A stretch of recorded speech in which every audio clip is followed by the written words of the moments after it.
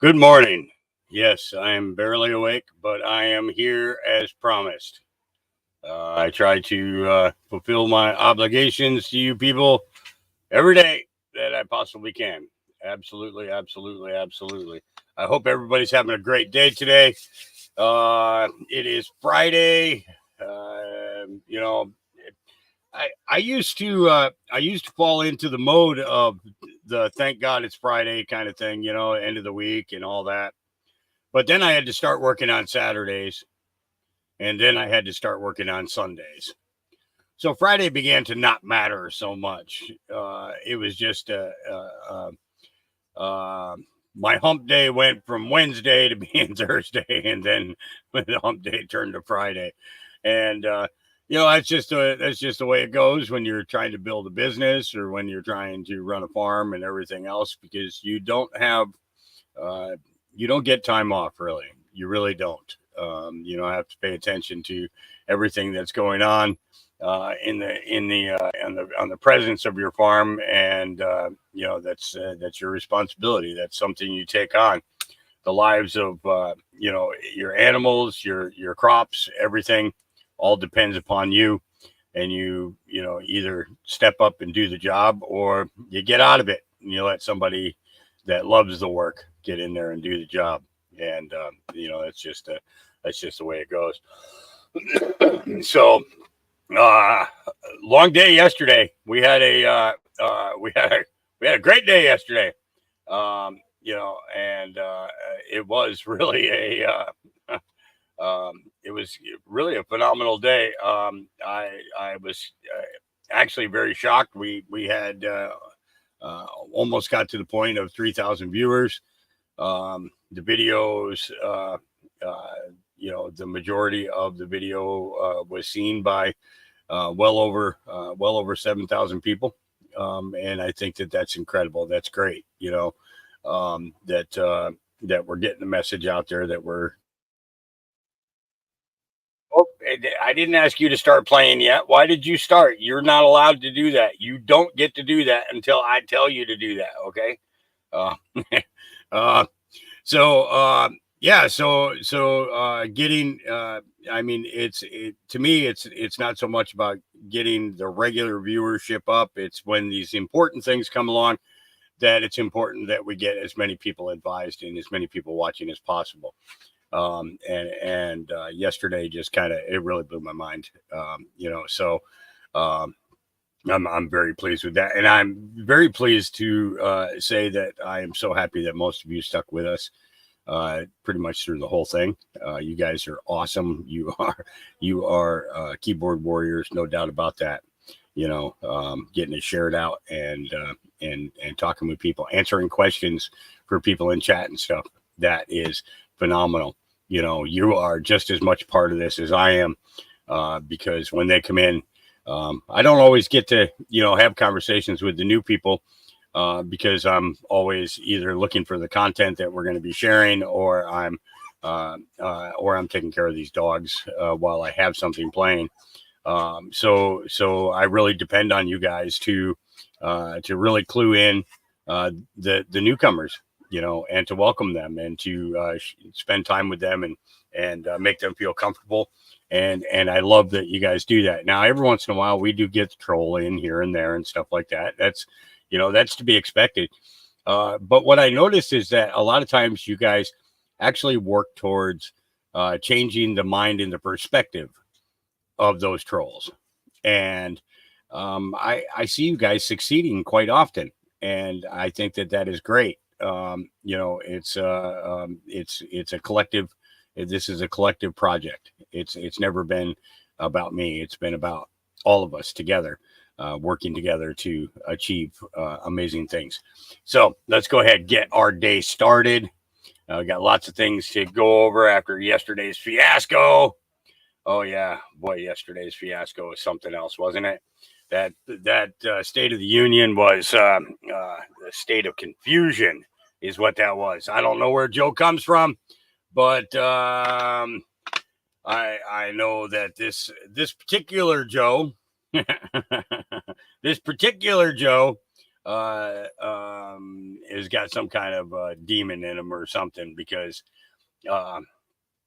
after his speech, he stopped and he was talking with people, and some people got some photographs. And you remember that video that I played about a week ago of that Pastor Ken Copeland was approached about the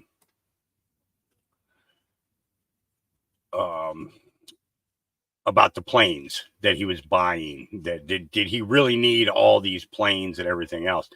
And his eyes, the way his eyes went, and the way that he was kind of demeaning the reporter who was asking the questions, like, how dare you, kind of thing. Well, Joe got into that mode after his speech last night. And there's a couple of photographs that we'll get to, and I'll show you guys as we go through this. But let's start off with something a little funny.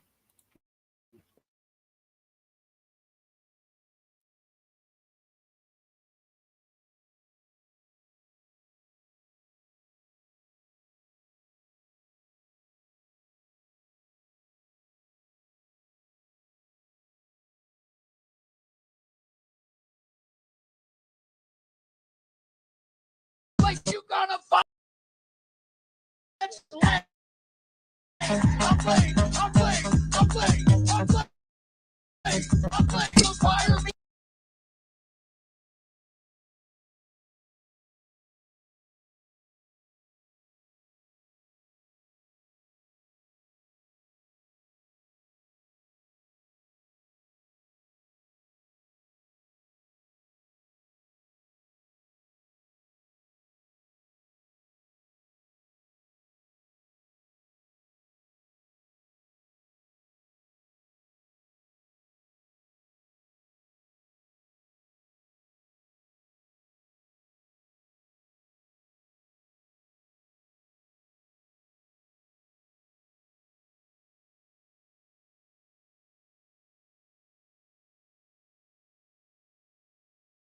I thought that this was hilarious. Donald J. Trump put this out, and no, you're not deaf. I forgot to turn my microphone back on, and my head is Dave's. Hang on, let me get back to me. Can I be me? There's me. Okay, all right, here we go. We're gonna buy American. We're gonna buy American. So trade rules. Buy America has been the law since 1933. Also caps and won't go into effect until 2025. And by the way, that law was written and the benefit expires in 2025. New electric grids that are able to weather major storms and not prevent those forest fires. We're going to buy American. Oh! I wonder if that's what he really looks like under that mask. All right, we're not going to get into the Queen yet because we got stuff coming up that we'll be covering her. More of this illegal immigrant shares her story and outrage against illegal immigrants. Amplify these stories. She says, I am a legal immigrant. Of course, I've never received any government assistance. They only help those who break the law. I'm a legal immigrant. Of course, I had to. Oh, they're basically she's okay. They're just saying everything that she says. So let's go back to this and let's pull up this this video here and take a look. Take a listen. Here we go. I'm a legal immigrant. Of course, I've never received any government assistance. They only help those who break the law. I'm a legal immigrant. Of course, I had to work hard, save money, and spend thousands and thousands of dollars to get my documents ready so I could live here legally. I'm a legal immigrant, and of course, liberals don't support me, even though they say they support immigration. And I'm an immigrant. But they only support those who agree with them. And since I don't, the first thing they tell me is, Go back to your country. thanks for confirming my beliefs of who you are. I'm a legal immigrant. I know non American citizens do not have the right to vote, it's against the law. And that's why I had to wait 7 years. I'm a legal immigrant. Of course, I support American values, our Constitution, and I'm proud to call myself an American citizen. I'm a legal immigrant. Of course, I believe in law and order, and I know who I'm voting for. Yeah, we just need a whole bunch of them standing up and doing that same thing, right? You know, that would be the wise thing to do. Let me get up here and click this because I got stuff that I already clued up. So let's avoid that one. So this is Mike Johnson's reaction to a lot of what Biden was saying yesterday. Just look at his face. He's just like, this guy is a jackass. He basically, he's, it's like, yeah, same old story, same old lies, same old BS. You know, yeah, yeah, just out of whack. A lot of people noticed this yesterday. A lot of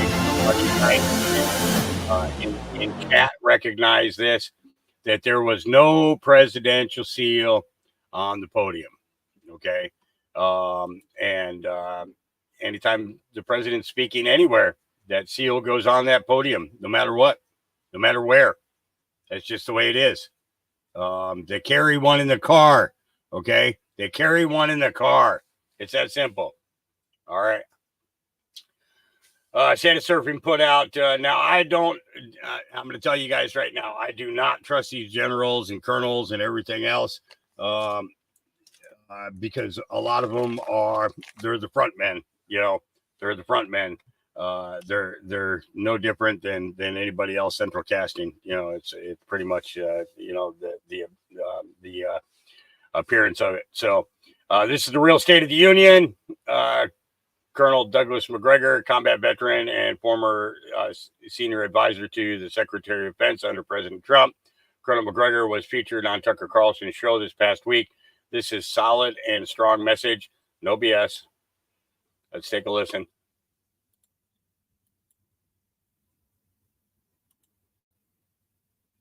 Americans, I am Colonel Douglas McGregor, combat veteran and former senior advisor to the Secretary of Defense under President Trump.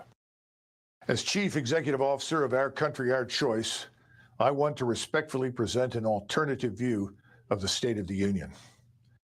The Constitution, our nation's guiding light, mandates that the government promote the general welfare, a charge that obligates Washington to secure the basic necessities of life: energy, food, and shelter.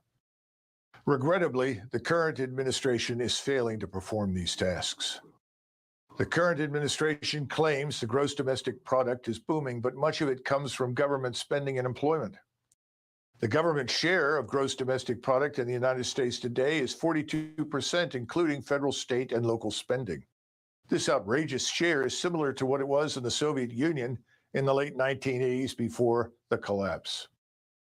Rampant inflation stemming from this government share of the economy makes it difficult for families to buy nutritious food.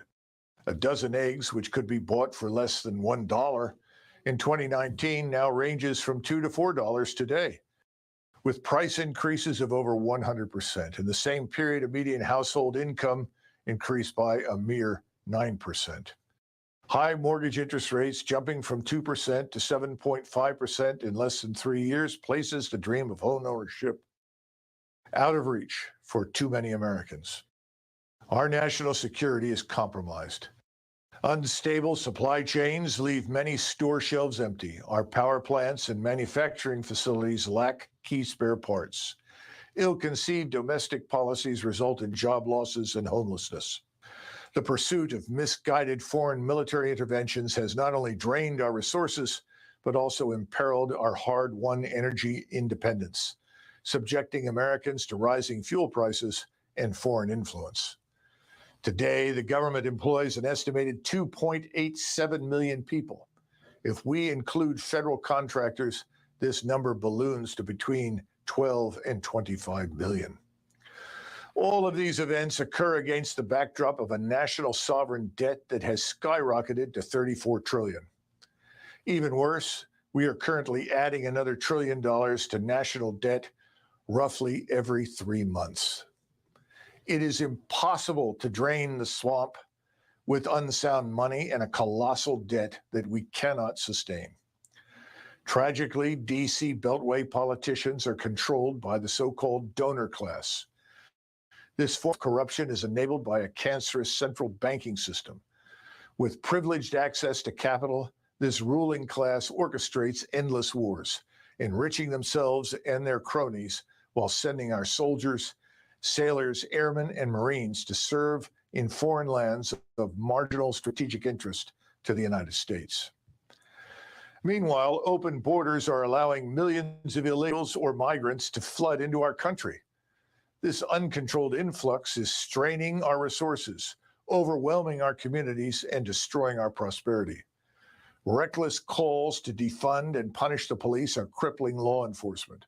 Officers are underfunded, undermanned, and unable to protect our citizens, making our cities unsafe for all, especially women, children, and the elderly. Open borders cannot be divorced from an explosion of criminality never before seen in the history of our country. The number of Americans dying from illegal drug or fentanyl overdose is over 100,000 each year, much of it trafficked through the wide open southern border. There are more than 26,000 homicides each year, according to the FBI crime statistics. This is likely an underaccount because in the last 2 years, more than 40% of police agencies did not report data because of a change in the system the FBI uses under political pressure. The number of missing children each year is estimated at over 800,000, which works out to be over 2,000 children every day. This alarming statistic is worsened by the overt sexualization of our children in public schools. Our children are our future. They should be protected, not exploited. Washington has also spent $14 trillion on various Middle East wars over the last 23 years in a series of self-defeating military interventions. More recently, Washington spent hundreds of billions of dollars on an unnecessary war with Russia, with little to show for it except higher prices for millions of Americans at the supermarket and the gas pump. Trillions were also wasted in the aftermath of the engineered COVID disaster, enriching the laptop class, Silicon Valley, Wall Street, and big business, while American workers, small business owners, and independent contractors were destroyed. Trillions have been wasted on unreliable green energy, with metals mined in Africa and processed in China, while destroying American jobs and ignoring our domestic resources. The bottom line is the state of the union is not strong. In fact, it is fragile and deteriorating. The question before us is, where does America go from here? Consider the following actions that should be taken as soon as possible. First, we must secure our borders, our airports and harbors. Defending the United States and the American people must be our top priority in national defense. Second, unless the United States itself is attacked, we must avoid unnecessary conflict. Prosperity at home demands peace abroad. U.S. national security must not be hostage to foreign interests or their domestic agents inside the United States. Third, we must restore the rule of law inside our country. We must remove activist judges who fail to uphold the Constitution and who release violent criminals and illegals into our country. It is time to revisit the practice of judicial appointments for life. Fourth, an effective American military establishment demands merit-based selection and promotion. Fundamental reform to reduce overhead and maximize fighting power is vital. Today, we have 43 4-stars for 1.1 million soldiers, sailors, airmen, and Marines. In 1943, when 12 million men were serving, we had only 7 4-stars. However, strengthening our nation's security and restoring the rule of law are only part of the equation. We must also focus on revitalizing our economy and harnessing American innovation to secure our prosperity for generations to come. We must restore energy independence to America as soon as possible, with a mix of resources including natural gas, nuclear, solar, and wind. We must reinvigorate American agriculture and incentivize family farmers and producers. We must outlaw foreigners and vulture capitalists from buying American farmland, securing access to food and our national independence. We must repatriate advanced manufacturing to the American heartland, maximizing the use of 3D printing, artificial intelligence, and robotics. To staff these jobs for the future, we must make public education a path to employment. American companies and individuals must be given one-time tax exemptions to bring trillions of dollars back to the United States. We must act swiftly to pare down the staffing of federal government agencies. Elon Musk eliminated 70% of woke staff at X, formerly Twitter, with no loss of site performance. We can do the same with our bloated bureaucracy. We must audit the Federal Reserve. They have failed in their mandate to maximize employment and maintain price stability. Lastly, cutting spending will not arrest the destructive impact of the national sovereign debt. We must restructure the debt to regain productivity and financial stability. Ultimately, we must reclaim our birthright as a free and sovereign people. We must restore the American dream for generations to come. We must renew our faith in our country. It is time for a course correction, ladies and gentlemen, a return to principles that have guided our nation through its darkest hours. We must recommit ourselves to the ideals of representative government, where the elected officials are truly accountable to the people they serve. Elected officials and bureaucrats who put foreign interests over American ones must go. Our nation's future depends on our unity and resolve to put America first. Only through such a renewed commitment can we restore the promise of a nation where every citizen has access to affordable energy, nutritious food, and secure shelter. The self-styled ruling class of globalist elites must not be allowed to enrich themselves at the expense of the American people. My fellow Americans, the road ahead is arduous, but our cause is just. Our cause is the return of prosperity at home, equality before the law, and peace abroad. Let us march forward, united in our pursuit of a more perfect union where the blessings of liberty are shared by everyone. God bless you, and God bless the United States of America. Join our movement at ourcountryourchoice.com and be part of the future to save America. Thank you. And that was Colonel McGregor. And I've heard some not so nice things about him, but his message is clear, it is sound, and it is factual. So, what can we say? All right. Okay, so this is the video that got former FBI Director Ted Gunderson killed. It's only a 2-minute and 17-second thing, and let's take a listen. The death dumps, otherwise known as chemical trails, are being dropped and sprayed throughout the United States, in England, Scotland, Ireland, Northern Europe, and I have personally seen them not only in the United States, but in Mexico and Canada. Birds are dying around the world. Fish are dying by the hundreds of thousands around the world. This is genocide. This is poison. This is murder by the United Nations. This element within our society that's doing this must be stopped. I happen to know of 2 of the locations where the airplanes are that dump this crap on us. 4 of the planes are out of the Air National Guard, Lincoln, Nebraska, and the other planes are out of Fort Steele, Oklahoma.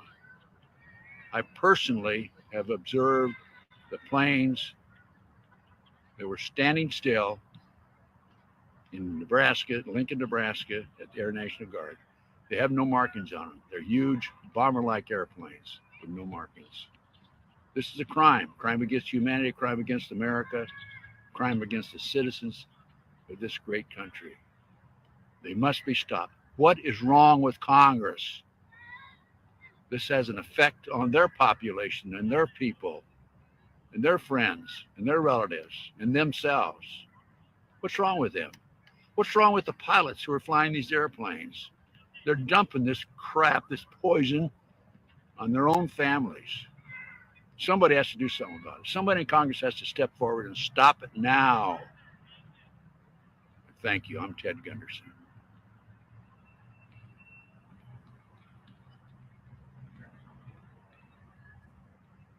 And 72 hours later, he's dead.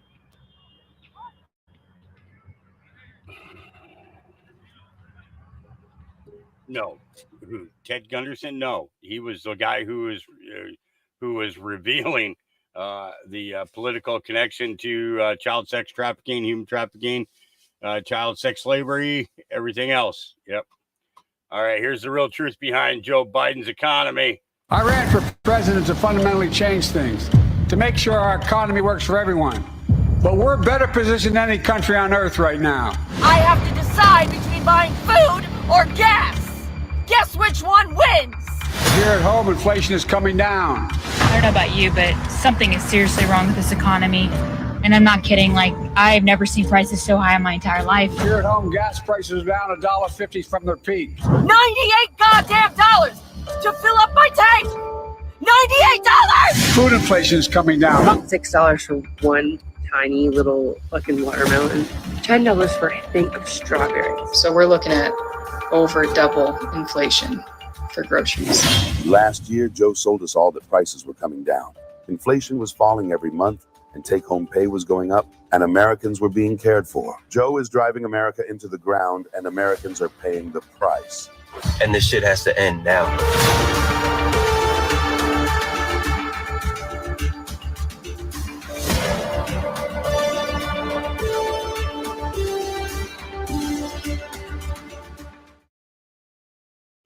I can't argue with a single thing that they said. Can't argue with a single one. All right, thank you. All great reasons to vote for Trump. I love it when they take the wokes and they turn it around. It says, N Wokeness says, woke influencer lists all the terrifying things that Trump will do if he wins. He accidentally made him the most epic campaign ad ever. Let's take a watch. And here are the first 50 promises he has made if he is reelected. You may have heard of Project 2025, but this is from Agenda 47, and you can read all of these on his website. First, he promises that he will carry out the largest domestic deportation operation in history. He will also ask for the death sentence for anyone convicted of human trafficking. He will close the Department of Education and return all education standards to the states to decide. He will put prayer back into school, and he will criminalize any race-based advantage programs. He will end the Affordable Care Act. He will ban gender-affirming care for adults and children, and he will ban any federal dollars from going towards gender-affirming care, which means anyone with government-provided health care will no longer be able to access gender-affirming care except for Viagra and Cialis. Those will still be available. He will propose a constitutional amendment that gives a term limit to Congress. He will deploy the Department of Justice to investigate the Biden crime family and any of his adversaries or political rivals. He will immediately pardon all of the January 6thers, and he will create a task force to investigate anyone who arrested, charged, or imprisoned a January 6er. He will increase the penalties for underage criminal offenders, strengthen immunity for police officers, and deploy the National Guard to patrol woke cities. On day one, he will reassess our participation in NATO and says that every European country needs to pay the United States for protection. He will also restore the wonderful travel ban for Muslims coming to America. He will build freedom cities. This is 10 new cities built on federal land. He will award them to areas with the best development proposals, and he will prioritize moving young families to these freedom cities. He will kill all e-vehicles and e-vehicle legislation, seeking to replace that with the development of a flying car. He believes that we could create a car that vertically takes off. He will remove all of the limits on American natural gas exports and drill baby drill for oil domestically. He will impose a tariff of up to 60% on Chinese imports. He will extend the 2017 tax cuts and drop the corporate tax rate from 21% to 15%. He will push Congress to pass legislation that would give every American the right to concealed carry anywhere at any time. And he will revoke any gun restrictions or legislation that seeks to inhibit people's ability to own guns that's been passed in the last several years. He will demand that Europe pay back all the money we gave Ukraine, and then he will use all of that money to recruit for the American military. And he will take billions and billions of dollars from private university endowments by taxing, fining, and suing the universities. He specifically names Harvard in this one. And then he will use that money to create the American Academy. It is a free online college that will be free of wokeness that he will force employers to recognize as a bachelor's degree equivalent. So that's Agenda 47. I don't see anything wrong with any of those things. Yep. And here are the first 15 promises he has made. If you, I'm sorry that your feelings are hurt by all of that, but fuck your feelings. Okay? We're not in this for your feelings anymore. We don't care about your feelings. Okay? We don't care how you feel about he is reelected. Donald Trump. We don't care how you feel about the policies that he's going to put forward. Okay? We've seen what your guys have been doing to this country. And we're done with it. You're the fucking minority. Period. You are the fucking minority. You don't fucking like it? Move to another country that fucking developed socialism and communism and live there. All right? Because it ain't happening here. It ain't happening here. Americans are done with the crap. Okay? No ands, ifs, or buts about it. All right. Moving on. Wall Street Apes. Well, there it is. Right on the mainstream media broadcasting to the world. Washington, D.C. is nothing but paid actors. This is a room full of very well paid bad actors. Also, American teachers begging for money for children while Biden talks about sending Ukraine billions more. Yeah, I heard that. Let's take a listen. I think D.C. is often called Hollywood for ugly people, and that was very much... Okay, well, it looks like I'm going to have to read this. It says, I think D.C. is often called Hollywood for ugly people. And that was very much... And that was, that was very much on display last night. This is a room full of very well-paid bad actors. And everything he said was BS. I mean, everything was a lie, and there's no good policy points made. It was all a show. You have people chanting 4 more years, 4 more years. Is anyone in their right mind actually hoping for that? And in terms of education, what he said was, we need to send weapons to Ukraine. When he said that, I was thinking about my trip that I just took to Sacramento last week with a group of about 60 kids from my school district. We went up to Sacramento to beg for money and to pay for our school facilities that are from the 1950s, 1960s. We have ceilings collapsing. We have floods in the school. We had to shut down a middle school down for 3 days during the storm last week.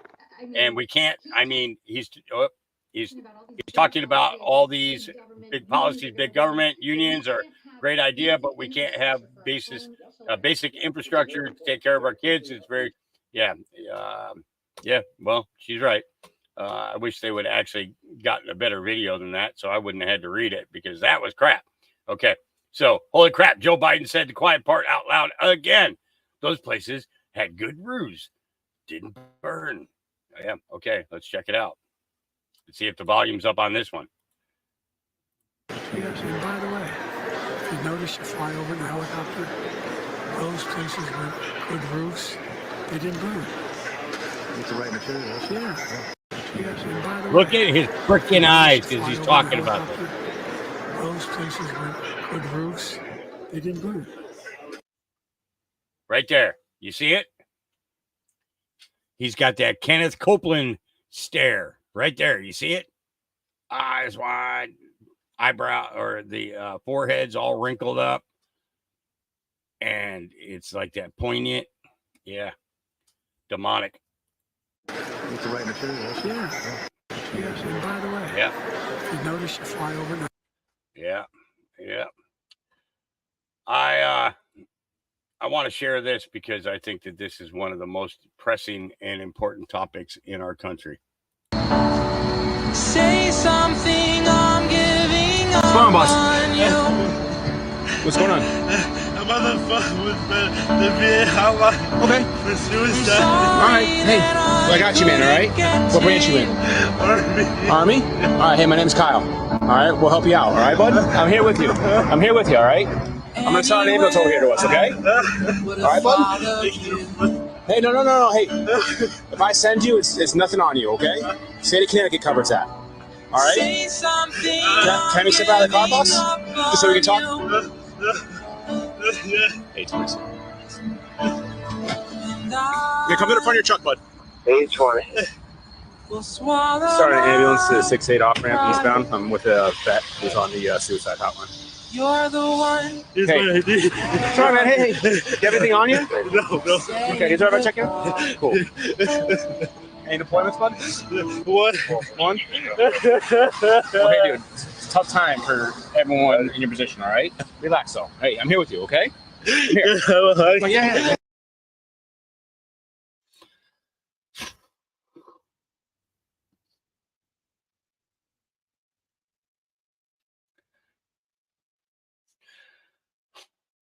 This is every day. This is every day. We lose them every fucking day. And this country is going to shit. And we're losing good men.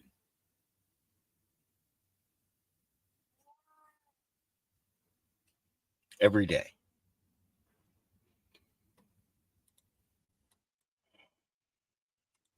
If I was the deep state and I wanted to destroy America, I would rig the election with a puppet candidate. One that was so compromised that they would never say a word about it. I would create a false flag that allows for mail-in ballots. I would be in charge of the ballot counting machines. I would create a false flag to blame all who question the results of the election. If I was the deep state, I would prosecute anyone that went against me. I would sue and prosecute anyone that spoke up about the fraudulent election. I would use my powers to shut down all your internet businesses and bankrupt you. If I was the deep state, I would make everyone an example why you should never question a Democrat ever winning an election. I would imprison my foes. I would use my corrupt DAs and blackmail judges to destroy you. I would make sure all crimes I ever committed never happened. I would prosecute my biggest competition. I would make sure they could never run for office ever again. If I was the deep state, I would convince everyone that Ukraine Nazis were good and women are men. If I was the deep state, I would own every politician that mattered. If I was the deep state, I would push my pedophilia ambitions on you. If I was the deep state, you'd question your sexual identity but not the medical establishment. If I was the deep state, you would fear to ever resist me. If I was the deep state, you would wish I was really the devil. If I was the deep state, I would say mission accomplished.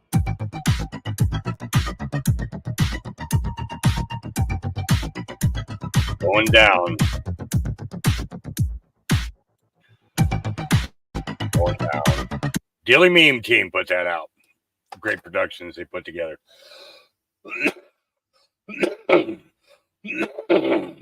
All right. Moving on. Kevin, we the people dead.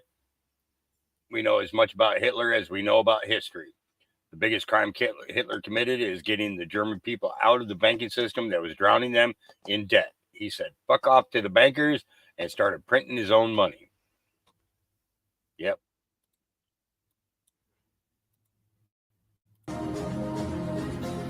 So what we know about Adolf Hitler is like what we know about history. The victors, of course, write the history, don't they? They write the history, and they tell us a narrative, and we're supposed to swallow that bullshit as if it's true. The major crime of Adolf Hitler was that he got Germany out of a banking debt that was drowning the German people in a cesspool of moral decay, drowning in debt. And he had the nerve to actually say fuck off to the bankers and start printing their own money. And Germany went from a destitute post-World War country that was drowning, Germans starving, no jobs, nothing. And he got them out of that debt and literally brought that nation back to a powerhouse within several years just by using their own money supply. That's the real crime that Adolf Hitler committed. Now, I could sit here and talk and really excite the senses a little bit more about everything we've been taught about World War II and the Holocaust, but let it suffice to say that it fits in line with virtually everything we've been told about history in general. Bullshit.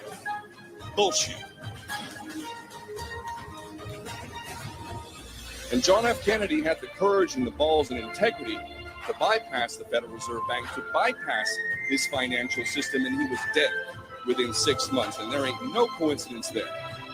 Definitely not. We only need to do one thing to turn it all around. One thing.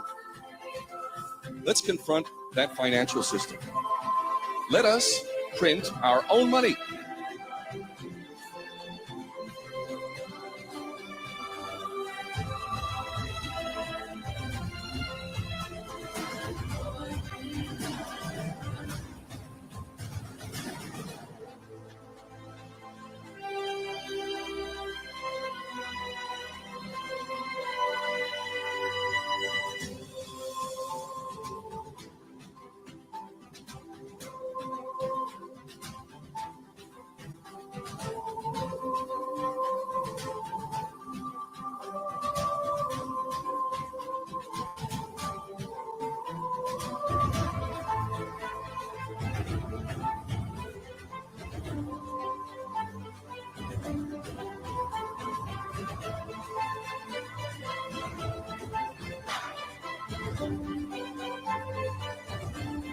You see the faces of them Germans coming out in the droves to meet Adolf Hitler, genuine smiles on their face.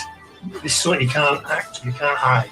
You know, it's there for all to see because there is no denying it. There's an awesome love for this guy, and there would be. Who wouldn't love a guy who's took you out of poverty and put you into a place now where your family's secure, you know you've got bread on your table, and your wages are solid and everything's fine. You would adore this guy. Now, these are not actions of an evil man. This is a man who loves his country and loves the people in his country.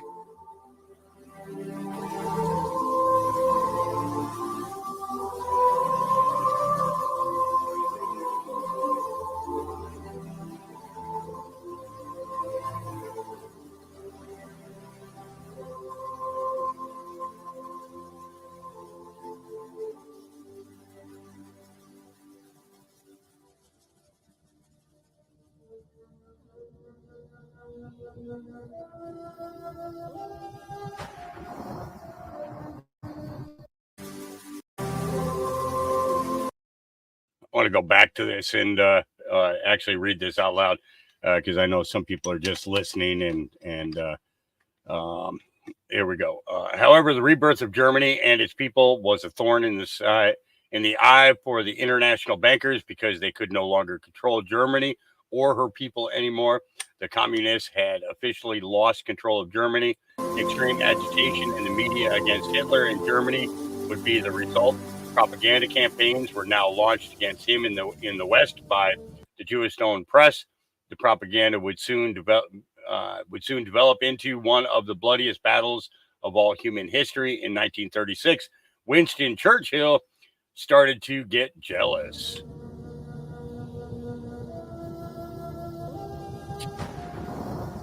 Germany is becoming too strong. We must crush her. You must understand that the war is not against Hitler or National Socialism, but against the strength of the German people, which is to be smashed once and for all, regardless of whether it is in the hands of Hitler or a Jesuit priest. Winston Churchill. Yeah.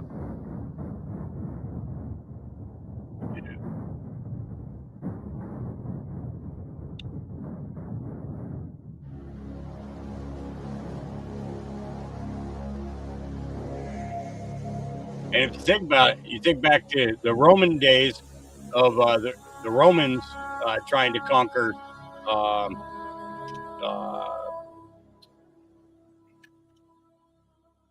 Germany back in the days of Caesar and Caesar Augustus and Julius Caesar and stuff. And it's, you know, it was at that time the Germans were not raiding other countries and things like that. They were basically just fighting for survival in their own countries. So, Willy Wonka truth. Let's check this one out. Did you know the movie Willy Wonka is based off my true and tragic story? Hello, I'm Tonka Jahari, a very successful businessman from the early 1900s. I owned a chocolate factory in Philadelphia. I was known to be stingy with money and used little people because they were cheap labor. I also gave tours of my factory, but the tourist would disappear. Over 200 people went missing on my tours, never to be seen again. Because of my wealth and economic power brought to the city, no one would even dare speak up out of fear, until a group of 4 friends would go on a tour at the chocolate factory. During the tour, the 4 friends got a weird vibe from me. Toward the end of the tour, we reached a chocolate waterfall. The group dared one another to push me into the waterfall as a harmless joke. However, after I was pushed, I sunk to the bottom. The police were called, and they recovered me from the waterfall, but I was already a frozen statue of chocolate. In an attempt to save me, doctors used a hammer to break the outer shell of the chocolate statue. After a few hits by the doctor, I shattered into a million pieces. The local authorities then seized my chocolate factory. It was discovered that the missing tourists were used as an ingredient for my chocolate bars.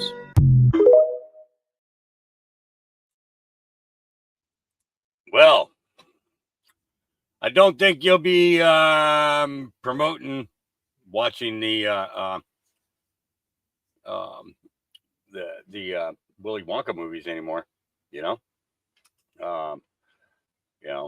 So Scott Lebedo put this out this morning. Thought this was pretty good. He's going to talk about his upcoming film. Hey, folks, I got some bad news and I got some good news. The bad news is that, they're going to start squashing us on social media. And, that big tech and the mainstream media are all going to squash everything about Trump and us. They're going to shut us down because they're afraid that Donald Trump is going to win, which he is. So we understand that's happening. So what we need to do is, don't worry about that. Other big things are happening. The movie, The Relentless Patriot, that you folks are sick of hearing about my 40 years of pro-American activism, getting arrested for you people, rallies, fighting, artwork, veterans, the flag, traveling. This is the greatest piece of film, not just because it's about me, because it's a battle cry. And it's getting released this summer. That's a fact, Jack. This summer, it's going to change the course of this election, especially because they're going to be shutting down. They can't shut down this movie. That's the beauty of it. And I couldn't do this, folks, without the right people behind me. You know how you wait for the right people? Being a conservative artist, everybody fucks you over. Not these people. We got not Hollywood, fuck them. New studio, Global Ascension Studio. These people are rising, and they're going to take over the whole movie industry and bring all the right conservative people in to change all that liberal bullshit in Hollywood. Josh Maciello, who runs Global Ascension Studios. We got Frank Torchia from Torch Entertainment behind this. Dan Carapresso is another friend, a producer of this. And of course, the guy who put the frame on this Mona Lisa movie, the director, Chris Martini. You hear there's always a vowel at all the end of these names.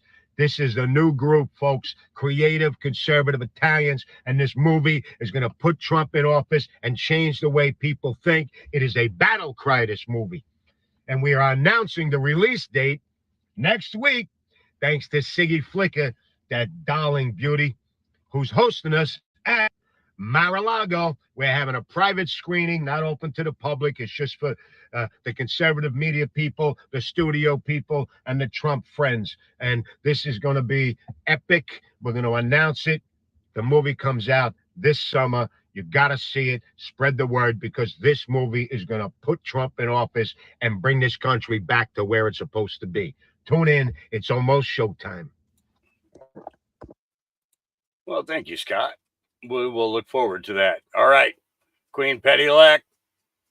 It's They all got the same corporations under their table. How? Don't get this shit confused now. I understand that Republicans and Democrats be working together. They all got the same corporations under their table. However, that's why I love the Cheeto Puff. Cheeto Puff 2024, ho. Because one thing about Mr. Puff, he didn't play they fucking games. That's why the whole damn Republican, well, damn near the Republican Party, turned their back on Mr. Puff, because he can't be told what the fuck to do. That's bullshit. Trump be standing 10 toes down on business. I swear I'm trying my hardest to get on Trump team. Mr. Trump, if you find out about me, baby, you need to hire me real quick. Because I'm going to tell you something. We don't give a fuck what they got to say. We going to vote for your ass anyway. Let's go, Puff. Only unreal motherfuckers can't handle Trump. Don't get me wrong. I don't agree with everything that he says. But I love the fact that he real. At least you know what the fuck you gonna get. Unlike that slow blinking ass Joe and his hoe, which they got to go. Biden.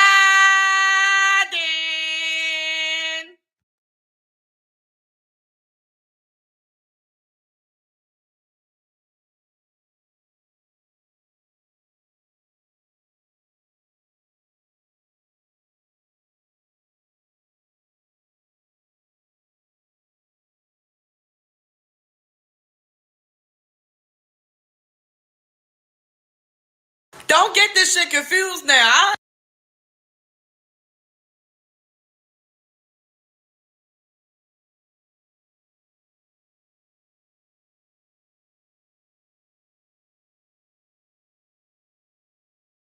This housing crisis is pathetic. You guys are listening to the state. You have all these houses being built. That's discrimination in my eyes. And I wanted to know if you guys had your lawyer here, because my cousin, my ex-wife, my friend, my black friend, my white friend, my any friend, they have to follow the standards of this. If they want to go to a place in Brunswick, they need 3 years tax returns, first month, last month, Social Security, this, that, and it's a battle. Nobody can live. But now you're just going to fill these houses full of people that don't have any of that. They're not even from here. Hate to say it. Half of them are illegal because they came across the border, not through the port of entry. Some may be legal. Well, if they're legal and they got a job and they're paying their taxes and they're paying their bills and they got 3 months proof of this and that. So what's going on? Am I too white? Is that what it is? Do I work too much? What's the discrimination factor? Where's, like I said in that last meeting, and nobody got a hold of me, where is my 3 years free? Yeah. Where's our 3 months of free rent? Huh? What's up with that? What's up with that? You know? All right. Feel good moment. Time for a feel good moment. Gotta have one. Gotta have one. Because we had a couple of heartbreaking ones already today. You know what I'm saying? Don't worry about a thing, 'cause every little thing is gonna be alright. Don't worry about a thing, 'cause every little thing is gonna be alright. I woke up this morning on my horizon. 3 little birds were on my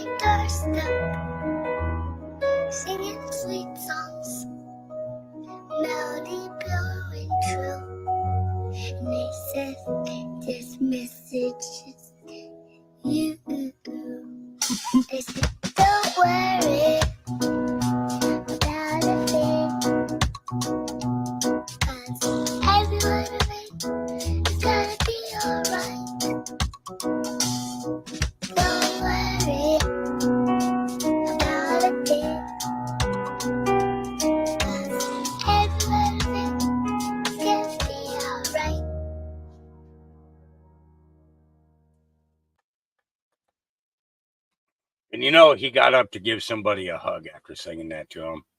You know that, right? That's just the way it worked.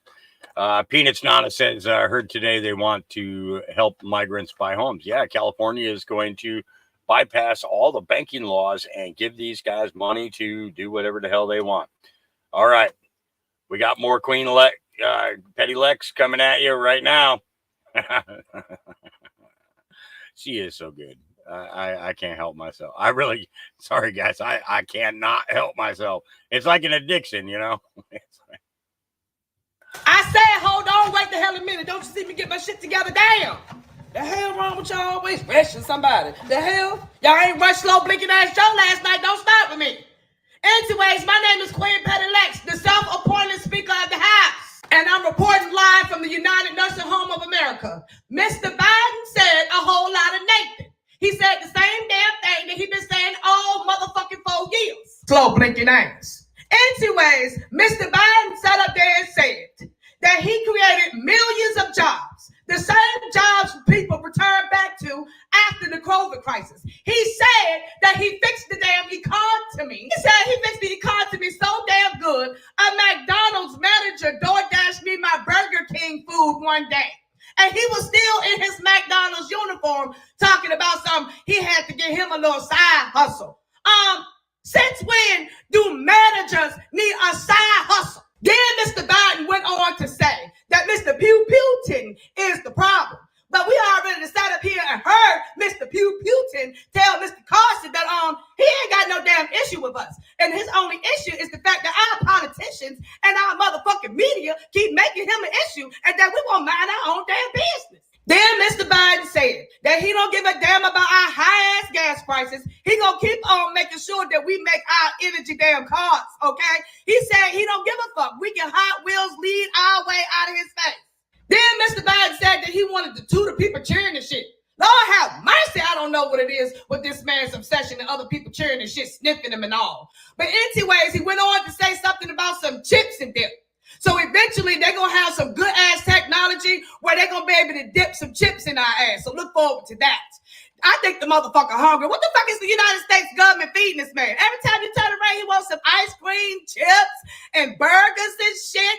And he motherfucking sleeping. Then he went on to talking about abortion, student loans, and hidden fees being cut low.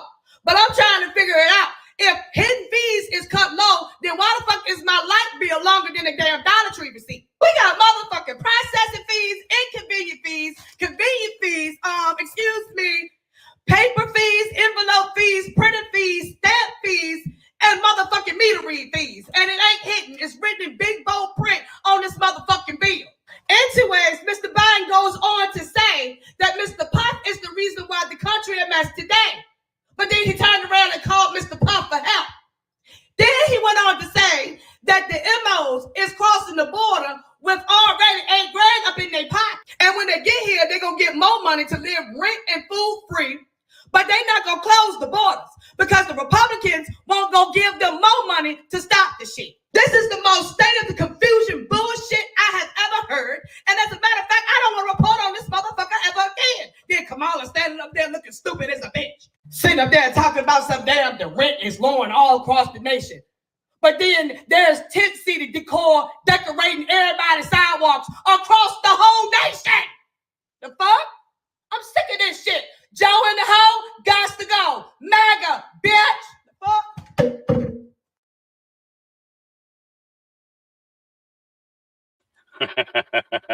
I told you. I said, hold on, wait the hell. I can't help myself. I cannot help myself. All right. You know, I just can't. Okay. Now, this is going to go kind of fast, so I'm going to pause this so that everybody can read it. Okay. This is, this man explains where the oil comes from on the flat earth and what's beyond the ice wall. Now, I told you guys that I had a dream. We're going to go into this again. Yeah, here we go. I was on a ship with a whole bunch of other people. We were all standing on the deck, and we were running right at the big ice wall. And then all of a sudden, a doorway opened. and the ship was going through it. All right. I did not get to see what was on the other side of it. I only got to see that part of it. Okay. I'm actually hoping that there'll be a second dream, which may show more. But we'll have to wait and see. But I wrote it down in my journal, as I always do whenever I have these kind of dreams. And the thing is it's pretty solid. Scroll up, please. What do you mean scroll up? What did I do?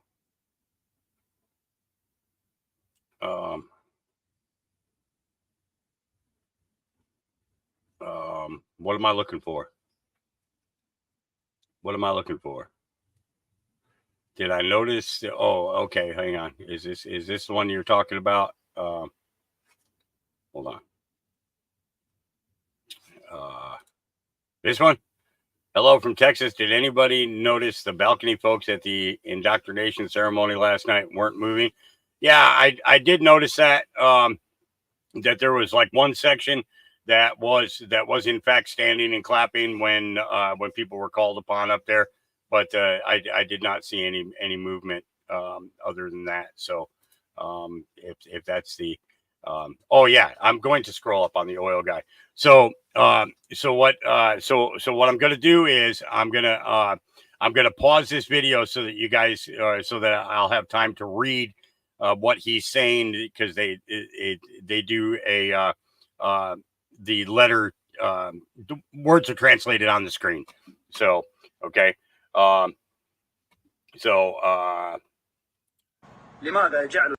Why did they make the earth spherical? We only talk from within the scientific boundaries.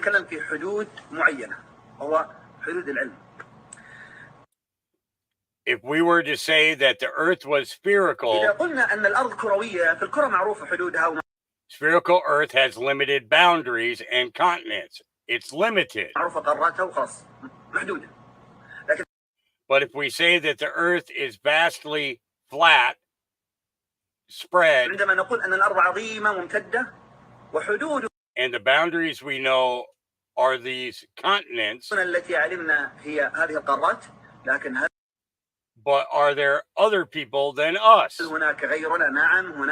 Yes, there are other people, or people other, hold on. There are other people other than humans living on this earth.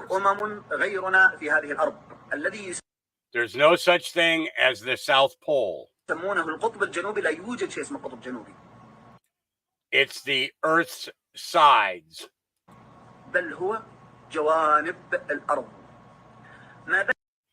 After the ice lies a great gate. The great countries know of it.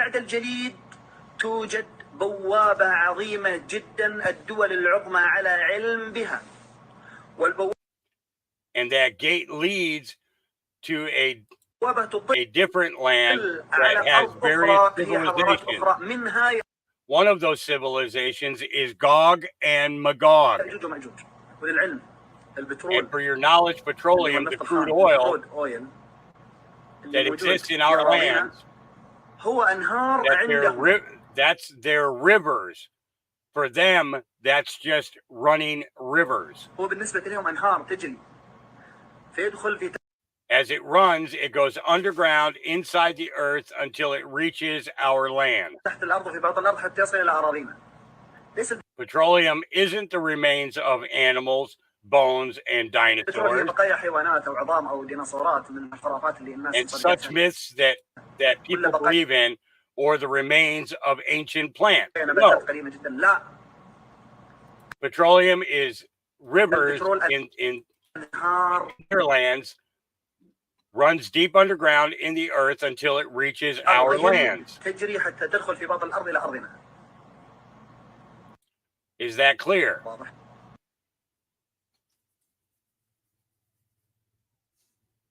Okay. You guys getting this?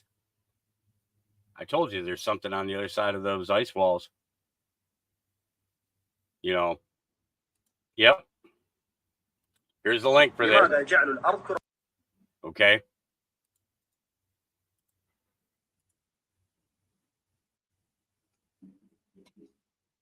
Okay. All right. Here's another Dilly meme. Every action has an equal and opposite reaction. Sir Isaac Newton. Are 230. The nays are 197. Present is 1. Article 1 is adopted. The resolution is adopted without objection. The motion to reconsider is laid upon the table. It has passed. The gavel has fallen. 232 yes votes for the impeachment of Donald John Trump. Fact is that now Donald Trump has not just been the first president to be accused twice in an impeachment trial, he's now the first person to be acquitted twice. Letitia James said when she was running for Attorney General that she was going to get Trump. No one is above the law, including this illegitimate president. I look forward to going into the office of Attorney General every day, suing him, defending your rights, and then going home. If you fuck around with us, if you do something bad to us, we are going to do things to you that have never been done before.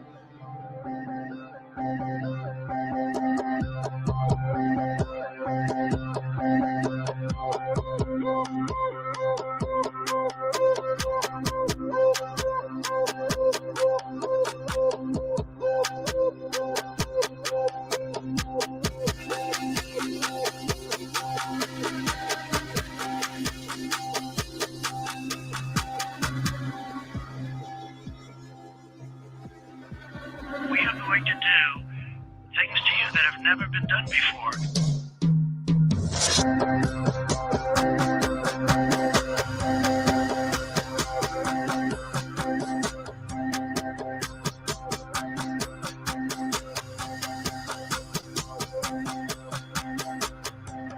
This would be a fatal miscalculation.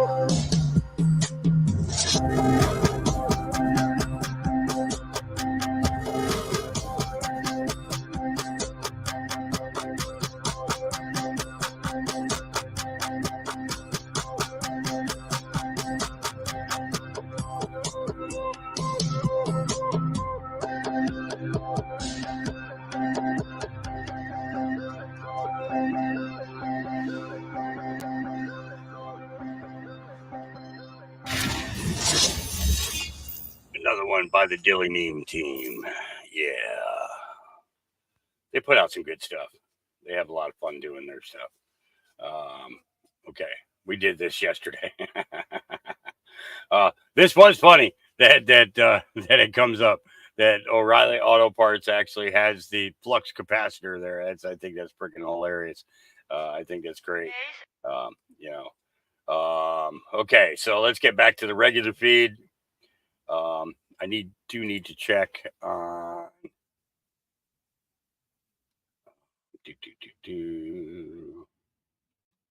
Okay. All right. It's not going yet. All right. Let's click the refresh on this and see what is coming up. Yeah, so this is the guy who was talking about World War, the World War. This is the great film called The Greatest Story Never Told. Highly recommended if you want to know what happened during World War II. And this, I believe, is this is just a clip of it. So, people need to understand that he who wins the war writes history. So until all the information is released to the truth behind World War II, never mind just World War II, we could actually go into Korea and into Vietnam as well. They could prove to give us more information than we could ever have expected. This is a form to contact Q to ask about their terms of service, Starlink, and why the hell Phil is allowed to lie about their brand.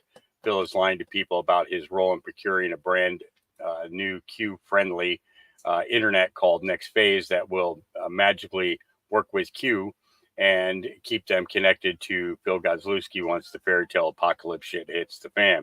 Per Phil, his scared shitless followers are so brainwashed and monetized that they do whatever Phil tells them to do, no matter what.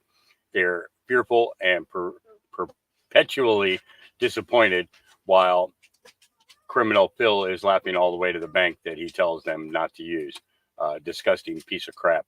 And send them this link, download the video proof of his untrue claims about Q, and his fraudulent sales tactics and fear mongering. Now, I actually podcasted to Q streaming. Dave has it set up. And basically, we are on there right now as a TV program. Okay. When we're not podcasting to it, it doesn't show up on the list. However, once we go live, it appears on their list, and we don't get numbers from there as to how many people are watching or anything like that. I think you have to go through all kinds of stuff in order to get all that information. But they have no special powers that are going to be working if the net goes down and all that other stuff. Anybody who's putting out that kind of a claim is full of crap. And that's basically what he's doing.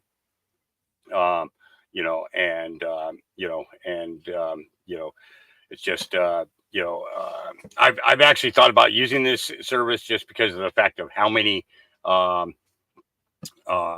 channels they have available. But it's $59 a month. And this is the thing is, he gets a percentage of every viewer that he gets signed up. No different than the same thing of getting a percentage for every person that he gets to buy silver and gold from, Gold Quiz or Gold Co. And I've told you guys before, if you want to buy gold and silver, you want to make sure that you have it in your possession, I recommend places like JM Bullion, SD Bullion, their online stores that you can actually go there. You can buy an ounce and it's delivered to you within 3 days. It's the ability to be able to have some type of security for yourself in your household if shit hits the fan and dollars become worthless. There's nothing wrong with having a little bit of silver, a little bit of gold. That's God's currency. You know what I mean? But I sure as hell am not going to tell you to take your IRA and or your retirement and turn it all into silver and gold that you don't get to hold on to. That's ridiculous. Somebody else holds on to it. They hold the paper on it and everything else. And how do you know that physical gold, that there's actually physical gold or silver there that you've invested in? Anybody can send a picture of something, but unless you can physically hold it, then it's not yours. It's not yours. Sorry. That's just the way it goes, okay. Wow. He connects the dots to the smart cities. They're coming. Wake up. Let's take a listen. So since everybody seems to be thoroughly intrigued as to what smart cities are and what locations are going to be popping up in the United States, I thought I'd be the person to be able to provide that information for you and possibly connect the dots for everybody and open your eyes as to what could happen and what is happening at this very moment. I'm going to be showing you a lot of coincidental things, so I need this video to be shared because I am making myself a primary target for the federal government. And that might sound really dumb or schizophrenic, but I've had FBI agents at my door. I've had Freemasons at my door. It's been a really weird journey for me. And I want everybody to be able to comprehend the federal government does not want this information put out in the open. Reasons of why I had to dig so deep just to find this specific information. So like I said, like, save, share this video, do whatever you can to boost the algorithm in it. Because in this video, I'm going to be speaking upon this subject very openly, but very nonchalantly, to the point of where you'll hopefully be able to understand and I won't have to be forced to make another video like this. Not that I don't necessarily want to, but like I stated, this is putting a very large target on my back. But nonetheless, let's look into what a smart city is. As you can see, the smart city concept integrates information and communication technology and various physical devices connected to the Internet of Things network to optimize the efficiency of city operations and services and connect to citizens. Smart city technology allows city officials to interact directly with both community and city infrastructure and to monitor what is happening in the city and how the city is evolving. Specifically, a smart city is a technologically modern urban area that uses different types of electronic methods and sensors to collect specific data. Information gained from that data is used to manage assets, resources, and services efficiently. In return, that data is used to improve operations across the city. This includes data collected from citizens, devices, buildings, and assets that is processed and analyzed to monitor and manage traffic and transportation systems, power plants, utilities, urban forestry, water supply networks, waste, criminal investigations, information systems, schools, libraries, hospitals, and other community services. But this is the most intriguing part of what a smart city is. Smart cities are defined as smart both in the ways in which their government harness technology as well and how they monitor, analyze, plan, and govern the city. And in smart cities, the sharing of data is not limited to the city itself, but also businesses, citizens, and other third-party networks that benefit from the various uses of the data. Kind of like how BlackRock did with the Chinese military, of which they're currently under investigation for. Not that investigation really means anything in America, but it is pretty intriguing when you look into the fact that the Chinese military did, in fact, finance the CERN project a couple years ago, in which they were all of a sudden miraculously able to discover the fifth force of nature, in quotations, which, for those who are unaware, is labeled as cosmic energy. Certain energy that is able to be transferred into an electrical current and then able to produce a certain beam. I'm not going to state specifically what beam, but the UK seems to be pretty successful in that aspect, don't you think? The precision required in their technology is equivalent to hitting a coin from a kilometer away. But I don't want to veer too far off topic since we are specifically talking about smart cities. As you can see here, this is one of the first summit programs that's taken place in the United States, specifically in New York City. This was February of this year, specifically 2 fucking weeks ago. Imagine in New York, where most needs and services can be met within 15 minutes of your home by foot, bike, or public transit. A city of proximity that is more connected, sustainable, and open. One that is truly planned for the people, or for the rich. Especially when you consider the fact that Amazon is going to be using specific drones, right, that are of Greek design and manufacture and are of the heavy military type with enhanced capabilities. Why do you need weaponized drones for each one of these cities and islands? And did you know that Maui might or might not have been planned to be the first integrated smart island of itself? Not laying claim to anything being true, but if you go to a company named Hitachi's website, you might or might not find proof. And what's really ironic is the fact that if you would have actually tracked one of those CERN satellites over the entire globe, the day of the exact wildfires, right, in Maui, you might or might not have been able to find it hovering right above the island on the day of the wildfires. Not laying claim to anything being true, by the way, once again, so fuck you, TikTok's AI system! It's just highly coincidental when CERN itself might or might not have taken that exact tracking off of their websites. Makes you start to question a lot, but if you don't at this point, let me open your eyes a little bit more. Do keep in mind, Larissa and Athens, Greece had their worst wildfire season to date just last year. And did you know a year and a half ago, Jeff Bezos himself just so happened to build a what? On Naxos, Greece. Wait, a hub that collects and connects and transfers data from these specific cities? Specifically Athens and Larissa? What? But like I stated, we're talking about the United States right now, so let's focus on these specific locations that are going to be popping up in the United States. These might or might not be the areas of where these hubs might be appearing in the future, connecting to 6 to 8 different areas around these major cities. As you can see, Austin, Texas, Los Angeles, Seattle, San Francisco, Atlanta, Washington, D.C., Dallas, New York. I'll specifically be getting to that one here in a minute because like I stated, they just had a summit 2 weeks ago. San Jose, Portland. I mean, the list goes on, people. There's Spokane, there's Amarillo. Wait a minute, Amarillo. Oh yeah, didn't the Panhandle just have the biggest fire in Texas history? With it being the second largest fire in U.S. history? Huh, it really makes you think, huh? But if it doesn't, let's look into the maps for New York. Like I said, 6 to 8 different areas around these major cities, okay? So stay with me. So let's see, you got Jamaica, right? Okay. Let's see, you got Coney Island, right? Okay. Let's see, you got Inwood Manhattan. Oh, okay. Oh, you got Washington Square Park. Okay, cool. Oh, don't forget about Jackson Heights. You got Jackson Heights too. Okay, cool. Oh, and also downtown Brooklyn. Huh. Places in which the U.S. government just so happens to label as the ghetto.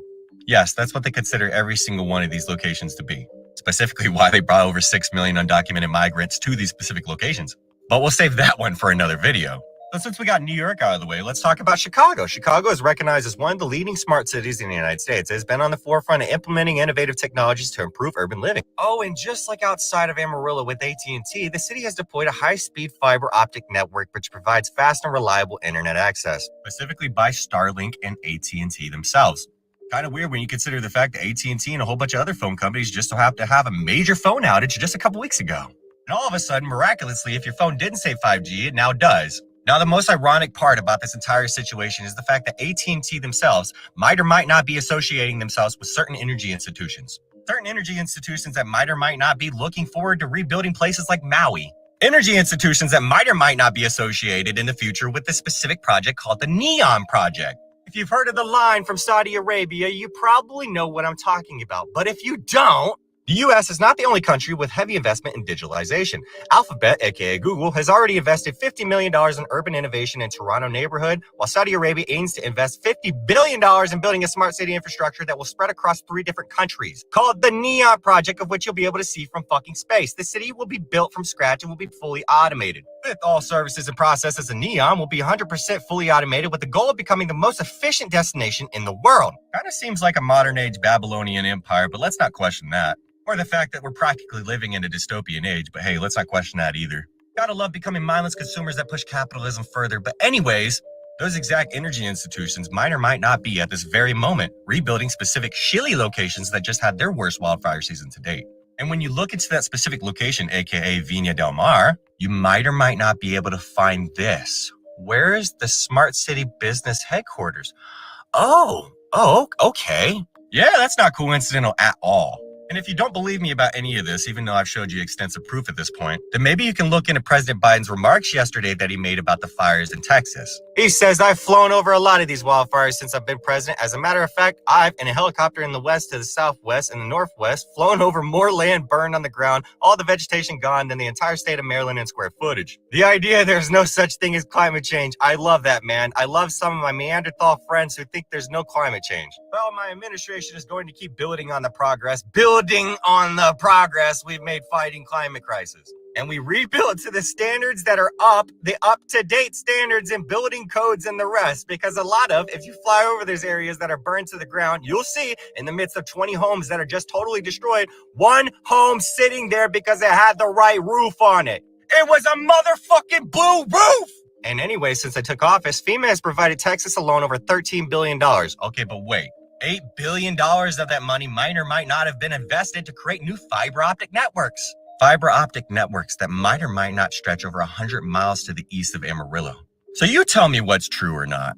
Maybe if you look at their actual website, it'll convince you even more. As you can see, it's pretty clear, isn't it? But if it's not, I implore you to look into this specific project called the Panhandle Connected.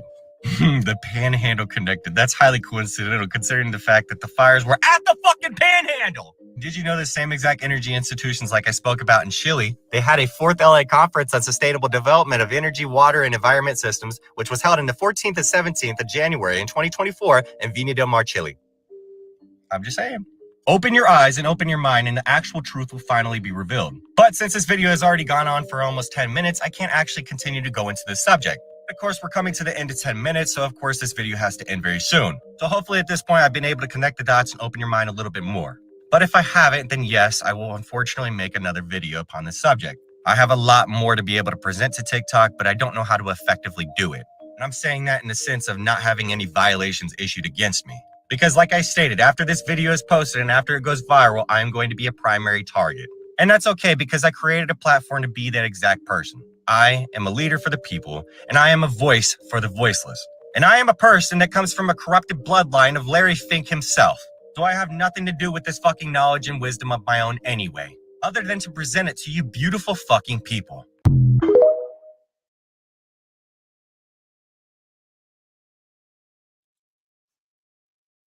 It's kind of funny that Nathan Reynolds came out and turned on his family.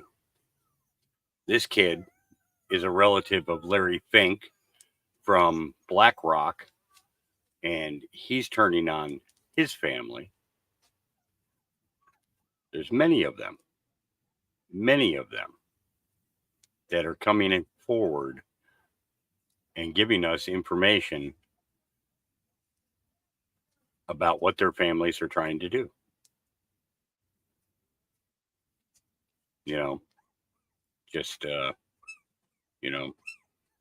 I just put the information to you guys. It's up to you to discern whether it's true or not and to research and find out whether or not the information is accurate. That's what my job is. Everything else is up to you.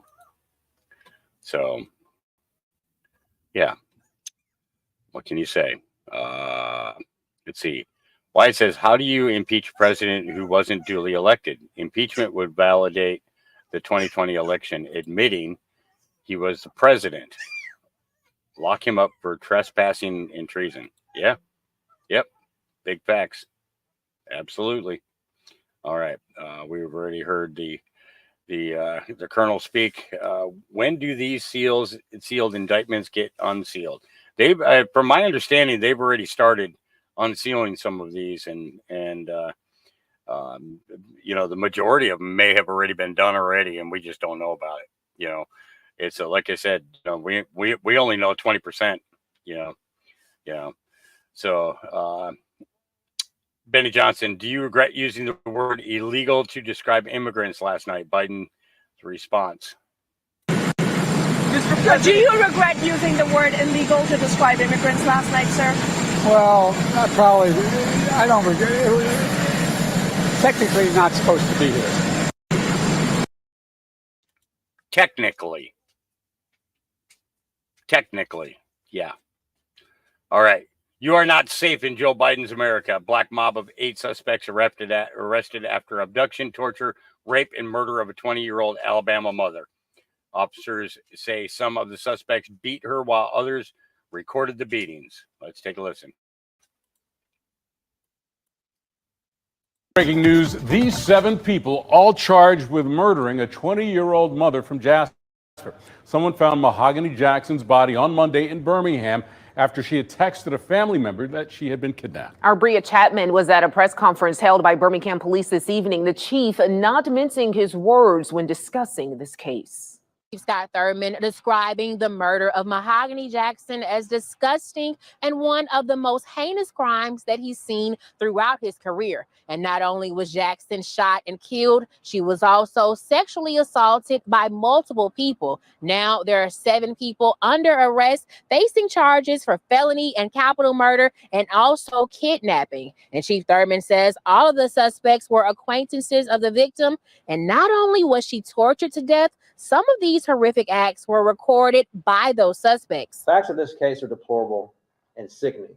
Saddest of all, they were made public by the suspect's decision to videotape portions of this horrific act. We hope to shield Mahogany's family and friends by withholding specific facts surrounding the investigation. However, we have determined that Mahogany was a victim of sexual assault with murder and kidnapping. There's videos of some of these heinous acts taking place. And that's something that was a pivotal piece of the investigation. All right, guys, so we got to talk about probably one of the most disturbing and heinous stories that I have ever covered on this channel. And I hope that I never have to cover a story like this again. But I need to cover it because it's not getting national news attention. Quite honestly, this should be the #1 story in the country right now that we're talking about, because it's not every day that you see a modern day lynching. Okay. But we are seeing what is a modern day lynching. However, again, mysteriously, the liberal media and the race hustlers aren't talking about it. Well, we know why they're not talking about it, because it doesn't fit the narrative. Okay. Even though they claim that we should be concerned about lynchings happening in this country, except when the lynchings do happen, they're not by the suspects that they tell us are prone to lynching Black people. Okay. As we got to talk about the case of Miss Mahogany Jackson, who was lynched by a mob of her friends who happened to be Black. And I want to go ahead and play a news clip of this story so that you guys can get a better understanding of what happened here. And we're going to talk about it. But before we get into it, we have to have a word from the sponsor of this video, Noble Gold. Have you guys taken a good look at the banks lately? Now, on the surface, everything may seem fine, but there's a whole lot more going on underneath. It's like looking under the hood of a car and finding a mess of broken wires and parts. The parts are loans for homes, cars, and the credit cards that we use. They're all hitting record highs. It's really scary when you think about it. Why risk your money for a tiny 5% when things are so shaky? This is where Noble Gold can help. They're like that friend that knows all about how to keep money safe. They suggest gold and silver, oldies but goodies in the finance world. Plus, they got a sweet deal, a 1/4 ounce gold standard coin this month if you qualify. That sounds pretty cool, right? If you're curious, just give them a call at 877-646-5347. That is 877-646-5347. And don't worry, it's just a chat, no pressure. They will help you figure out if gold and silver are right for you. Or you can visit noblegoldinvestments.com and take the first step towards a safer, more secure financial future. And just remember, there's a risk with every investment, and there's no guarantee of any kind. Right now on the floor, the more information we learn about the disturbing kidnapping and murder of Mahogany Jackson, the harder it is and more awful it is to hear. Some of those suspects accused in her killing making an appearance in court today. Bria Chapman joins us now live with the latest. And Bria, the details that you heard today in court are disturbing and heartbreaking. Yeah, Morgan, that is right. This case is beyond disturbing, and it was an emotional day in court. Now, one of the saddest details I learned today is that Mahogany Jackson came to the first location thinking these people were her friends. Investigators say they then tortured her, and the things that were described are why Judge Keisha Davis says she denied all of these suspects a bond. Now, Birmingham Police Homicide Detective Mark Green says the first stop was the home of suspect Brandon Pope. Now, that's where Jackson was beaten outside while she was naked. Officers say some of the suspects beat her while others recorded the beatings. Now, Jackson was stomped and kicked, and then prosecutors say one of the suspects can be heard saying, "Put her in the trunk." And then she was dragged naked in the street. Now, Jackson was taken to a second location, and I want to warn you, this will be hard to hear. Prosecutors say Jackson was sexually assaulted at gunpoint. Officials say she was handcuffed, beaten, pistol whipped, and then spat on. Now, Jackson's family includes... Wow, that is rough. That's actually extremely rough. Now, again, this is a 20-year-old mother that this happened to. This was a lynching. This was an actual lynching. It's an actual lynching. But yet, we're not talking about it. We're not having a national conversation about this. This is one of the most heinous stories I've ever heard in my life. One of the most brutal stories that I've ever heard in my life. It is extremely difficult for me right now to hold back the emotions that I'm feeling. And I don't even know this woman. I don't know this woman, but honestly, it's sickening. It really is. And my thoughts and prayers are with the family. I mean, this is horrible. This is one of the most horrible stories that I've ever heard in my life. I'm speechless. I mean, I really don't know what to say. Now, I've looked into some possible motives, okay? Some people are saying it has something to do with money, a cell phone. We really don't know the exact motives, but regardless, I mean, I can't imagine what could motivate a group of individuals to do something like this to a 20-year-old mother. And what pisses me off the most is the lack of coverage over this situation. But let's continue here before I really get into it. Including her mother, were present in court today, and as they read out the evidence, you could hear them getting very emotional. DA Danny Carr says, though, this will be a long road to get justice for Mahogany, and he also explains why only 5 out of the 8 suspects were present today for the Anais Law hearing. The individuals that are charged with capital murder, obviously, the law, the statute and the rules of criminal procedure says that their bond can be set at a no bond automatically. The individuals that are charged with felony murder, the statute requires a hearing. The next step, obviously, is there'll be further investigation with Birmingham Police Department. Yeah, another sad thing we learned today was that the suspects wanted the password to Mahogany Jackson's phone. Officials say they even told her if she gave it to them, they would let her go, only to kill her anyway. Now, live at 5, you'll hear what District Attorney Danny Carr says he told the family today. Morgan? Yeah. So you seen that, you heard that. Again, this is an extremely difficult story to talk about because of the nature of the allegations against these individuals. You can't even describe in words some of the things that these people allegedly did to this young mother without being completely disgusted. Okay. I mean, these individuals it's a good thing that Alabama has capital punishment. Okay, so hopefully these individuals are punished to the fullest extent of the law if they are in fact found guilty. They recorded themselves doing it. So, hopefully this is swift. Okay, hopefully we don't waste too many taxpayer dollars on this case. If the evidence is clear that they committed this heinous crime, this heinous act, and we get this over and done with, right? But with that being said, like I told you guys, this is not being covered by CNN. It's not being covered by MSNBC.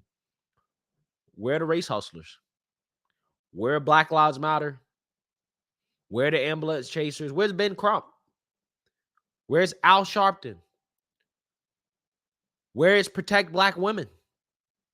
Where is the FBAs, right? The Foundational Black Americans. Where you at? Where you at? Where are you at? Where's Black Lives Matter? Oh, they're nowhere to be found. Nowhere to be found. They're silent. Crickets on this. Ain't got nothing to say about it.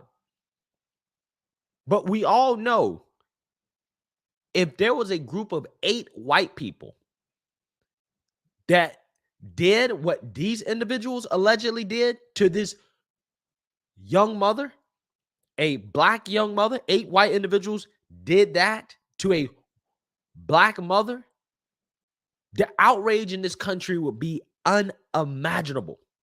There would be George Floyd level outrage. And I know we kind of use that a lot, right? We say that a lot when, we talk about the hypocrisy of the mainstream liberal media and how they cover these stories.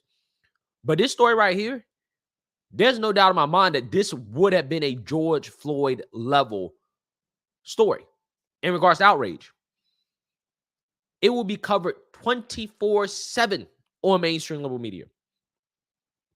And I don't want to hear anything from the race hustlers about, well, these people were arrested and they were caught and they're going to face. But I don't want to hear that. Because even if they were white and they were arrested and caught and facing punishment, there would still be outrage. We'll be having conversations about how it's unsafe to be Black in this country, how you have to worry about being lynched by a white mob just because you're Black. That's what we'll be having a conversation about. But the real conversation we need to be having is about the dangers of being Black in this country, having to worry about other Black people. Because statistically speaking, that's who Black people should be worried about the most when it comes to who is most likely to commit some type of act of violence like this against you, right? But that's not the story they want to tell. They don't want to have that conversation. You want to talk about a hate crime? This to me seems like a hate crime, right? They should be demanding hate crime charges because we know if these individuals were white, they'll be protesting for hate crime charges. Why are there no protests for hate crime charges? This was a lynching. This was a lynching. Why are there no hate crime charge protests? Why are there none? Because I think there should be. But again, it shows you how the whole hate crime thing is just a political tool. Because what you have here, again, is a lynching. It will be called a lynching. We'll be talking about lynchings. We'll be having a conversation about lynchings, a national conversation about lynchings, if the race of the perpetrators would have fit the narrative. There was more outrage about Jason Aldean's song, Try That in a Small Town, where the woke race hustlers of America took the lyrics out of context and tried to say he was talking about lynching Black folks. There was more outrage about a song that they misinterpreted to be talking about lynching than there is about an actual lynching. Do you guys understand? There was more outrage about a song that they misinterpreted to be talking about lynching Black people than an actual lynching that was committed against a young Black mother. Because, oh, well, the perpetrator was a Black, so therefore we're not even going to talk about it. We're going to ignore it. But we're gonna pretend to be outraged when a white man makes a song that we misinterpret to be talking about lynching. That's how you know if the suspects were white, this would have been the #1 story in this country. You would never hear the end of it. You would never hear the end of it. They found a way to blame the Republican Party, Conservatives are responsible. This is proof that America is systemically racist. Black people are in danger because of the white man. And again, what really sickens me is not just the mainstream liberal media and their lack of coverage, but against the race hustlers. Because Alabama, where these race hustlers were acting like brawl was the Super Bowl, okay? Because you had a group of black people hop off of a boat and beat up some white men who jumped a black man on the dock, right? So a domestic dispute that they framed as some instance of racism, even though I don't think there's any evidence that race had anything to do with it outside of the fact that you just so happen to have different groups of individuals who are fighting of different races, but they try to make it a racial thing. They're covering this story. They're celebrating this story like it's the Super Bowl. This is what they're doing. Non-stop coverage. Can't stop talking about it. But yet, when it comes to this black mother who was lynched and had all types of heinous acts done to her over a phone, crickets. They ain't got nothing to say. Nothing to say at all. In a town that, again, they'll remind us, they'll remind us, there was a lot of lynchings that took place of black folks, right? In Birmingham, Alabama. Got a lot of history in this town, right? They'll be quick to remind you of that when again, it's the white man. But when it's black folks lynching each other, we gonna turn the other way. We're not even gonna be concerned about it. And again, this is why I try to tell you guys, man. This is why black folks can't get ahead, because our priorities are in the wrong place. We give all the smoke and attention to the wrong stories, but the stories we should be paying attention to, these stories that make up a vast majority of the instances where black people are actually losing their lives, real dangers towards black people that black people face every day, statistically speaking, that are real dangers. Crickets. They don't want to deal with it. They don't want to deal with it. They don't want to have that conversation. They only want to have a conversation when they can boohoo, whine, and cry about the white man. But the white man ain't got nothing to do with this. The white man ain't got nothing to do with this, so therefore they're not interested. Because black lives don't matter to black folks. They don't. Black lives are only valuable to black people when a white man takes the black life. That's it. If a white man is not taking the black life, they don't give a damn. They could care less. It's just another black person dead to them. Only when they can make some money off of it. Only when they can boohoo, whine, and cry racism. Only when they can demonize the white man. That's the only time they will ever care about a black life. But then they'll come up here and tell you, I'm pro-black. BLM. FBA. They'll virtue signal at the top of their lungs about how much they love black folks. But you don't love black people. Because if you love black people, you would speak out about these issues that are actually really hurting black people and destroying black folks. So let me know what you guys think. Rest in peace to Mahogany Jackson. My thoughts and prayers are with the family. This is a terrible, terrible, terrible story, and it should be getting national news attention. Unfortunately, because it's not getting national news attention, it's not getting the coverage that it deserves, but it definitely deserves more coverage because this is probably one of the most heinous acts, the most heinous crimes, the most heinous murders that I've ever covered on this channel. Let me know what you guys think. Make sure you like, comment, and subscribe. Most importantly, share a black conservative perspective. Peace. All right. Breaking news, these 7 people all charged. Crazy. They're covering that from last night. We already covered that. Let's see. From Ezra Cohen Watnick. I'm going to spell it out one time only for those who are lost and not registering the hundreds of clues I've been dropping you.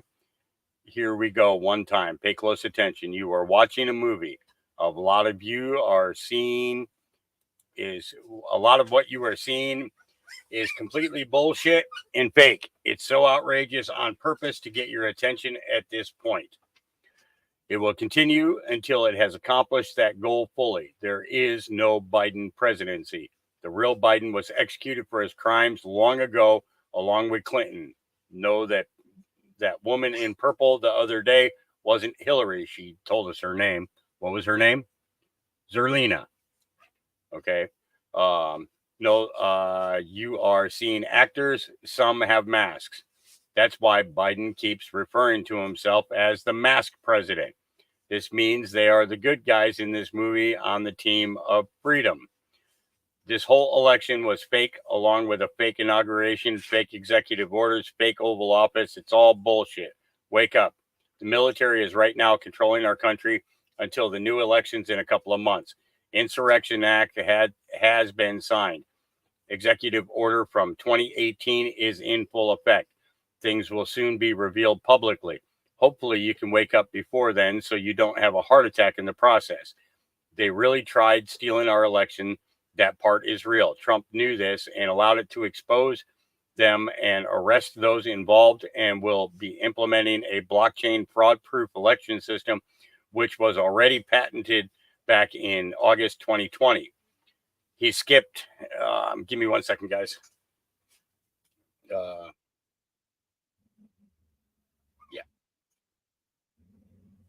Yeah, that'd be fine.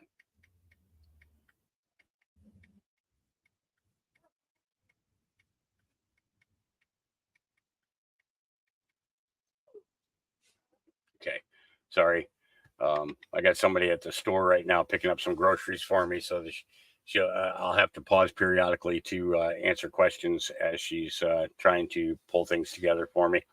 Okay, it was already patented back in August 2020. He skipped the Ninth Circuit corrupt courts because they too were compromised and went 100% FISA. This is a total military operation. The goal was to arrest and remove these crooks first before ever winning an election. Furthermore, the Vatican owned the corrupt DC corporation, and that is no longer. It will soon be a republic for which it stands under the Constitution as originally intended. You will get a history lesson in the process, along with a solid grasp of the Constitution. Many corrupt DC rats and Hollywood pedophiles have gone to jail and or been executive for crimes of high treason. I presume that would be executed for crimes of high treason, conspiracy. Many more are in the process of meeting justice via military tribunals. Things will be made public in time very soon. No more secrets, no more games. There are many actors in this movie, not just Biden double comedian guy. Who's who at this point is somewhat of a mystery. We don't know exactly who is who 100%. Some are playing a part from the very beginning. Others flipped for a deal and are now playing a part in this movie. The best thing you can do right now is just wake up to the truth that is being shown to you. Take heart that communists have no real power over our country, and look forward to the things Trump has already pre-planned long ago for you. I'll warn you now, things will get stranger from here. If you pay attention and listen to what I've told you here, you'll laugh. If you're watching the Mockingbird media, CNN or Fox News, you'll cry. Whatever you do, please don't call Joe Biden president. He's really long gone, and his double has no power. Enjoy the show. Thank you for sharing. And that's that's as we're going on Latinx there. So, but we kind of knew we were watching a movie anyways, right? We were told that a long time ago. As to about the executions and everything else, I'm not going to put any facts behind that, because seeing is believing, right? Sometimes you have to show the people. You can't just tell them. Why is the UK allowing this? Masked Palestinian activist completely destroys historic British painting by slashing it with a knife and spray painting it. The activist from the Palestine Action Group ruined this painting. And this kind of stuff's been going on everywhere,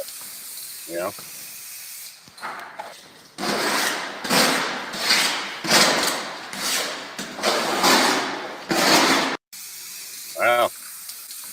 You go. Yeah. Happily, finally, Friday. Enjoy your day. Be right back, running to grab my kids. Oh boy, what's this going to be? You'll never miss dinner with your kids again after watching this. with anyone, living or dead, who would you choose? Kylie Minogue. Marilyn Monroe. Oh, God, I wouldn't have a clue. I know, straight up. Paul Hogan. Kim Kardashian. No. I'd like to have dinner with Justin Bieber. What? He's not coming to my house. No, I'd have Bob Hawke. Dave Hughes. Barry Humphries. Jimi Hendrix. People who have made a difference in the world, maybe Nelson Mandela at the dinner table. I don't know what he's going to say. I'm scared. If you could have dinner with anyone in the world, who would you choose? Probably our whole family, like our whole extended family. Mum and Dad. Mum and Dad. Does it have to be a celebrity? Could it be family? We love it. We talk about how school is. We ask Mum and Dad how their day was. Family. Yeah, Mum and Dad. Family. Who would you guys like to have dinner with? They just want to be with us while they're eating food, which is pretty cool. They see us above everything.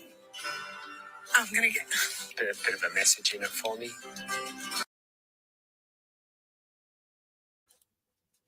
Yep. Don't waste the time. Don't waste the time. They are you, you are them. Share that time.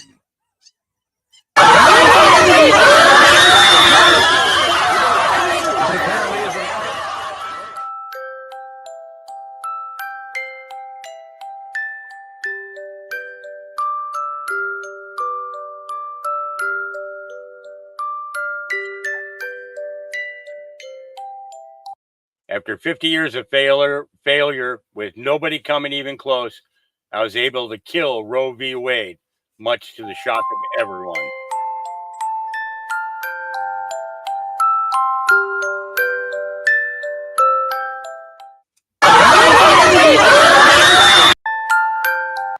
I can only listen to them people once. American Airlines 777-200 just collided with a Frontier Airlines A320/321 at Miami Airport. Both airlines employ DEI hiring practices. That's a real shame, too.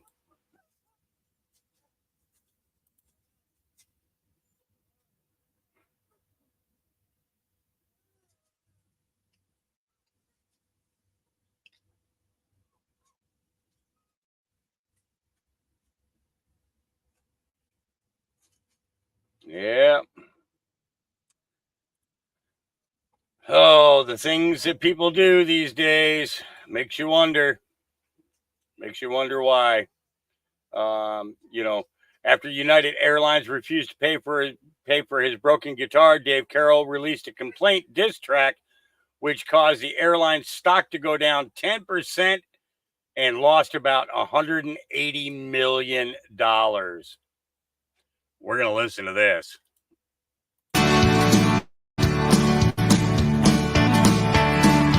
Flew United Airlines on my way to Nebraska. The plane departed Halifax, connecting in Chicago's O'Hare.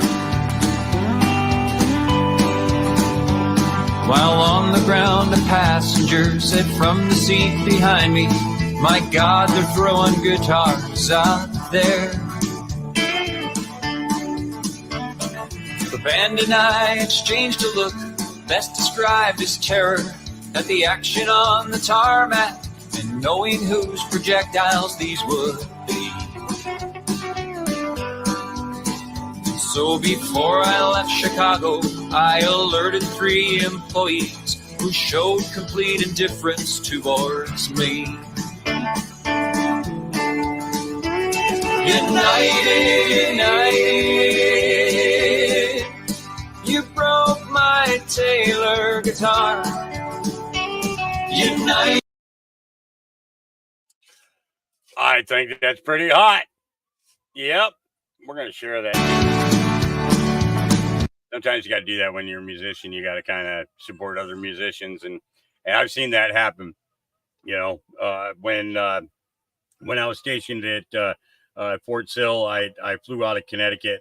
I had on board with me, I had actually had 3 swords that were gifts to me, that were authentic, 1800s swords, and 3 guitars. And the 3 swords disappeared, and all 3 guitars were broken, and they never paid for anything. And I was never compensated for the loss of the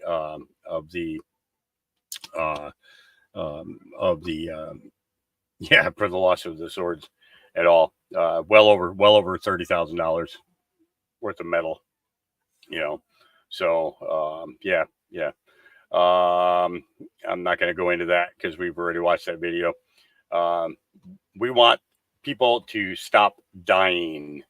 This is put out by Lauren 3VE. Here we go. And it's important that we hold Iran accountable, that Iran pay the price. The time to act is now. But I think it's absolutely essential that the United States respond with overwhelming force. Either you are with us or you are with the terrorists.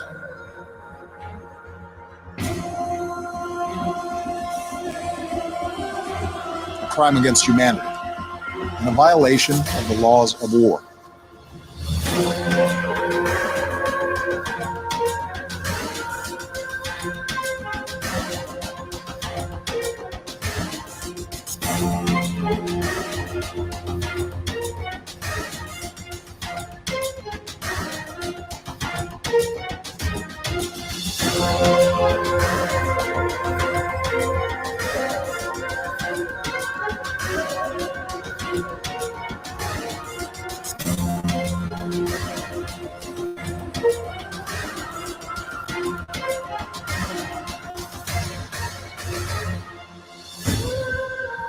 I determined that it is in the national security interests of the United States to respond to the Assad regime's use of chemical weapons through a targeted military strike.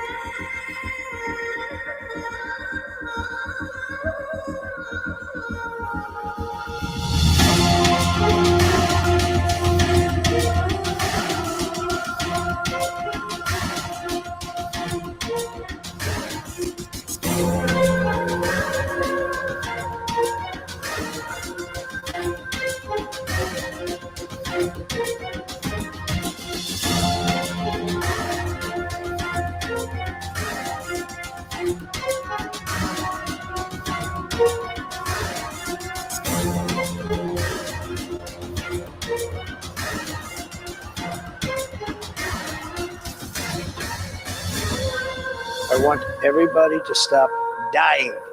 They're dying.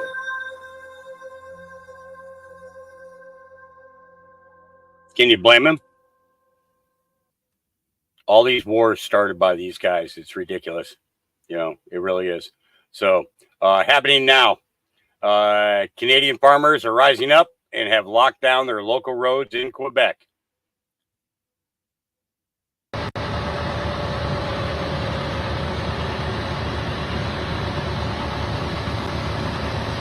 I don't know French about that stuff.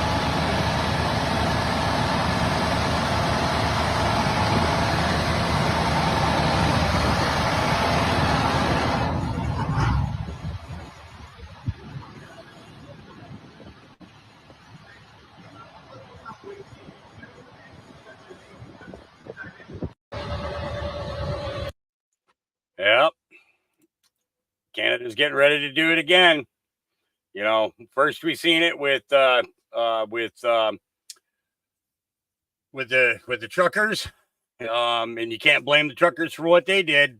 You can, however, blame the Canadian government for stealing the money that was raised to help those truckers, and locking up the bank accounts of those people, and everything else. So You know, we've been watching what's been happening to our sister country here. Our heart goes out to all of them, and our hopes that they are successful in their fight moving forward. For the freedom of their own country.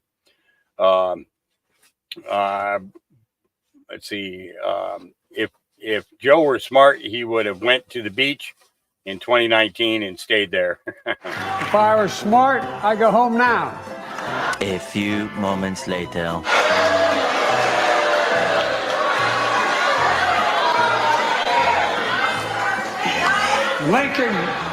Lincoln Riley, an innocent young woman who was killed by an illegal. That's right. You notice he didn't call her Lincoln Riley, her name. He called her Lincoln Riley. I mean, back that up so you can make sure that you hear it. An innocent young woman who was Lincoln Riley, an innocent young woman who was killed by an illegal. That's right. But how many of thousands of people being killed by illegals?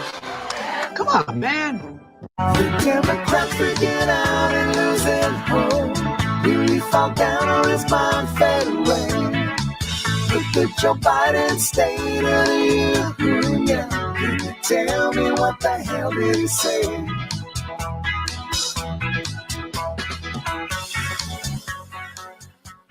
Dilly mean team. If I were smart, I go. Miguelifornia, he's a friggin' he has so much fun with his music. I love what he does. You know, he's just they just put so much truth together and try to do it as and go from there. Okay, let's this. Brian Cates, political columnist, says, to make it absolutely clear so nobody misunderstands what I'm trying to say here, watch this video. Trump ruined their pandemic plans to kill billions of people, not millions, billions. You do not have to agree with my viewpoint.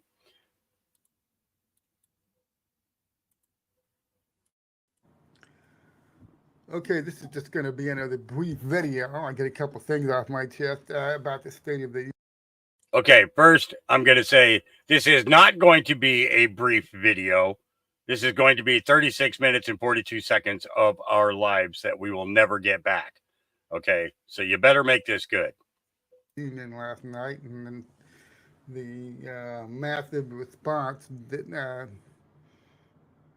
President Donald J. Trump is getting from making a post last night about how Joe Biden should thank him because he got those vaccines in just 9 months instead of the projected 5 years. And it's very interesting. I'm going to bring up that in that post on Truth Social last night, Trump brings up the deadline of 12 years. Now, I feel like me and you were here and you were paying attention for the pandemic, how the 3 weeks to bend the curve became a lockdown lasting a couple months, and then all of a sudden, all of these governors and these people started tossing around 5 years, that these lockdowns were going to last 5 years. And I mean, a lot of people don't remember this. Just talking about shit that happened back in February and March of 2020. You know, so many people are captive to the present news cycle, and they make the common mistake of allowing people who either have a deceptive agenda or who simply just do not know what the hell they're talking about. They accept the framing of these people, you know.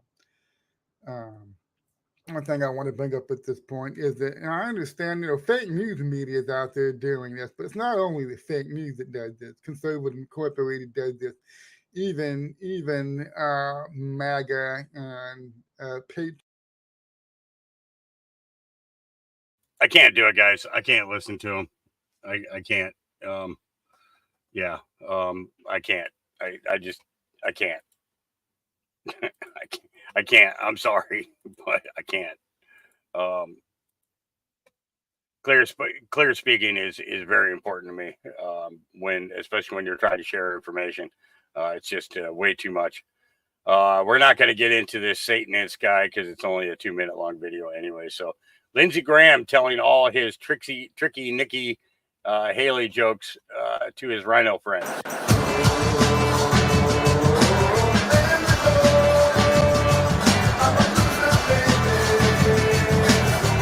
Yeah, no, we're not going to go there. Playing music. I hate it when they do that. I really, really do. How many crazy people like this do you think are out there doing this? Let's take a listen. All right, so what's your name? Abby. Do you have a boyfriend? Nope. Okay, check this out. Look, if you tell me the craziest secret you never told your parents, and if I find it crazy, I'll give you $500 cash right now. How many followers do you have? Well, I'm just starting off right now. Something my parents don't know is that I'm a sociopath.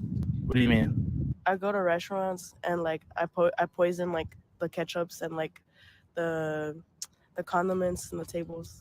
So what do you mean you poison the condiments? What do you mean? I put rat poison in like the ketchups and the mustards and all that stuff. And then I like to watch the kids eat it. It's funny. Wait, so you're telling me is you like putting rat poisoning in like ketchup bottles, mustard bottles, or whatever type of bottles at restaurants? That's right. You realize you could go to jail for this, right? You just admitted to a crime. Oh. What happened if your parents seen this video? They won't.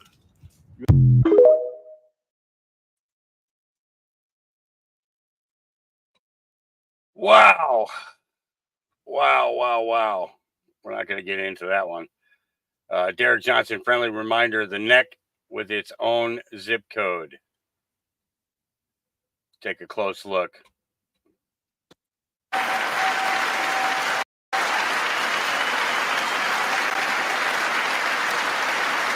I'm also connecting local businesses and high schools. Back it up.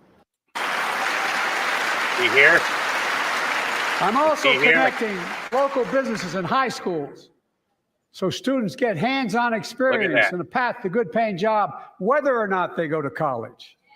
And I want to make sure that college is more affordable.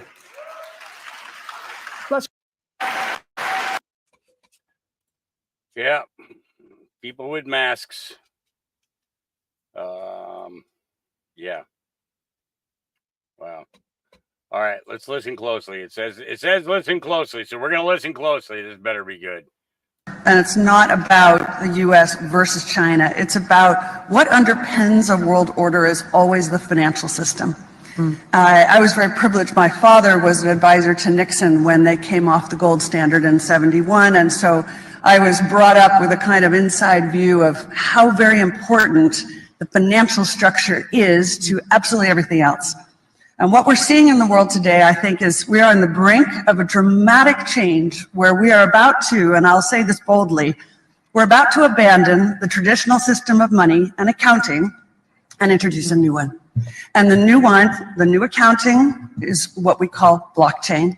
It means digital. It means having a almost perfect record of every single transaction that happens in the economy, which will give us far greater clarity over what's going on. It also raises huge dangers in terms of the balance of power between states and citizens. In my opinion, we're going to need a digital constitution of human rights if we're going to have digital money. But also, this new money will be sovereign in nature. Most people think that digital money is crypto and private, but what I see are superpowers introducing digital currency. The Chinese were the first. The U.S. is on the brink, I think, of moving in the same direction. The Europeans have committed to that as well.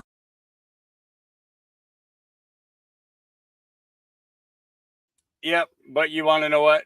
The fictitious government that is in control right now has to get past we the people, and we the people ain't going to allow it. So bugger off. All right, we watched this one already. Let's see, come join us, The Dilly Show. Can't play that because it's music. So look at what total clowns these people are. I mean, really, take the time to expand that picture and look at them. That is a group of complete losers. I wouldn't trust them. to answer the phones at the front desk of my business. This is the true face of your holy government. I wore blue with my colleagues to stand in solidarity with Israeli hostages. All hostages must be released. Let's see.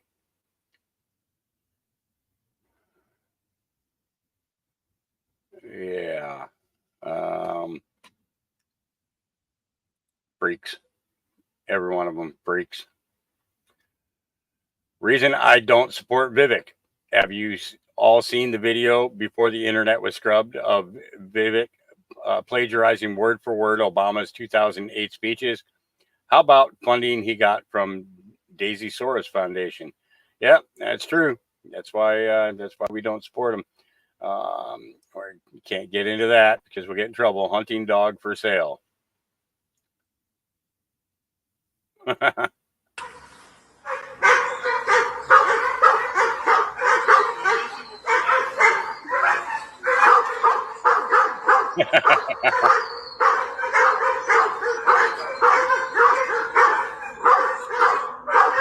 just ignoring.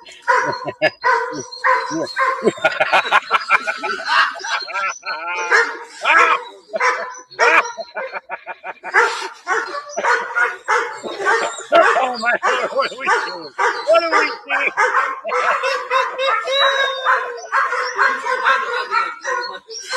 Oh my.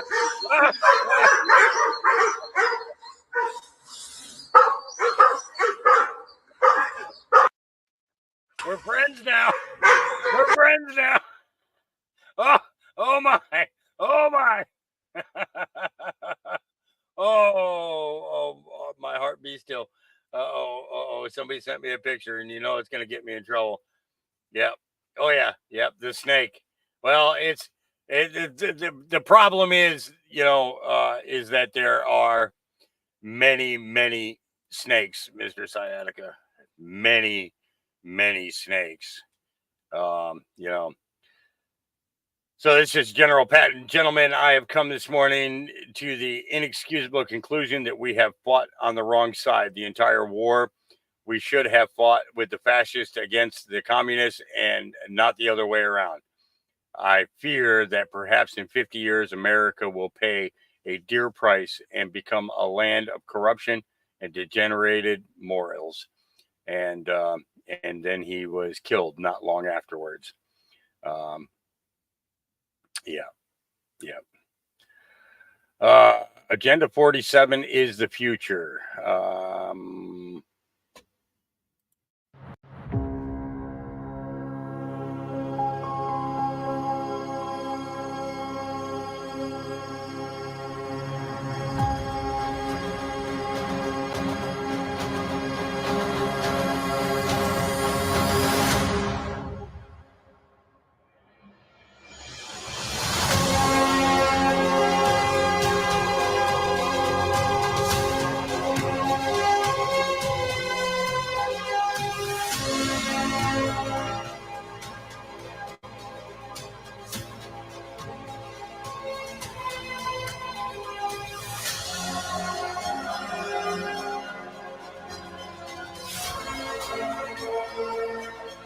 It is time to start talking about greatness for our country again. I will dramatically increase living standards and build a future that brings our country together through excitement, opportunity, and success.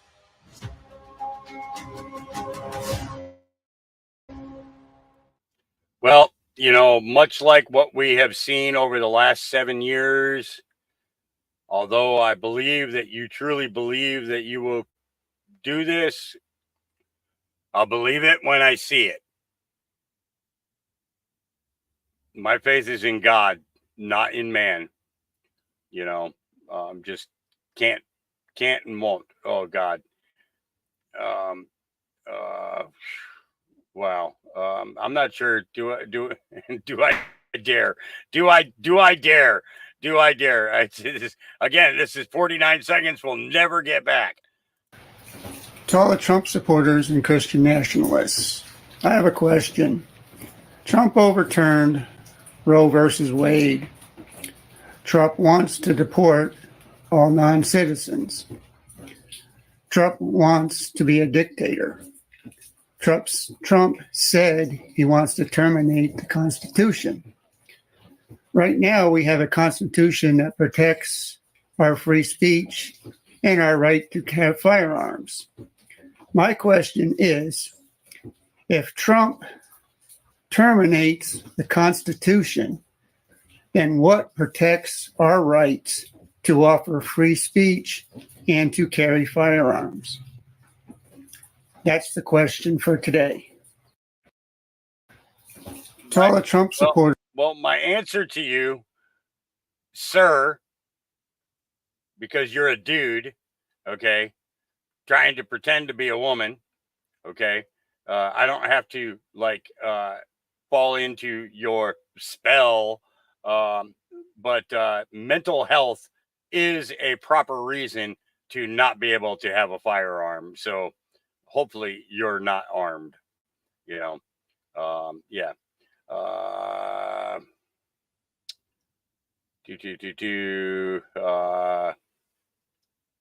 Nixon knew. So what if this is the Watergate times 1,000? They literally have complete control over every facet of our once beautiful nation. That's why MAGA means get the fuck out, Jews. No longer welcome here or in any other country or nation.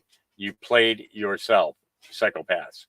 Richard Nixon explains the Jewish lobby. Sometimes an American president has to make a decision that doesn't hand Israel a blank check. Fact is that American Jews support Israel, and I understood that. And the fact is that every Jewish prime minister that I have known has enlisted American Jews to bring as much pressure as possible in the political process on American presidents. That's understandable. I don't object to it. Now, a president must not go along with it on occasion, because let me explain something about what is called the Jewish lobby in this country. Now, as good Americans as they are, they believe that America's survival and security is directly related to Israel's. In other words, their belief is that being for Israel first means that does not mean you're putting America second, because they think it goes together. An American president, however, has to approach it in a different way, in my opinion. He's got always to think first of what is best for America. But on occasions, for example, an American president must make a decision that does not, in effect, give the Israelis a blank check. And one example of that is a decision that I made. I decided early on in our administration that we were going to seek good relations with Egypt and others of Israel's neighbors. Many of my Israeli friends didn't like that because they wanted a special relationship with Israel. And hence Watergate came about. Bye-bye Nixon. Yep. All right, we're going to step away from X for a little bit because I just got message that the lady who is doing my groceries is on the way, and I'm going to need to meet her up at my gate. So we are going to jump into today's episode of And We Know. And I will be back with you guys shortly. Enjoy. I'll be listening in. However, I will not be able to copy that again.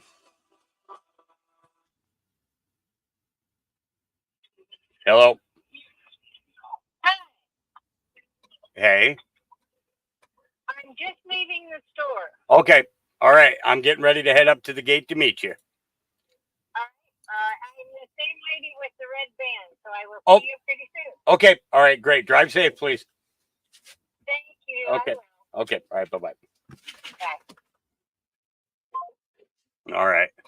Yeah, these are really good people who've been doing my shopping and stuff. It's they're wonderful. They are wonderful people. Okay, so let's get this started. Here we go.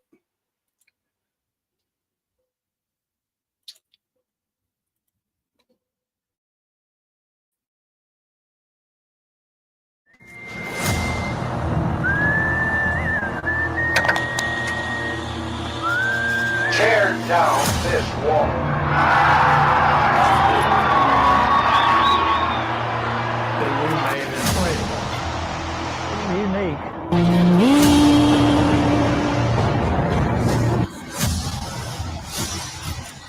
Eight Dropbox and 5 organizations. Now, what at the same time?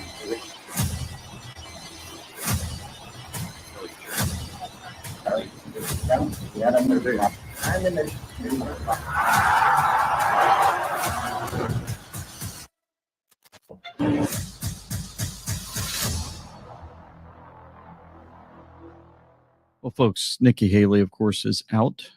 We're fully aware of that now. State of the Union speech was another successful speech to wake up the masses. Even mainstream media's lying. Well, they're fully on board.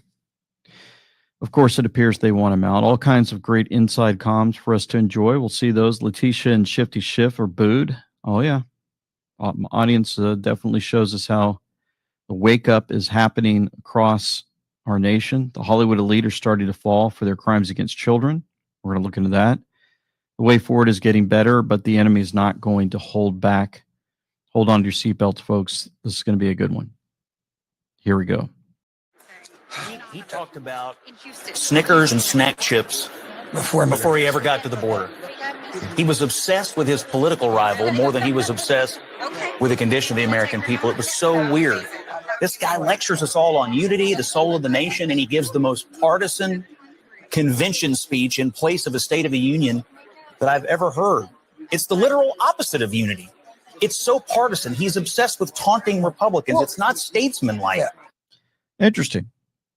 For those listening in, that's the Communist News Network, voice of Scott Jennings. Had another one. Let's see. Communist News Network. Jake Tapper, out of all people. Let's see what he had to say. President Biden, only a few hundred words into it when he made his first of at least a dozen references to Donald Trump, though not by name. He referred to him as, quote, my predecessor, which he did over and over. And like it or not, I have never heard a State of the Union address that had so many references to the man, the political opponent, President Biden, the president will face on the ballot this November. President Biden. So, of course, Jake Tapper says he's talked more about his opposition and won't even say the name. President Donald J. Trump, of course, because they don't want to. But here's President Trump just addressing the nation to make sure we understand how this all plays out. Caused by crooked Joe Biden and the people that surround him. And they are radical left, Marxist, fascist, communist, socialist.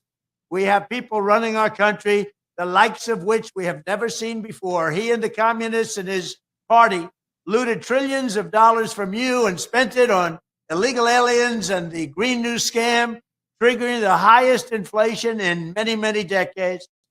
If your packages are getting smaller, that's the reason why, under my leadership, there was no inflation. We had the greatest economy in the history of the world. It's time to tell crooked Joe Biden, you're fired. Yeah, it's about time. It's going to end for him pretty soon. State of the Union update. Federal government websites go down during the State of the Union, in case you guys didn't know. Truth Social had an outage. Of course, that's when President Trump was dropping all types of things during the actual speech itself. We're going to look at some of those. Q drop, timing is everything, State of the Union. Don't forget that. Social media and internet outages on primary election day. So we've got a connection on 3/5, 3/7 dates aligned with the number 13. Is that a coincidence? All of this, State of the Union, timing is everything, and more. We're supposed to really pay attention to what's going on with these particular speeches. So in all of this, just want to make sure you guys are aware, because I'm sure you're tired of the State of the Union. Most of you probably didn't watch it. If you did, you wanted the comedy show. But anyway, you guys didn't realize the 2022 and 2023 State of the Union were almost identical. Tonight's speech was the exact same lines, combined with saying, my predecessor is bad. He actually said it 25 times. Here's some proof. Build the economy from the bottom up and the middle out, not from the top down. To build an economy from the bottom up and the middle out, not from the top down. When the middle class grows, the poor have a way up and the wealthy do very well. Because when the middle class does well, the poor have a ladder up, and the wealthy still do very well. We'll build a national network of 500,000 electric vehicle charging stations. We're going to build 500,000 electric vehicle charging stations, 10,000 new jobs. It's going to create 10,000 jobs. There's been a law on the books for almost a century to make sure taxpayers' dollars support American jobs and businesses. Buy America has been the law since 1933, but we're actually doing it. We'll buy America, using federal infrastructure projects to be made in America. That we'd all agree that the present tax system ain't fair. The tax system is not fair. It is not fair. Who sit at a dining room table or a kitchen table and chairs the dining room table constantly reminding you. The only nation that can be defined by a single word, possibilities. I can define it in one word, and I mean this, possibilities. I'm a capitalist. Look, I'm a capitalist. But capitalism without competition is not capitalism. Capitalism without competition is exploitation. Capitalism without competition is not capitalism. It's extortion. It's exploitation. That's why I propose closing loopholes for the very wealthy who pay a lower tax rate than a teacher and a firefighter. But no billionaire should be paying a lower tax rate than a school teacher or firefighter. All right, enough of those. Just want to make sure you guys had the proof there in case you're wondering. Moving even more towards a direction of strange activity going on. Steve McCoy was arrested and just charged with the misdemeanor for interrupting Biden. His son was killed at Abbey Gate during Joe Biden's withdrawal from Kabul. He was yelling, Abbey Gate. Listen to this. It's safer today than when I took office. Year before I took office, murder rates went up 30%. 30% they went up. The biggest increase in history. It was then, through my American Rescue Plan, which every American voted against, I'm at. Yes. Somebody made sure their voice was heard. And we definitely have to continue to pray for this man, Steve. Some bold moves there. Green Lives Matter showed us the first thing Biden does at the State of the Union address for America is talk about sending money to another country. It speaks volumes. ABC News just celebrated the fact that Biden walked down the aisle without incident. This is where we are in this country. Biden says the pandemic no longer controls our lives, but I have news for him. It never controlled my life because I think for myself. And that's a great reminder for all of us.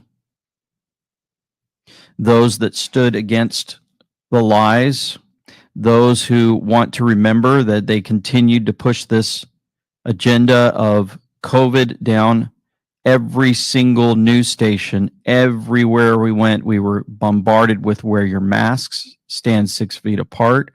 Millions of people are dying. And yet we looked around and noticed the emergency rooms were empty. Nurses were creating some type of cartoon music factory agenda items and posting them on social media, basically laughing and mocking us. They were bored. And yet, what happens? Everybody's so much in fear because of the lies of the mainstream media. They went out and believed the government and placed gene therapy shots inside their body. And we're going to cover more on that later.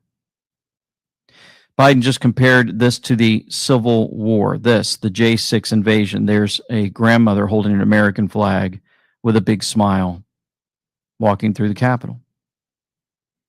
But that's Civil War. How many times has Biden coughed during his State of the Union address? This must be a Guinness World Record. He posts about the State of the Union address, President Trump. He says, the coughing, always the coughing, says President Trump on Truth Social. I guess the drugs are wearing off. That's what President Trump says, the drugs are wearing off. So President Trump also addressed during this State of the Union on Truth Social, other countries are laughing at our stupidity on climate. The Green New Scam is destroying our economy and our country. How many of you guys realize your tax dollars are going into this scam that's been played out for decades. Remember, the ice is going to melt, fill up the earth. Global warming, temperatures are getting hotter and hotter. Then they had to change it to climate change because they have the snow hitting during peak times when the heat's supposed to be hitting, and they were just confusing everyone, so they had to come up with something new. President Trump also said he's having a hard time now, referring to Biden. The words are not flowing smoothly out of his mouth. He made Iran rich. This is why we have the problems in the Middle East. With me, Iran was broke. He is the reason that the Middle East is blowing up. He's done nothing for Israel compared to what I have done. It's only words he speaks, not truth. And thankfully, we won't have to be looking at Rhino Mitt Romney much longer. And that is a fact that many have forgotten about. With all of this, President Trump actually put something out also on Truth Social. I'm pleased to inform you that tomorrow night we will be doing a live play-by-play. This is his reference to what he was actually doing during the State of the Union. I thought it was important to play out because Grasshopper happened to connect these dots with the timing that this actual post was put out at 15:10 with 39 seconds on the end. He was going to do a live play-by-play, Joe Biden's State of the Union address. He says, I will correct in rapid response any and all inaccurate statements, especially pertaining to the border, weaponization of the DOJ, FBI, AGs, district attorneys, beating all records. We did all this once before. We went after the political opponents. He actually went after President Trump, something that's never been done before in the country. We're going to win. We did this once with success, beating all records. It is important for the country to get the truth, and that truth will come out through Truth Social. So he actually did this. He made these connections with 1510. You go to 310 on our wonderful Intel board, and it actually has the speech yesterday verified and unlocked so much. Expand your thinking. Re-listen to yesterday's speech. Connect the markers. What markers? Border, weaponization of the DOJ, FBI, AGs, attorney generals, and district attorneys. News in all forms unlocks the map. All forms. We're going to look at all the forms. Expand your thinking. The Great Awakening. What did President Trump say at the end of this particular post? Country to get the truth. It's important for the country to get the truth. The Great Awakening. All connected with his post at 15:10 and with the 10:39 post at the end of that with 39 seconds. Here we go. I always love these private comms that come towards us to remind us what's going on behind the scenes. There is so much evil and corruption. It's horrifying. The corruption comes from where? The weaponization of the DOJ, Department of Justice, the FBI, and the attorney generals and district attorneys to go after President Trump, to go after any opponent who pops up to expose their lies day in and day out. I'm not sure who wrote the speech, but they went out there to lob grenades tonight. And, I don't think the American people are buying that, Sean.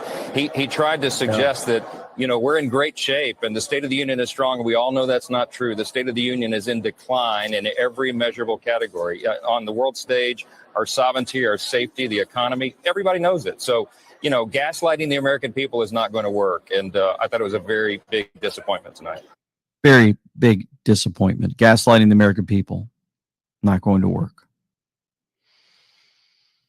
Here's some more to help you out today.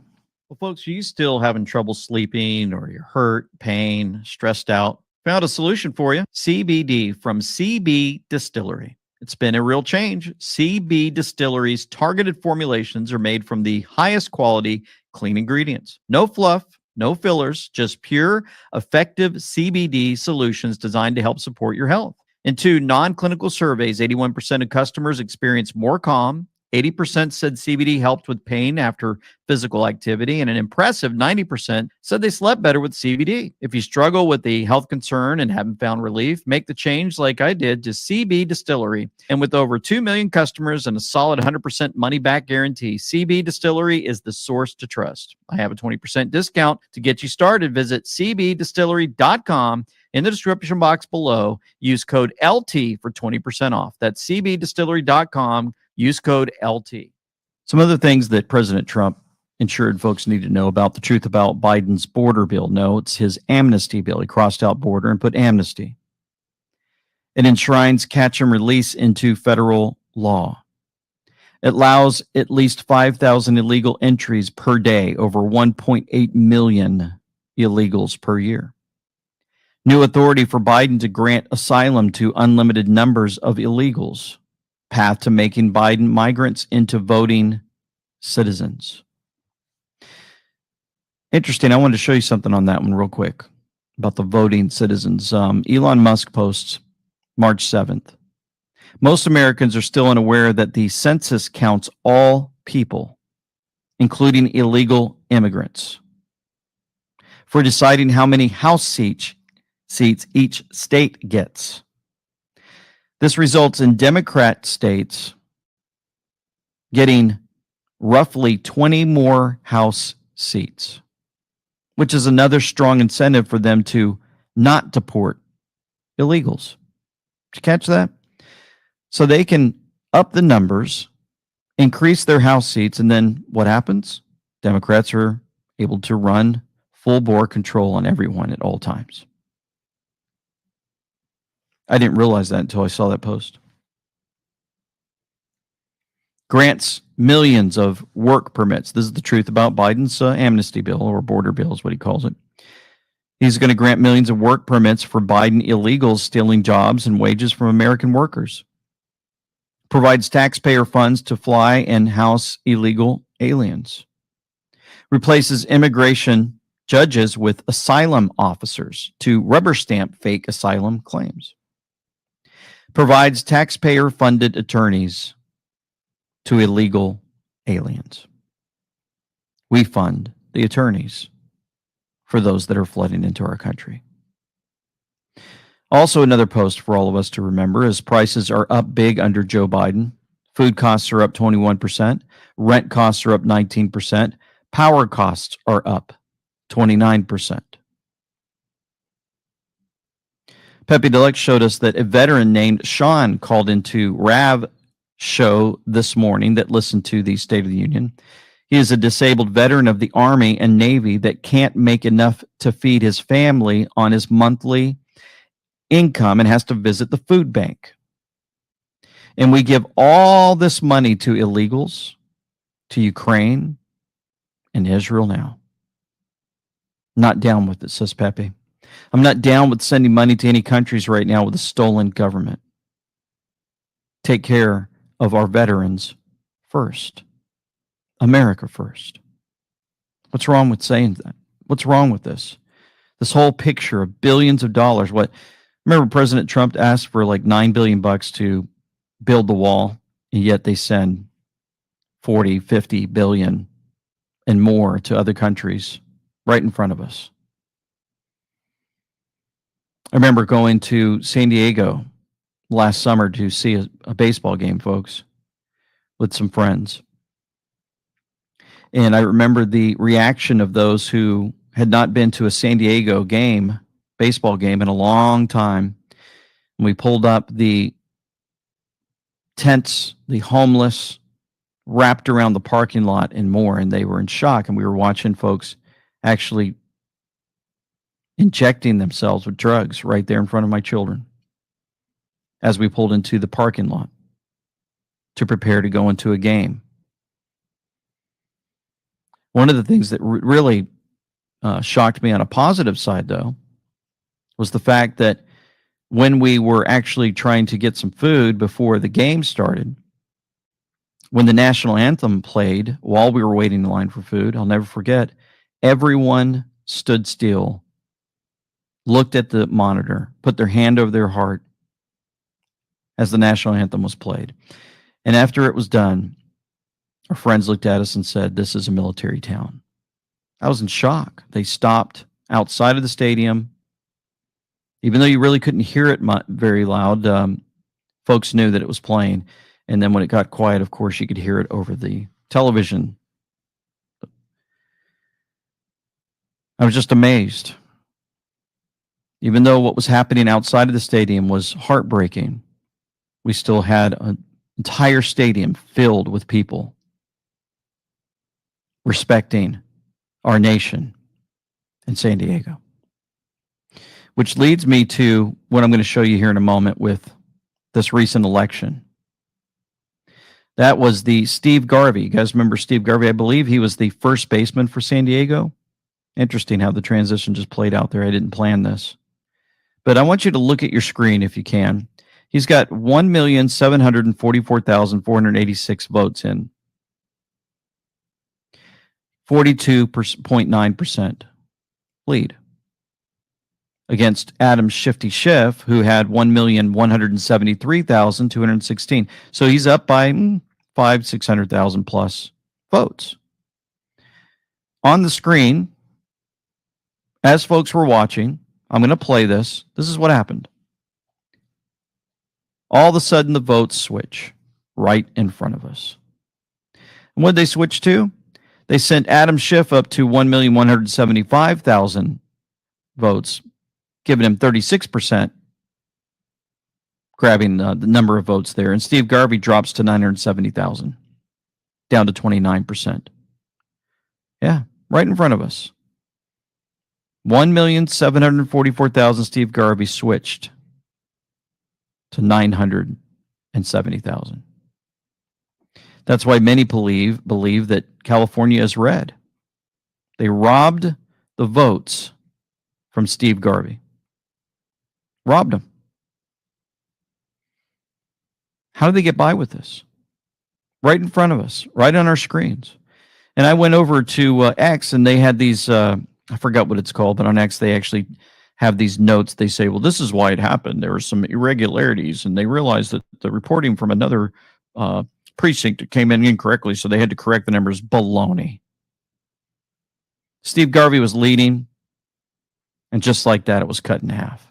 It's called a glitch switch. And Adam Schiff got more votes by a razor-thin margin. Adam Schiff actually gets 33.2%, and he beats Steve Garvey 32.5%. This is an algorithm trying to figure out the math problem that is you. Elections are an additive process, never negative. Each raw data interval of reported votes should be an additive process, and you shouldn't see any deletions or oscillations. Now, when Schiff goes out for his victory speech, listen what happened. So you had a chance to meet my wonderful wife, Eve.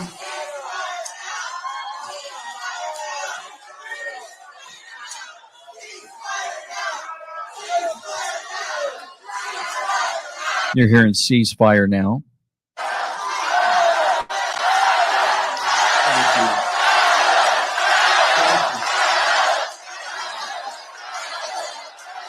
A lot of tension in that room. Don't really think he actually won this thing, do you?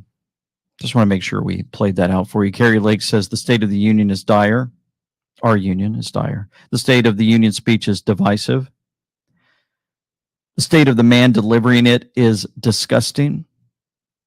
This is weakness. This is division. This is America last. More and more, we're watching this play out. What other things might be going on to show folks are disgruntled? Well, we had the radical Democrat New York Attorney General Letitia James getting booed at a FD New York event, fire department, where they also erupted with chants of Trump.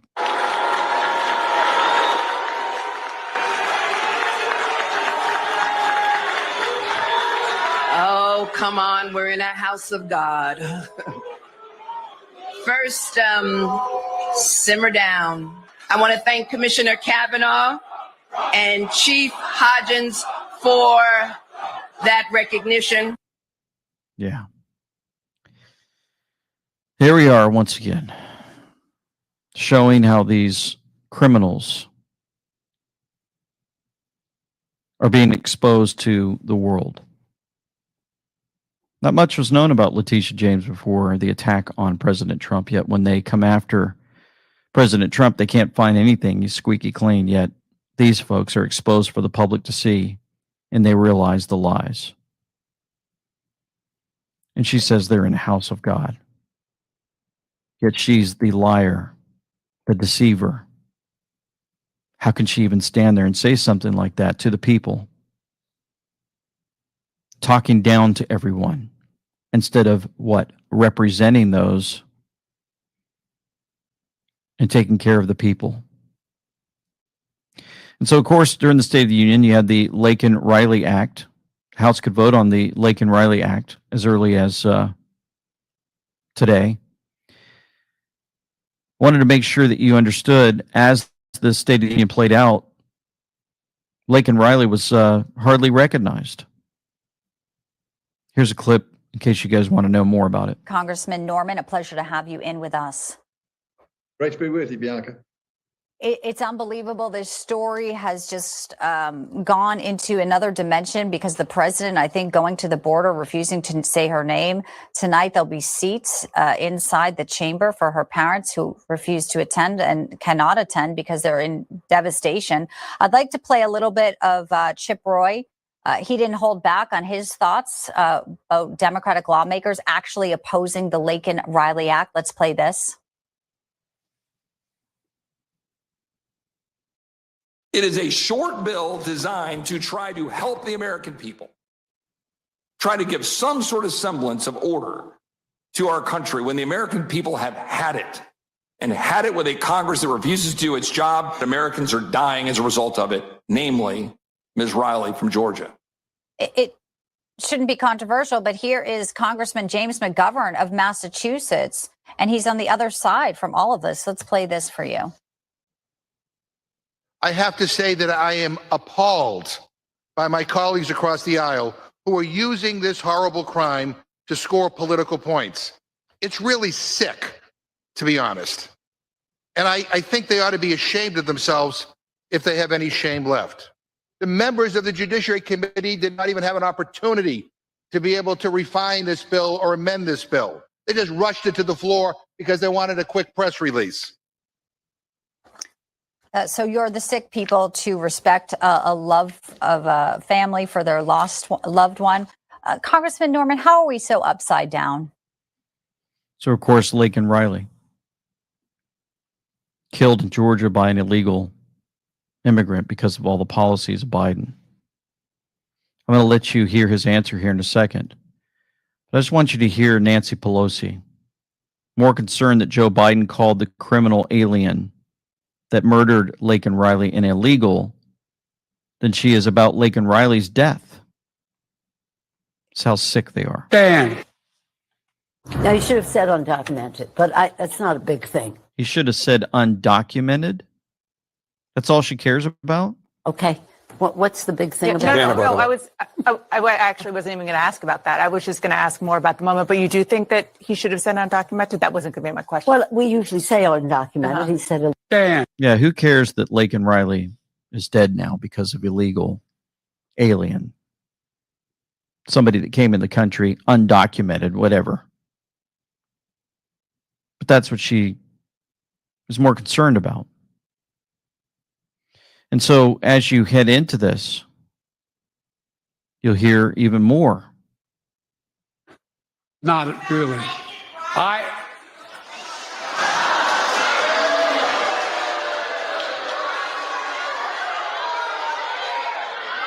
So he's called out by Marjorie Taylor Greene, and then he tries to say her name. Lincoln Riley, an innocent young woman who was killed by an illegal. That's right. But how many of the thousands of people being killed by illegals? To her parents, I say, my heart goes out to you, having lost children myself. I understand. So Lincoln Riley can't even say the name right in the heat of the battle of all that's going on. Let's continue with the answer. Well, think about what he said, what James McGovern said, that this has been politicized. He said it in Rules Committee. And after that, I said, during the time that I had, tell that to the family who just lost their daughter. You say that this legislation is trying to score political points. You've got a dead young lady that had her future ahead of her. And not only the fact of how she died and the fact that it's from an illegal immigrant, it's just horrible. But the Democrats, as you say, they refuse to say her name. They want to still blame this immigration issue on anybody but this administration. We're going to get more into this in a moment. Just want to make sure you guys know we're at andweknow.com, simple website, andweknow.com. And we know is based off of the Bible verse, Romans 8:28, my favorite verse. And we know all things work together for good to those who love the Lord, to those who are called according to his purpose. All things work together for good. To those that are understanding more and more, who follow the Lord, how everything in your life is placed together perfectly by a loving God. You go to that website, you'll find our videos on Rumble. You can follow us on X. All the social media that we have on Facebook, Instagram, and more, they're there. As a matter of fact, if you go to AWK Updates on Facebook, you'll find us. That thing is growing quickly. Thank you, Brandon, for putting that together, my son. Instagram is AWK_828 if you want to follow there. We also have a website put together by my son called thepatriotlight.com. This thing updates every 5-10 minutes with news. Basically, I call it the Drudge Report for conservatives. We had a vision to put this together. It's now there for you. You'll find home, politics, world news, markets, faith, social news, and more things that we try to ensure are coming from good sources. Not perfect, but better than what you're going to get out there from the mainstream media. And resources that we hold on to. And more. And if you go to shop.andweknow.com or just go to our website, there's our merch. You just click on the merch and you'll find the sweatshirts and hoodies, the accessories, the hats, the tees, and the tanks with our logo. And spring's coming, so you can take 20% off women's relaxed tees. That's code READY for spring, number 4 spring. Ready, number 4 spring. You get those wonderful shirts there. And wouldn't it be great to have these shirts on? And join us at Sea with LT August 11th through 18th, 2024 this year. We get to wear those shirts, hang out with like-minded folks, discussing when you woke up, how you woke up, what the information has done for you to help you over these years. Listen to the Isaacs sing, have biblical teaching, comedian, meet LT and his family, and more. So you can grab your gear, wear it, meet new friends, and more. Here's more great pictures of Patriots wearing their gear.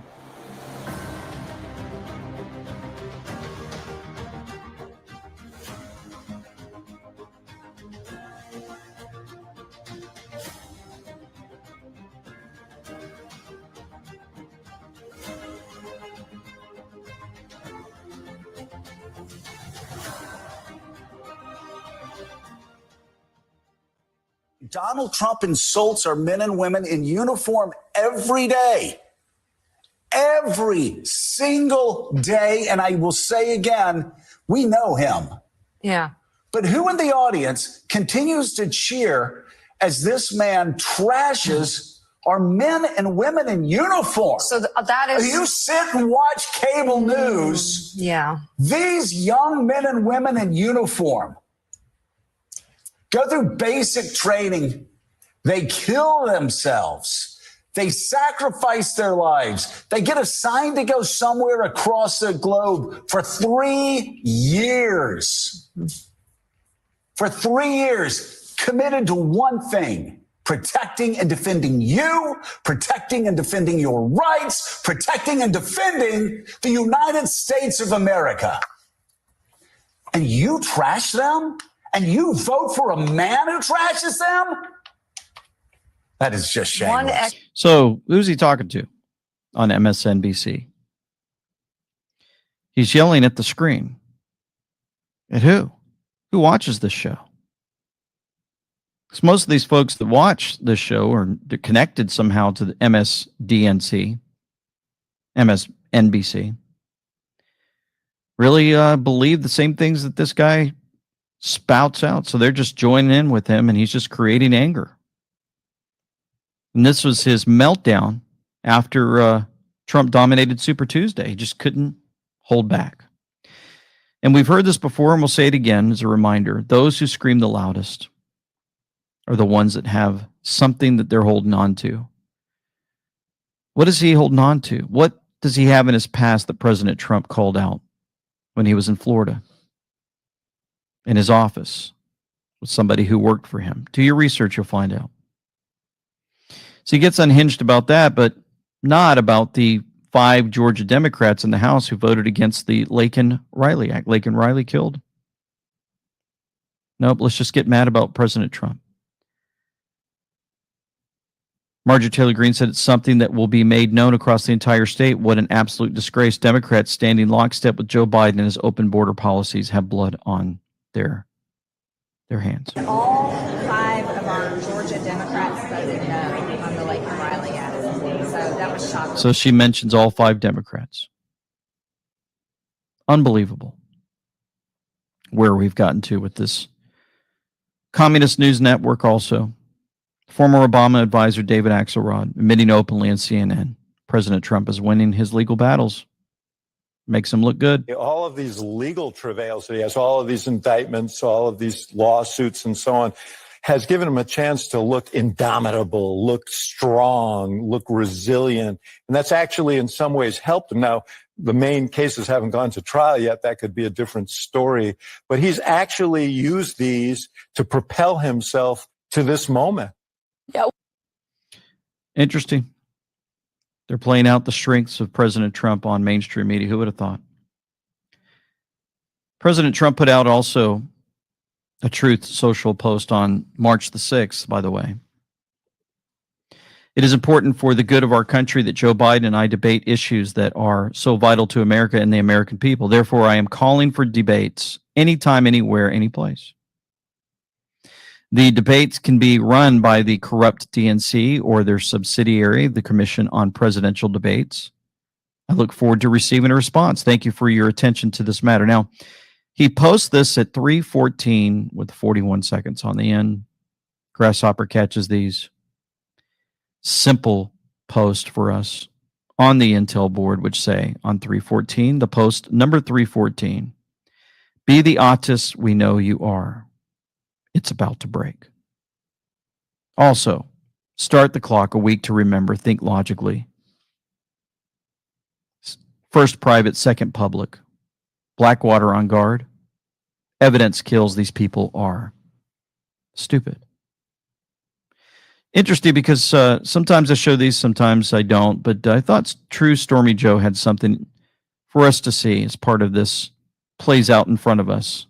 Notice the friendships that President Trump has with some of these folks who are always placed on our screen as somewhat enemies of the Trump family. Yet, listen to Kellyanne Conway, what she says about this. So I've been saying that Nikki Haley is playing a role to drain Rhino money. So I found this comment pretty interesting tonight. Take a listen. Cabinet. Rand Paul, Ted Cruz, Scott Walker, Chris Christie, certainly. Marco Rubio all ran against him. We're all allies of ours, really on the daily, policy-wise, and in the case of Governor Christie, a very close personal friend of the Trumps all that time. I'm really vexed and perplexed by what's happened with Nikki Haley because she's a close personal friend of Jared and Ivanka's. They posted pictures publicly of visiting her in Kiowa Island in the summer of 2021 with their children. There were people in the White House trying to kick Mike Pence off the ticket as vice president in 2020, a foolish idea. All friends. Going on vacations together, hanging out with the Trump family. You are watching a movie, folks. So interesting, right? Saying that Nikki Haley. So, could we be watching a movie? Put your thoughts below the video. A lot of folks have hot debates about this. Some believe we're watching a movie. Some others say we're not. Some believe that the things that have been put out are true about who's actually running the country and who's not. Part of that is because we keep seeing pictures like this. If you're looking at your screen, I'll show you something very interesting from the State of the Union. What's going on here? Who is that? Who has an ear that huge? What type of face is that? It looks really strange to me. I looked over at some of the comments below this picture. Lots of masks going on. You're watching a movie, central casting, masked. I see a man in a silicone mask. Now, I don't want to get folks too overly excited about these type of things. I try to let everyone know, look, we're just speculating here. We're looking at some strange things, strange faces.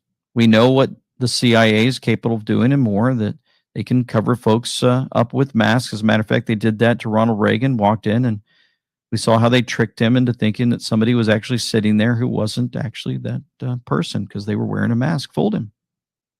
They did that back then. Imagine with the technology they have now. You can just watch Mission Impossible, how they make their masks in those suitcases, right? Very interesting. Now, some other weird things that are going on. Don't know if you guys realize, but Governor Hochul deployed 1,000 National Guardsmen, state cops, to carry out bag checks in New York City subways. Well, some people come in and say, well, it's about time they started cleaning up the subways. We needed this. Well, look at it from a different angle. Laura Bowley showed us. First, they foment criminality. They defund the police. They allow criminals in through the open border. This is New York. And then they want us getting used to living in some sort of police state. You get it? Now, every time you go into the subway, every time you catch a train, every time you go somewhere, try to make a move, they can check you. Police state. So be careful how much we go on the positive side of things when you realize more and more, is this really a cleanup? Could it be a cleanup against those who are evil and they're catching them? Or could it be just adding more to our walkabouts, where everything we do, everywhere we go, we're being monitored, no matter what? You continue down this road of how this plays out in the government and how they take control of us. Well, they also want control of your minds. Kansas City, Missouri, they posted this on their social media page. A bunch of elected officials, including the mayor, Democrat, read a book for kids on National Reading Day. It's about a young kid who decides to be a transgender and changes his name. The book encourages kids to explore gender stereotypes and gender identity. This is what elected leaders are pushing into young kids. It's called grooming, folks. I'll play a couple of seconds of this just so you don't have to throw up. Errol asked, I don't care if you're a girl Teddy or a boy Teddy. What matters is that you are my friend. You're the best friend a bear could have, said Tilly. Now that you're feeling better, said Errol. Let's call our friend Ava. Hi, Ava. Teddy and I are at the park. Do you want to come and play? Sure, Errol. Let me just finish building my robot. Ava believes in STEM, which is great. Hi, Errol. Hi, Thomas. Ava called out as she sped toward them. Hi, Ava, said Errol. Teddy has a new name. Let me introduce you to Tilly. What a great name, said Ava. From Teddy to Tilly. That's the stuff they're posting. And Wokeness showed this. Look at how the DEI staff at the University of Virginia, look at how much money they make, funded by our tax dollars. Martin Davidson, Senior Associate Dean and Global Chief Diversity Officer, makes $451,000 a year. Estimated taxpayer costs, $587,000. A guy named Kevin McDonald, VP for DEI, Community Partnerships makes $400,000. Anybody out there make $400,000 a year just because you're a DEI person? Boy, they added these in quick, didn't they? I mean, didn't we just come up with this concept? Not we, but the evil ones.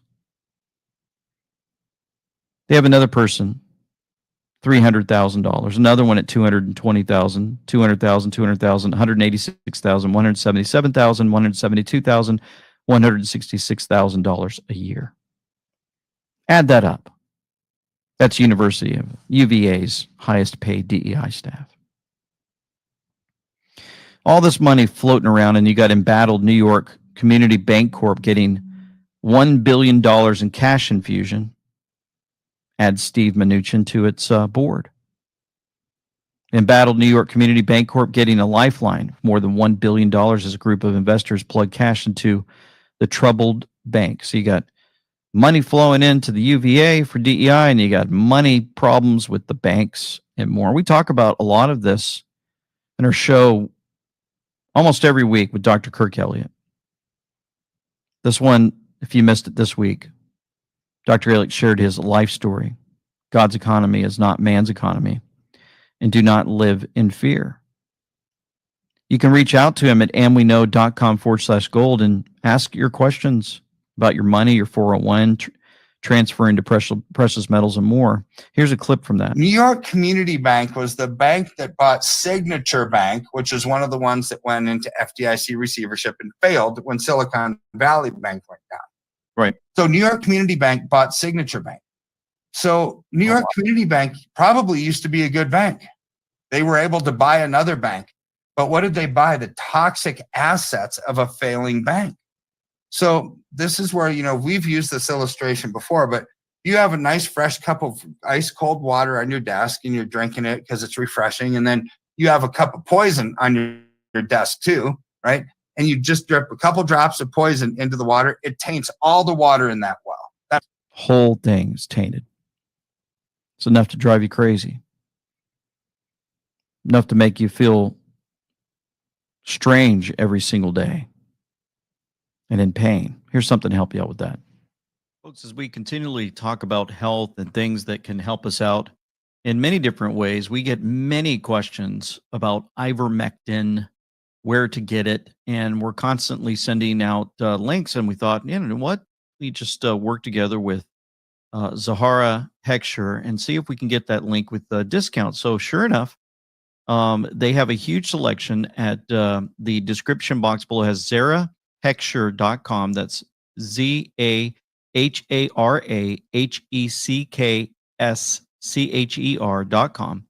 Click in the description box below and put AWK10, AWK10 in the coupon code, and you get 10% off your order.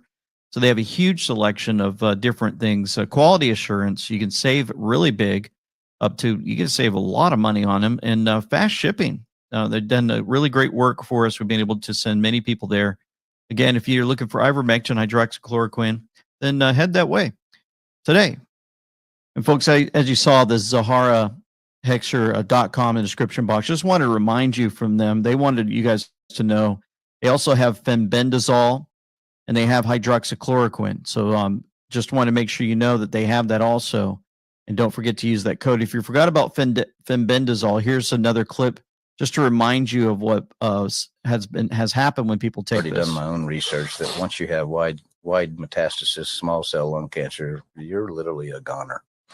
The 0% chance of survival and 3 to 6 month life expectancy. And I was basically told to go home and get my affairs in order and think about hospice. Wow. And the next day, I got a call from a large animal veterinarian in Western Oklahoma, who's a college friend and family friend. And he told me this crazy story about a scientist at Merck on the veterinary side who has been doing cancer research on mice, and she had hundreds of mice that she'd implanted cancers in all their body parts, brain, stomach, liver, pancreas, etc.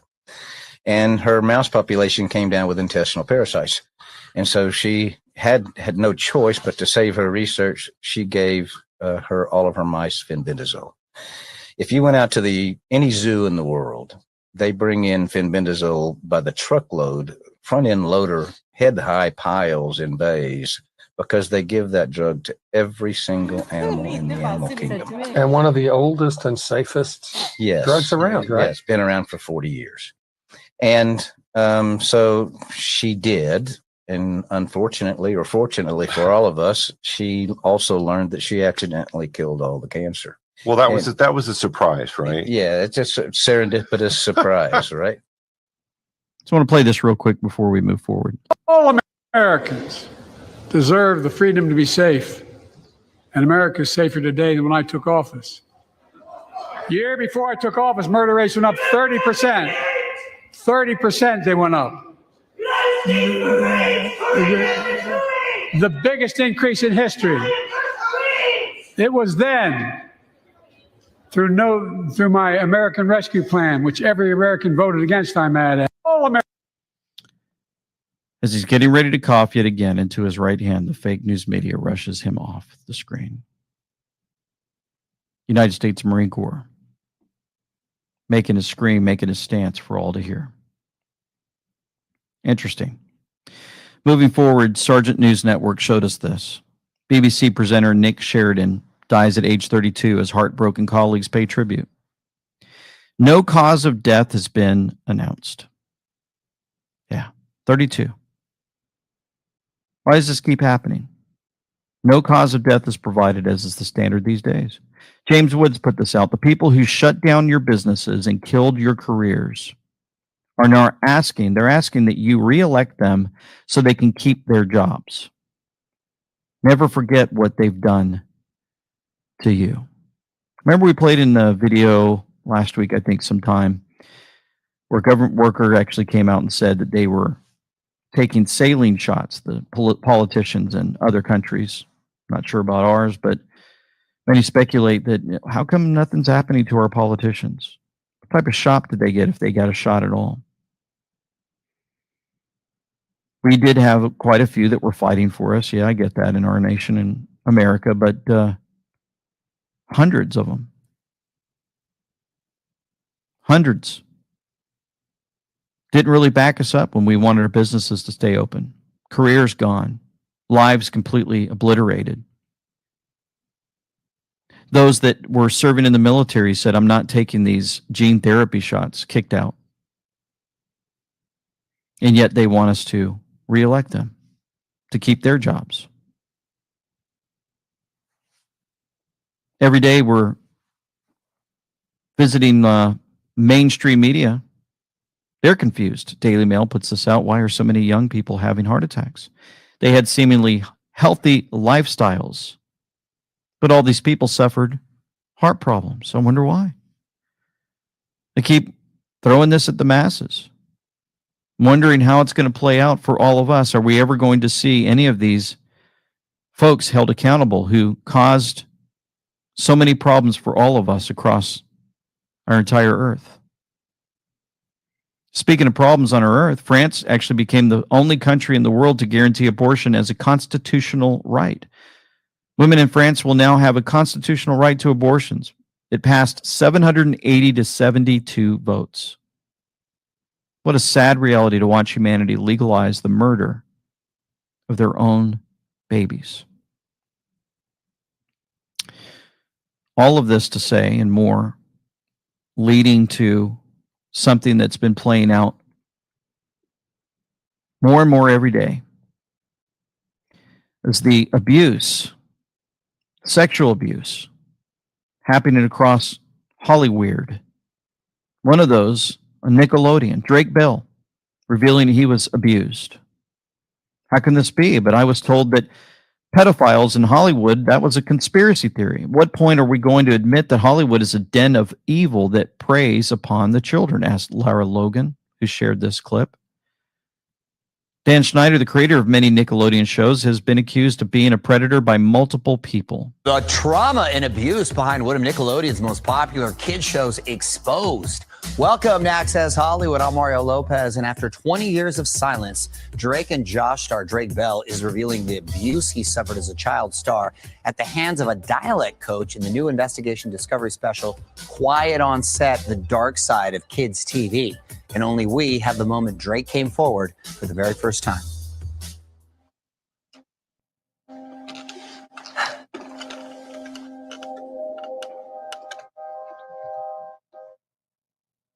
For the first time, according to Investigation Discovery, Drake Bell will be exposing the abuse he suffered at the hands of his former dialogue coach, Brian Peck. In 2004, Peck pleaded no contest to the charges of a lewd act against a child and oral copulation of a person under 16 and was ordered to register as a sex offender. But because Drake was a minor at the time and the records remained sealed, no one knew Drake was the victim until now.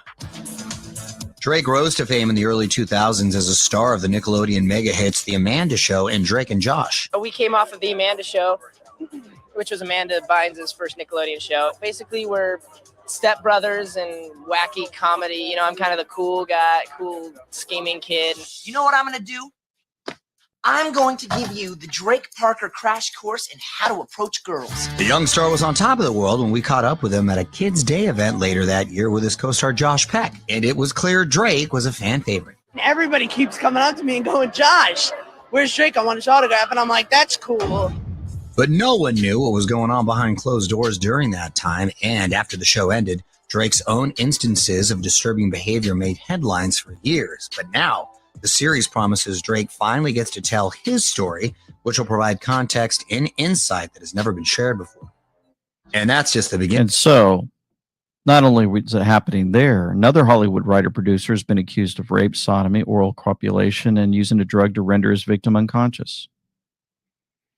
Lawrence Andres, the alleged rapist, worked on multiple popular TV shows as it appears he was grooming the victim before it happened. Reminiscent of what we've heard from P. Diddy recently. Seems like Hollywood's been undergoing a systematic exposure cleansing, but there is much more that surely needs to come. Here's the survivor speaking out. Be more victims. I believe that he drugged one of my drinks, took me to his place, and then, yeah, I can't say the word. I can't say the word. I'm sorry, I can't say it. It is a trauma John Doe, who doesn't want to be identified, will never forget. The criminal complaint against his alleged attacker, Lawrence Andres, a well-known Hollywood writer, spells it out in black and white.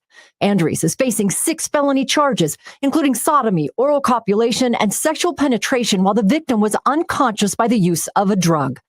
Andres, who has worked on numerous shows, including 6 Feet Under, Blue Bloods, and Supernatural, was John's mentor. The military veteran and aspiring writer says he met Andres at a writer's program. They became friends. That changed in June of 2022 when they went out for drinks. But I always made it very clear, like, I'm heterosexual, man. That's not me, okay? Like, but I never even thought I had to say this never going to happen. John says his life as he knew it ended. He went to police immediately, despite knowing he was putting his Hollywood career in jeopardy.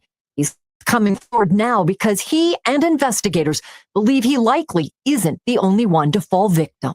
John is sharing his story in hopes of helping others come forward. You still have a voice. He did not take that away from you. You have the power to use your voice to help to ensure that this doesn't happen to anyone else. Interesting that this is all playing out, that they're allowing it in the media at all. I'm kind of shocked, to be honest, that they would let this out. So it makes me wonder what's going on. Why are we starting to get this exposure even more?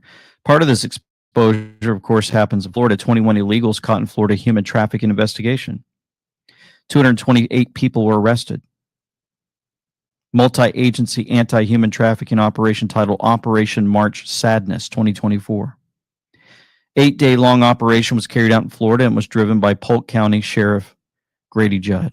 Judd criticized the prevailing flexible immigration policies, attributing to this crisis on the border, which leads to the trafficking.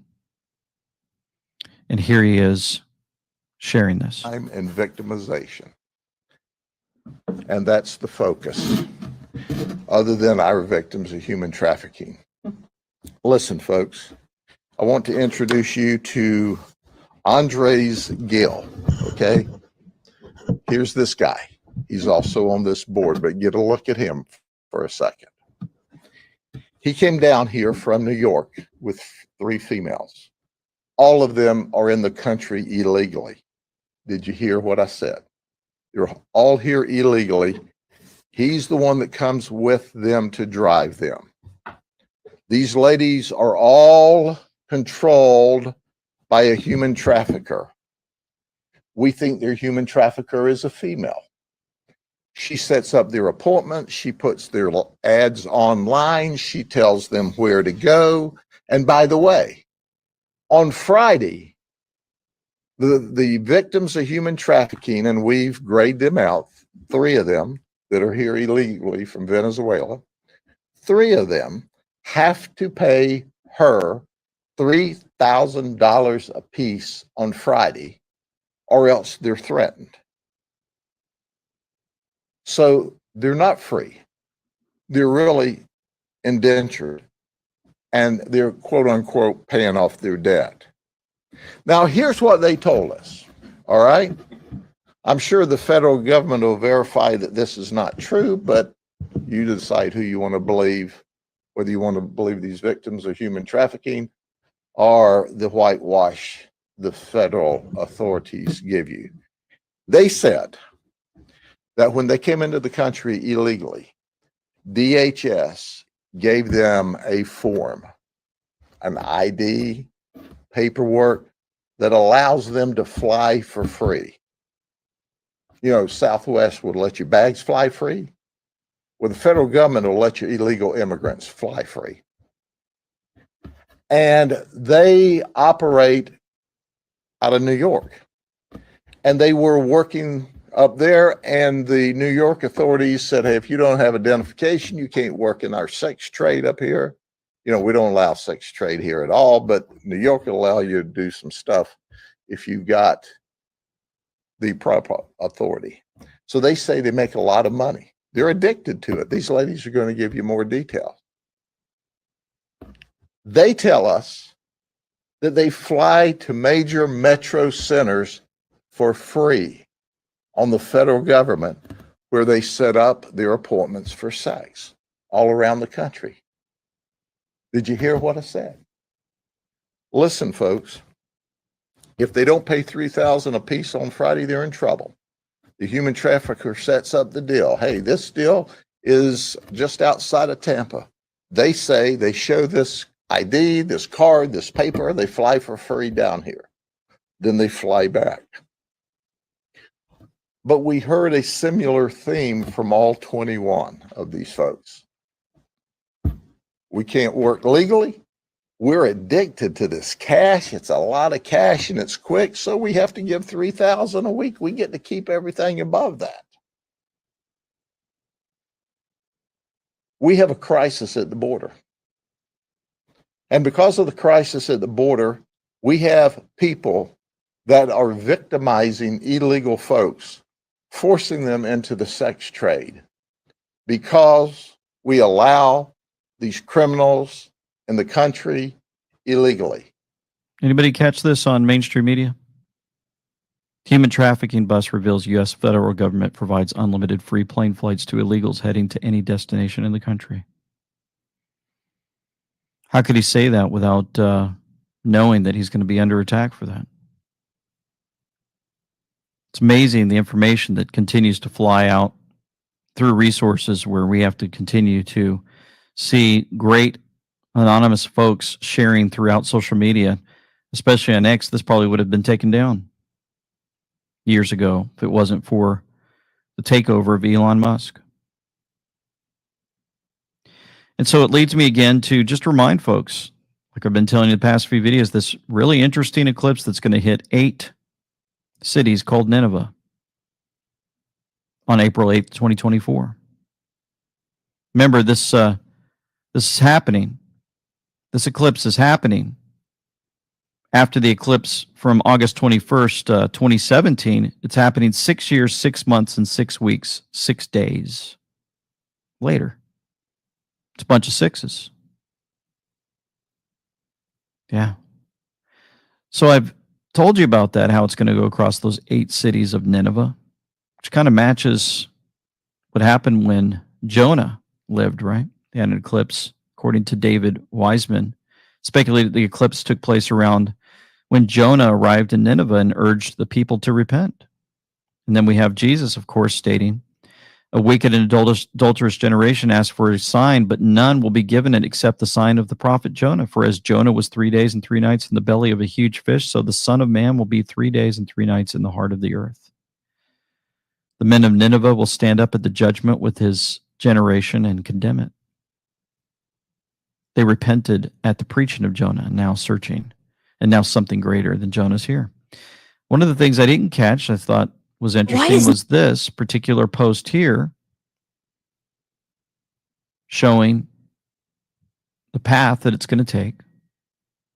It'll be going through the towns of Jonah, Texas, several towns and cities named Nineveh, and also, get this, through Rapture, Indiana.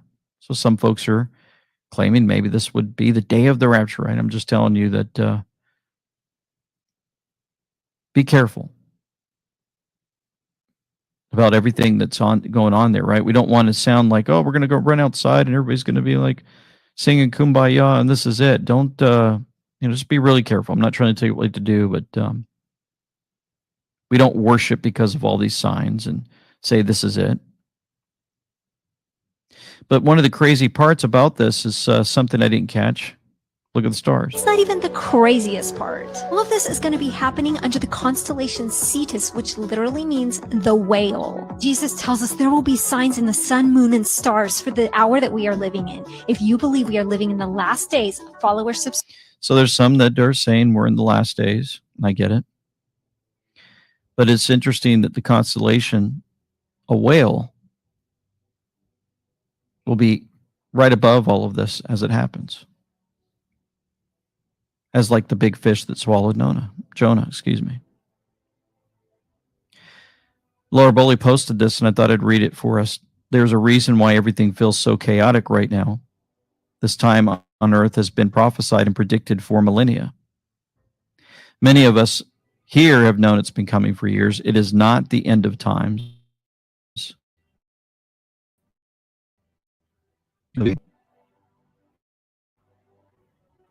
And I'm not a new ager, and those are strange words to pick for right now. I'm just saying many of us could speculate that it's the end of days and all is going to come to an end, so why even go there? But if we spend each day in prayer, in the Word of God, and we're watching the enemy get demolished, we're watching all of those in Hollywood finally get exposed, we're watching things play out in history we've never seen before, the DEI stuff,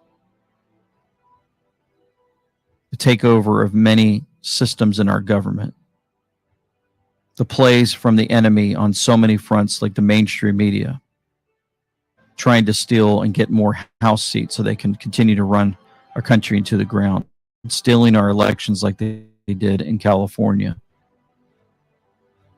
Could it be coming to a precipice where all of these that get booed on stage, Letitia James, Shifty Schiff, and more, could it be coming to an end for all of them? So not to live in fear, or not to live in, well, maybe this will happen so we can escape. Maybe living in prayer day by day, realizing we have a job to do on this earth with the gifts that we've been given to expose the enemy, to expose the lies, to give out the truth to everybody that we meet, regardless of how folks feel about these days that we live in. Strange ones that they are. For nothing is secret that shall not be made manifest, neither anything hid that shall not be known and come abroad. Let's pray. Heavenly Father, thank you again for how you continue to guide and direct our lives. And you have done so much for us. You've given us grace and mercy when we don't deserve it.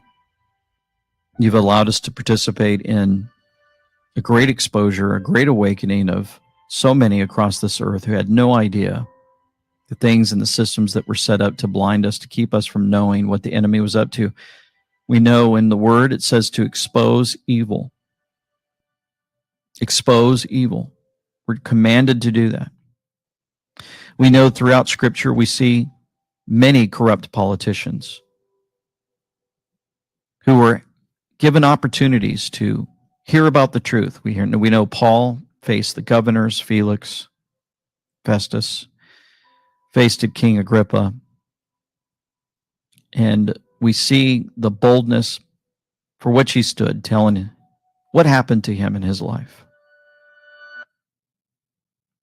We know that in our own lives, as we face these governors, these people who might have agendas against us and more, we can stand up and tell the truth. So many are doing it one at a time in each state, throughout other countries and more. We're watching the farmers in Europe stand up.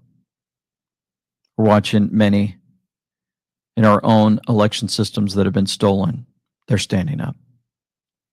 But we know we can do nothing without your help. Without Christ, I can do nothing. We know that. And we know that we come before your throne boldly, making requests for protection of all of our families. Continue to open eyes as we get to what I believe is a precipice and a storm. Protect us through this whole endeavor as we go throughout this amazing year that you set before us.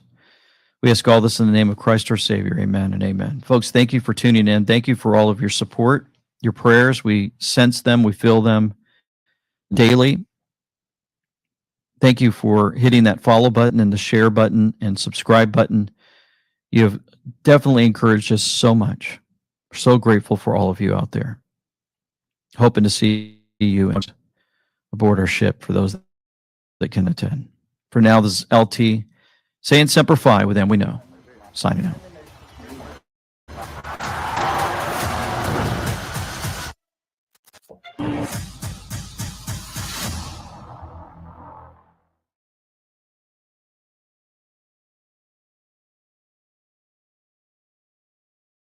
I'm here. I'm just looking for something. I want to get something over on this screen here to bring up.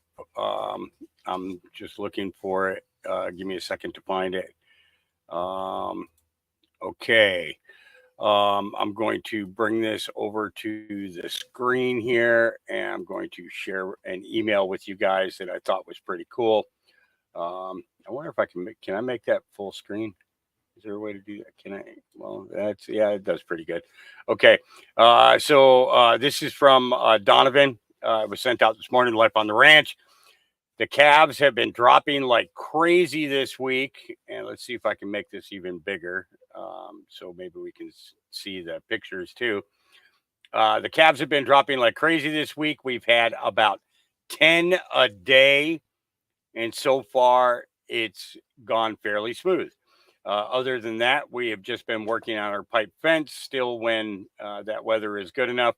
We've had a couple of snowstorms roll in the last few days, but not much snow has stuck.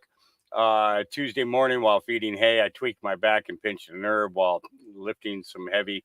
It has put me out for a few days, but the chiropractor is helping to get me fixed up. Man, I wish he was close by. I would give him a jar of my salve and a heartbeat. This stuff really works, and you wouldn't have to worry about popping out a pee test or anything like that. But I wanted to share these pictures with you guys. It's freaking awesome. You know, you can see families working and living. Shipping and ordering update. We've been shipping out.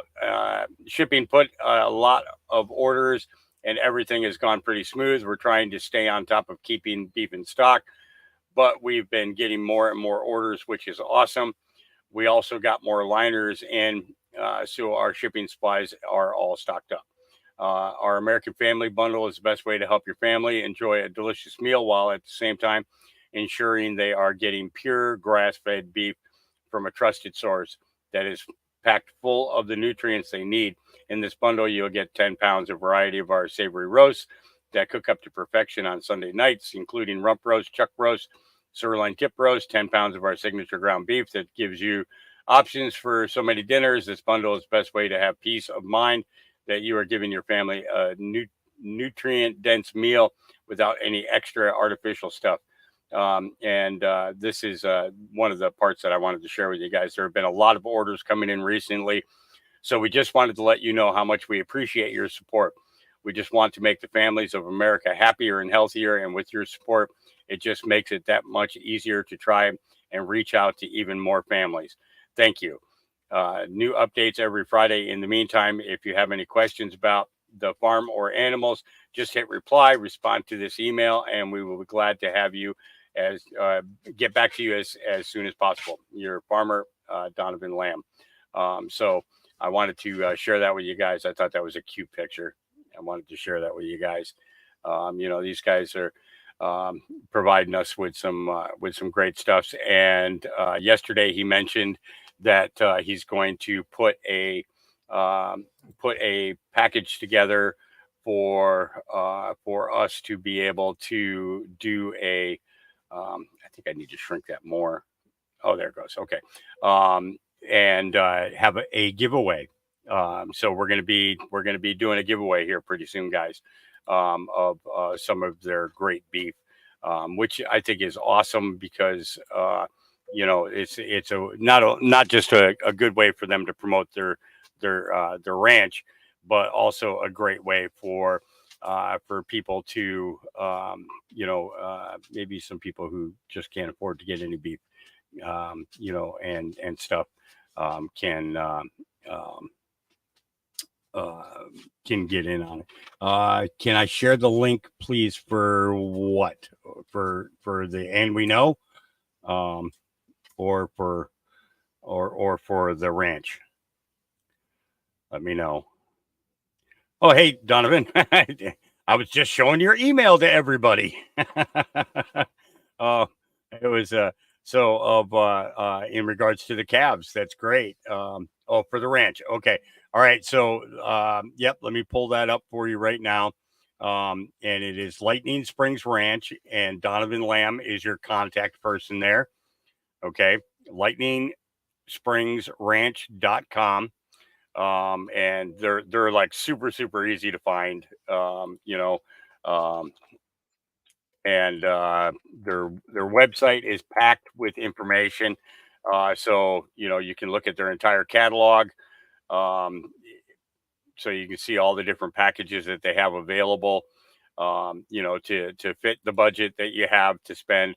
It's got their entire story in here. This is a beautiful looking family, family that works together, family that works well together, stays together, I think that, where it comes to it, that we really don't give enough credit where credit is due, where it comes to being somebody who works in this industry and is trying to provide, for their family, and the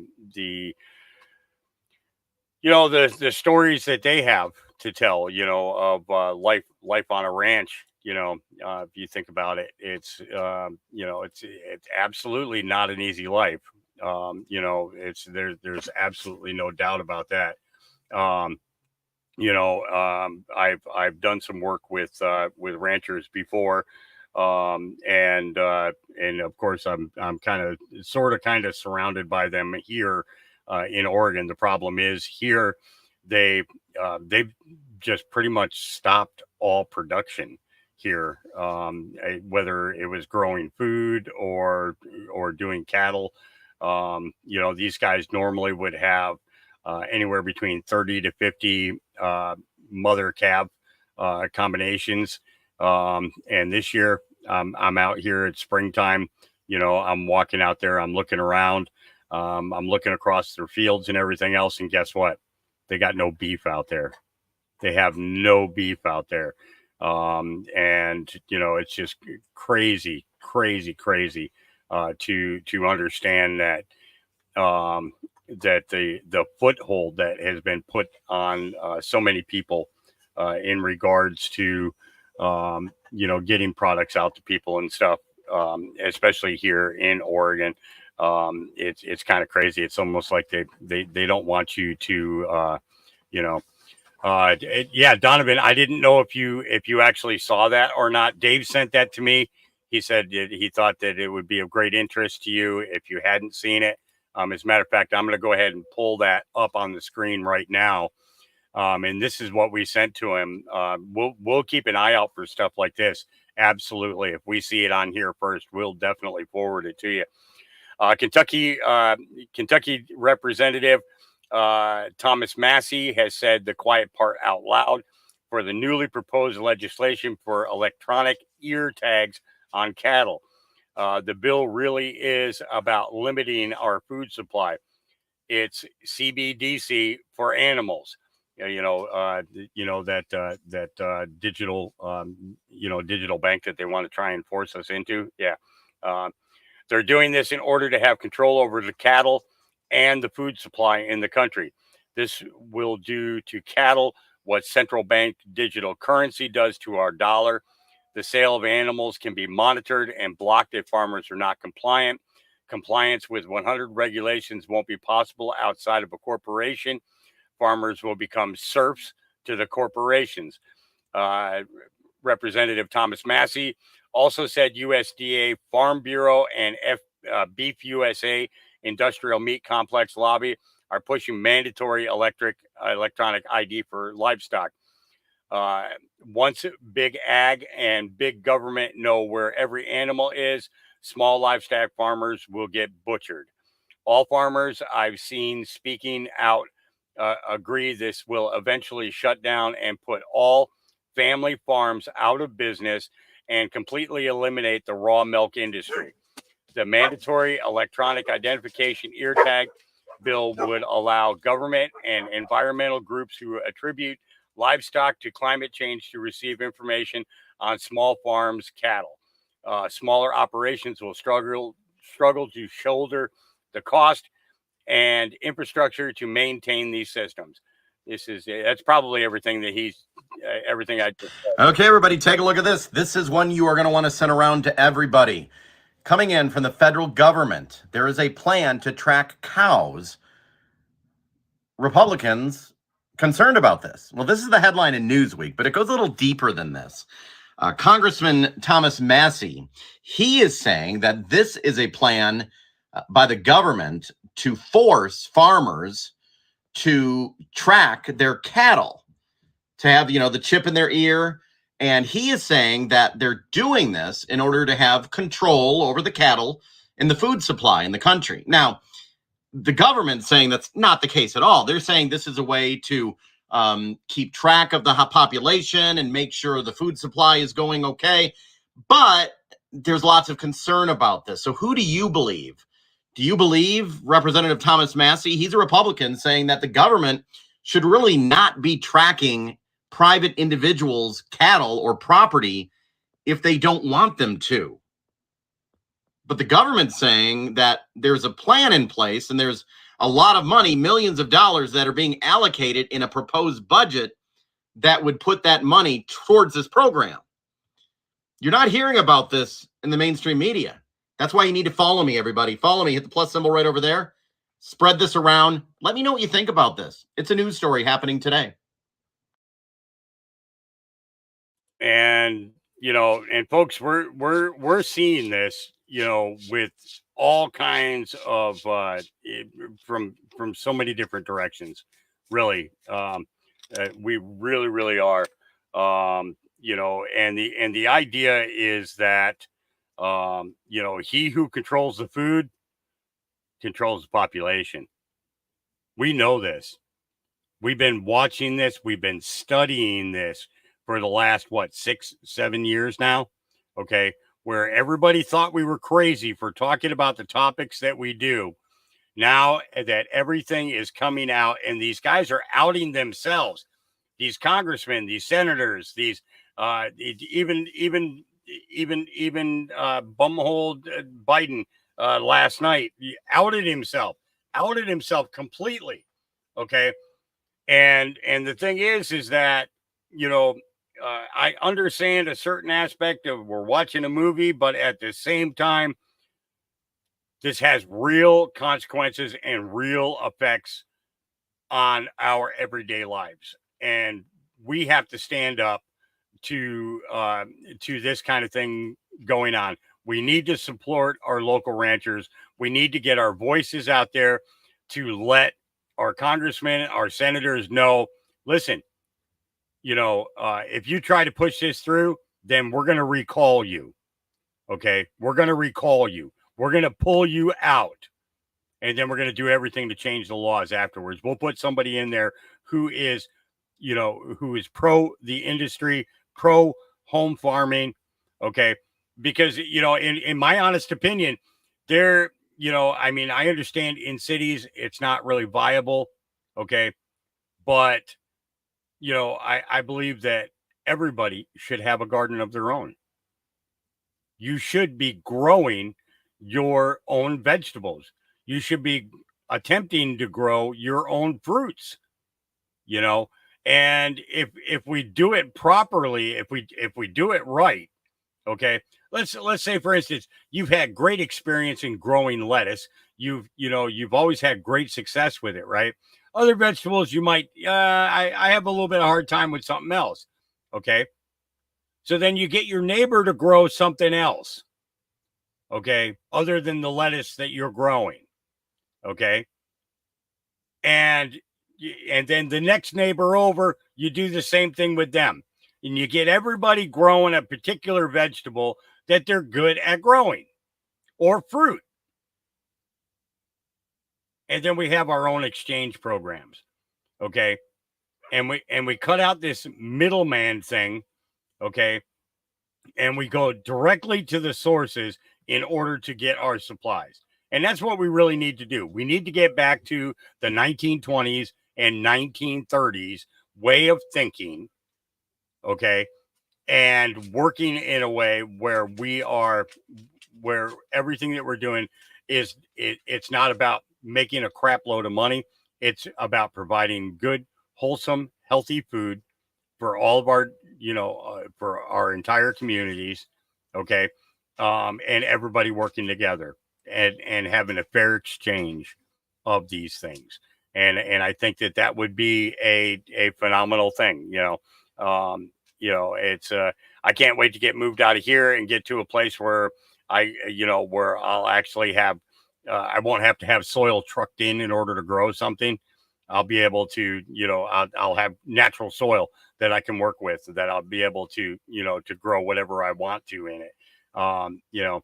It's way too important to, for us to get involved and for us to share with like minds about, what we can each do. And if we approach all of our neighbors and we have these conversations, we could very well end hunger in the way that we have witnessed it since the 60s. Okay. We could very well end it. We could be going into big cities, okay, with truckloads of fruits and vegetables that we're setting up farmers markets and doing our deals there. Okay. And it's like, yeah, it's crazy. Yeah, Donovan, absolutely. I'd actually like to get together, have Dave on at the same time, and really get into this stuff, because I think it is things that are important. And just so everybody knows what I'm talking about, he says, if you ever want to talk about these new beef laws and the new beef importing laws, we would love to come on and talk to you again. Absolutely. It's the idea that, the more that people learn about, especially about the things being imported, that was a big thing in our last interview. Donovan informed everybody, and just said, hey, listen, they're bringing in old decrepit cows from other countries that have no, really have no business being in our food supply. But they're bringing them in because they get them cheaper. Okay. And they're bringing them into the butchery and, the processing plants. And because it's processed here, it's listed as USDA grade A beef. No, I want to see a label that says,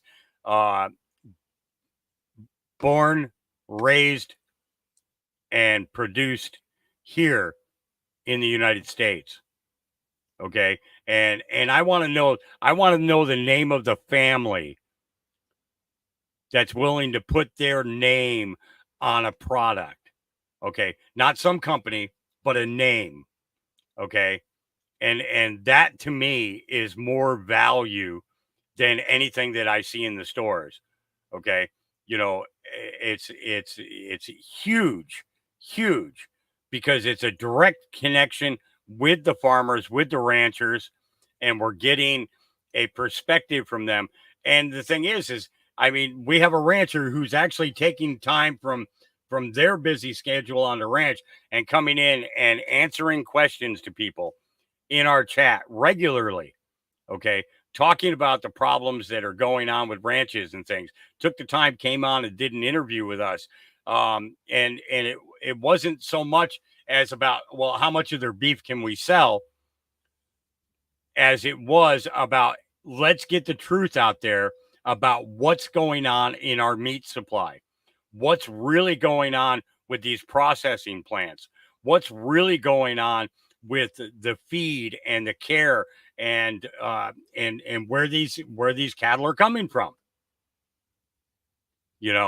Oh, Gene just said, what's with the glued chickens? Okay, so I had a lady, she was picking up some stuff for the dogs for me from the Walmart, and then she swung over to another store to pick up a couple of other items that I needed out here on the farm, and for me. So for those of you that don't know, I'm not allowed to drive anymore. I have seizures, so I had to give up my license. And it wasn't something where they forced me to do it. It's that I felt that I was a liability on the road, because if I had a seizure while I was driving down the road and I plowed into a family, I wouldn't be able to live with myself. So I willingly gave up my license because of that. And so I have to have people, deliver out here to the farm to me. And I'm 35 miles outside of town, so it's quite a distance. And she brought me out she had bought this big bulk package of chicken that were like in individually, there was 2 breasts in the package is what it was. But it was from a long line of packages that were all attached together. So she rips one of them off. She said, here, try this. Let me know what you think. So I brought it down and I was like, okay, well, I'll cook this for dinner tonight, seeing that it's thawed out and everything. And when I seasoned it up, I didn't notice anything. But as soon as the heat hit the meat, the chicken started to shred on its own, like you would like shred up a chicken to make like a chicken salad sandwich or something like that. You'd shred it up. This was doing it right there on the grill, and I wouldn't even give it to the dogs. Wouldn't even give it to the dogs. It's I was like, no, this is disgusting. Basically, they're taking all these chicken parts and putting them together and gluing them together, and the grill cooked off because of the high heat, cooked off the glue, and it showed me what this meat was about. It's just nasty chicken. I'll never, ever. And she bought it at Walmart, of all places. She bought it at Walmart, yeah, so I would highly recommend, probably not know what you're buying, really seriously, know what you're buying. I'm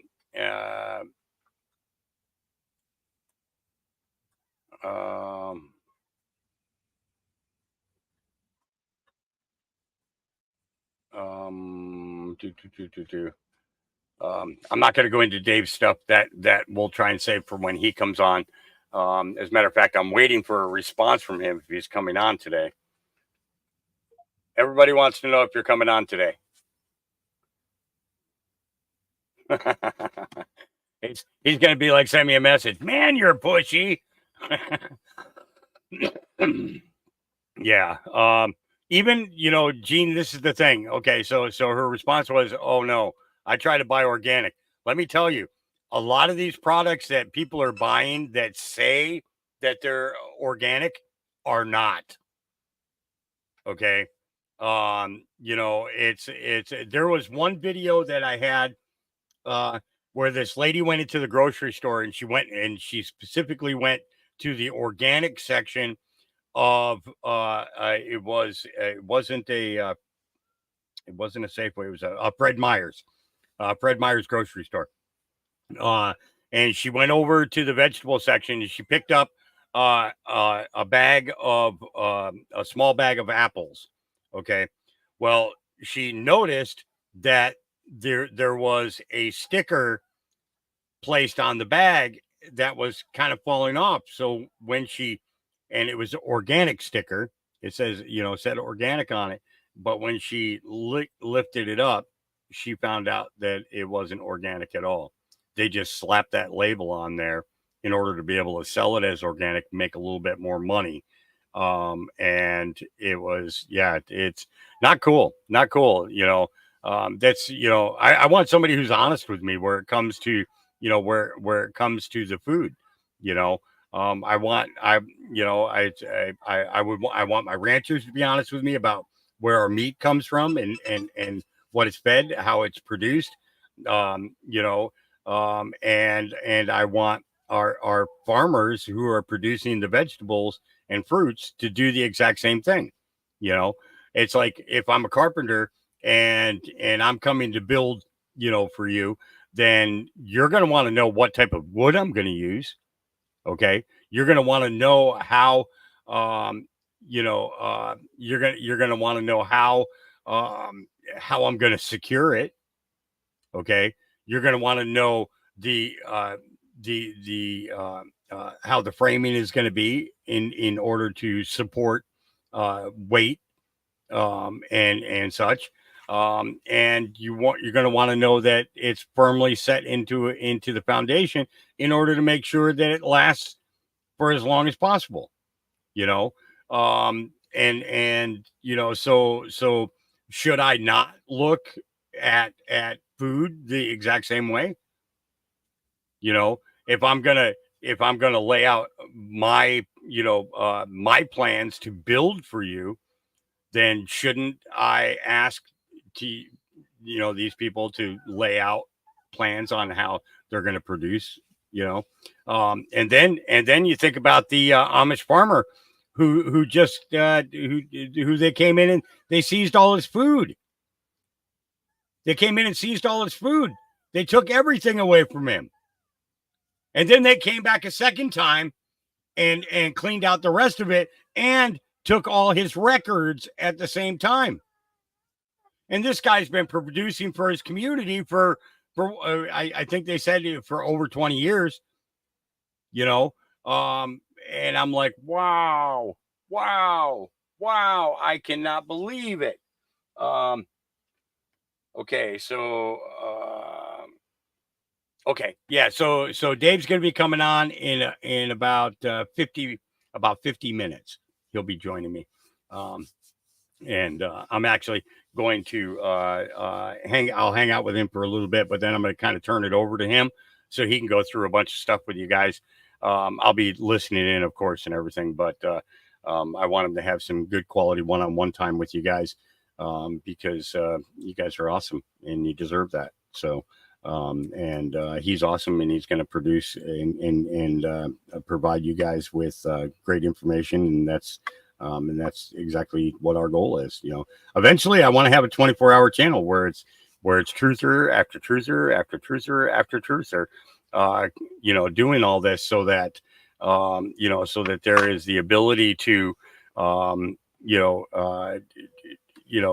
turn on a channel, and just, what you're getting, the people who are providing you with the information, and that that everything that they talk about is researchable. That's the biggest thing. Most of the things they talk about on the news today, you can't research it because most of it's BS. Absolutely.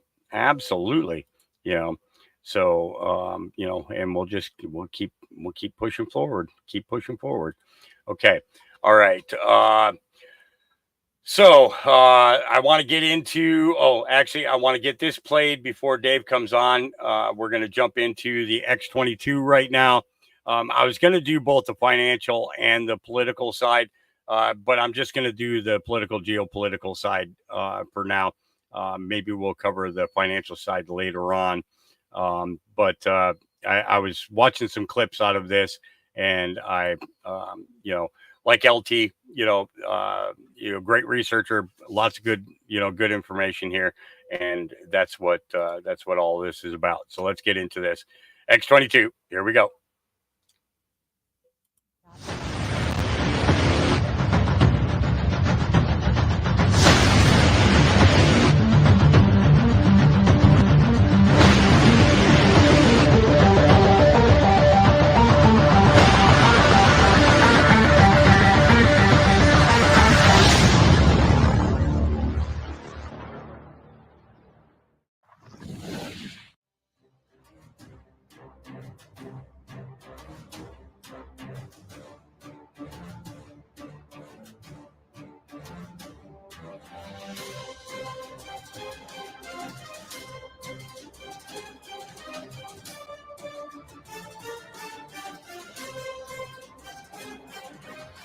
Hi, and welcome. You're listening to the X22 Report. My name is Dave, and this is episode 3301BN. Today's date is March 8th, 2024, and the title of the episode is Wall is More Important Than You Know. Set the stage. Remember your oath.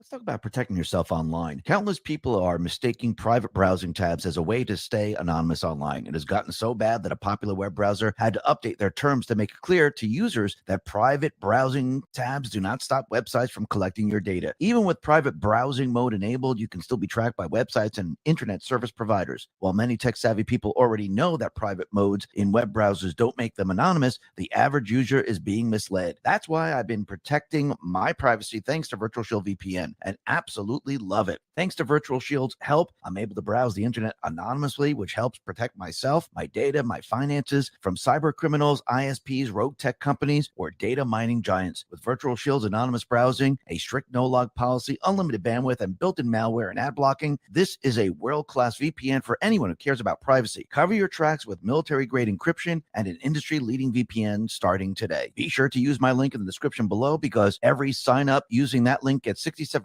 off with a 60-day risk-free trial with unlimited bandwidth, anonymous browsing, and fast internet speeds across all your devices. Try it now before a sign-up ends by going to virtualshield.com/X22VPN. Once again, that's virtualshield.com/X22VPN, or click the link in the description.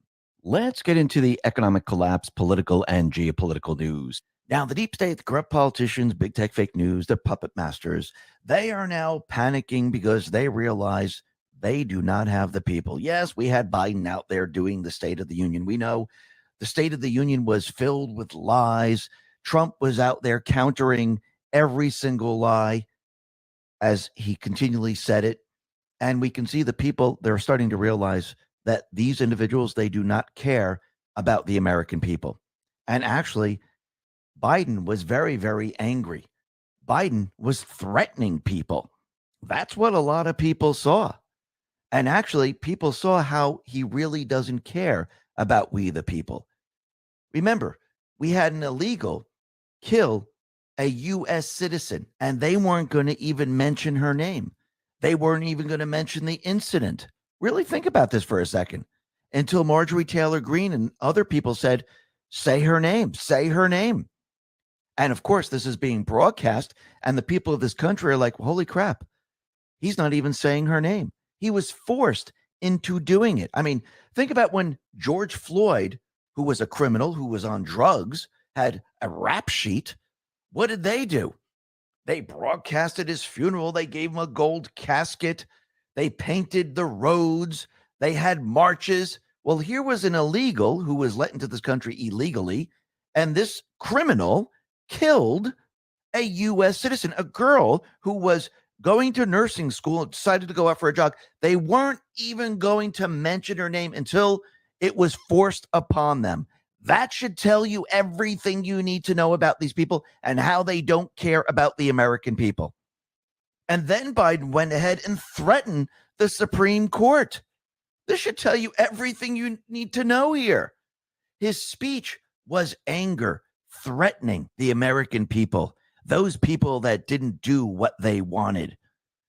And we can see that the people, well, they're not going along with this, and they know it. I do believe that these state players realize they have lost the people. Who's he really talking to? He's talking to his deep state people. Keep me in the campaign. Look what I'm going to do.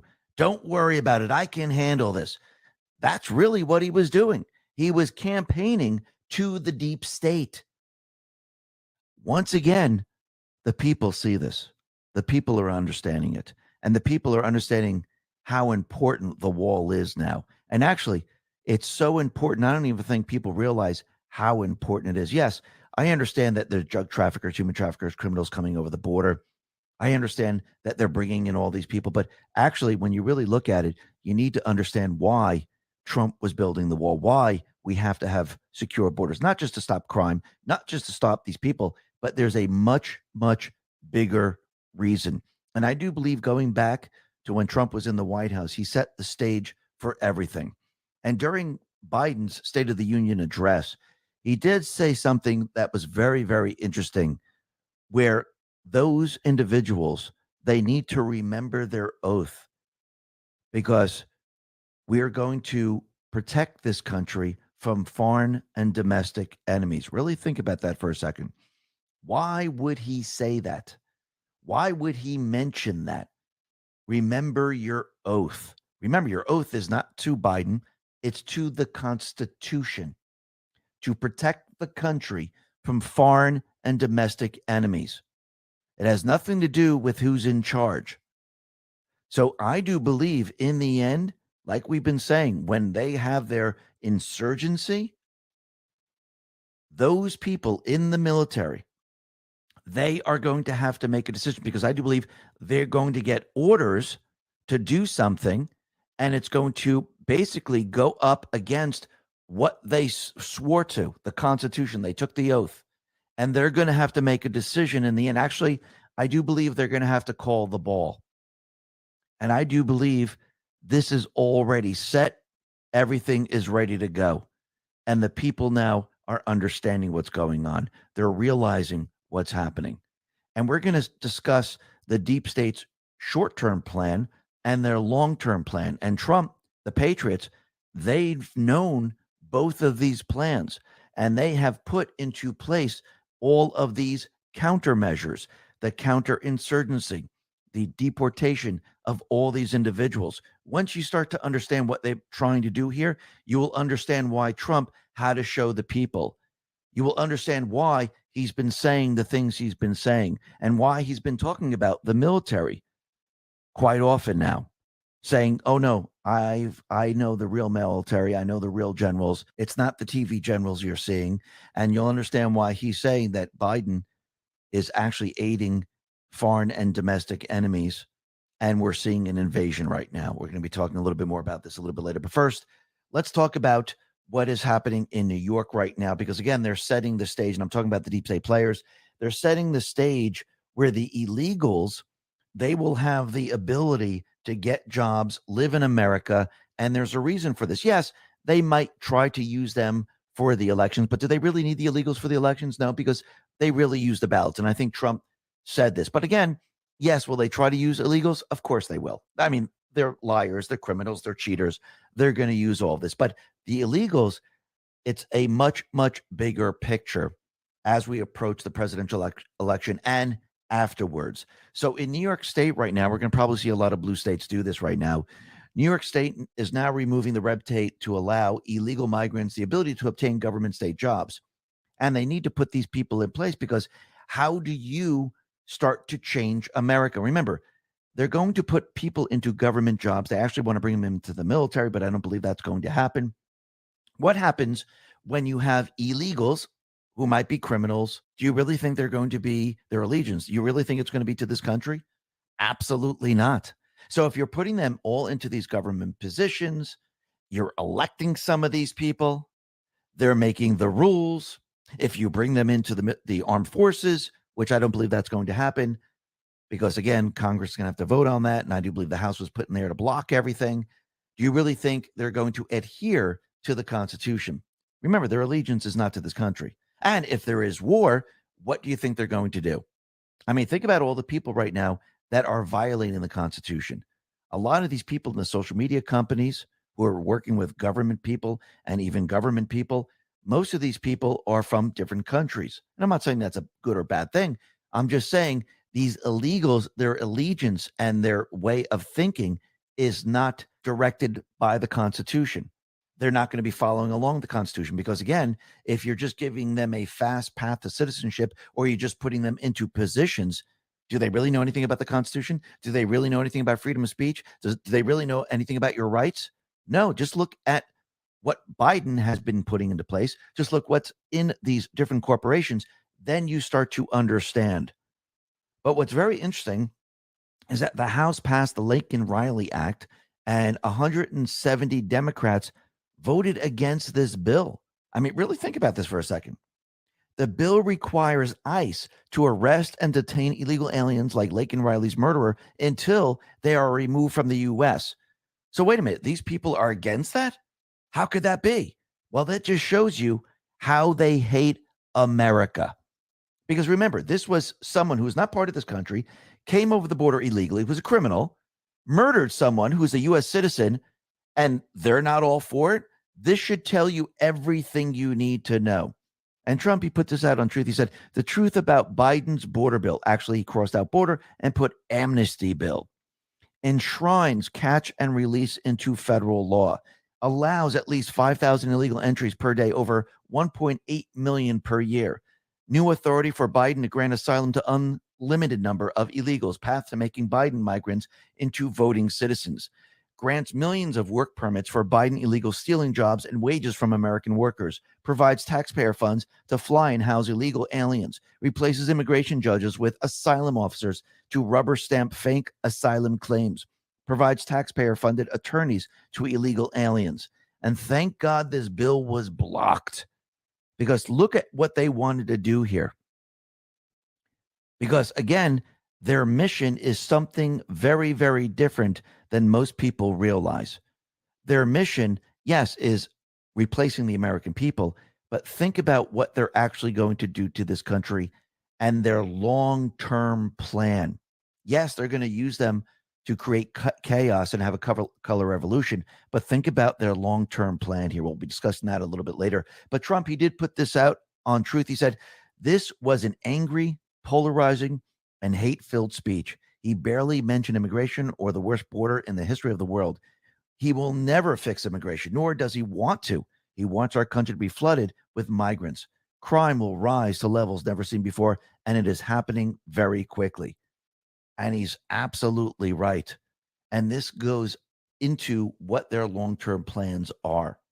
Now, what's very interesting during the State of the Union, Alejandro Mayorkas, who's being impeached, the House impeached him, Representative Marjorie Taylor Greene offered Secretary Mayorkas the pin that says, say her name, Lakin. He refused to say her name and refused to take the pin. So let's see. These people are supposedly American citizens. They are all for America. They're in these positions of government. An American citizen was killed by an illegal, but they don't want to actually acknowledge this. When a criminal is brought down to the street level, and he was held down because he was drugged out and he had a rap sheet, and he died because of a drug overdose, they went crazy and said, this guy needs a parade. This guy needs a gold coffin. This guy needs not one, but 2 or 3 funerals. And we need to have parades, and we have to have monuments. We got to kneel to this guy. But an American citizen who's killed by an illegal, they can't even acknowledge it. Like we said from the very beginning, these individuals, they're not Americans. Their allegiance is not to this country. Their allegiance is to their master. They want this country destroyed. They want the Constitution destroyed. That's actually what they want. And actually, Marjorie Taylor Greene, she had a scream at Biden, and she continually said, say her name, Lakin Riley. Actually called her Lincoln. I mean, really think about this. Think about what the American people heard when he was discussing her. And what's very interesting, he actually said an illegal murdered Laken Riley. And then Pelosi went on CNN and actually corrected him and said, oh, no, he should have said undocumented. I'm surprised she didn't use the word newcomer. But he actually said it in front of the American people. An illegal was in here, and the illegal murdered a U.S. citizen. So think about that for a second. Think about what the people heard. And once again, Nancy Pelosi's more worried about the wording than the actual person, because the person was just killed by an illegal. And again, these people, they don't like the people of this country. This is why they continually call the people of this country names. And it started out with Hillary Clinton, deplorables. Then we moved into white supremacists, MAGA extremists, terrorists, domestic terrorists, Neanderthals. I mean, really think about it. When the people started to learn the truth and the people started to counter their narrative and they lost the people, they called those people names. All of us, names. Does Trump going around calling all the people names? Even the D's. Does he go to the D's saying, oh my God, you're Neanderthals? No, he doesn't. You know who he calls names? All the deep state players, all the criminals, all the treasonous people. That's who he calls them. He calls them names. But they specifically call us names. And that should show everyone how they really feel about the American people. Because again, even if you're a D right now, if you counter anything that they're saying, they will start calling that person a name, because they don't care about if you're a D or not. Because as soon as you ask a question as a Democrat, as soon as you say, you know, I don't believe this anymore, they don't need you because you're no longer brainwashed. That's when they start calling you names. And I think people are starting to see this and realize this. Now, during his speech, Biden basically threatened the Supreme Court justices to their faces over abortion. So everything that's going on in this country, we're heading into war. The economy's crashing. The border is wide open. Most likely we're going to see an event very soon in this country. He's worried about killing babies. I mean, really think about this for a second. Well, I guess that's what they do, don't they? He wasn't worried about a person, an illegal killing a person. So why would they be worried about killing a baby? They wouldn't. Would they be worried about us going to war? No, because they don't care about our lives. And the justices, they just looked at him. Actually, Paul Sperry put this out and said, check out the scowl on Justice Kagan's face. The justices, they were looking at Biden going, what the hell? But again, the Supreme Court's not doing what he wants. So they get angry. They get pissed off. And he's going to get angrier and angrier as we get closer and closer to the presidential election, because what's going to happen? Well, the people, they're going to wake up. The people aren't going to be listening to the narrative, and the people are going to be countering the narrative, and they're going to be looking for the truth. And this is going to be a major problem for them. And during the State of the Union, Biden pretty much came out and said, listen, we got to get rid of all the assault weapons. Basically, we need to get rid of every single person's weapon. That's been their main goal. That's the 16-year plan. He just told you what they're going to do. Trump, he put this out and said he wants to take away everyone's gun. Remember that when you go to the voting booth, because if I'm not elected, your guns are gone along with your freedom. And Trump, he's not kidding around. If Trump doesn't win the election, if the people don't wake up and vote for him, the country will be lost. Now, I know a lot of people are going, well, what do you mean by that? Well, think about the border. Think about the wall. Think about the illegals that are coming into this country. Think about what they really want to do here. Now, remember, Trump, he has set up a counterinsurgency. Yes, he has full control of the country with the military, but without the people, it makes no difference. The people must be on the side of the military, must be on the side of the commander-in-chief, and the people must send a signal, a message that we are taking back this country, because that's the only way the counterinsurgency will work. Because if Trump just comes in with the military, it will look like a military coup. And on the world stage, it would look pretty darn bad.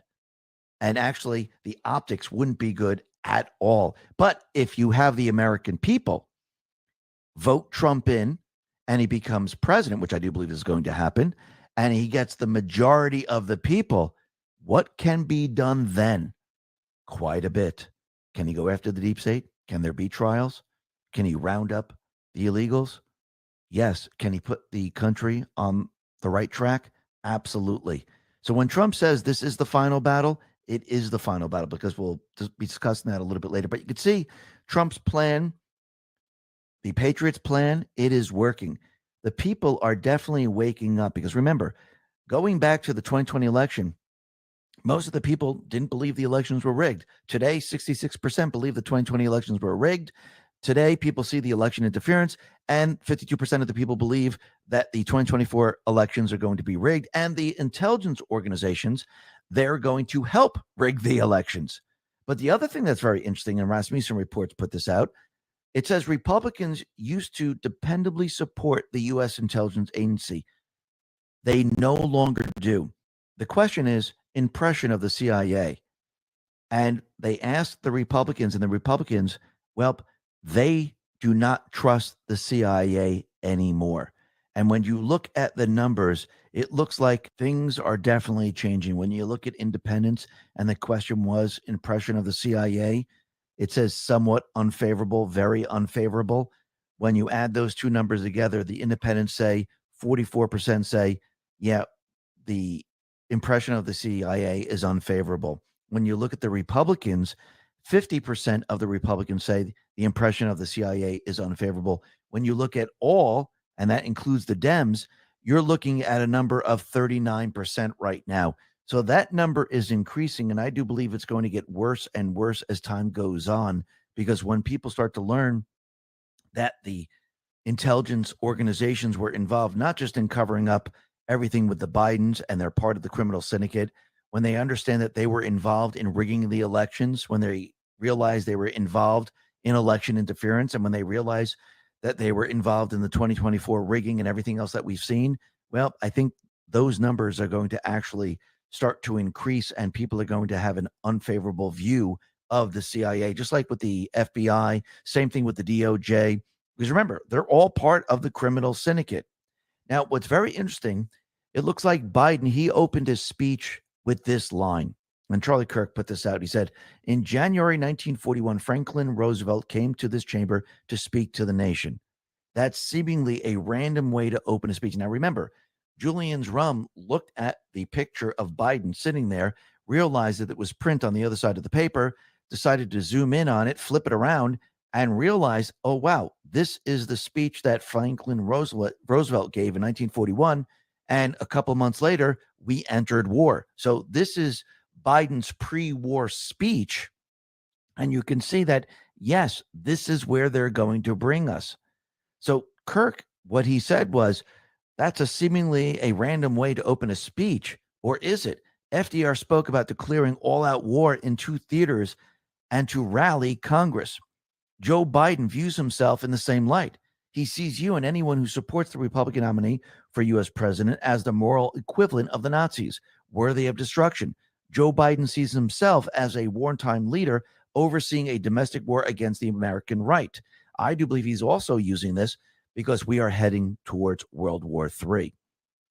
And yes, he sees himself as a wartime president because that's where all of this is headed. But again, Trump and the Patriots, they knew that they were going to bring us to war because they're following the 16-year plan.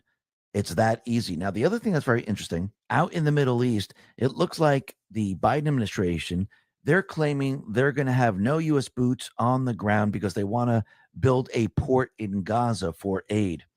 Well, once again, this is mostly false because the project would require thousands of U.S. troops either on the ground or close to the shore.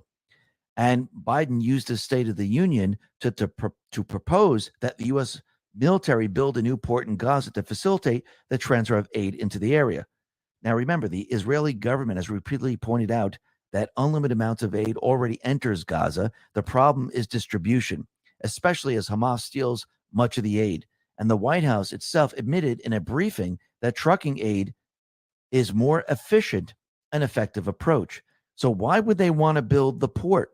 What happened to the port? There was a port there before because they had a port before the war. The Hamas terror group controlled it and used it to launch maritime assaults in the October 7th attack against Israel. Israel destroyed the port in November in a clash with Hamas terrorists. So what are the deep state players doing? They're building the port for the terrorists again Do they really want to give aid? No, aid's coming in. They have a distribution problem because of the terrorists. So again, they just want to build the port for the terrorists to give them an upper hand. That is it. And again, the people of this country, they're seeing this. Again, when Trump says Biden is aiding and abetting foreign and domestic enemies, he's not kidding. And think about it. Iran right now, they're directing a lot of this. And let's talk about protecting yourself online. Countless people are mistaking private browsing tabs as a way to stay anonymous online. It has gotten so bad that a popular web browser had to update their terms to make it clear to users that private browsing tabs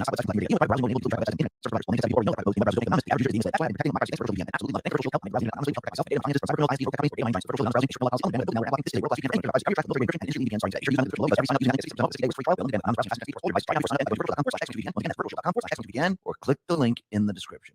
Again, who's in line with Iran? That is Obama. And Trump, he actually pointed out very specifically that when he was in office, Iran was very weak. Remember, Obama sent over pallets of cash to Iran. But this is what he put out. Under Trump, Iran was weak and broke. Under Biden, Iran is rich and funding terror. He made Iran rich. This is why we have the problems in the Middle East. With me, Iran was broke. He is the reason that the Middle East is blowing up. Well, who's directing all that? I do believe it would be Obama, wouldn't it? Because remember, he sent over cash, he was working with Iran, and he was helping Iran out. Remember, it's about the Muslim Brotherhood. It's about infiltration. And we could see how this is all playing out because this is all part of the 16-year plan. And part of the 16-year plan is to bring us to what? World War III. And this is why they're allowing war to actually happen.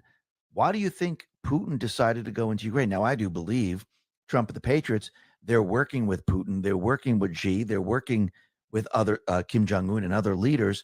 But again, Trump is pointing out to everyday people that, are watching Fox or CNN, MSNBC, that look, with Trump there, Putin would have never gone into Ukraine. He would have never done it. But because Biden is weak and he's actually working with the deep state players and he wasn't going to do anything and he wants to start war, he allowed this to happen because Putin said, okay, what is he going to do? Nothing. And Putin decided to go in, and the deep state players, all they've been doing was laundering money through Ukraine. And Putin, because of the Patriots, what did they do? They exposed the bioweapons, they exposed the Nazis, they exposed everything in Ukraine, and they completely and utterly shut it down. I do believe that was the mission. I think that's the same mission that China's going to have in Taiwan. And Trump, he did put this out on Truth. He said he didn't stand up to Putin. He gave Putin Ukraine.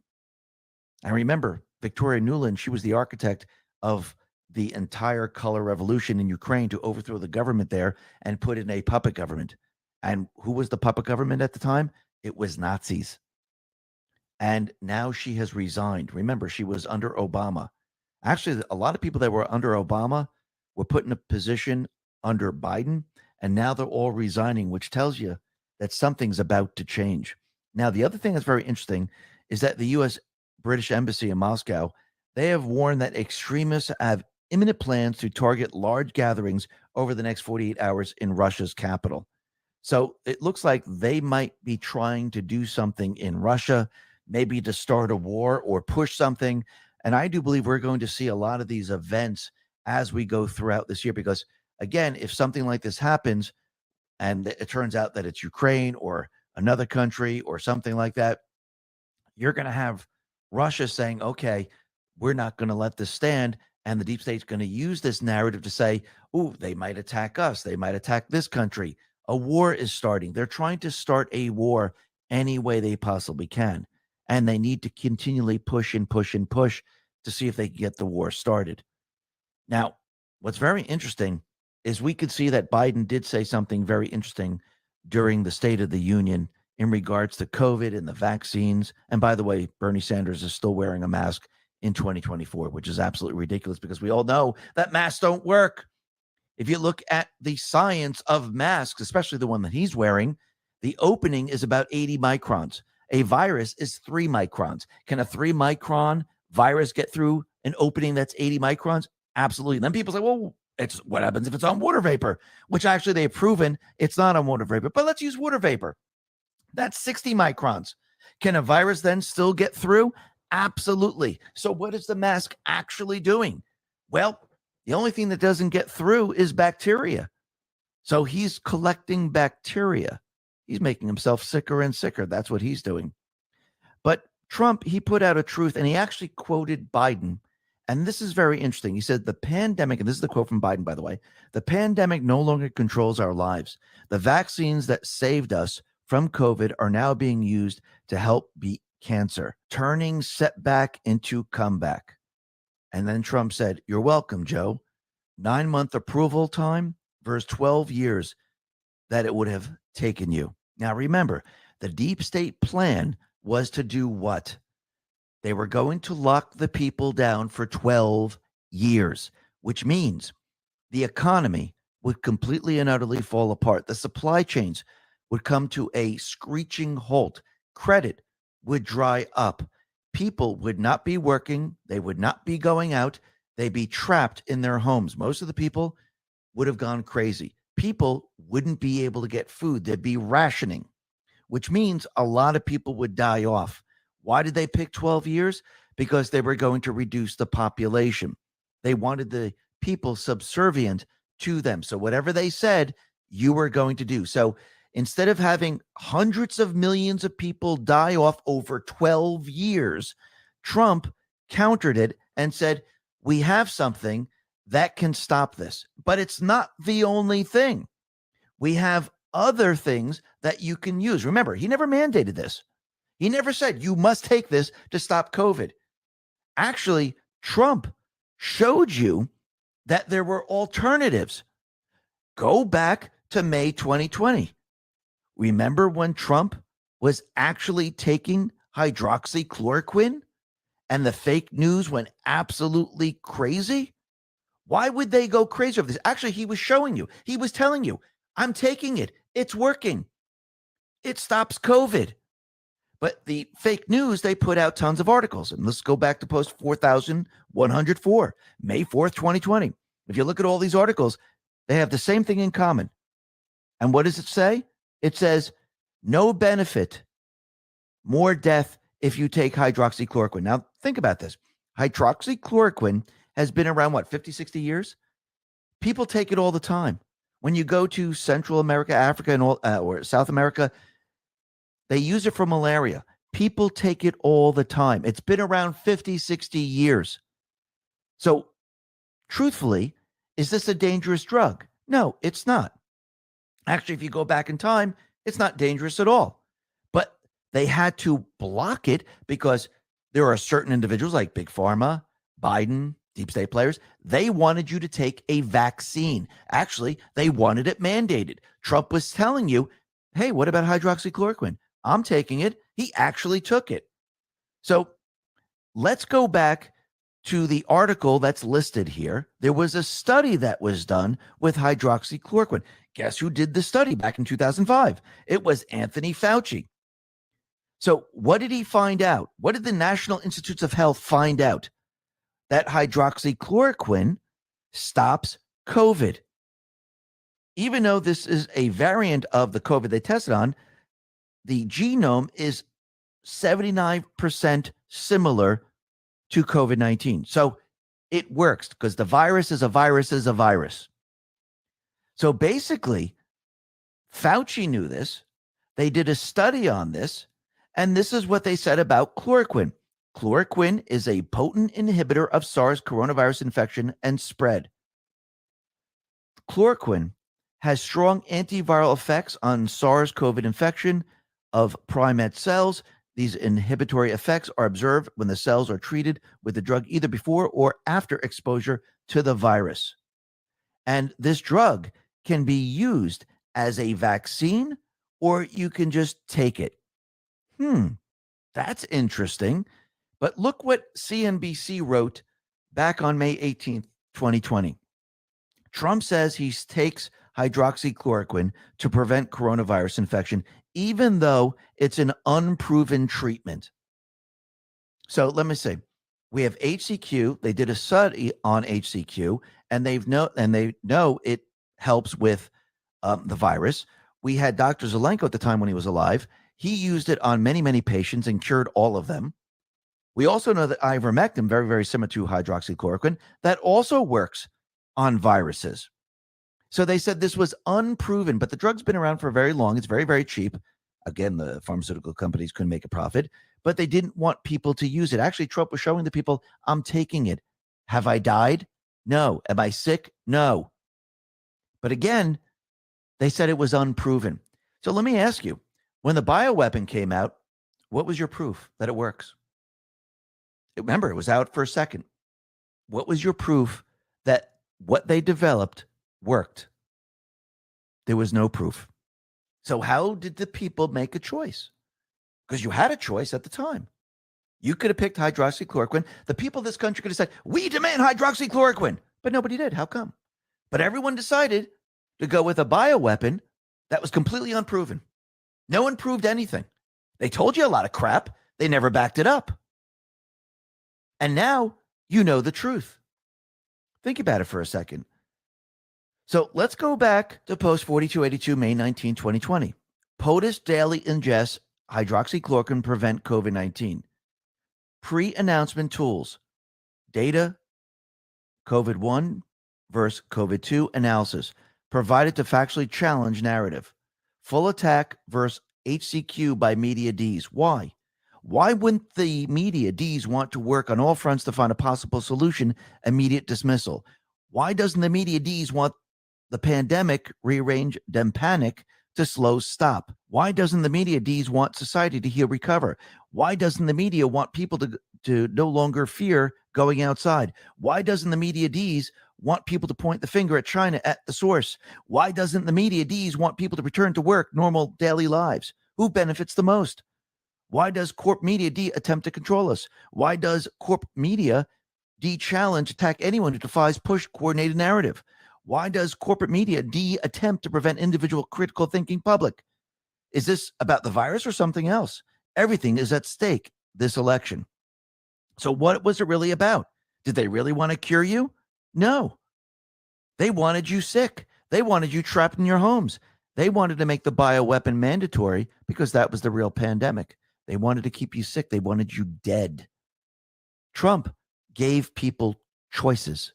He countered their entire operation. So when people say, oh, look, Trump did this. No, Trump didn't do anything. You had a choice. Everyone had a choice. And the people decided to believe an unproven vaccine that was out for a minute. How did you know it didn't interfere with any of your medications? How do you know? I mean, people drove up with their arms sticking out of their car window saying, inject me, with no proof whatsoever. He saved hundreds and hundreds of millions of lives. Everyone had a choice. He showed you, but you didn't want to listen. The people out there didn't want to listen. And again, who made it mandatory? Biden. The pharmaceutical companies, they were forcing it on the people. You can't work. You can't go there. You can't do this. They forced it on the people. That's what they wanted. They wanted you dead, sick, ill.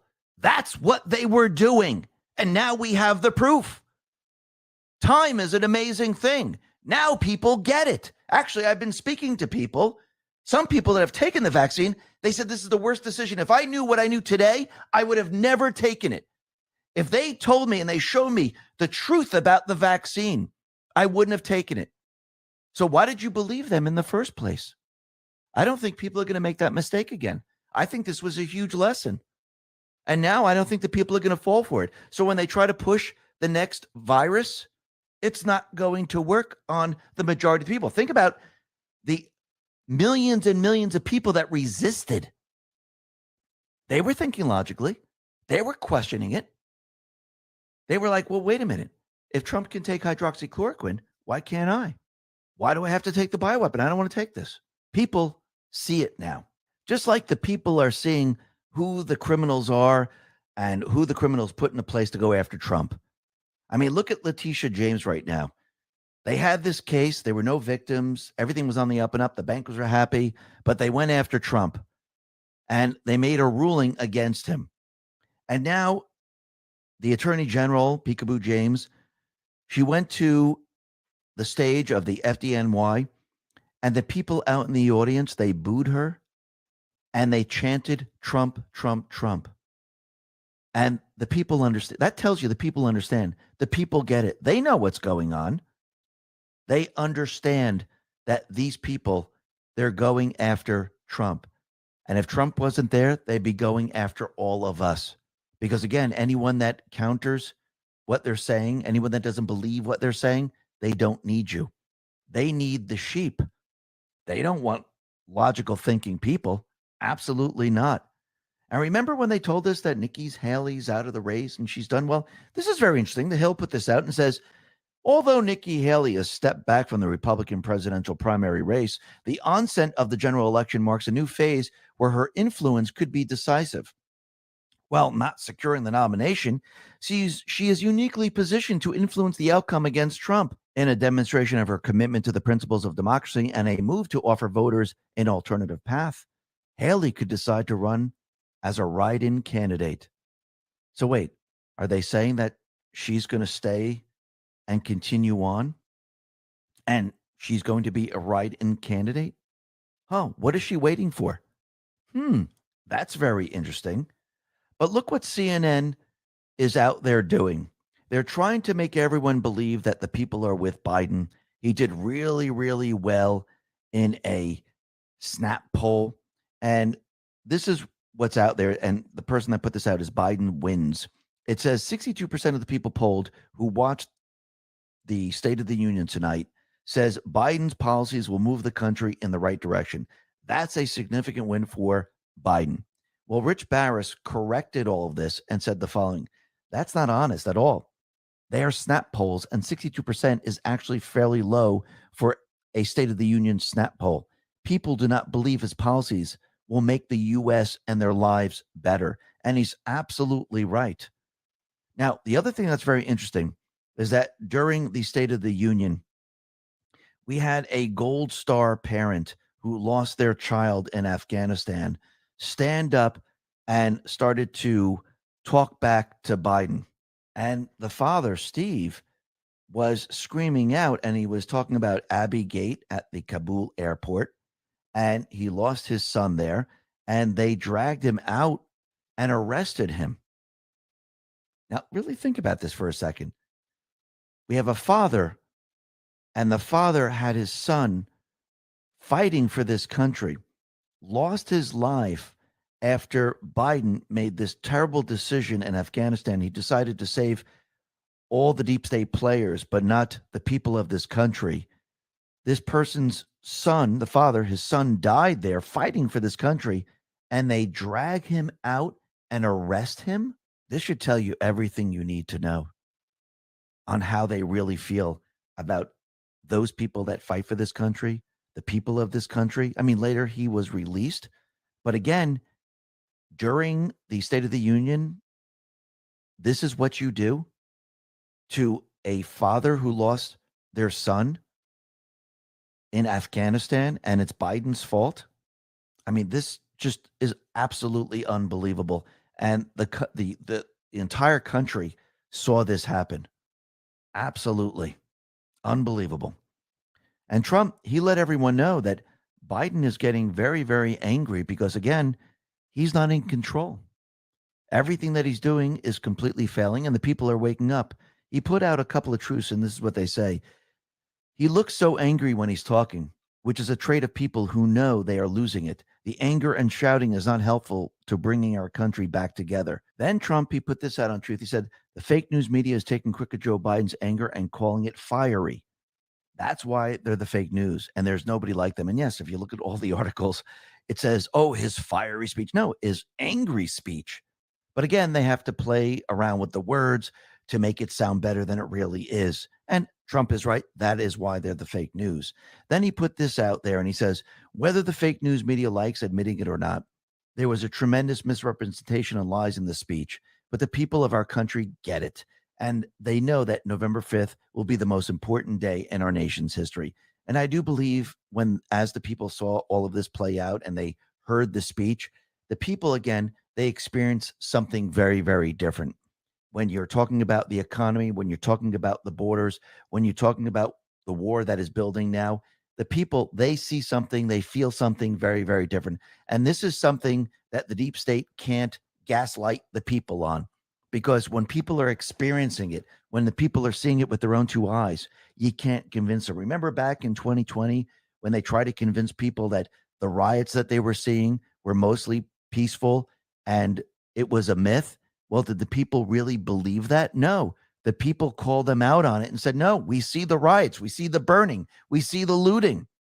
The people are not believing it. So when you're losing your job, when you're paying more at the gas pump, when you can't make ends meet, when you see the open borders, when you see illegals killing people, when you see the city going down the tubes, when you see the city spending all the money on the illegals and not for the people that actually live there, when you see crime continually increasing, I think people see the truth.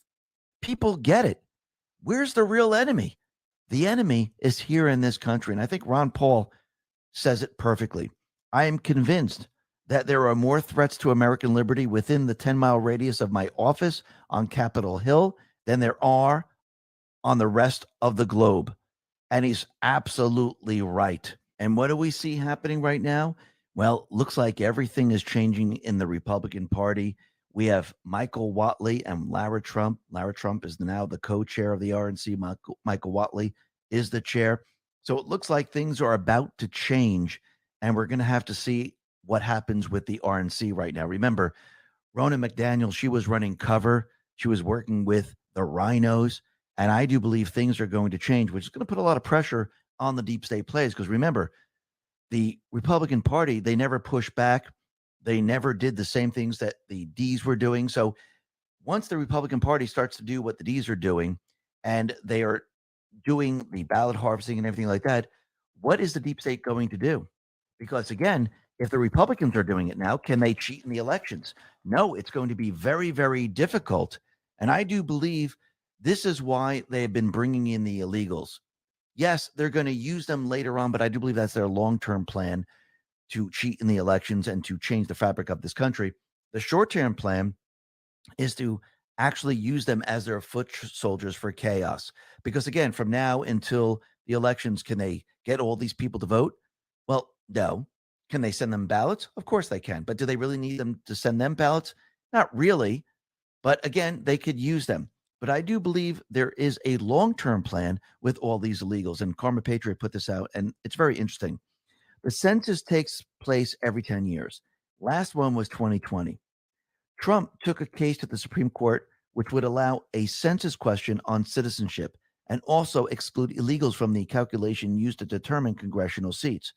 They punted the case. So the Supreme Court ruled that the Trump administration cannot include a question about the citizenship on the 2020 census form that goes to every U.S. household, giving a win to mostly Democratic populist states that said that the question would discourage the illegal and illegal immigrants from responding and making the population count less accurate. So Trump was trying to change this, and you could see why he was trying to change it, because think about all the illegals coming into the country right now, and think about why the wall was so important. It's not just to stop the drug traffickers, human traffickers, and the rest. Yes, that's very, very important too. But I do believe it was very important because when you bring all these illegals in and you continually do it over time, you change the voters. You change the entire country. And I do believe this is what they want to do long term. Let's go back to post 3071. It says no wall, open borders, all welcome equals more D votes. Deny proper counting U.S. Census, avoid public knowledge, real illegal pop to avoid voter fraud, percent risk to elections. Welcome to the D Party. Post 3750, December 23rd, 2019. Why are Ds attempting to block the counting of illegal immigrants? 2 + 2 = 4. What is the total number of illegal immigrants currently in the U.S.? What is the real total number of illegal immigrants currently in the U.S.? By flooding coastal states controlled by Ds, does this pull votes out of the heartland? At what point will your voice and your vote become null and void? 5 by 5. Post 3016. The real reason they want open borders, illegal immigrants first, Americans last, they are afraid of losing power forever. They should be. Welcome to the D Party. They know the people of this country are going to vote for Trump. The deep state players, they know this. They know from their internal polls. They're not looking at ABC, CBS. Trump has his internal polls. The deep state player has their internal polls. They know they have lost the population and they're going to lose a lot more. So really think about what they're doing, and let's talk about the short-term plan here. The short-term plan is to actually have an insurgency. And since they know that Trump's going to win, they can have an insurgency and create chaos in this country. Remember, Trump is not inaugurated until January. So they have, from the time the election happens all the way up to January, to push this. So they're hoping that they can have this insurgency. Yes, they will try to postpone the election, but it won't work. And that's why Trump wins. Because again, once they have the cyber attack and they say we're going to war and we have an insurgency in this country, they're going to try to actually shut down Trump, shut down everything. And they're hoping they will succeed.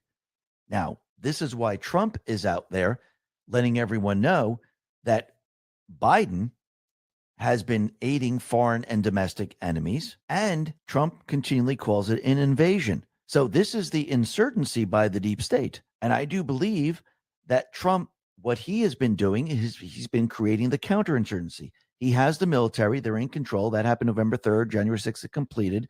He just needed to get the rest of the people on his side. Without the people, you can't have the counterinsurgency. So I do believe the deep state players believe if they have this insurgency, they will be able to stay in power. They will be able to keep everything that they have, and they'll be able to use the illegals as they keep bringing them into this country as their voters. And what they really want to do is they want enough of these illegals in here who will vote for them to outnumber the American people, or get it up high enough where they can cheat and there'd be no problem whatsoever. Now, remember, I do believe that's their long-term plan. So as we move forward, they always win the elections. And this is why the wall was so important, to keep all of this out, to stop them from doing this. And I do believe people are starting to understand this and realize this now. But again, we're going to have this inflection point. There's going to be a crossroads here where the military is going to have to make a decision. Because I do believe there's going to be orders that are going to be given to certain military soldiers, the National Guard and the rest, that's going to actually go against the oath that they took, where they were going to defend this country against foreign and domestic enemies. Now, Biden, during his State of the Union address, said something very, very interesting. Just take a listen to the last part of this. This is the moment to speak the truth and to bury the lies. Here's the simple truth. You can't love your country only when you win.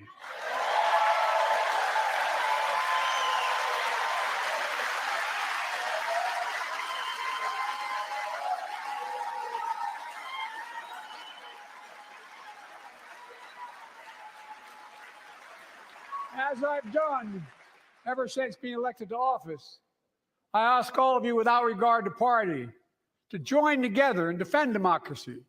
Remember your oath of office is defending against all threats, foreign and domestic. So he let everyone know, remember your oath of office to defend against all threats, foreign and domestic.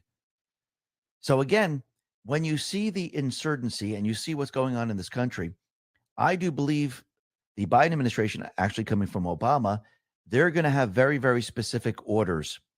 And the orders are going to conflict with the oath that they took. So the military at this time, the commanding officers, they will have to call the ball.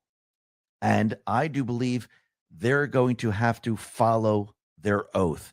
And what's very interesting, the U.S. Army put this out on March 6th, and it says the following: stay faithful to the U.S. Constitution.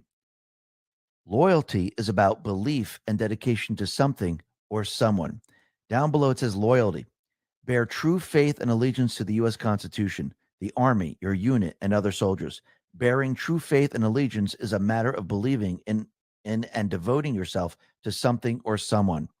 So the Army is letting their soldiers know, remember your oath. You must follow the Constitution, which I find very, very interesting, because as we get closer and closer, what's going to happen?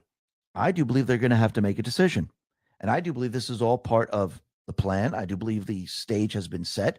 Trump knew that Obama was formulating and creating this insurgency, just like they have done in all other countries where they had the color revolution. And in the end, Trump knew that he was going to need to get the real military, not the TV generals, and these soldiers and the people, they would have to be the counterinsurgency against all of this. Because if you just had the military and the people weren't with you, the people would see something that was happening and they wouldn't agree with it. If you had just the people and you didn't have the military, this would be a major problem. If you have the military and the people together and they're both on the same side, you can counter the invasion in this country. And I do believe they're going to, and I'm talking about certain military individuals, they're going to get certain orders coming down from the administration that is going to be in conflict with the U.S. Constitution and the oath that they have taken. And I do believe they're going to have to make a decision. I do believe they will make the right decision. So let's go back to post 4543. And this is June 29, 2020. It says, loyalist critical. Now, loyalist, a person who remains loyal to establishment, ruler, or government, especially in the face of a revolt.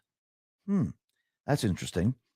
Now, when we read a couple of lines down here, it says, some commanding officers, EOs, may provide class 1 through 99 that do not reflect those 1 through 99 of the POTUS or the AG of the United States. Appropriate action should be taken. Remember your oath. Remember your mission. Infiltration, not invasion.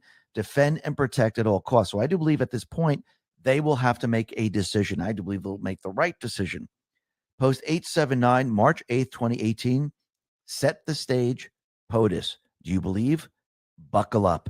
And yes, I do believe that the Patriots, they're in control.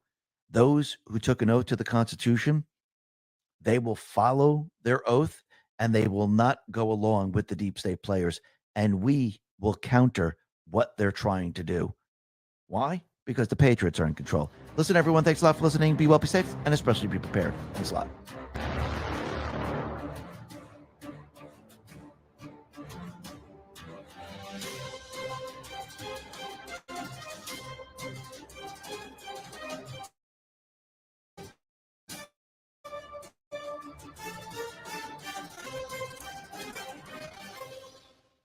All right. And that was the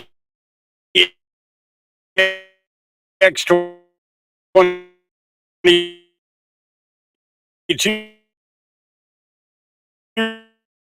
report and sitting in the dark cameras. All right, folks. It is 4:11 here on the West Coast time, and it is time to add both Dave Snedeker's X as well as the indoctrination on Rumble. Why would we do this? Maybe because I'm not alone anymore. You're not alone anymore. Yeah. Isn't that what we all hope for, Hawk? Yeah. So I forwarded that information to Donovan that you sent to me. He was very thankful that you sent that over. They had heard rumblings about that, but there was nothing definitive brought up. Okay. So I emailed it to him. I actually played it for everybody as well. Okay. And he is very thankful to know that this is the kind of legislation that they're trying to push through. And he had sent me an additional email. I'm going to move this over to this screen here because I want to share it with everybody as well, because he really he's extending himself out there quite a bit for us, and we're extremely appreciative.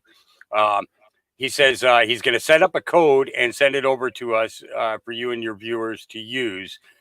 So he's going to set it up a code so that when you guys order, you'll have a discount code where you get a certain percentage off.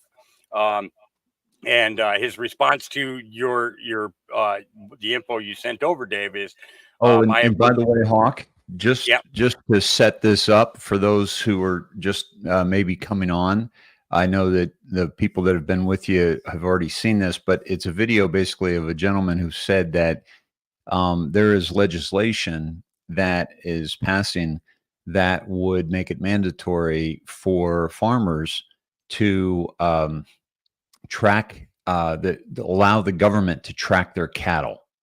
Yep. And so and the thing is, their cattle are private property. Yeah. You know, no different than your dog is your private property. Your cat is your private property. You know, so that's kind of messed up. You know, think about, they already got the dogs and cats. We got to have a license for our dogs and cats. Well, not everybody does, but half of the places you got to get them chipped. And then, get them chipped and this is all, and get them vaccinated. Yep. Vaccinated. So this is all, this is all about the control. It's just one more very slow, methodical step by the people that control this planet to enslave us. That's all it is. Yep. Yep. Please continue. Exactly. So to continue on with this, so he's going to set up a code for us to be able to put out for everybody to get a discount when you're ordering from them. And then his direct response to what you sent, Dave, is I have heard whisperings that might be happening, but I was hoping it wasn't true. I also saw the Biden administration is lifting a 25-year ban on importing Paraguay beef that is known for having foot and mouth disease. Okay, that's pretty bad. If you ever want anybody to come on and talk about these issues, we'd be more than happy to. Also, he's going to wants to set up a giveaway for our viewers if we're willing. Absolutely, we are. That would be great. To be able to do that. But I wanted to share that with you because that's great information that is actually getting to somebody who's actually providing something for our viewers, and that's a bonus. That's going to help them. Both us and them. And he wants to get back on and do another interview. Cool. But I told him, I said, I wanted to make sure that you were that we do it in a way that both you and I are on, because I know that you're going to come up with different questions than what I have. Yeah. You're going to expand a little bit farther on than what I do in an interview. And even though the last interview went great, there may be things that you know about the industry that I don't know. Sure.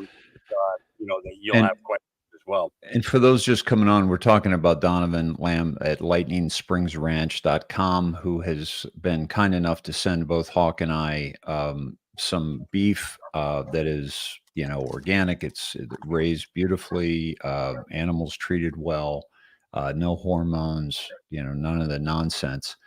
And so, yeah. And so we, fat that they inject and everything else in there, that's ridiculous. Yeah.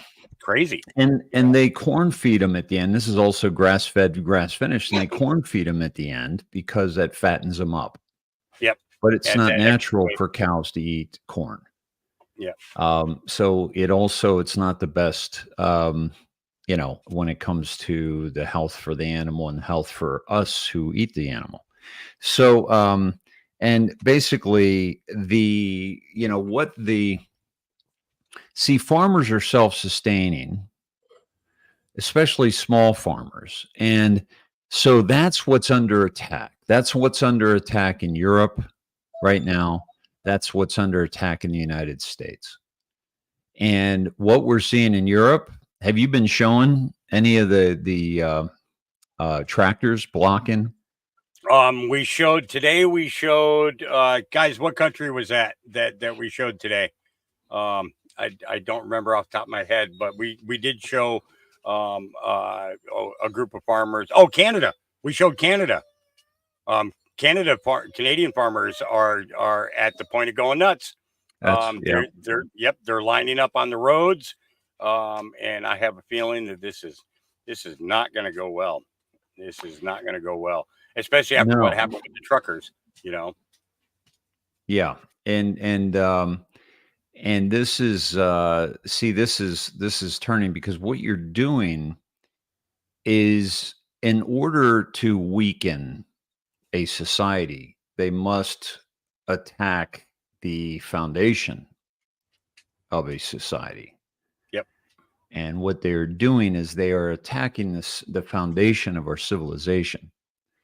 And our civilization's foundation are the farmers, the construction workers, the ditch diggers, the people that serve us coffee and food, people that, and everybody involved, going back to the birth of that food, the birth of that animal that we're eating, and all of the supply chain in between. And they want to control all that, because they understand that if they can control a person's food, they can control a person. Yep. And so these small farmers are being undergoing attack. But you're also seeing, what we're seeing rise up are the people that are fed up of being treated this way, and are fed up with how the government is absolutely violating every aspect of our sovereignty. Yep. And here's the thing: you don't want to mess with a farm boy. You don't want to mess with a rancher. You don't want to mess with a cowboy. You don't want to mess with people that work with their hands all day and are connected to the earth, because, first off, just by acting aggressively towards them, you're underestimating them. And that is what we're seeing. We're seeing a country, we're seeing a WEF organization, and they are acting aggressively towards these people. And that is a mistake. And that is what is awakening the masses. Because I'll tell you another thing that doesn't affect the farmers is a lot of the stuff that people are going back and forth about regarding whether or not to, in other words, they're living in their own world. They're not affected by the traffic in LA or New York or the inner city crime, the woke policies in the inner cities and so forth. When you think about it, these people are out there, they get upset at it. They yell at their TV like we were doing last night, during the State of the Union. Yell and me. What's that? I said, not me. and so we so that's what we're seeing. Q said, only at the precipice will people find the courage to engage in the process, to actually do something. Yep. People that say that, waiting for Q to come in riding a white horse, they're missing the whole awakening. Yep. My friends, this is Q never, and I said this in the interview with Nino Rodriguez that we showed yesterday, and that was that somebody was critical of Q. Oh, you guys are sitting around waiting for Q. And I'm like, well, this is what I've done over the past 5 years since being introduced to Q. Thousands and thousands of hours of content, over 1,100 shows, going to J6, going to the border, going to the riots. What have you done to the 104 follower Twitter account? who, are all followbacks. It's the criticism towards Q. And this is why I'm so frustrated. And I'm going to jump right into something here with you. And this is why I'm so frustrated. And the, people say, oh, we shouldn't criticize, people in the truth movement. But they're going under the assumption that the people that we're being critical of are in the truth movement. Because if you're not telling the truth, then you're in the deception movement. Yep. You're in the distraction movement.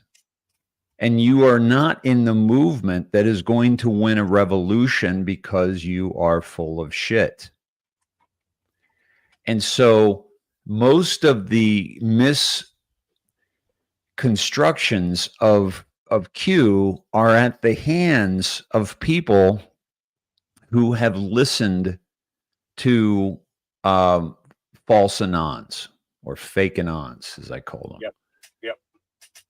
Who have given you dates and timelines and told you next week, and this week's going to be exciting, and the new quantum financial, and I'm a part of it, and they asked me to be a part of it, and they've asked me to be a part of the organization, or I wrote that Q drop, and just absurd things that have been said by Charlie Ward and Simon Parks and Phil Godlewski, and the people who pretend to be close to the action, like 107, Wayne Willett. These people are frauds. They're fucking frauds, people.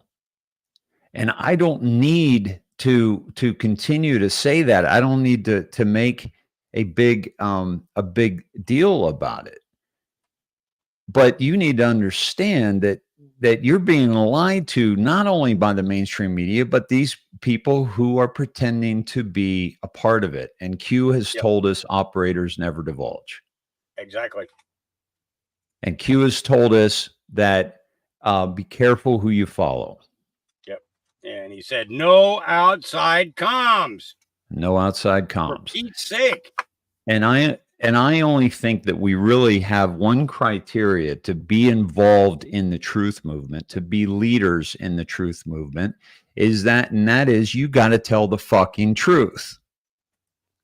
Period. End of story. You can't pretend to be somebody else. You can't play dress up. You can't play hide and seek. Fuck you all. You've slowed this awakening down.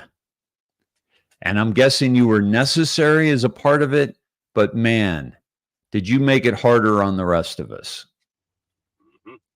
Because you're so full of shit, and you brought people along down a false road that had a destination which only benefited you.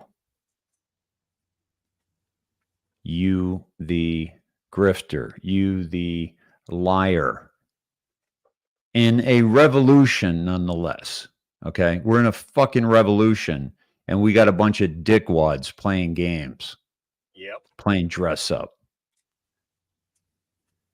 Entios, a couple of days ago, said on truth, make all of your truths count. Make all of your tweets count. Make all of your posts count. Make all of your replies, comments count. Beware of the slot machine zone state. During this period, cut down on quantity, maximize quality.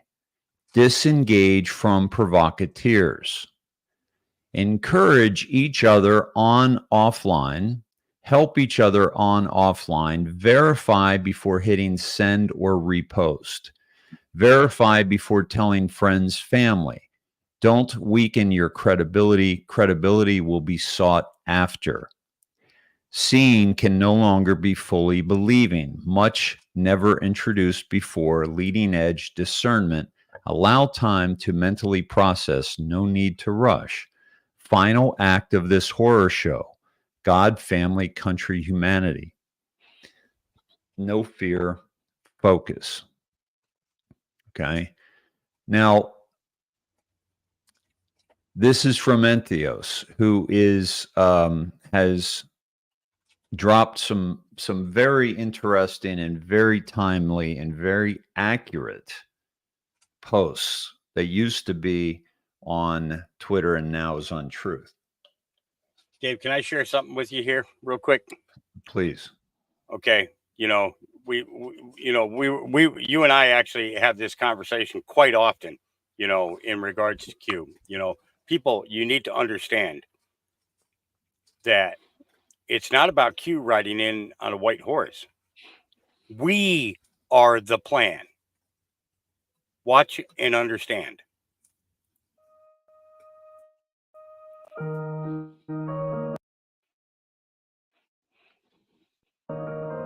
Something is going on. Some of us see it, some of us feel it.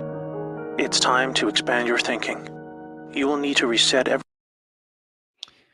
Yeah, if it's a video, bro, you got to let me play that. Everything you thought you knew about the world, It's about the people you trust, lagging. about history.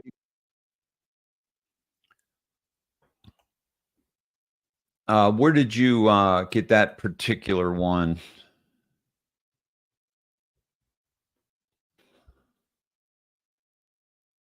Let's see. Yeah, it's right there in the private chat, Dave. Oh, thanks. Okay. Over on the right hand side. Got it. Okay. Dude, yeah, what I you're forgot doing? to turn off my damn king before I played that. So let me pull Yeah, this it's down. still So you can it pull it still lags even when the camera's off a little bit. That I've found, but I mean, what you're doing with what you have is remarkable. But I'll do the video so we don't have any lag, and then you can still stay on. Okay, here we go. Something is going on. Some of us see it, some of us feel it. It's time to expand your thinking. You will need to reset everything you thought you knew about the world, about the people you trust, about history, about yourself. Let me tell you a story. For a very long time, our world has been under the growing influence of a vast transgenerational criminal mafia that was able to rise up to the highest levels of power. We didn't know because they talked and acted just like you and me. We thought we could recognize true criminals by their words and actions, but were deceived by their sophisticated speech, wealth, education, beauty, and power. Through a system of threats, blackmail, and bribery, they would come to occupy the highest levels of power in government, corporations, and education. You may know them as the deep state or cabal. Most dangerously of all, they achieved almost total influence over the media, their primary means of controlling the good people of the world who were just trying to get on with living.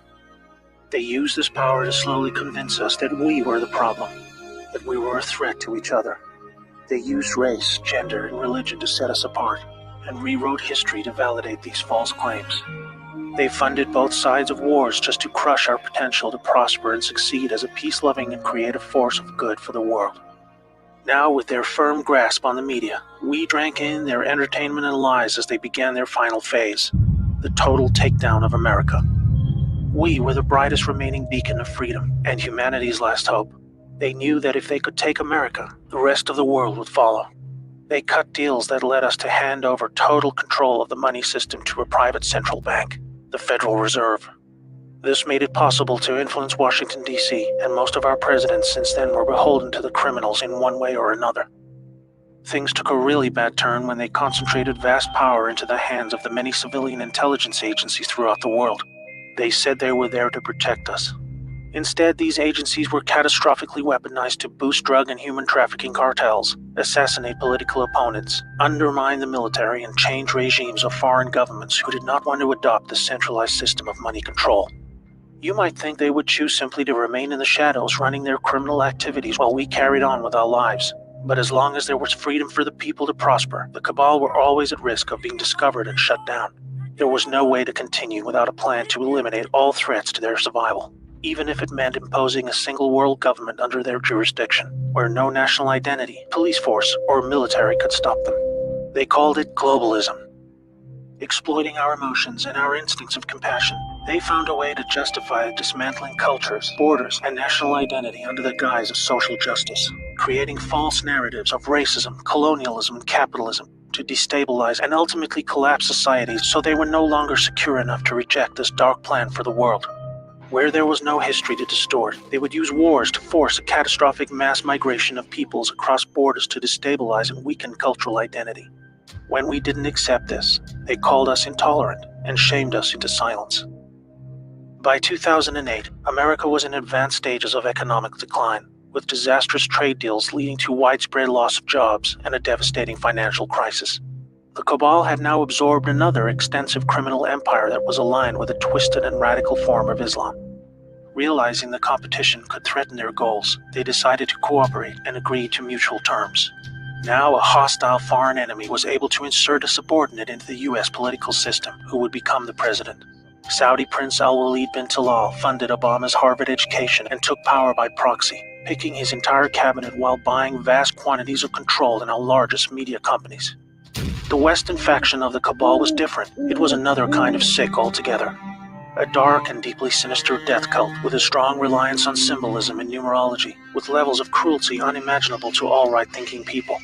The reach and scale the secret society had achieved would have sent destabilizing shockwaves across the world were it ever to be publicly exposed. They were highly skilled at living just below the surface as they worked their way into the United States presidency. With both factions of the global mafia now in control, are you ready to hear what they had planned? Make sure you're sitting down. They installed rogue operators in government. They opened back doors to leak highly classified military intel and top-secret special access programs. They cut military funding and weakened the command of generals with irrational new rules of engagement. They worked to dismantle NASA and end our supremacy in space. They infiltrated and exposed defensive military intelligence programs that reduced our ability to detect foreign and domestic threats. They used our trusted agencies to target and weaken political opponents. They relaxed our borders and enabled passage of millions of illegals and violent criminal gangs. They moved money to fund global terrorism, resulting in groups like ISIS moving to capture vast territories throughout the world. In 2016, the Cabal Alliance had hoped to retain power. If you are not yet chilled to the bone by the picture that is forming about their intentions for us all, let me tell you what was to come next. Through international climate change scams, they would have siphoned trillions of remaining wealth, eliminate the last good guys in government, and withdraw total funding from the U.S. military, handing over the responsibility of our defense to the United Nations. They would revise the Constitution to weaken our ability to fight back, ban the sale of firearms to eliminate our self-defense, insert their people into the Supreme Court, remove the Electoral College system to neuter our voting power, and totally eliminate alternative media to shield them from exposure. They instigated a covert deal to move large quantities of our uranium to their captured states in North Korea and Iran to build up a nuclear arsenal that would threaten the world. For this, they blamed Russia, a growing force of opposition to their ambitions of global control. By casting Putin as an enemy and blaming him for this illegal uranium deal, they had planned a devastating nuclear world war between America and Russia that would have exhausted the last two remaining pillars of freedom for the world, accelerating the horrific endgame that had become inevitable. This cabal miraculously lost power in 2016 when a brave operation, led by a U.S. military alliance and their global partners, were able to return power legitimately over to the light. They had a plan of their very own, one that was many decades in the making.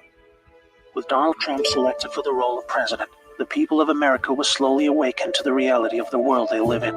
With so much hidden and lied about in the media channels we had come to trust for our news and entertainment, this alliance of good set into motion a sophisticated strategy of dismantling the vast network of corruption that had almost completely overcome every level of government, industry, and the legal system.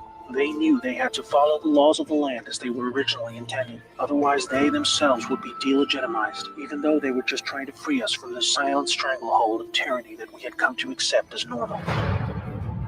the panicking deep state used any remaining power they had left to try and save themselves. Each day for 2 years was a careful and meticulously planned balancing act between public perception and the job that needed to be done.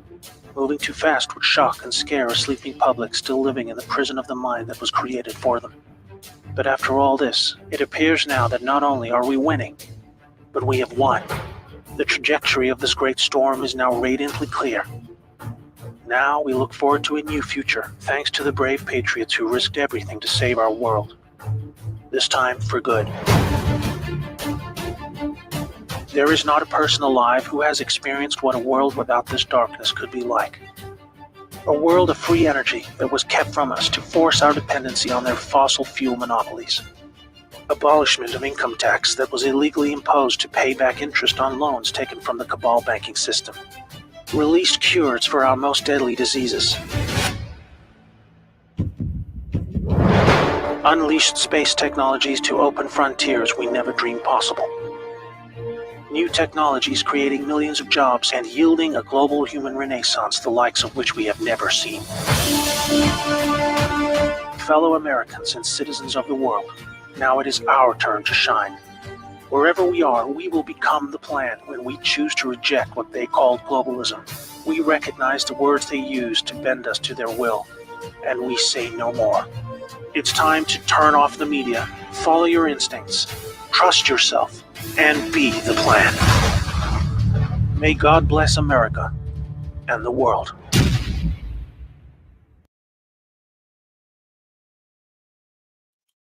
That is Joe M. at Storm is Upon Us on Twitter. My friend's a great follow and a great patriot who put together a couple beautiful videos that kind of encapsulate exactly what's going on here. And so I want to I just want to speak to this thing about the entheos, and I want to speak to like things like spaces and so forth. And the reason why is because it's such a crucial time in our human history right now. And I'll give you an example of what's happening.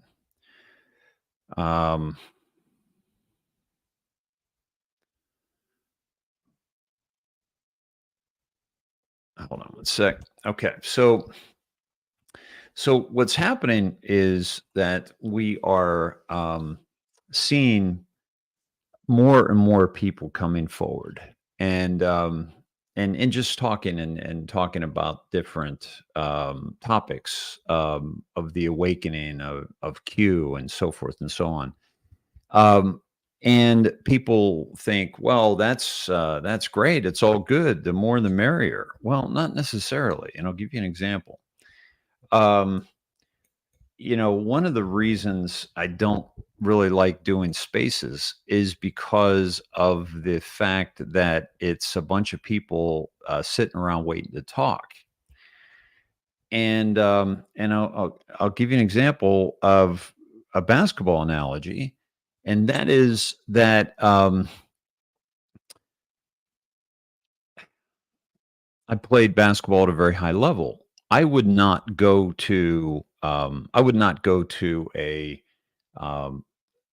basketball game to watch, for example, high school basketball necessarily, unless I had a connection to it. And so if you look at the connection to these things,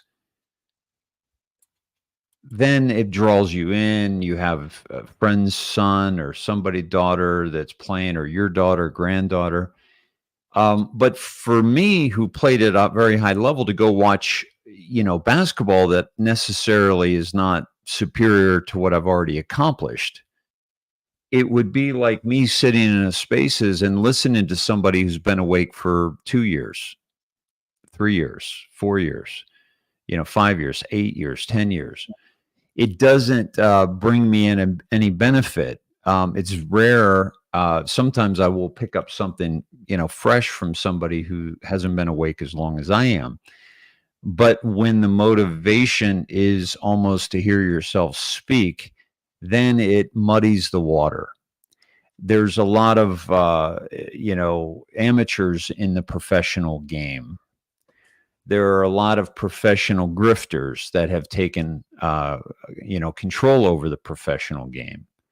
And the reason why is it benefits the people of that profession.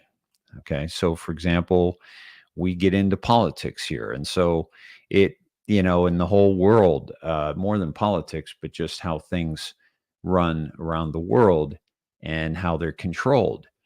And so when we're looking at the people that are supposedly the opposition, and then we understand how controlled opposition works, then we understand why some of these people are so popular and how they've been, raised up, financed to the tune of just so much money. And some people don't even need that much money to fold over and roll over and do what daddy government or daddy CIA tells them to do. And some of them don't have a choice because they've already been compromised and the CIA has information on them that is very damning and very compromising. And so it's really important that we pay attention to who we follow and that we are very discerning. And just like folks, if you were interviewing somebody for a job, and let's say it was, waiting tables and in a restaurant, and it's an important restaurant, it's a nice restaurant, good food, organic food, farm to table, and you ask them what kind of experience they have. You're going to ask them that. Maybe they've worked for 2 months as a waiter. Maybe they've worked 2 years. Maybe they've worked 15 years. So the length of time matters because of the experience. The other thing that matters is the information that they have. Were they taught by somebody who knows what they're doing? Are you, for example, something a little bit more technical, a chef? How long have you been a chef? Who did you learn from? And do you respect that person they learned from? So it's a lot of where they're getting their information. Are they pretending to be more than they are? You don't want a chef or a waitress that has, padded their resume to impress you, because they're not going to be as effective as the person. First of all, they're not going to be integrous as the person that didn't pad the resume, but they're also not going to be as good because they're going to continue to pretend like they know more than they do. And this is what we're finding in this space. And there's the rush to share from people who are discovering things for the first time, and that's getting the word out. But that's a customer in the restaurant. They don't provide something about Tartaria, or they don't provide something about flat earth, and you give them the keys to the business and you say, hey, go back in there and make make our menu for our customers. No, that is somebody that needs to be trained in this. So there are simple questions to ask that you don't have to necessarily ask them directly, but you just do your research about them. See, this is discerning. This isn't about you falling for the next man that compliments you. This is not about, falling for the stripper who pretends that she likes you. This is being discerning and knowing who it is you're, getting your information from, and how long they've been doing it, and are they integrous? Now, I have learned from the great chef, the great baker that is Q, that has started this revolution and given us information that we were not supposed to have. And we are in a plan. Since when does the president of the United States give a State of the Union address without the seal of the president on the podium?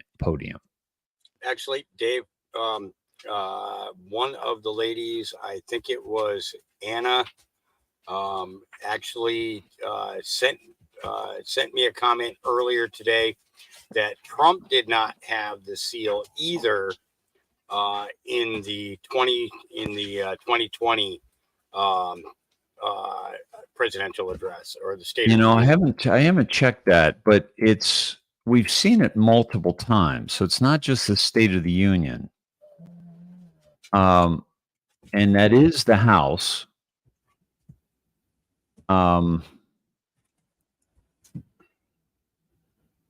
Did anybody else check that out? And what was her sauce on that? Well, I actually went back to the videos and looked. I looked at Trump. I looked at Clinton. I looked at Obama. Obama had it his second year in, so that would have been 2010. But it was not there in 2011 or 2012 when he did the State of the Union. Interesting. I wonder what that's all about. Not sure. And last night that there was a comment in regards to the generals do not applaud or stand up, and neither are the Supreme Court justices supposed to either, because they're supposed to remain impartial. Okay. That's true. That makes sense. Well, we got corrected on two things then. So thank you for that, because I have no problem being corrected, Yeah, no, not at all. Not at all. Yeah, so my apologies, folks, on both of those. But there's so much. Here's an example. Okay. Here's an example. Let's say I did a post on X, and I falsely talk about how it's not even the president of the United States. He doesn't even have the seal on the podium, right? And somebody comes by and corrects me, and they drop a picture of Trump without it. Now, they've tried to discredit the rest of what I say. I may be wrong on that, but I'm not wrong on the fact that it was not a inauguration that was shot live. That I proved. I'm not wrong on, saying that, he's wearing some kind of a mask. Many have shown that. Not wrong on, saying that Trump is still commander in chief via the executive orders that we've been following for 5 years. Yeah. Not wrong on the fact that this isn't the same Biden. It's not the same guy. No, we know that for sure. Yeah. And so, but this is an example. It's like, but people will take a mistake like that and make further assumptions. So that's why that information is so important to nip in the bud. That we've got to say, yep, we were wrong. Yep, no problem. Okay, thanks for the heads up, guys. Yep. We were wrong, because you can't go forward on false premises, and you can't share that out. So for anybody that repeated that based on you getting it from Hawk or me, my apologies for that, because we don't want that kind of information out there that's incorrect. But and that is why also that I don't I no longer really dig into that kind of stuff, Hawk. Yeah. I don't need any more information to convince me that this is a show and that this whole, Biden presidency is to waken people up. I don't need any more. Yeah. I don't need more evidence to that. Yeah. You're 100% accurate on that. It's, Right. There's and I'm seeing more and more things each day that are pointing more in that very same direction. Conversations that I'm having with old friends that are just now making recontact, and the information that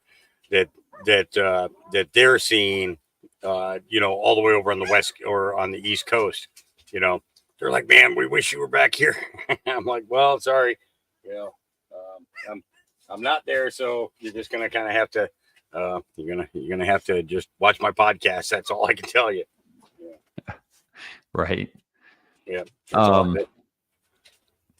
So, it's just that, so there is so much that Q has told us that's happening.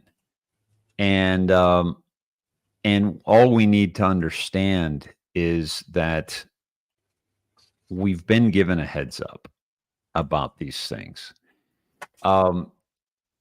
But we've allowed ourselves to be distracted By so many things. Both what we consider to be in the truth movement and in the alternative movement, the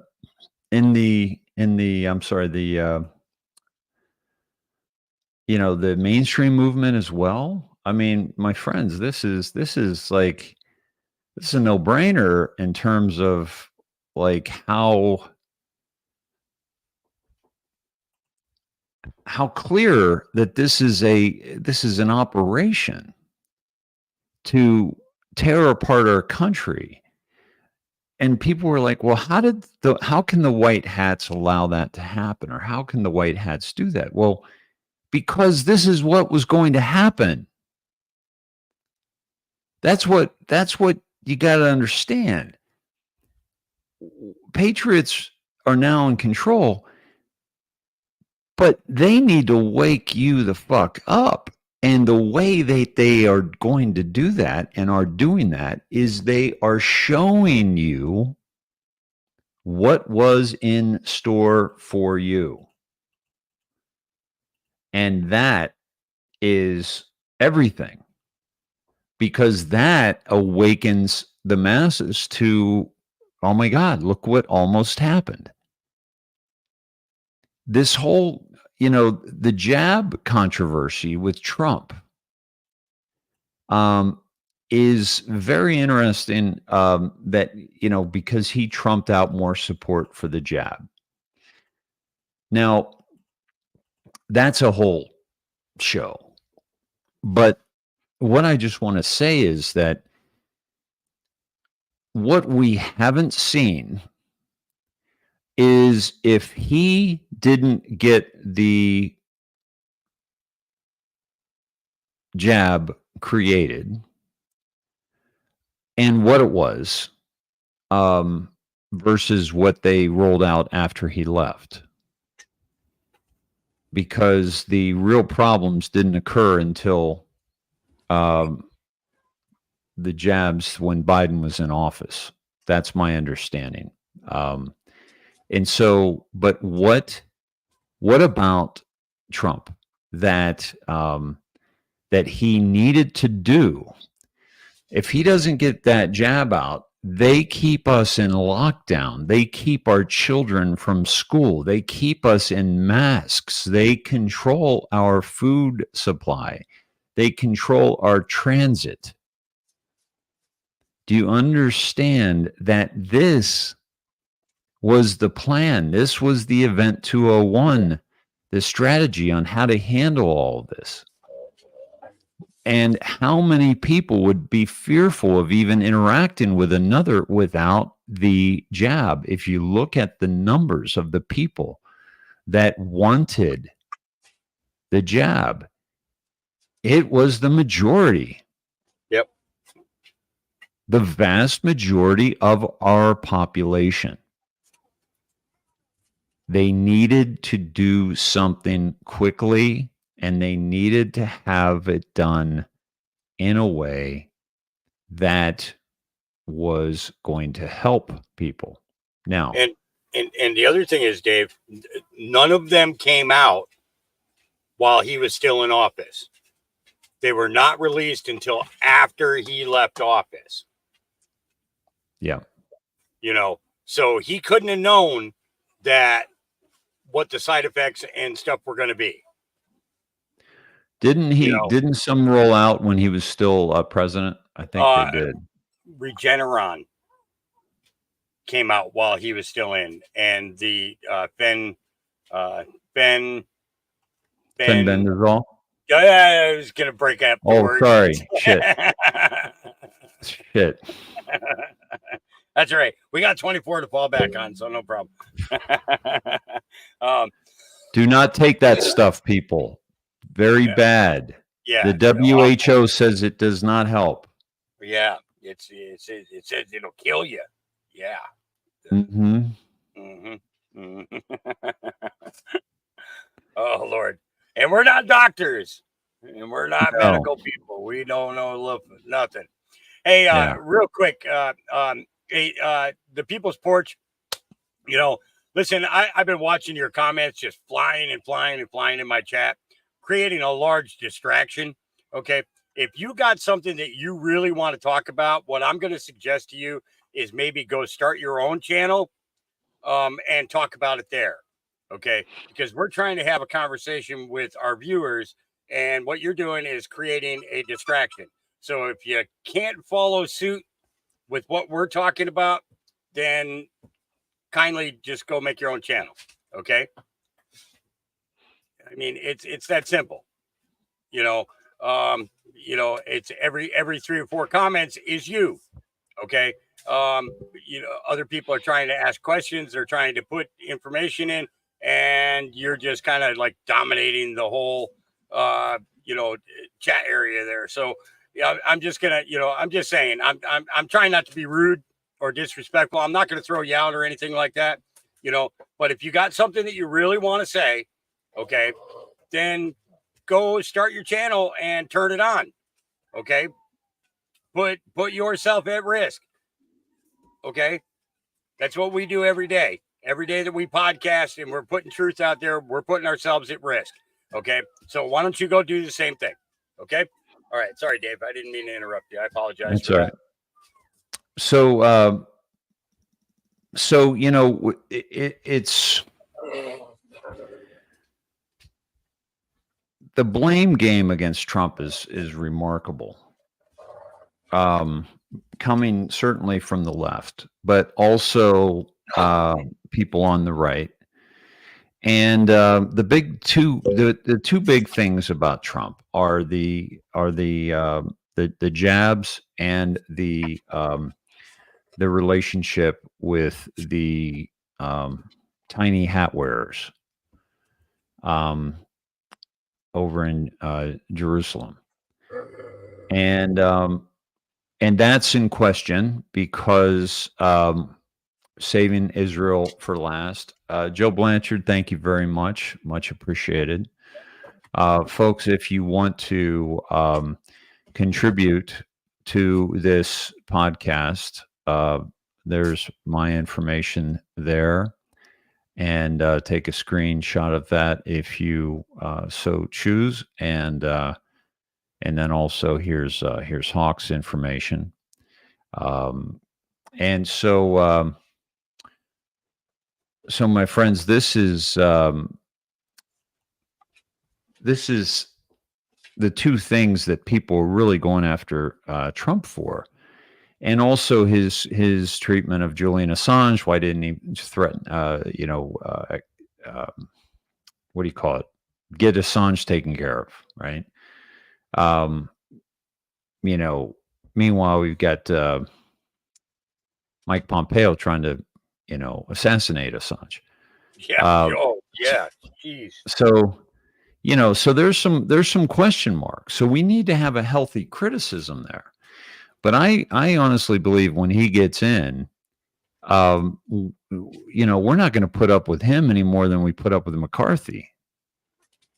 Okay, if he's not doing his thing, if he's not following through with this, and the Q team's not following through with this, I pity them, because the only thing worse than leading a revolution is leading a false revolution. Yep. And if this is any kind of an opportunity to create this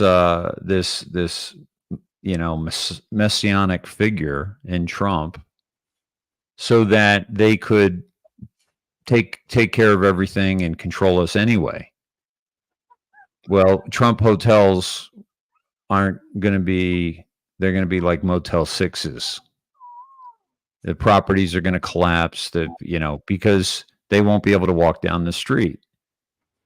And this is one of the reasons why I really do believe that this is all coming the way it is, and with Trump as the courier and activist. I tell you what, when you see Trump interviewed, when you see Trump talking about the things that are coming after him and his family, he is as cool as a cucumber. If you interview somebody before, a big game or something, and they just come across very calm, very collected, but very matter of fact, you're like, wow, that guy's going to win. But then you see the bravado, like the guys that, and they talk a big game, but they don't necessarily, they're not going to perform.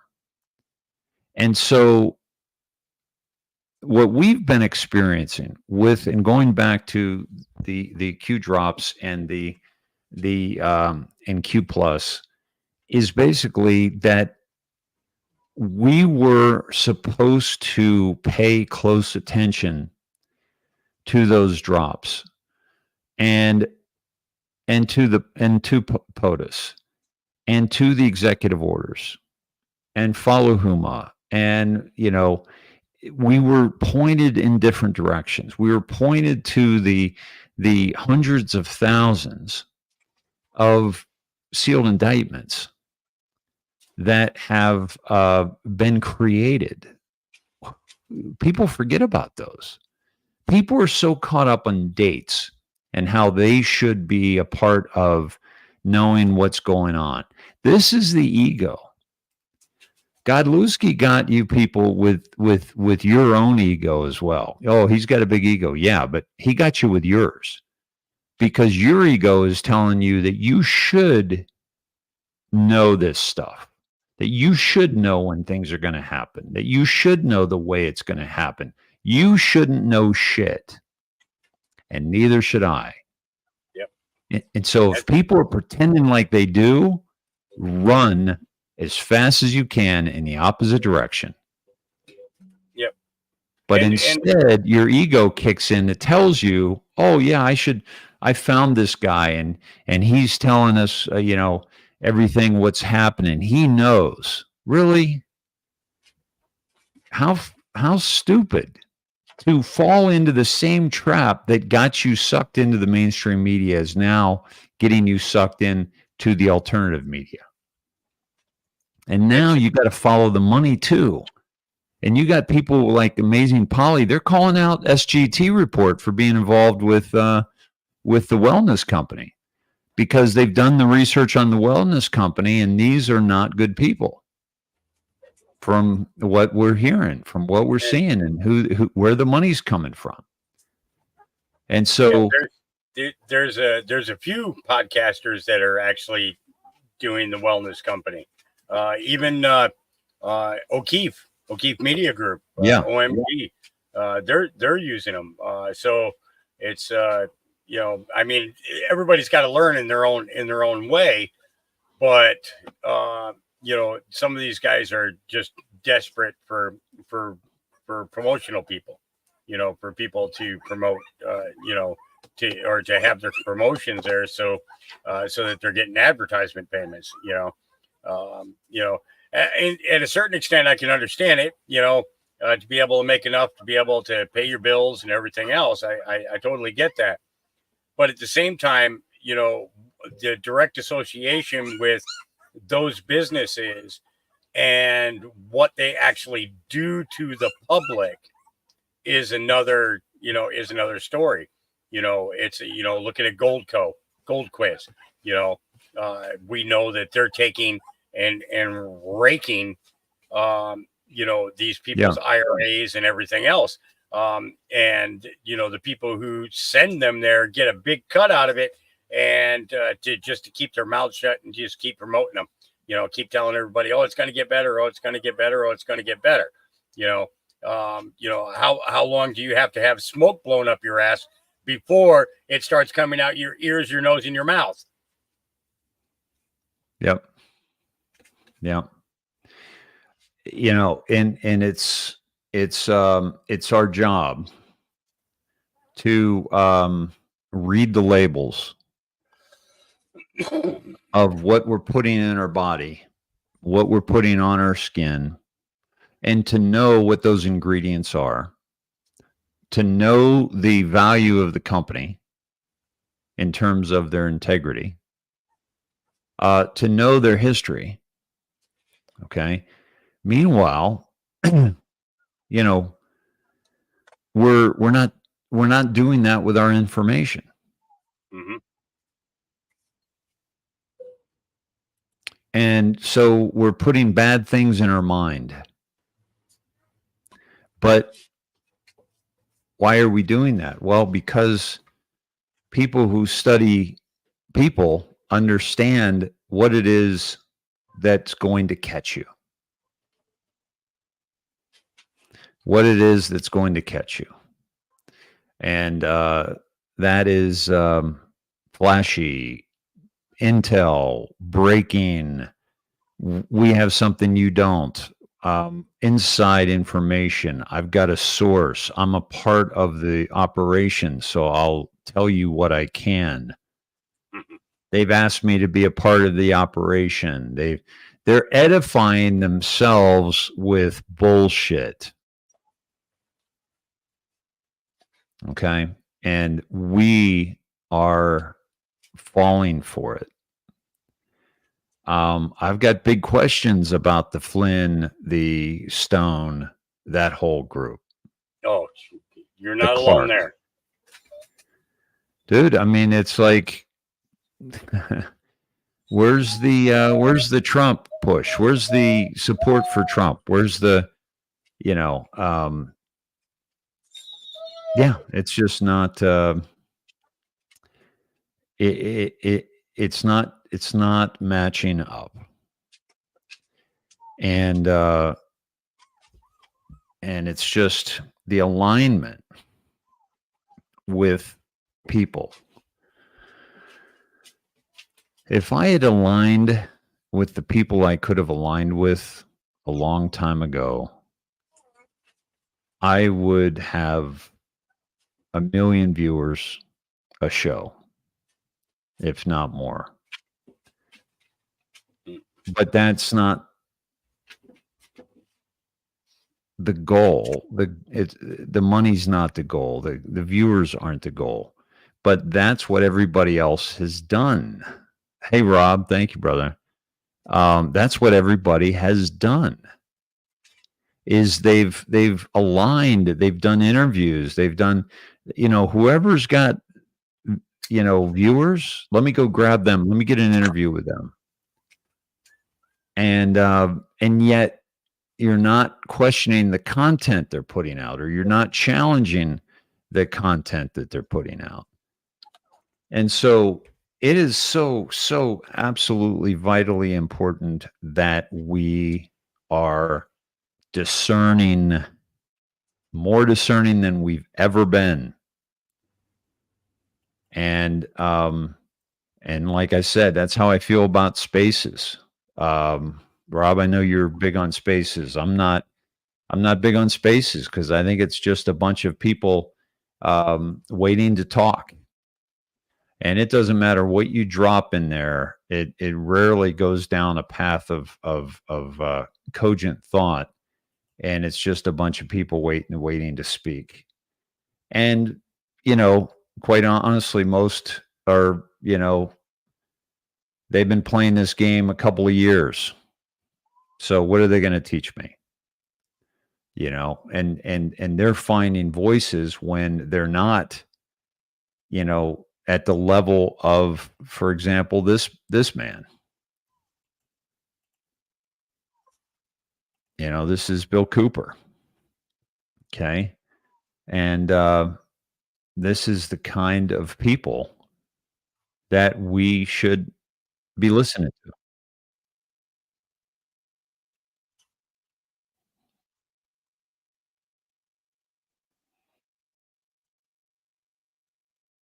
Yep. Does that have audio, Dave? Is that not coming through? No. Huh. It's on Brave. Oh, wait a minute. Is that? Did you forget to click the share audio? No, I Rob, haven't needed to when I stay within Brave. Yeah. Oh, I it's use Brave, got to be in and the I always same have to tab. check. It's got to be in the same tab. That's what's going on. I think. Rob, real quick, which post are you talking about? The one you have pinned, or the one in regards to can I sail through changing ocean tides?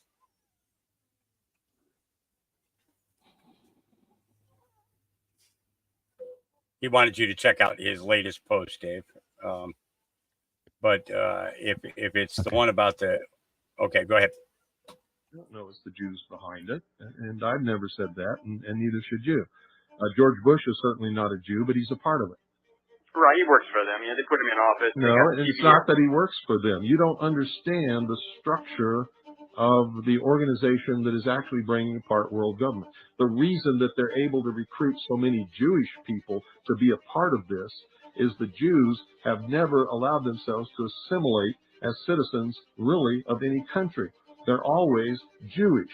They always separate themselves. They always look forward to next year in Jerusalem. They believe themselves to be a part of a world, and they want to bring about a world government. So they're sympathetic to this whole one world government ideal. But the people at the heart and soul of all of this, and there are a lot of Jewish people involved, are what's called the Illuminati. But none of them are Jews. None of them are Catholic. Not a single one of them are what you would call Protestant or Buddhist or anything else. They believe that man is God. They believe in the humanist religion. They pretend to be Jews. They pretend to be Catholics. They pretend to be Protestants. They infiltrate religions and organizations and governments. They take over and destroy from within.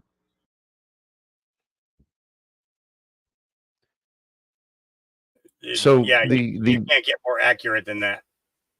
Right. You can't, it's I've been watching posts, Jason Q, he drops a lot of good intel, great researcher and everything. And he's been dropping a lot in regards to the Jews, especially the Khazarian side, and people are just getting mad at him. How dare you say that about, our Jewish brothers and everything else? Listen, you call a spade, period. No ands, ifs, or buts about it. You don't tell an apple sweetly that it's a banana, okay?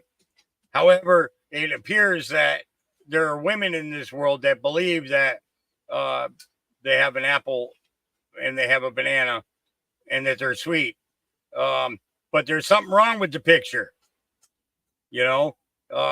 So it's the same thing with humanism as it is with the religious side, and not believing in anything other than the Big Bang, and that we're all gods, okay, is 100% ego. It's 100% ego, you know, to believe that. You know, if you want to believe that it was a big bang that started all of this, that's great. But I'll tell you what, I don't think that mankind could have flourished with the intelligence level in which we have available to us today if, in fact, we came from a big bang. There was some divine intervention there. There was inspiration, you know, and you know, and yeah, I'll shut up now. It frustrates me, man. It does when I hear people like that. It really frustrates me. Well, it's we must find not the best answers, but the best questions. And people want a simple solution. They want a single pill they can take. And the red pill isn't a single pill. It's a constant diet over decades. That's the awakening. That's the true shift in folks that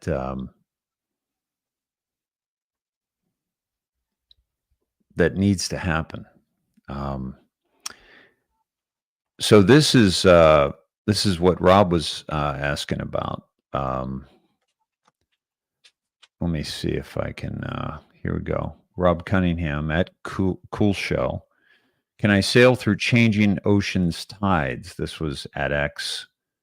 HCQ and ivermectin were first mentioned in public by Trump in his February 2020 State of the Union speech after he had ordered 300 million doses of these actually effective and proven vaccines without FDA, Fauci, Pharma, AMA, CIA, or fake news permission.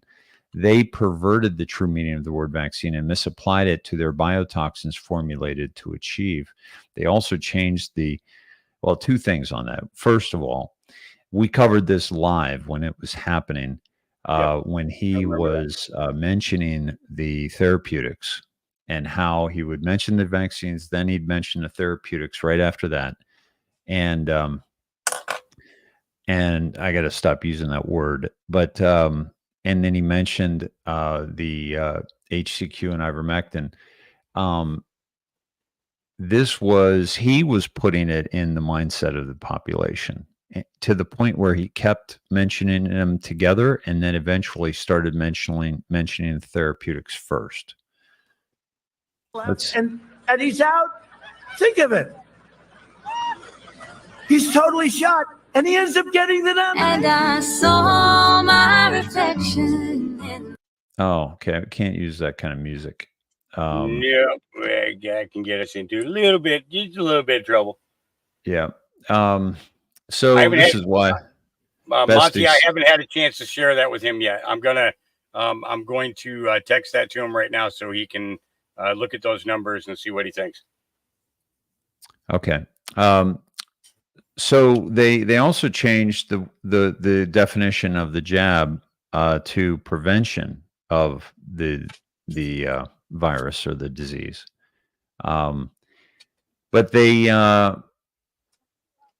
political assassination, societal chaos, new electioneering rules, obscene profits, cost cutting of liabilities, continuation of control. We can't allow globalist perverts to define and assign meaning to every word and all concepts in any manner that best suits their agenda of the moment. So, yeah, that's from Rob at Cool Show. Thanks, Rob. So this is very much a criticism of the yes, I need to do that. Sorry, I'm dealing with some spam over on Rumble, and I need to figure out how to make Dixie or Pete mods over there. So yeah, so let me take care of that real quick. No problem. No problem. Mr. Sciatica, yeah, he says, Hawk and Dave, what are your thoughts on the indictments since the Q movement started? I think we're near 500,000. Actually, honestly, Mr. Sciatica, I think it's more than that. I think we're probably rounding up to about 1 million because they've still been committing crimes. So I believe that number is going to increase big time, exponentially. Yeah. And Catherine Stazzoni says indictments, the original was around 600,000 filed. Yeah, that is correct. Yeah, originally there were, I believe there were 570,000, something like that. No, it was much lower than that. It was under 200. The original, I believe. It's been a long time since I've thought about the indictments. Literally, when I just mentioned it. I have a list of them somewhere. I just have no idea where in the heck that is.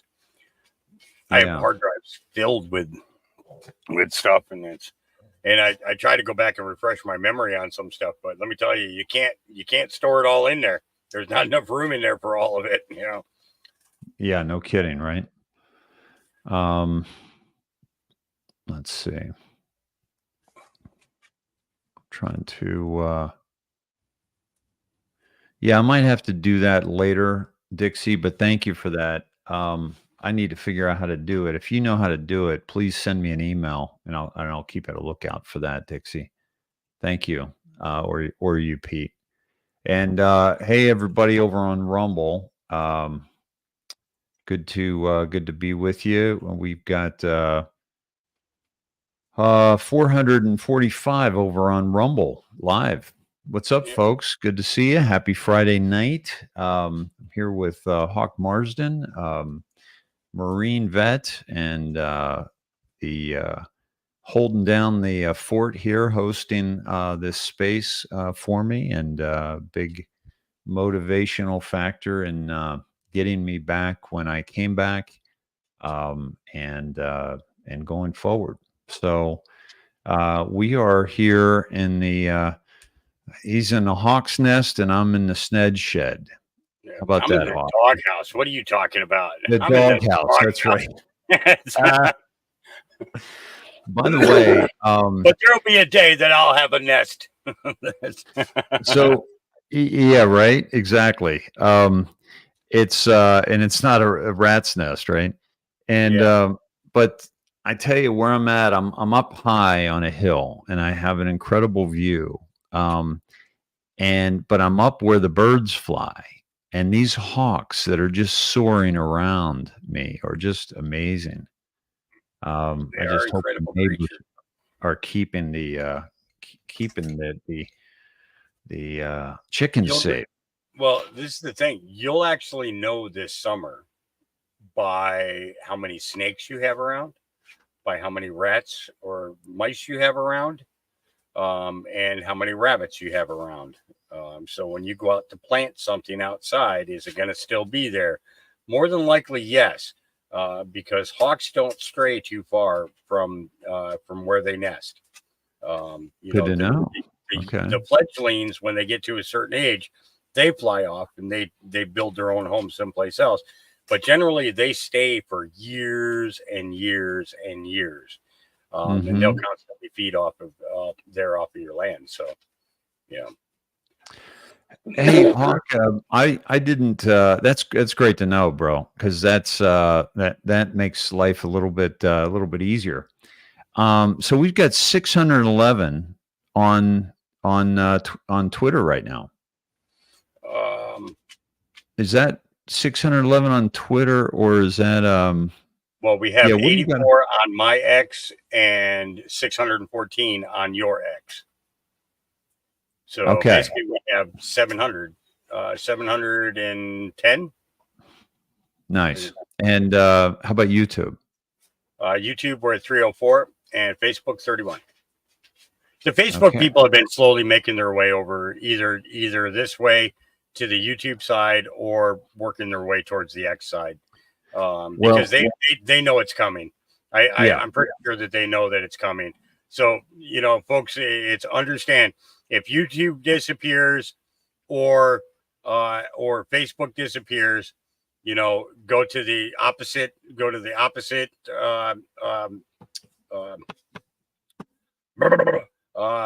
opposite platform, or just go right to X, you know, because that's you know, you know, we'll be there until Elon loses control, and then at that point then we'll get shut down, you know. But hopefully that's not going to happen. And for those who, you know, want to be in a chat that's not Facebook too, or that is not you know, being guarded or being censored, Rumble is really strong. And you can come to the indoctrination on Rumble, and also like Hawk said, X is, we should be good on X. There shouldn't be any problems on X for Hawks Mustard Seeds 1 or at Dave Snedeker. And there's some chat going on there. What's this? But what's she saying here? X won't let me watch the full show on it. What do you mean they won't let you watch the full show? Oh, because it's, yeah, generally I'm podcasting a couple of hours longer than Dave is. So you know, so I generally come on first, I get things going, and then as soon as Dave is free, then he generally joins up. Looks like we have did I just see? And also, Michael said, Dave, how did you find a hill in Texas? It's actually known, the town I live in is known as the gateway to hill country. So it is, and I had to get away from the city. Without question. And because of all that is going down. And so, you know, for me,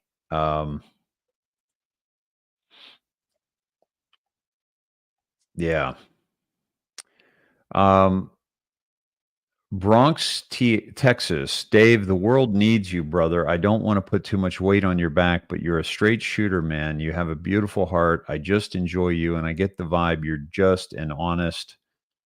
I hope he's saying honest man, and not an honest they. But thank you, brother. I appreciate that. I really do. And I take this seriously. What's that, brother? Somebody was asking for your link, so I put it up there. Oh, thank you. And I'm gonna do. I think I'll talk to Hawk, but I think I'm gonna do a few things this weekend. And I have my birthday Monday, but I'll be with my family on Monday, and then. So I might do something the night before on the Sunday, and but also I'm going to be coming to you with much more regularity, yeah, and I'm looking forward to that. So yeah, Dixie said, man, I hung up my mod hat so long ago. I have no idea how it works on Rumble either. I'll try to find out. So Dixie was one of the mod squad. Quasi Pete was one of the mod squad back in the day, and Barbara and Jen and Christy. And we had a lot of windows, a lot of places open. On various platforms before getting terminated off every single one. And, you know, it's, but it was great. They kept the space in such a great space, because, one of the things that I would ask of everybody who came into the show, and I'm going to get back to this as well now that I'm kind of rebuilding the SNED shed here, and that is checking our coats. When you come in, you imagine coming in out of the cold, and you thank you, Julie. Email me davesned@gmail if you want to be involved. Thank you. davesned@gmail. Linda, I speak to Quasi Pete on Poppy's channel. Yeah. So the Janet says Snedhead days were great ones. Now Hawk making it happen again. Yes, yes, yes, he is. Thank you, Janet. So I tell you to imagine coming in out of the cold, and you've got a big heavy coat on, and just imagine in that coat is wrapped up all your preconceived notions, your unconscious bias, your indoctrination, everything that you know to date is all wrapped up in that big heavy coat. And when you go into a place, you don't want to deal with this big heavy coat, this cumbersome coat. So we have you take it off and check it at the coat check, which is very safe. You get a little ticket. They know you know it's good. You might leave your phone in there so you can really unhook, and you know that's safe. And you go about and you have a great night. So I have people do that, and I have them grab a snack, grab a drink, grab a favorite pet, their favorite person, their favorite you, and come on in and download some information. And because of people like the Mod Squad, our Mod Squad, the Snedheads Mod Squad, people could do that and come in and into a chat and not be attacked. Because just like if I was having a party at my house, I've thrown people out of my parties before. I used to have parties at the beach, and I've had to 86 people out of my parties. If they were being, a dick, or they were causing problems, or they were being disrespectful.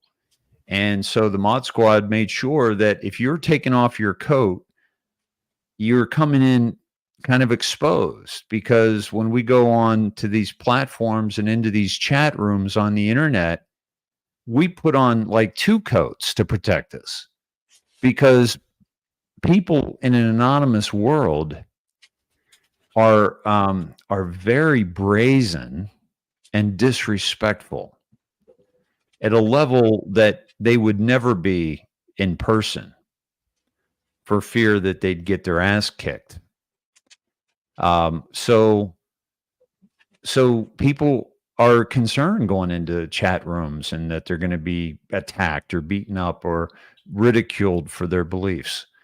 Not with the Snedheads Mod Squad, I'll tell you that much. They always kept a really beautiful space over on Twitch, on Facebook, on YouTube, on D Live.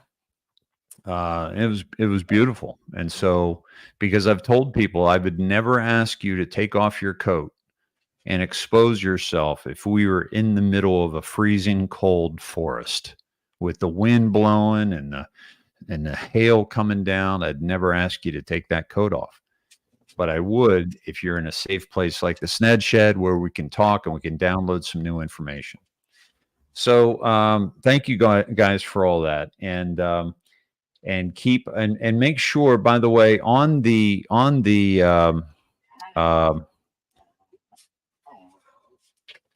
excuse me, on this Rumble, go down here and click the follow, and somewhere there's a bell notification, but I don't think I have a bell. Oh, it's up here, up by here. You click this bell notification, okay, and you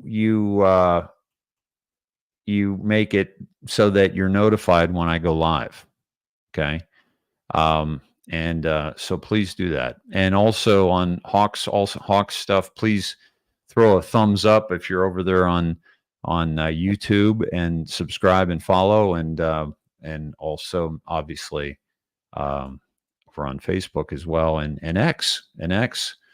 guys. Let's get Hawk's numbers up over on X, because he's dropping some gold there, and so let's get him rolling on X. And I thank you all for this is Hawk's, by the way.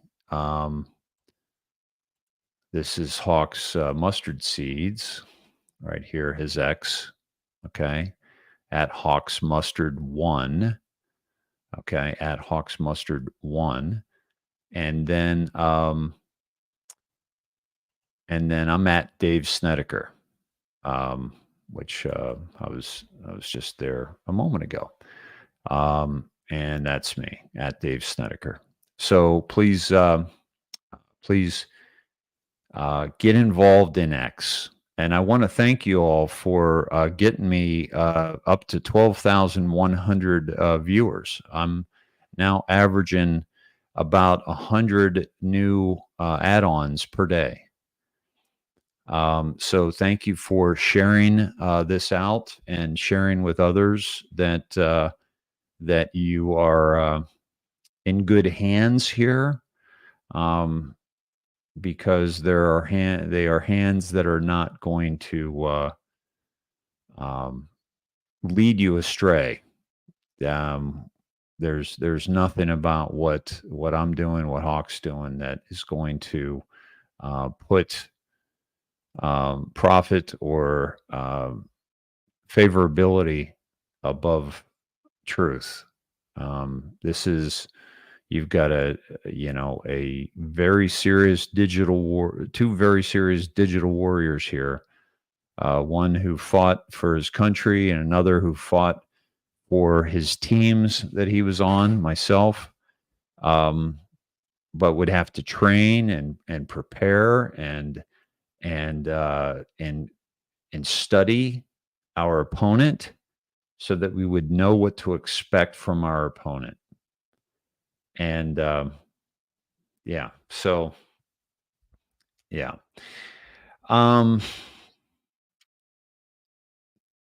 Yeah, any thoughts, Hawk, on that? I wanted to get to the big thing is making sure that if one goes down, you guys got someplace to fall back to. That is going to really be the key thing, to not allow an interruption like has previously happened. It's going to be vital. We're, honestly, in my personal opinion, I think that we're really on the cusp of things really making big, huge changes.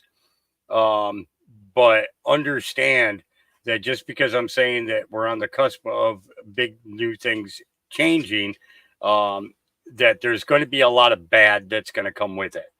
And that is where we definitely need to be banded together in order to get through this. So, that's like super, super huge. Rumble, obviously is a platform that appears to allow free speech. However, I've seen a couple of things get taken down from there, which, kind of lead me to believe that there's a little bit of a lax in looking into the researchers and finding out. Well, it's actually easier to explain like this. There are going to be people who are not going to like the videos that are coming out. Okay. And they are going to complain, and they are going to complain a lot, and it's through that type of pressure that these companies end up pulling videos down. So the more that we have watching, doing the thumbs up, doing the likes, whatever, the better chances that we are, because they're going to see that the largest majority of people who are seeing it are saying, yes, this is great content. And you've only got a couple of people who are saying, oh, it's bad. And they're going to understand that that's just an opinionation of an individual who doesn't like to hear the truth. You know, when people get mad, they get mad because of the fact that they don't like the truth. Period. That's just the way that it is. You know. Yeah. You know, as much as we don't like people who tell lies, it's the same thing with telling the truth. Only nowadays it is more some. You know. Yeah. And I want to add something to this. Now, I want to. I'm coming at this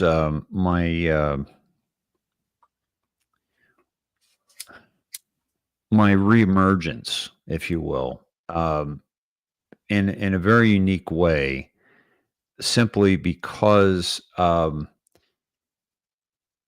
there was such a difficult period in my life that I could no longer take in the, I couldn't listen to all these shows. I couldn't watch these shows. I couldn't talk about all these problems. And because I needed to separate myself from them and find my joy again. And so I'm coming back to things with certainly the same positivity that I've always had about the way things are going, even though I'm somebody who lost as much, if not more, than most in this war already. And I have every reason to be bitter and every reason to not trust the plan and every reason to be pissed at some of the people that are supposedly now in control. And yet I'm not. Why? Well, I think that comes with the longevity of my journey through my awakening and also through my longevity and my in-depth analysis of the Q drops and their relationship with the Trump administration. And my research and understanding of who's really, the fake presidency, if you will. Okay. And so this is all, coming from this aspect, coming back into this fight. And it's important that we have the veterans on the court when the buzzer goes off.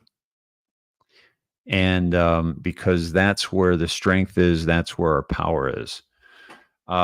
So if you're not wanting to take on another show that focuses on the problems, I invite you to go to davidsnedeker.com. Okay. And I got to share a few things here with you. This is davidsnedeker.com, and this is where you'll find my Give, Send, Go campaign, which I ask you to support through that if that's easy. That's also supporting, by the way, Give, Send, Go is supporting an organization that has not hurt people, is not taken money away from the truckers and taken money away from all these people. So I invite you to, and you can also do a monthly there if you'd like. And so thank you, Deanne. I've been posting this for quite a while. I think it's been several months. I want to say 4 months, 5 months. This has been up. So if you think that's a lot of money, it's not over 5 months, but it's much appreciated. Cash App and Zelle also. But this is what I wanted to share with you, and that is this is my podcast that I do. It's really not a podcast. It's more like a conversation with you. And let me pull that up for you. And that is Shattering the Indoctrination. Okay. And that takes you to Spotify, but also you can get it on Apple Podcasts. And this is just a lot of me just talking and taking you through my journey. And it has been, it comes highly recommended from many that have listened to these. They're very peaceful, they're very calming, and they're very, I give you space to think for yourself. I don't just punch forth a bunch of information. It's a conversation. So you can, come back and be thinking about it as well. And if you want to know why I was gone for the time I was, please listen to Soul Seeking Solitude. And then, and for those of you who are paying over $100 for cable or something, Q streaming is something that you can log into through my website. And this gives you thousands and thousands of channels for $60 a month. And that also supports me. And we have Truthcast Media on this as a channel. And so all these broadcasts we're doing are going straight to Truthcast Media. So you'll be able to watch there as well, along with thousands of TV shows, thousands of movies. And I use it all the time, just so you know. Like, it's something that I use when I want to unwind. Okay. So keep that in mind. You'll also find, Jasmine on there with her Patriot, Saint Solutions with the gold and silver, and the Mysterium, which I highly recommend, and our Patriot Silver.gold, where you can get a free pamphlet on gold and silver if you're looking into that for investment. This is not something that is done. We get, for example, I'll give you an example. Hawk and I were talking about Goldco, and some of these scammers that are using Goldco, they're getting 10 to 12% on your 401k. The only way to get that kind of money is if they're taking it out of your principal. Okay. If you put your 401k into 7K through Patriot Silver, for example, I get paid $0. Okay. So check out this gold and silver companion's guide written by my friend Darby Faulkner. You could put your name, phone number, and email in there and get your free ebook, and then we'll follow up with some information. But that's all through davidsnedeker.com. You can click on that stuff, and that's some of the things that I'm using to support my work here. And also, I want you to be aware of those podcasts, which I think you'd really dig, especially OG Snedheads. Yeah, so I appreciate that time. Let's see. Blanker says, Dave, could you explain how and why things have happened to you? I heard you mentioned on Nino's podcast. It's basically just a loss of my home in California, loss of my father, loss of my brother through this war that we're in, loss of a dear friend of mine, and loss of my 18-year relationship, and loss of my home. So just a lot of loss, and having to deal with that and go through that, and needing to find solitude, and needing to find joy again, and needing to start to engage in more joyous events and more family-oriented events, rather than continually dropping back into the indoctrination. Listen, folks, even, the people that we're trying to save from the burning building, that are undergoing smoke inhalation, we're going to be breathing that smoke too. And so it's really important that we understand that we're not, we're not getting a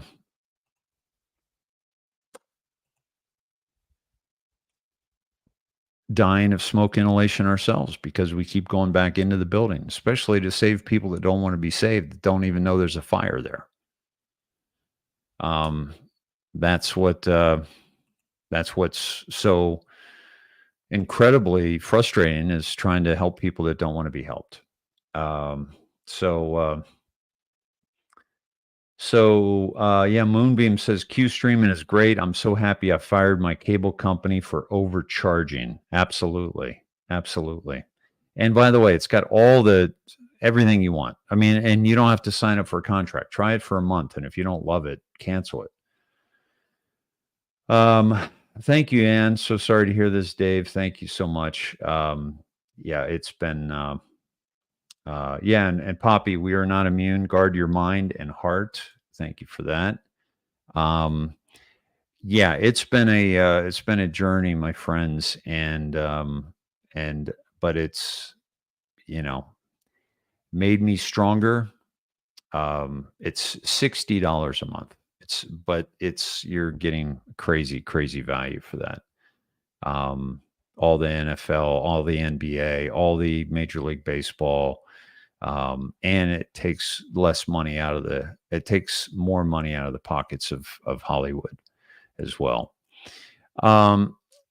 So my friends, I want to go to, I'm going to go over something tomorrow. I think I'm going to be ready to do it tomorrow, and I'm probably going to do something similar to this time tomorrow night.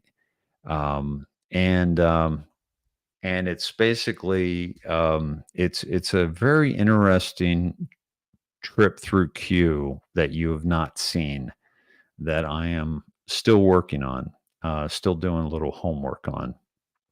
And so I appreciate the help from some of you SNEDs that are helping me with this, and I will share that information tomorrow night. But I do believe it's going to knock your socks off, and I think you're going to be really, really good.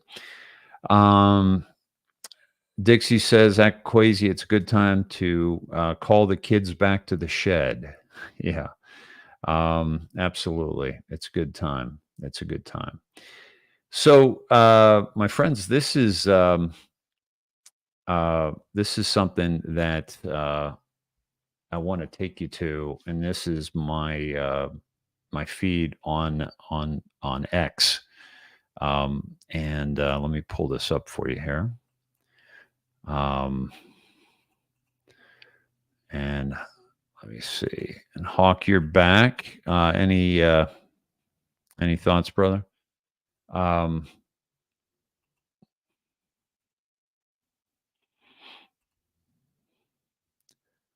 You're muted if you're talking. That's good, because what I was saying, what I was saying didn't make sense. So it was good that happened right at that time. Yeah. No, I've actually been away from the computer for a few minutes. I had to get the dogs fed, as you can probably hear them chowing in the background. And what's crazy is I have this big, huge bin. It's about this big around, Dave. It's not big. It's like this big, and it's about this deep. Right outside the door here, on the ground, completely filled up with dog food. Okay.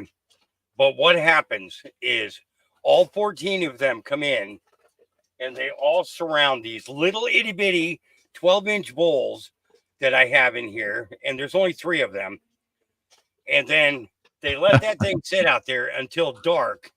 Okay. And sit here and whine and complain because their food is not in these bowls. And I tell them, just go outside and eat the rest of it. Go outside and eat the rest of it. No. They look at me like I am the dumbest human feeder on the planet. Okay. Okay. All right. You guys. Yes. Thank you very much, Baron. I appreciate you saying that that's not true. Yeah. Thank you. Oh, yeah. They're the two biggest, and they can't get to those bowls because all the little ones are crowded in so tight around those bowls right now. So, Baron, Yep. you be good. He doesn't need to get up and move because you want to get in there. Okay. Yeah. I didn't pretty much catch anything that you were talking about. I'm sorry. Oh, that's all right. That's all right. But your X feed is what I've been waiting for. So Cool. All right, let's get to it. Well, first of all, let me get to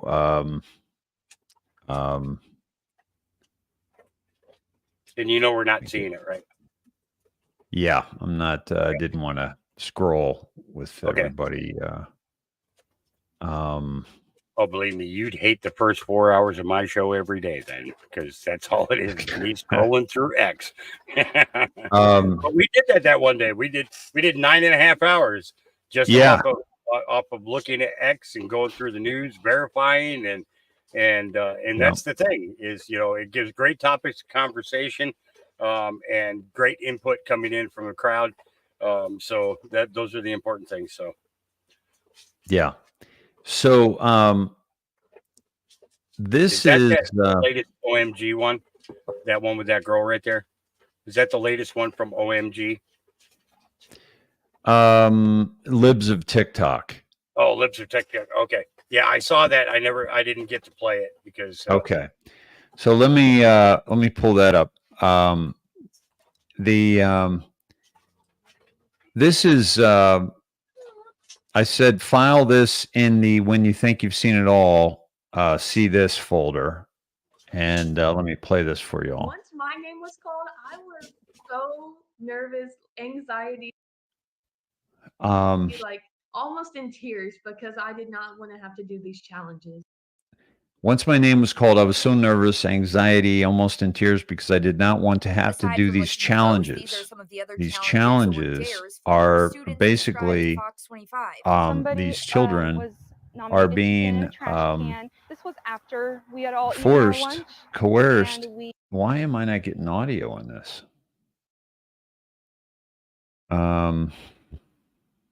It's very odd. We all would pour. But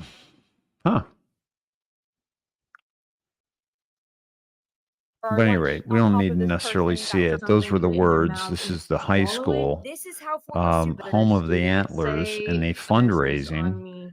And they could put $100 on me to have to lick ketchup off of someone's face. If I didn't have $100 to give to the philanthropy to get out of it, I would just have to be involved with it. So basically, the audio is playing for us.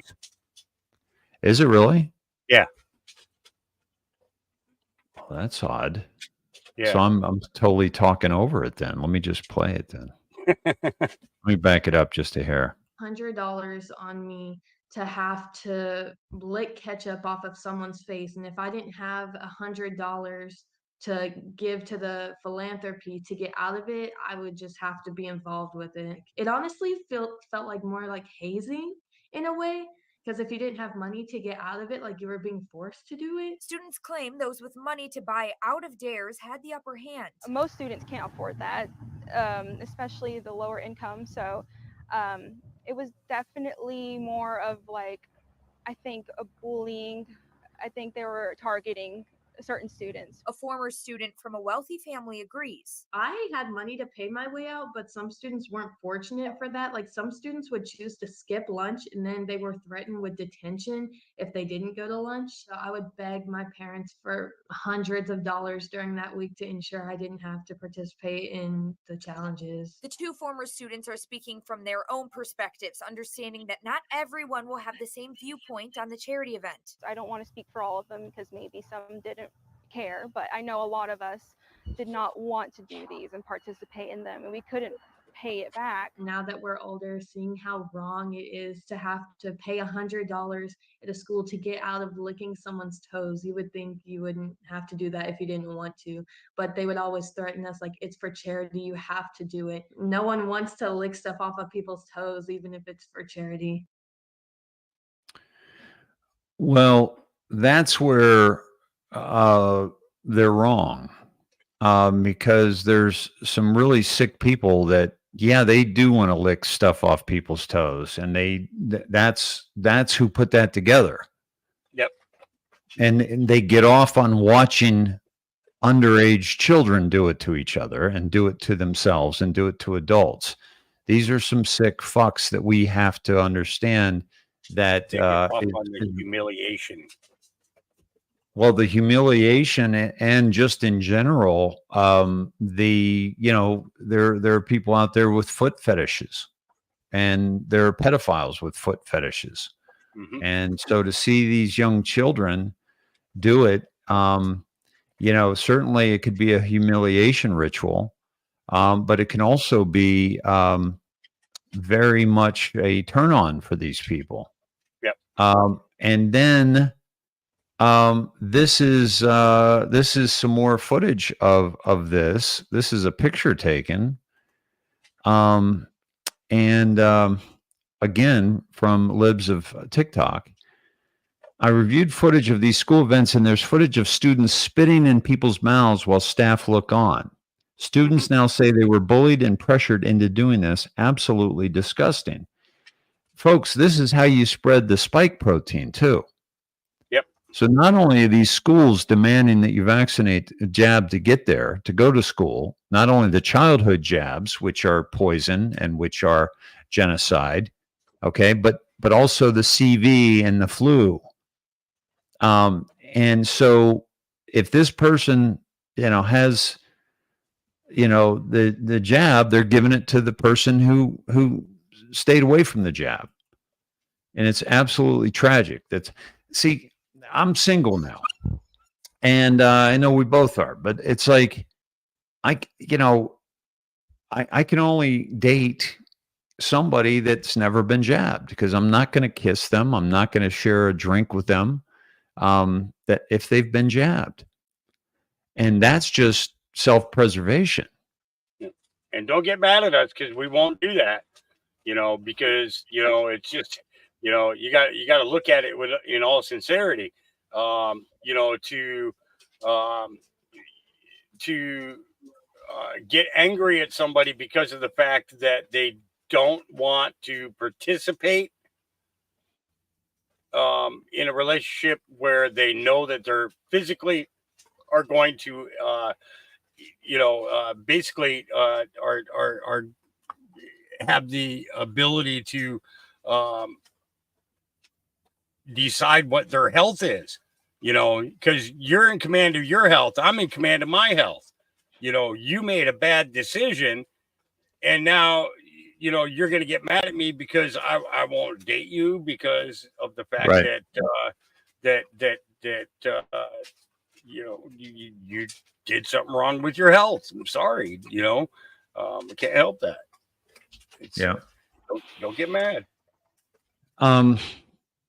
So this is a story that about the human trafficking victim put out by MJ Truth Ultra, who's also a great follow on X.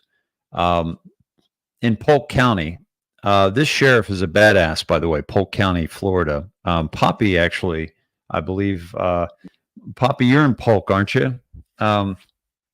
Actually, I heard you sold your house and you guys are on the road, which is very exciting. But this guy's a badass in Polk County, and he Grady Judd, and basically he discovered that these illegal sex workers are getting free transportation around the country. Let him talk.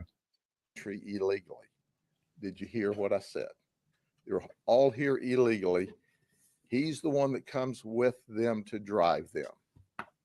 These ladies are all controlled by a human trafficker. We think their human trafficker is a female.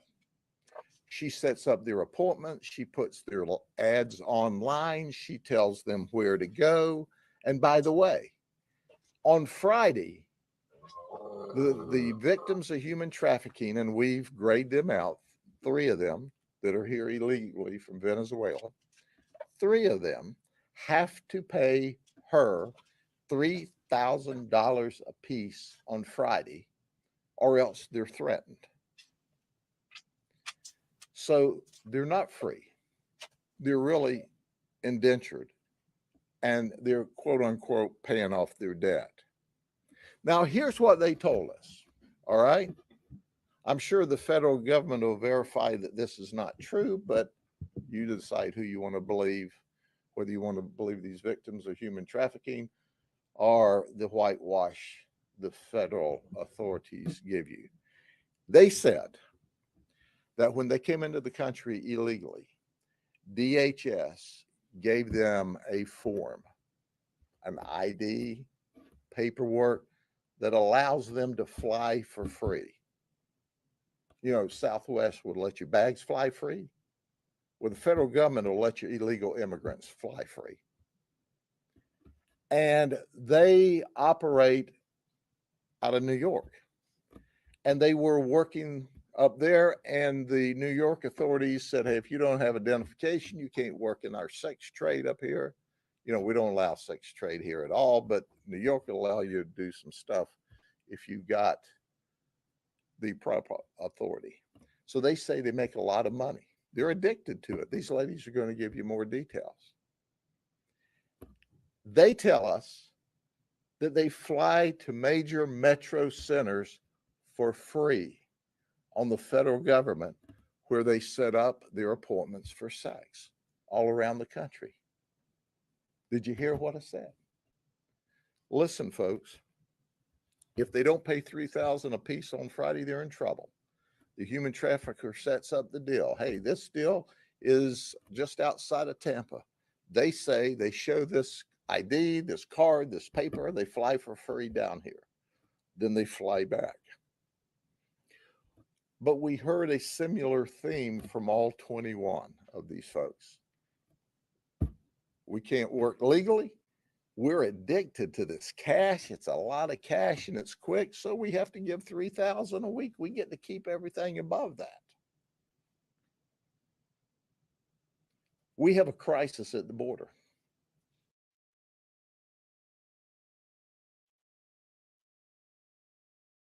It's not, and that's not just a little crisis either, Dave. The sex trade. Right. You know, what we're dealing with here, right? You know, it's a, you know, and as somebody who experienced it, you know, as a kid, you know, watching this, I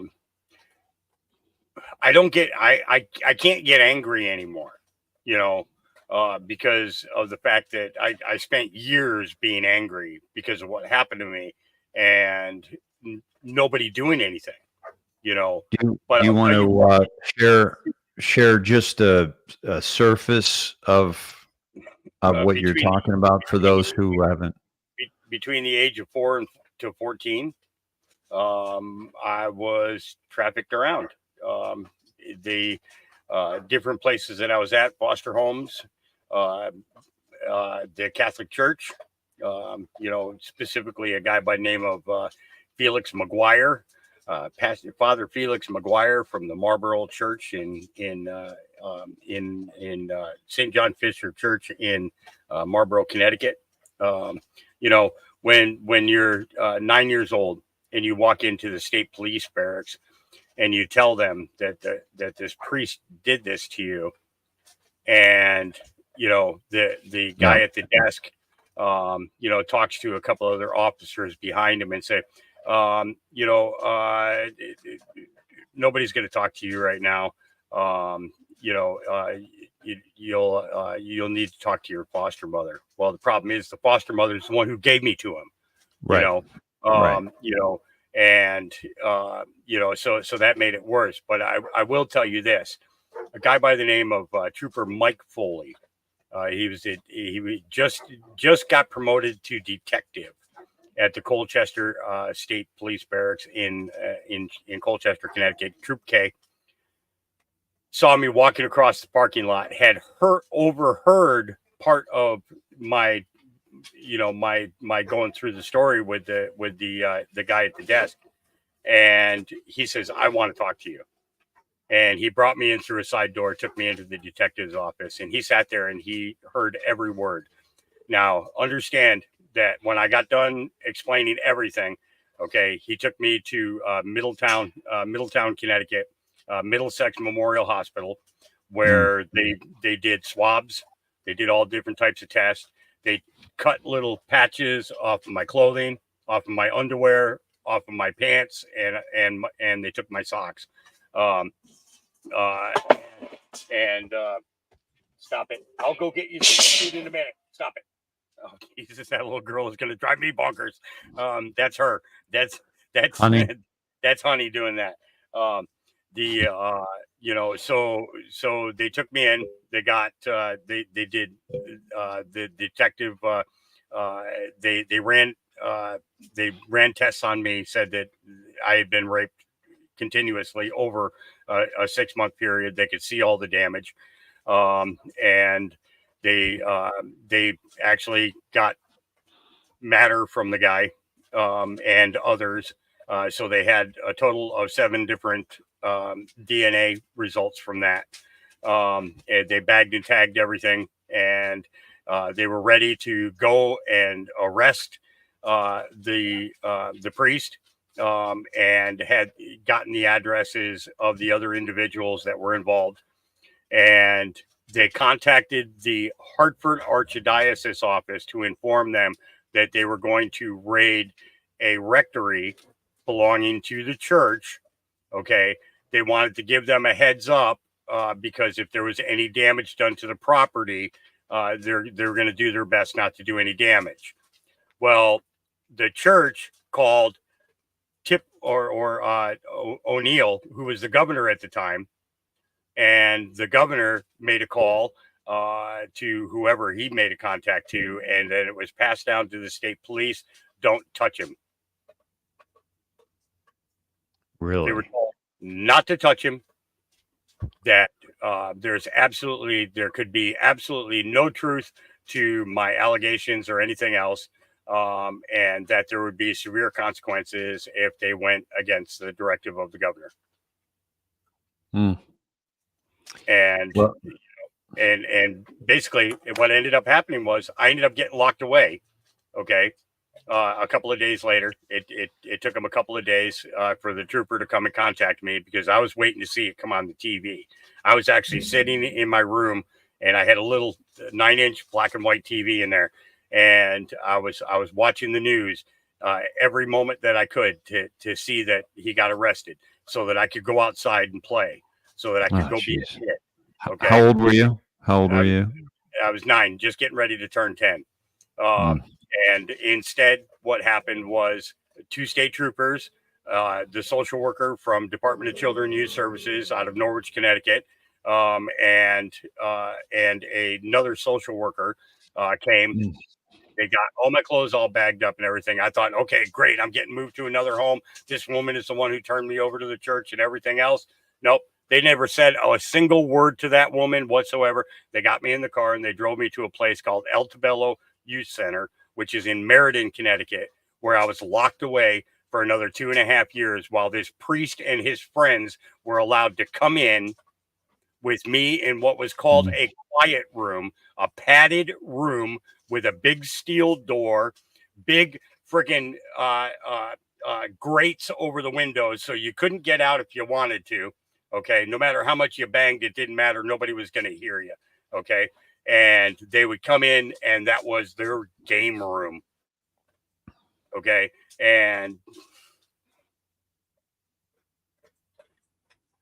so when I see stuff like this, I can't get angry anymore, because I lived in that fucking anger for so long that it was eating me and eating me and eating me, you know.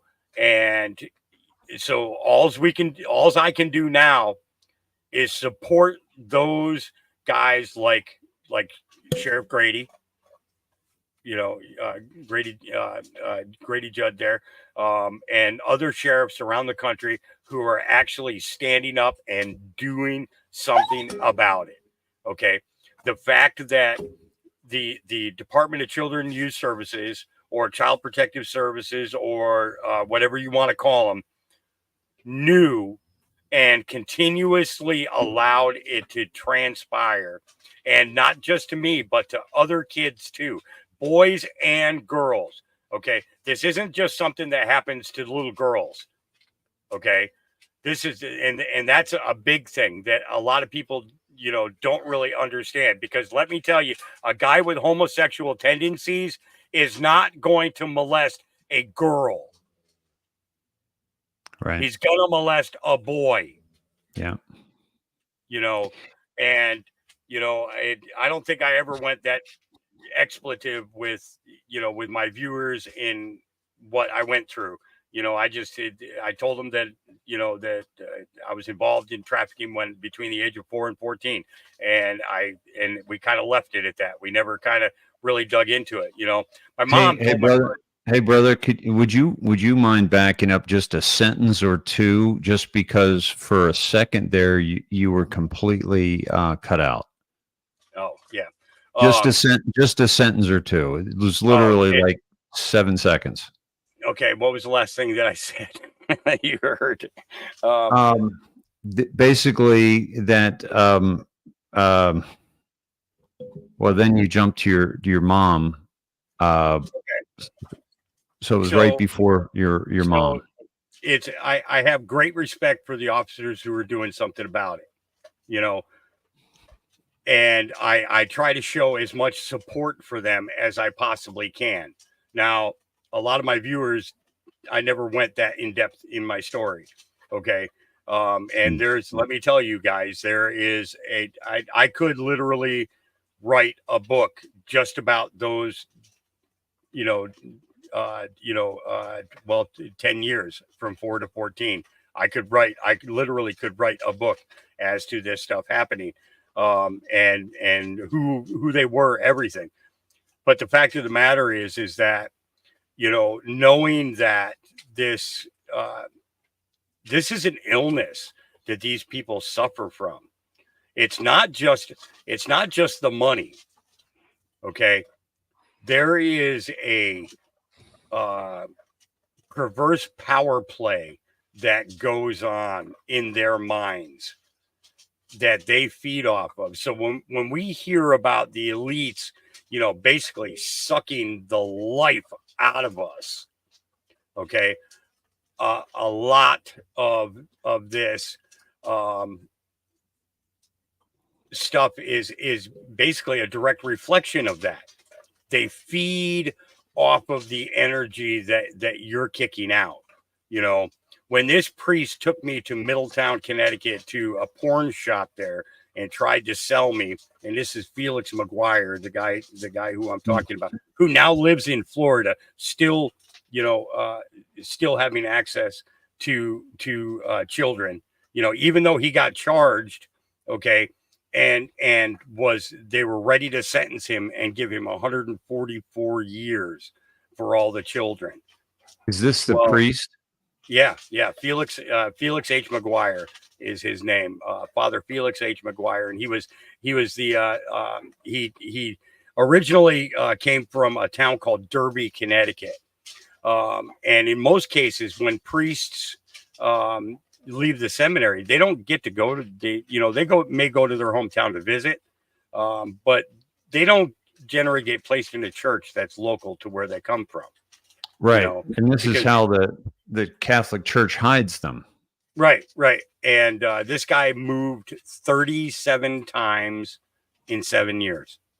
So starting in 1950, okay, he was in North Branford, New Haven, then Oakville in 60, 67 St. Lawrence is in West Haven. A former St. Lawrence school student accused McGuire of molesting him and other boys when they were in their teens. He reports that he told a priest about the abuse during confession at another West Haven parish in 66, but the priest's response was only come back next week. This was Hartford Current, 2002. Then 2 more changes, 3 more changes, 4 more changes over the next 5 years. And in St. John Fisher in Marlborough, a police investigation of McGuire in 84 was dropped under questionable circumstances. McGuire is said to have targeted troubled and vulnerable youth, plying them with alcohol and pornography and offering them money. He also is also said to have videotaped encounters with boys, and to threaten them. Was that something? Yeah, Jeez. that's yep, that's that was one thing Mike Foley said to me. He says they got some of the material that was in the basement in the cabinets that he had down in the locked away in the basement. He said but there's probably he said that there's probably videos out there of you.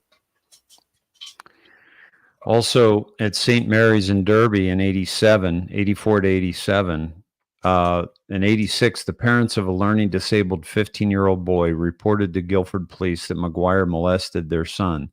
The case was dropped due to the refusal of New Haven prosecutors to grant the investigators an arrest warrant. So the refusal of New Haven prosecutors. So here's the thing. These men commit these crimes knowing they've already been told that they'll be fine, Hawk. Yep. Okay. Before they do it, they already know they're in the Catholic Church and they have been told, listen, everybody does it. If you get caught, we're just we've got you covered. Don't worry about it. And we'll transfer you somewhere else. Yep. That's exactly what they do. And they're doing it with impunity and with no fear of being caught whatsoever. Yep. Then he went to St. Teresa's in North Haven for 5 years. And then 92 to 99, Guilford, he was arrested in January of 93 in Guilford for the sexual assault of a young man. McGuire agreed to accelerated rehabilitation, a plea deal. Well, I'll say the kid's first name was Bobby. I know Bobby well. This one here, you mean? Yep, This the one that ended up getting him arrested. And I know Bobby well. Him and I spent quite a few days driving around, having conversations. And it boiled down to him having the strength to do it, to be able to tell.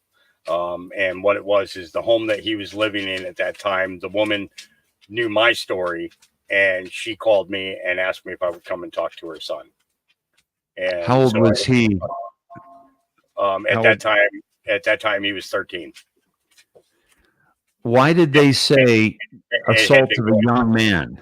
Yeah, the easiest way to put it is at 13, 14 years old, the kid had a full mustache and almost a what we would call a peach fuzz beard. Basically looked like he was 18, 19 years old, maybe even 20. He had a hormonal issue where kid probably had more hair on his entire body than I've ever seen on any. Yeah. But still, he was a boy. And, and they also, the learning disabled victim's family who reported McGuire to police in 86 filed a civil suit against him in 93, which they won in 97. Yep. Wheelchair bound boy. Really? Yep. What a sick fucks. Wow. He was, McGuire died in July of 2008. I didn't know that. And that's actually, I'm actually smiling right now. Wow. And crying at the same time because that SOB can't harm anybody ever again, and I know that he is in hell right now getting exactly the treatment that he gave to kids. It's and his most famous line was if I tell Jesus, you are going to If I tell Jesus you were going to suffer for all of your days. That was his favorite line. Really? He's like he had you so manipulated that we believed that he was like in direct contact with the man, you know. Well, see, nah. Children are impressionable. This whole thing was a pedo ring, dude. Yep. The whole priest thing. Listen, confession is all bullshit. Yep. They're getting confession because they're getting good leads, man. Yep. They know who's gonna talk, who's gonna not. They know who they can take advantage of. They know who they can scare. They've been put in positions of power and you know, revering the priests, so that the reason why they're edified in such a way is so that no child would ever think to cross them. Yep. Or give away their secret to their mother or father, because the priest is held in high revere. At the dinner table, families are praying for this priest that is abusing their son. Yep. Or their daughter. And I want to give a shout out to bishopaccountability.org, which is where I got that. bishopaccountability.org. And they've been doing some great work. I'm putting it in the comments, folks. If you have any people you need to check on, I'm putting it in the comments there. But I figured giving you the name, I honestly, since I was about 21 years old, I've never said his name, never said his name. Is that right? And, yeah, because it's I get myself in a mindset that if I didn't say his name, then he couldn't affect me. He couldn't affect me. I joined the Marine Corps because my objective was to kill every one of those son of a bitches. But what I found in the Marine Corps was a family. I found a loving family, brothers looking out for brothers, and nobody coming to harm, Yeah. And them protecting you from harm too. Yeah, because that's a big one. If I'd have killed them, if I'd have gone after those men, the first opportunity that I had, with the thought patterns that I was at, because believe me, every push up, every sit up, every pull up, every dig in the sand pit in boot camp was me, preparing to battle these people, Wow. and it's I remember talking to a guy, Andrew Malloy. He was a fellow Marine in boot camp, and and he says, you push real hard. He says, you're a little guy. He says, but you're pushing so hard. He says, I can't believe how hard you push. I says, because I'm going to kill them all. I'm going to kill them all. And I told him, we were up late that night because we were on laundry duty, and I told him what happened to me. And he just like looked at me in shock. He says, I can't believe they let you join. He says, aren't they going to call you crazy? I says, no. I says, actually, they won't know unless I tell them.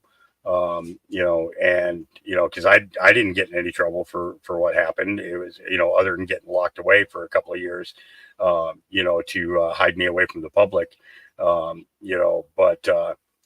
Andrew and a couple other guys, Stephen Lemieux, out of Meriden, Connecticut, and Andrew Malloy was out of New York City. They became fast friends with me, and because of their influence, I didn't go on a killing rampage and kill all them SOBs.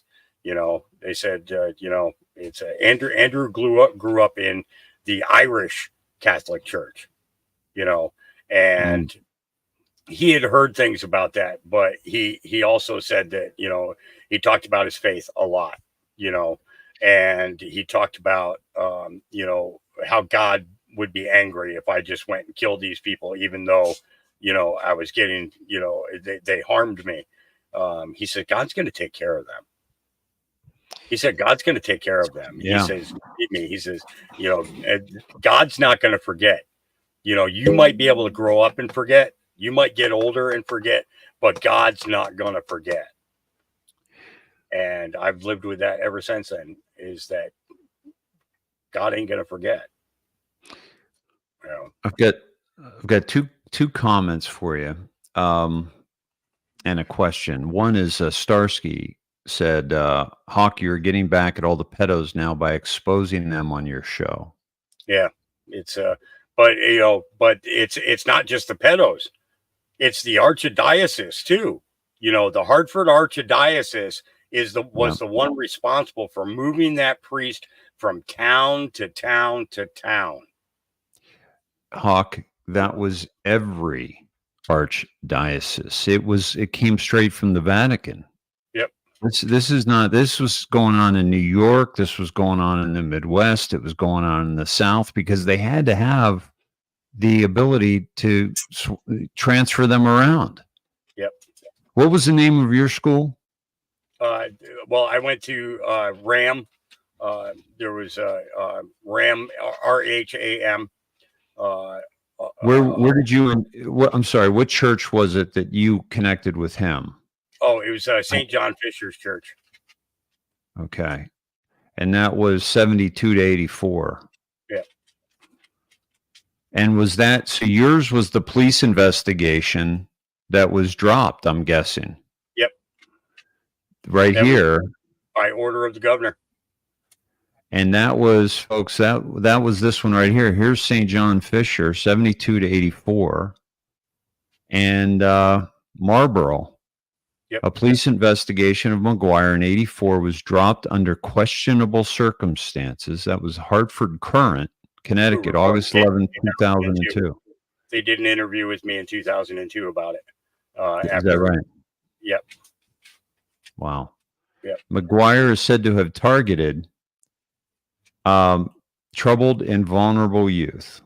Yep. Plying them with alcohol and pornography and offering them money. He's also said to have videotaped encounters with boys and to threaten them.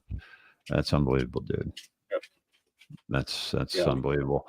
For that sheriff, or for that detective to say to me, he says, we got a lot of movies out of his cabinets.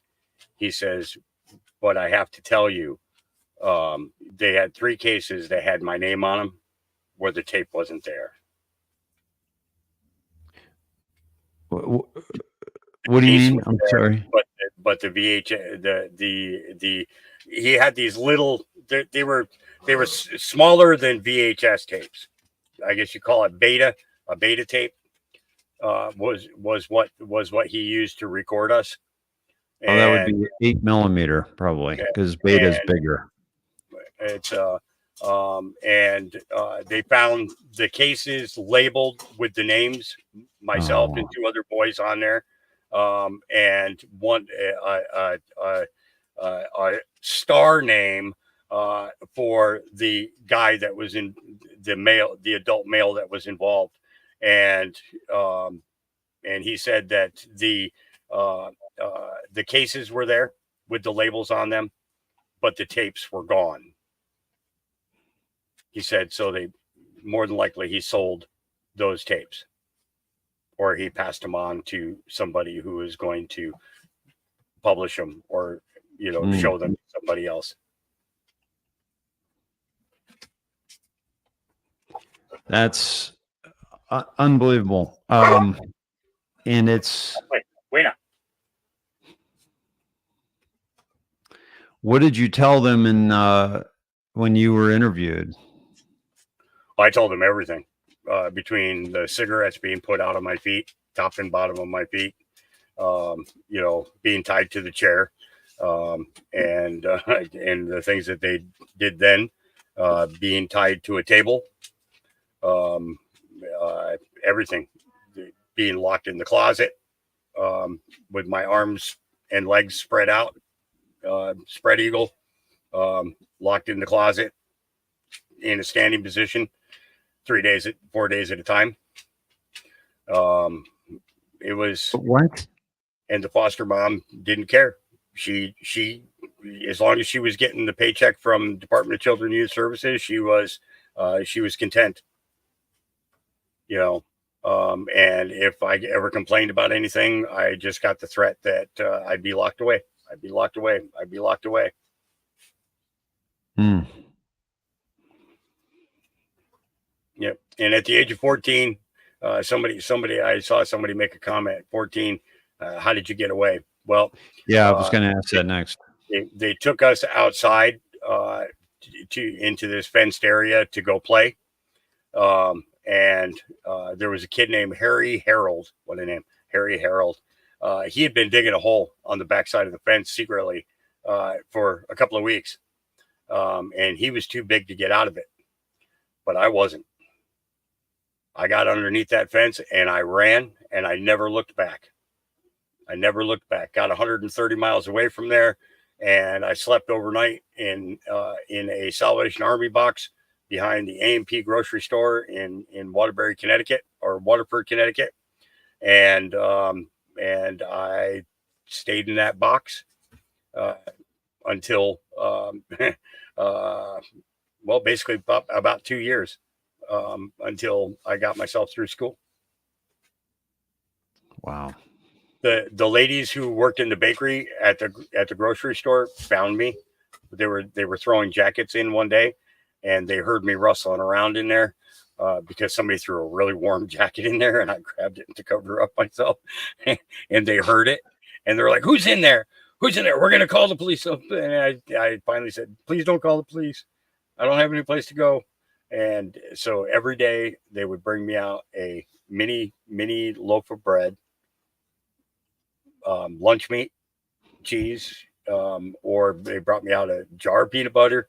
And every night when I'd get back over there just before closing time, all the scraps that were left over from the food, the fresh food that they cooked during the day, they gave to me, as they were leaving at nighttime. So I always had dinner, Yep. Dude, that's unbelievable. So you had to escape, literally. Yep. I didn't look back, and I know the cops were looking for me, because let me tell you, I was not even 2 miles away from there, and cops were rolling up and down the road. They were going slow. They were looking every place that they could. And there's this little shelf up underneath the bridge, up underneath. You got the big slope that goes up underneath the bridge up on each side there, Yeah. And there's this little notch that was up there, and that's where I went. I crawled up there and I stayed there. As soon as it got dark, I came down, and I would go like 100-yard sprints. I'd do a 100-yard sprint, then jump into the woods. And then I'd wait and I'd look and I'd wait and see if any cars are coming. And then I'd do another 100-yard sprint, jump back in the woods. It took me forever to get that 130 miles away. But when I went into school, when I went into the school to say that I wanted to go to school, the guidance counselor, the principal or the vice principal at that time contacted the guidance counselor, and the guidance counselor came down, and the guidance counselor helped me get all the paperwork and everything necessary in order to be enrolled. And he said, "Where are you living?" And I gave him the address to the A&P grocery store. and he says, "What?" And I was like, "Yeah." I says, I'm staying out back of there. And he kept it a secret. He never told the principal or the vice principal, or if he did, really? If he did, he never let on to me that he had, and the principal and the vice principal never, but they always checked on me. And it was kind of weird. I would see him walk down the entire hallway past hundreds of students and not acknowledge them at all, but they would always stop and say hi to me, and ask how I was doing. Do I have everything that I need? You know, kind of thing. You know, there were days that I was like wearing the same clothes every day for like, you know, a couple of days. And, you know, and the guidance counselor or the vice principal would come up and they give me a bag, and, you know, tell me to put it in my locker. And then I'd look at it at the end of the day, and it's a couple of brand new t-shirts, you know, new underwear, new socks. You know, so yeah, there were people that knew. But I think they knew I was broken. You know, that's the easiest way to explain it is they knew I was broken, and they weren't going to make it worse. The people that helped. Yeah. You know? Dude, so tragic. You know, by the way, I just had to screenshot the entire article. I had to keep going back because they wanted to charge me $6. So I just kept going in and capturing it. But no need to relive that. But I have that if you want it. But you probably you've seen that because you were interviewed in it. Yeah. The cover of the Harper Current. It was a cover, huh? Yep. Wow. It was the cover of the Harper Current. Yep. So many people who no longer talk to me after they read that. How dare I say ever anything about their kind of church? They hated me for telling. They hated me with a passion. You know. And I took that reporter to the guy's house. I took him to the priest's house. Is that right? Oh yeah, I took him to the house. You know, it was like, you know, I say because I wanted him to understand that this was real. You know, and you know, yep. This is it. Yep, predatory trial. And that SOB, you know, it was yeah. He went down to Florida. He went down to Florida, and from what I heard, that they were actually looking for him in Florida in the early 2000s. And you know, I was married to this woman up in the Groton area at the time, and she said to me, she says, you know, do you ever wish that you had killed him?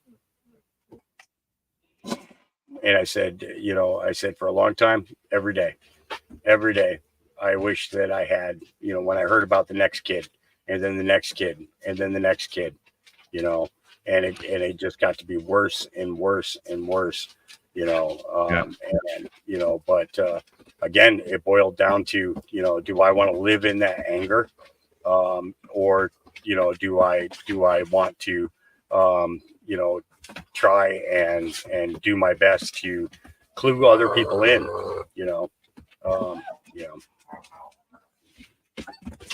You know, by the way, the Hartford Archdiocese paid $50.6 million to settle priest sex abuse claims, going back to 1953. Did you get in line for any of that?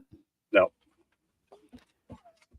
Well, you were one of the major ones mentioned. Why wouldn't some of that go to you? Because you weren't involved in a lawsuit, maybe? The lawyer didn't want to get involved. He didn't want it. The lawyer, Fitzgerald, out of New Haven, Connecticut. Hey, didn't want to get involved. He says it wasn't going to be good for his office, and frankly, he didn't think that they were going to get enough money out of it, so it wasn't going to be worth it to him. So at that point, there, I just, you know, I moved on. You know, I just I wasn't going to get. Yeah, it's there were 20 credible claims that were made against one priest. 142 claims total. Yep. And 98% of the settlements paid were for allegations of abuse occurred before 1990. Yep. almost like they're saying, "Oh, well, that's all behind us now." Yeah, no, far from it. Yeah, right. So, 51 million divided by 142 cases, that's 360,000 each person got. I got to think that there's some money there. 'Cause you've already got the track record, you've already got this story, you've got the article, you've got the you know, they can go back and find out why that was never prosecuted too, because of the power of the archdiocese. Well, it was the power of the governor, you know, because I was told that day that it was the governor's office that called, that told the state police, you're Right. not going to take this any further. You know, that was Well, just the the- governor's office, you know, The and church.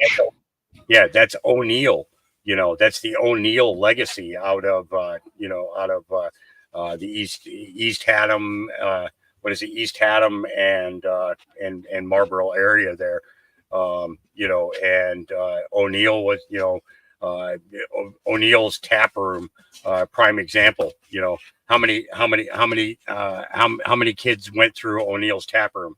You know, because it's, in my opinion, you know, knowing about politicians now, you know, knowing what they give up in order to get to where they're going. Yeah. How many kids went through O'Neill's place? You know, and the other question is how many foster parents turned a blind eye to all of this going on? You know, this story alone is it really makes it amazing to me. Here he is with a young girl. Amazing to me how deep we need to go. But this all came down through O'Neill, right? O'Neill's, you know, he was being told what to do by the Vatican, by the cabal. Yep.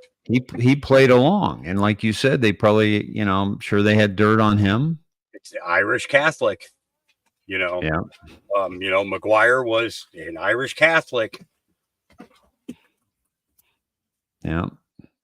You don't find it so much with the Italian on the Italian side of the Catholic Church. You find it more on the Irish side, and that was one thing that Mike Foley told me. You know, this is a state trooper who's a detective and is also an Irishman. You know, Foley is an Irish name.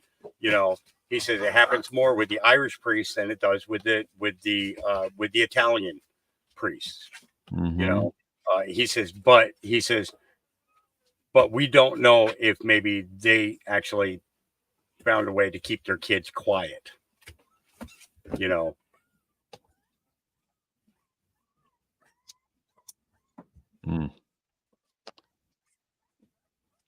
Unbelievable. So yeah, there you go. I just put my whole freaking story right out there, didn't I? Fuck. Is this the scumbag here?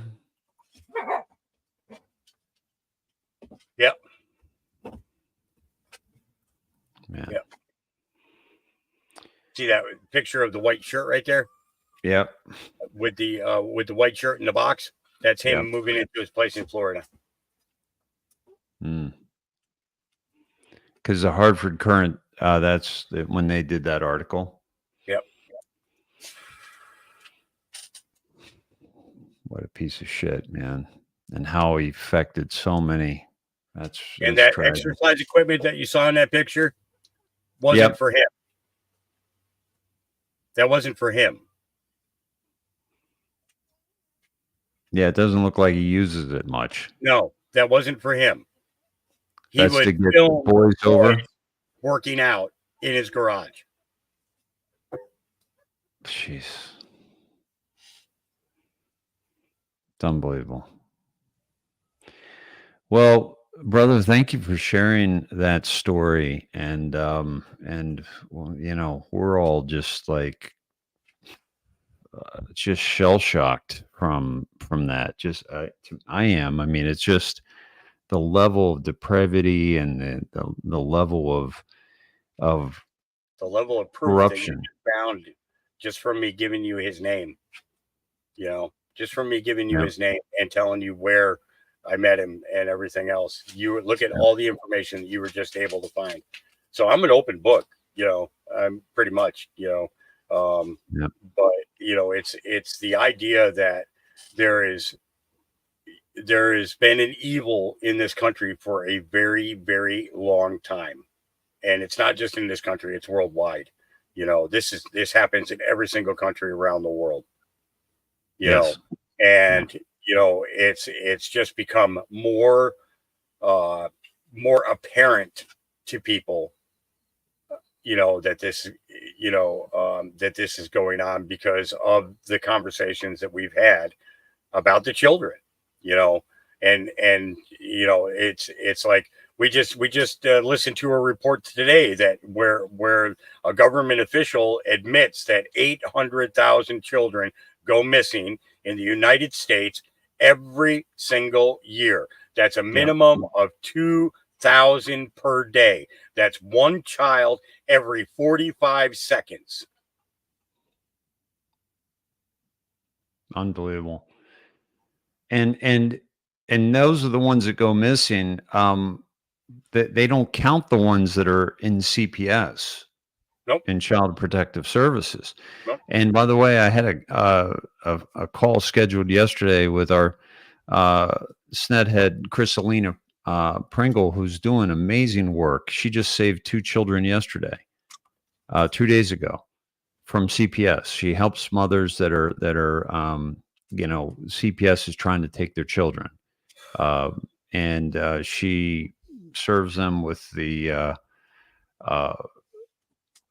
color of law, and she, well, I don't want to get into the details, but she's able to you know, fend them off, and she's committed her life Those to this. children are the parent's property.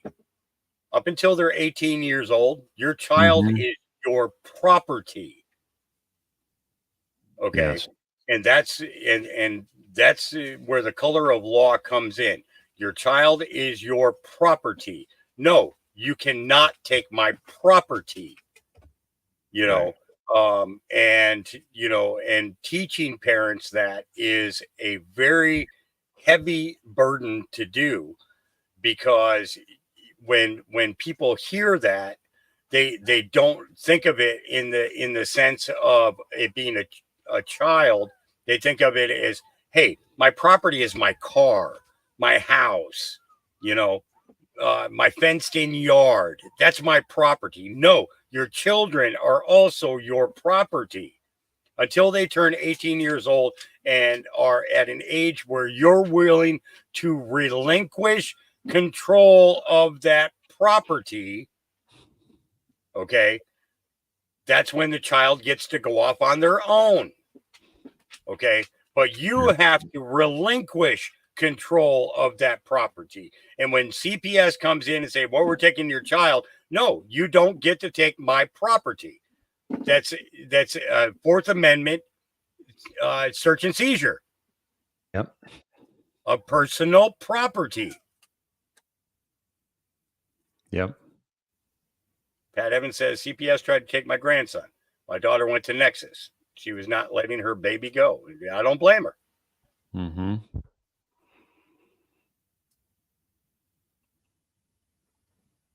Yeah, you got to fight it. Yep. Yeah. Thanks to Karen Conklin for your donation. I also to Deanne Worrell, and Joe Blanchard, Starsky. Thank you, my friend. Quite amazing, quite lovely.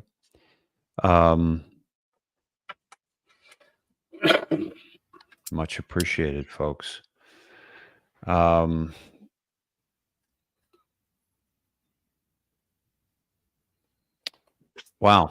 Well, didn't expect to go down that path, but I'm so glad we did, and I hope that that was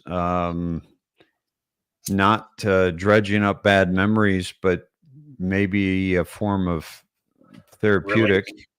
It was a Yeah, release. release. It's Good. it's it gets burdensome. I still have nightmares about it. Somebody was asking what happened to my parents.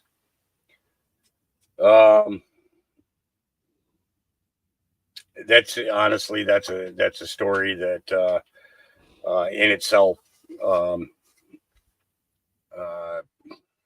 For another time. well, maybe, easiest way to put it, my father was killed in our living room. My mother was the one who pulled the trigger. It was in self-defense. She was the protector of all the children of our household. My father was not right in the head anymore. He had experienced some things as being a police officer and his military prior to that. That came out and was taken out on us kids. So us kids were shuffled off to either relatives or foster care or ran away because of the abuse that was going on. And it was physical and emotional abuse that was happening at the same time. So my mom got 5 years suspended sentence, 5 years probation. After about 2 years and further investigation into my father, they ended up rescinding her sentence.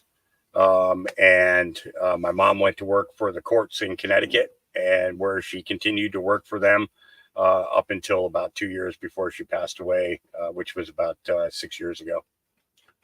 So my mom did a lot to save a whole bunch of kids. She couldn't save her own, but she did her damnedest, to try and save every child whose life that she was involved in, for the rest of her time, and I had a lot of anger towards her over a lot of different issues and things like that. And there were times that I did not honor my mother. And let me tell you, that's a state of repentance that's hard to get to, but I love my mom, even though and she knew about all of this. She told my brothers and sisters, just before she died, she told them, don't give your brother a hard time. He's had it worse than all of you, is what she told them. And she told each and every one of them. And they knew that anyways. They did. They, home visits. I'd get a home visit, a couple of times a year. And they knew that something was wrong. I just was never able to talk about it with them. I never thought that they would understand. I much less care, and my father, on the other hand, he was a mean, spiteful, angry man. The riots in Detroit changed him beyond the capacity of what it should have changed any man. He went from being a very, very loving father and caring father to a very hateful towards every race. I mean, when we left to Detroit, we went to a little town called Hannah and Elmo. Hannah was the town that we lived in, but it was coexisted with a town called Elmo. And my father was the sheriff for those two towns. There's also a Native American reservation that's right there. And there were a lot of Mexicans who were coming into the country and sneaking onto the reservation, staying and living on the reservation, taking any job that they could find in town and everything else. But my father took the anger of what he witnessed in Detroit with him there, and he reflected it on the Native Americans and the Mexicans that came into that little town. He was extremely violent to us kids. I was late home from school one day. He ripped the wire off the back of the TV, and he whipped me, 10 times for every minute that I was late. I still have scars on my back, the back of my butt and the back of my legs from that, that I'll carry for the rest of my life. There were, yeah. Then we moved Wow. from there after my mom got the house sold in Detroit. She came out to Hannah. We were only there for another month or so after she got there, and we moved to Salt Lake City, and he got onto the police force there. And irregardless of the fact that they were letting him go out of Hannah anyways, because the town just couldn't handle the racism that he carried with him. And it wasn't like a white supremacy kind of racist. It was experienced anger and hate towards a race because of direct conflict with, Right. in that situation in Detroit. But he brought that with him into Salt Lake as well. Both of my older brothers and one of my older sisters attempted to run away multiple times because they were being beat, they were being treated bad. My oldest brother Terry, he basically didn't do something the dad wanted, and my dad shaved him bald. Shaved his head bald. And, back then, doing something like that was, you go to school with something like that. It's, everybody knows that you were bad in some way.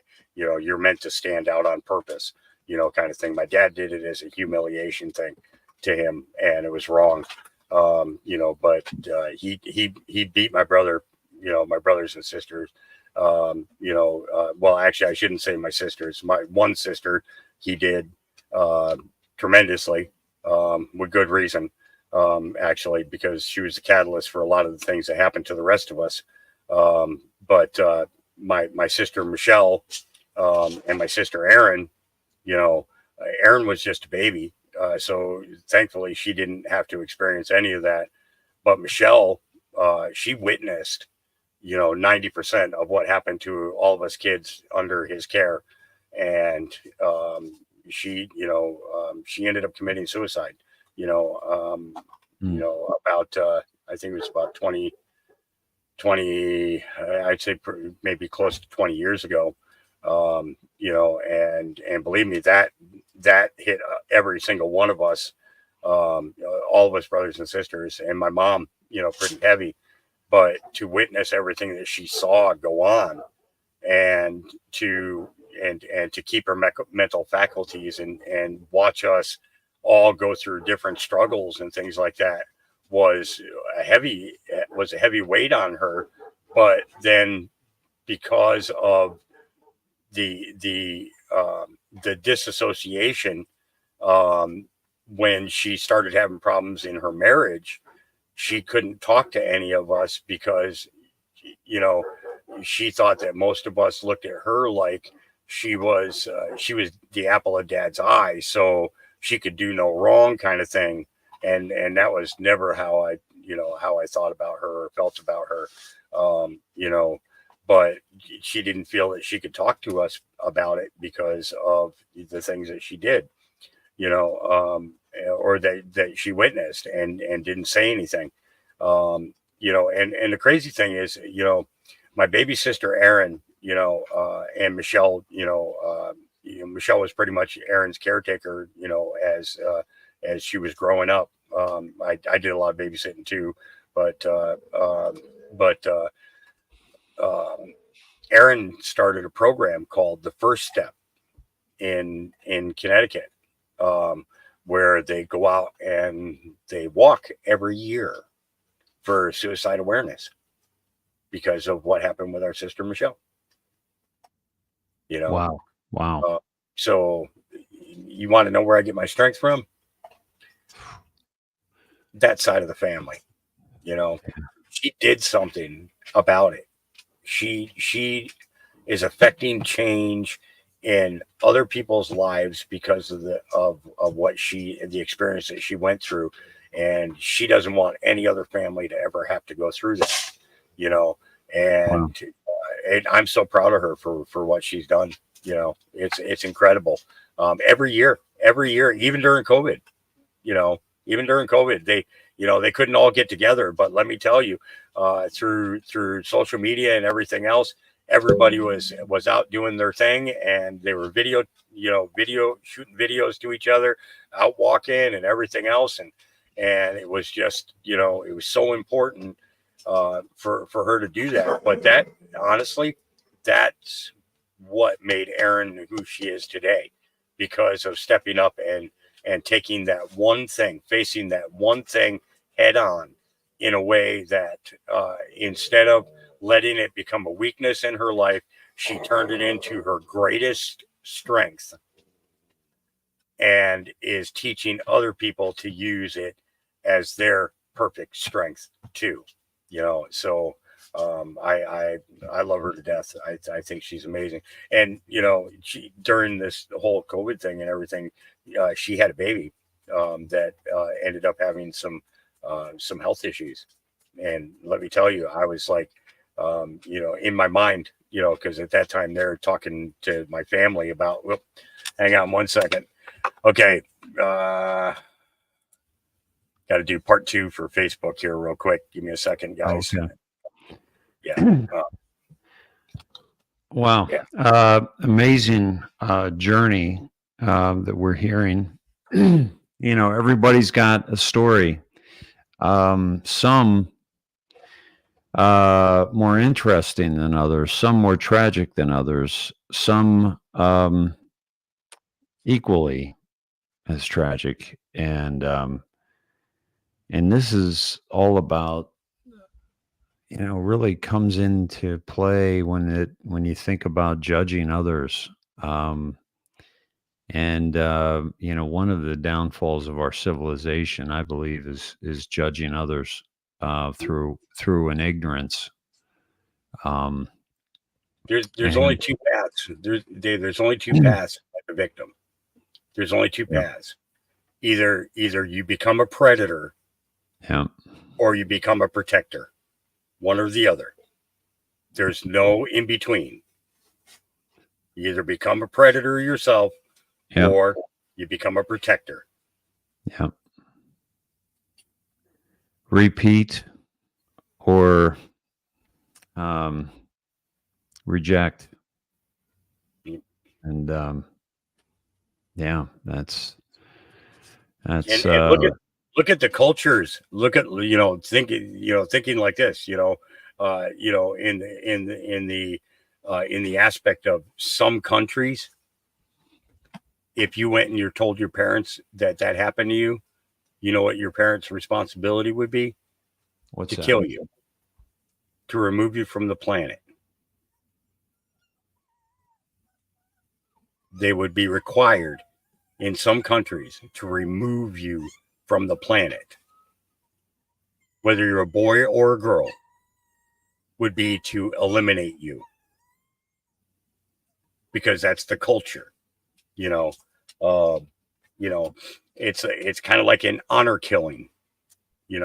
If someone in your family dishonors the family name, it is your responsibility to kill that person who dishonored your family.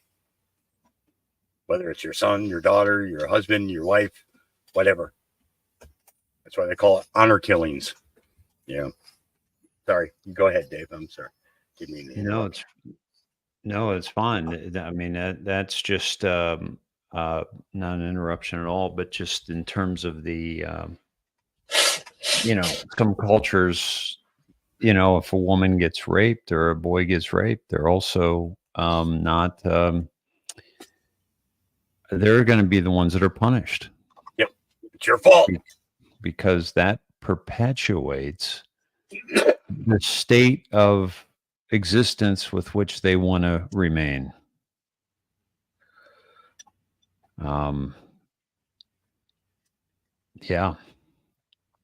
That's it. So You know, we got on that subject because this sheriff from Polk County, Florida, exposed these whores that fly free. Or should I say, people that are being human trafficked and taken advantage of and forced into sexual whoredom. And yeah, and that kind of got us off on that subject. I want to play this for you. This again is from MJ Truth, and it's it revolves around the jab conversation. It's I just want to share it here and let this play out. And here we go.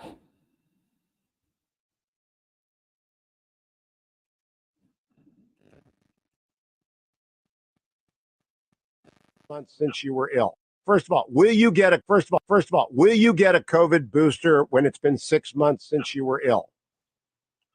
I don't know yet. I don't know. You know, I believe, by the way, I was responsible for getting that done in 9 months with the whole thing with the vaccine. So, you know, but I don't know about the booster. I know that Pfizer. I'm going to get it. I think the science is great. I'm going to get it. Okay, I think you should get it. Yeah. I would have nothing against getting it. I'd like to look at it a little bit more. But first of all, we have September to make the decision, you know, et cetera, et cetera. We have a little while. I do think that Pfizer, I will say this, the FDA is bureaucratically run, would have taken 5 years to get it approved, would have never even had it if it weren't for me. And I learned things. The FDA is virtually controlled by Pfizer. Pfizer has control, not Johnson & Johnson, not Moderna, but Pfizer has control over the FDA. Because Operation Warp Speed is one of the positives from the administration, and you've brought up the need for vaccines. You've actually told people to get vaccines. I'm just curious. I got the Pfizer vaccine. Which vaccine did you get? Have you shared that with us yet? Well, I got the Pfizer, and I would have been very happy with any of them. I thought a very bad statement was when they did a pause on Johnson & Johnson. I think that frightened people. That was a bad thing to do. At that time, when they did the pause, they had 6 people that may have had some difficulty out of millions that received it. But I think the pause was a very bad thing to do. Mr. President, you've talked a lot about the good state of your health, and I'm curious, would you get the booster shot? Well, if I felt it was necessary, I guess I have sort of a double vaccine because, as you know, I had it, recovered from it pretty well. I don't think I had it like the press, like the media said. You know, they would try making it difficult. Not pleasant, but I had it. I recovered. I, in addition to that, got the shot. I mean, I'm somebody that tells people I'd like to see them get it. I also want them to have their freedoms, etc. But I got the double shot. And if I felt that it was necessary, and let's see where this whole thing is going. I mean, I was surprised. I thought it would have been gone long before now. You know, you don't hear Biden being criticized for the fact that this thing is lingering on in some cases, you know, numbers that are very, very large. It is, Mr. President, it is lingering on. But when I mentioned you had said to your supporters, get a vaccine, some of them booed. And the current data shows us that it's the unvaccinated that are contributing to why it's lingering. What do you say to those people? Well, you know, it's interesting. When I was president, everybody wanted to get the vaccine. Everybody. There was a rush to get it. You didn't hear anything about mandates. You didn't hear anything about, oh, gee, people don't want to take it. After I left, people don't want to take it. And it's very interesting. And I think it's because they don't trust Biden. They don't trust the administration. As you know... you don't think it's misinformation about the vaccines? Vice President Harris made some very nasty comments, and I think maybe people took that seriously, what she said. But, you know, I think they hurt the vaccine. Now they're trying to get everybody to take it. But I will say, and I think you'll agree, when I was president, there was a rush to get it. Everybody wanted to get it. It was only after that you started to hear this. On coronavirus, you've had coronavirus. You've also had the vaccines. Do you anticipate getting the booster if that becomes available and recommended? I don't think so. I mean, I don't think so. I really feel I'm in pretty good shape with respect to that, but let's see what happens. If I feel it's good, if I feel it's necessary, I would get it.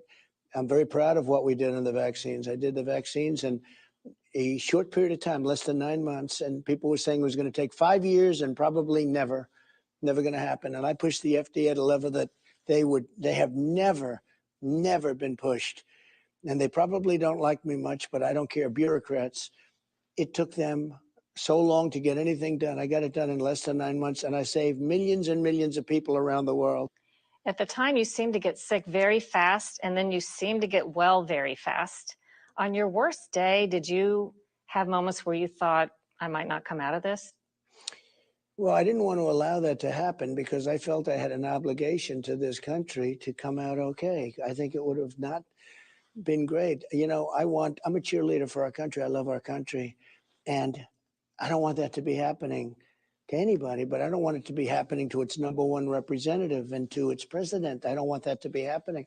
I always felt pretty good. I know I've read stories that, I was just about over. It was just not so. I was pretty good. I didn't feel like I do now. I didn't feel like perfect, but I felt there was something wrong. And very early on, I took therapeutics, and I got better very quickly. And I think I showed things to the country, but not only the vaccines, the therapeutics that we have are incredible. And for some reason, the Biden administration is not talking about therapeutics. They're not talking about Regeneron and other things that we have and that we've developed under the Trump administration. Why do you think that is? I don't know. Greatest achievements was getting the vaccine done in 9 months instead of 5.5 to 12 years. But the problem is, we saved tens of millions of lives all over the world, but I can't talk about it because our beautiful base, of which some of you are there, you get angry when we mention the word vaccine. Don't get angry. We did it in 9 months, less than 9 months, right? Less than 9 months. And frankly, a lot of people are living today because of that. So I'll talk about it. I think the other side actually poisoned people on it because they want to try and take credit. Remember when Biden said, he didn't come up with a vaccine, except he got a shot 2 months before he said that. They said, sir, you've already been given even his own side stopped him on that one. But we did a great job on that, and it's very important, and I'm very proud of it. Think of it, 9 months, we pushed the FDA. They hate me so much. They hate me. They cannot hate anybody as much as they hate me, but we had to get them to move, and we did. And worldwide, millions and millions, in this country, millions and millions of. Then we did a hell of a job, never got credit for that. More people died under Biden, you saw that. And the job we did with COVID, or as some people call it, to be more accurate, the China virus. But we did so much in terms of therapeutics, and a word that I'm not allowed to mention, but I'm still proud of that word. Because we did that in 9 months, and it was supposed to take 5 years to 12 years. Nobody else could have done it, but I'm not mentioning it in front of my people. But someday we're going to have to all sit down and have a little talk. But you know what? So will you demand that the vaccine companies, that the pharmaceutical companies release their vaccine data to the public so that we can see what they're actually seeing about the side effects of this vaccine? Well, they should do that. We're all in this together, and they should be doing that. And frankly, anything new, and I hadn't heard what he said yet, but anything new's got to be looked at very carefully. But they should be doing that. If they have facts, the facts are public. They should be made public immediately. People should understand that, and they should know what research is showing and what fact finding is. This is now after the case. Will you tell these companies that they must be honest about what has happened with this vaccine? And do you believe that we should be starting a new vaccine at this point? They have to they have to be honest with the numbers, the facts, and they have an obligation to be honest. And if they are going to hold back, that means they're holding back something that's not good. So it's good for them to be honest, and people are going to understand it too. That's exactly what we They think, have to be yes. honest and they have to, any information, they have to release it. And that is not what we're hearing from this current administration. And Mr. President, I'm telling you, there are people out there that are desperate to have you stand for them in that case. Well, we'll stand for them in And I many was ways. able to do something that nobody else could have done, getting it done very, very rapidly. but I never was for mandates. I thought the mandates were terrible. And you know, there's a big portion of the country that thinks that was a great thing. You understand that. Not a lot of the people in this room, but there is a big COVID vaccine work? It's such an interesting question, because not only that, I also did the Regenerons of the world, you know, we did a tremendous job on that. But we had a vaccine. Now you have different COVIDs. You had COVID-19 and then you have different COVIDs, but we had original was COVID-19, which was the roughest one. I got them done in 9 months, and it was supposed to take anywhere from 5 to 12 years. I broke their ass, okay? I said, I really don't want to talk about it, because as a Republican, it's not a great thing to talk about, because for some reason, it's just not. For some reason? Yeah, for some reason, because people love the vaccines and people hate the vaccines, but conservatives aren't. And I understand both sides of it, by the way. I understand both sides very well. What I didn't do is the mandates. The mandates and the vaccines don't go. And you have lunatics are trying very hard to bring back COVID lockdowns and mandates with all of their sudden fear-mongering about the new variants that are coming. Gee whiz, you know what else is coming? An election. They want to restart the COVID hysteria so they can justify more lockdowns, more censorship, more illegal drop boxes, more mail-in ballots, and trillions of dollars in payoffs to their political allies heading into the 2024 election. Does that sound familiar? These are bad people. These are sick people we're dealing with. But to every COVID tyrant who wants to take away our freedom, hear these words: we will not comply. So don't even think about it. We will not shut down our schools. We will not accept your lockdowns. We will not abide by your mask mandates, and we will not tolerate your vaccine mandates. They rigged the 2020 election, and now they're trying to do the same thing all over again by rigging the most important election in the history of our country, the 2024 election, even if it means trying to bring back COVID. But they will fail, because we will not let it happen. When I'm back in the White House, I will use every available authority to cut federal funding to any school, college, airline, or public transportation system that imposes a mask mandate or a vaccine mandate. Thank you very much. So if you're not subscribed to Hawks Mustard Seeds number 24 right now, I would highly recommend doing so, because I have a feeling that 22 will be gone tomorrow.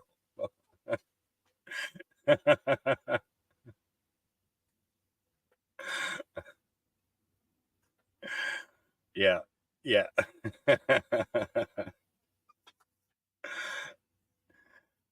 You're muted, Dave. Yeah, didn't think that one through, my friend. Sorry about that. It's okay. The truth has got to get out there, and it's got to get talked about. So I mean, and that right there is a very important truth. And that is again, my friends, that's MJ Truth Ultra on X, which is a great follow. And this post is great. And I retweeted this today. They call it reposting. But the thing about that, excuse me so much. I got a little snack while that was going on. Hawk, is there anybody that you know that is more anti-jab than me? No. Well, Robert F. Kennedy.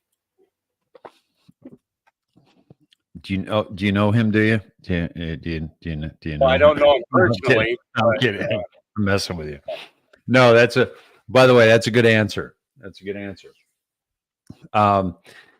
And Kennedy has done an incredible job, obviously, and he's brought this conversation into the mainstream, which was very important, as has people like Del Bigtree with the high wire, and that is really focused around the childhood jabs and the forcing of the childhood jabs. And what we witnessed is a slow erosion of our resolve because they force the Western medicine on us. They force the techniques, the drugs, the hospitalization, the X-rays, all of these things that that have come about as a result of inventions and innovation and so forth, but they shove it down our throat. But the minute they make it mandatory, that takes it to a whole nother level, because even if you are awake and even if you are paying attention and well read and well versed in the jabs, you cannot escape it. And that's the problem. And I escaped it. We had to escape California for that reason. And for my daughter. And so I knew this was a problem. People like Dell, people like Bobby, we all knew this was a problem, and we were all in California fighting it. Excuse me. And this was what we were fighting, were the taking away of our religious exemption and the taking away of our medical exemption. And that's when I realized that, well, they got the kids, now they're coming for the adults. And that's when I started talking about a coming pandemic. And as soon as it hit, I knew, what it was all about. And so if anybody should be pissed at Donald John Trump for warp speed, and let me take you to the other end of this. I was able to save thousands of people from getting the CV-19 jab. I've had letters, I've had gifts, I've had comments in the section, in the chat. I've had emails, I've had texts. Thank you. You've saved our family from getting this jab, and we're so grateful. And this is going to be felt for generations. Those of us who avoided. And I couldn't convince my father, I couldn't convince my brother not to. And I believe they're both dead now as a result of that. So if anybody should be upset at Donald Trump, vindictive towards Donald Trump for warp speed, it should be me. So why am I not? What do I know that gives me peace around this? And what I know is what I've been told by Q and by Trump. And I believe, and I've always mentioned, that there are casualties in every war, and this war is no different. But I will say this, that I believe that CV-19, the jabs, and all of the dying suddenly, even with the naming of sudden adult death syndrome, SADS, was to lead us to SIDS, sudden infant death syndrome. Because the CV jab, the lesson to be learned from that is not to not take the CV jab. It's to understand that all of them are a part of an agenda of depopulation and sterility and disease, so that they can make a lot of money off of us as we weaken and die earlier than we would had we not touched any of it.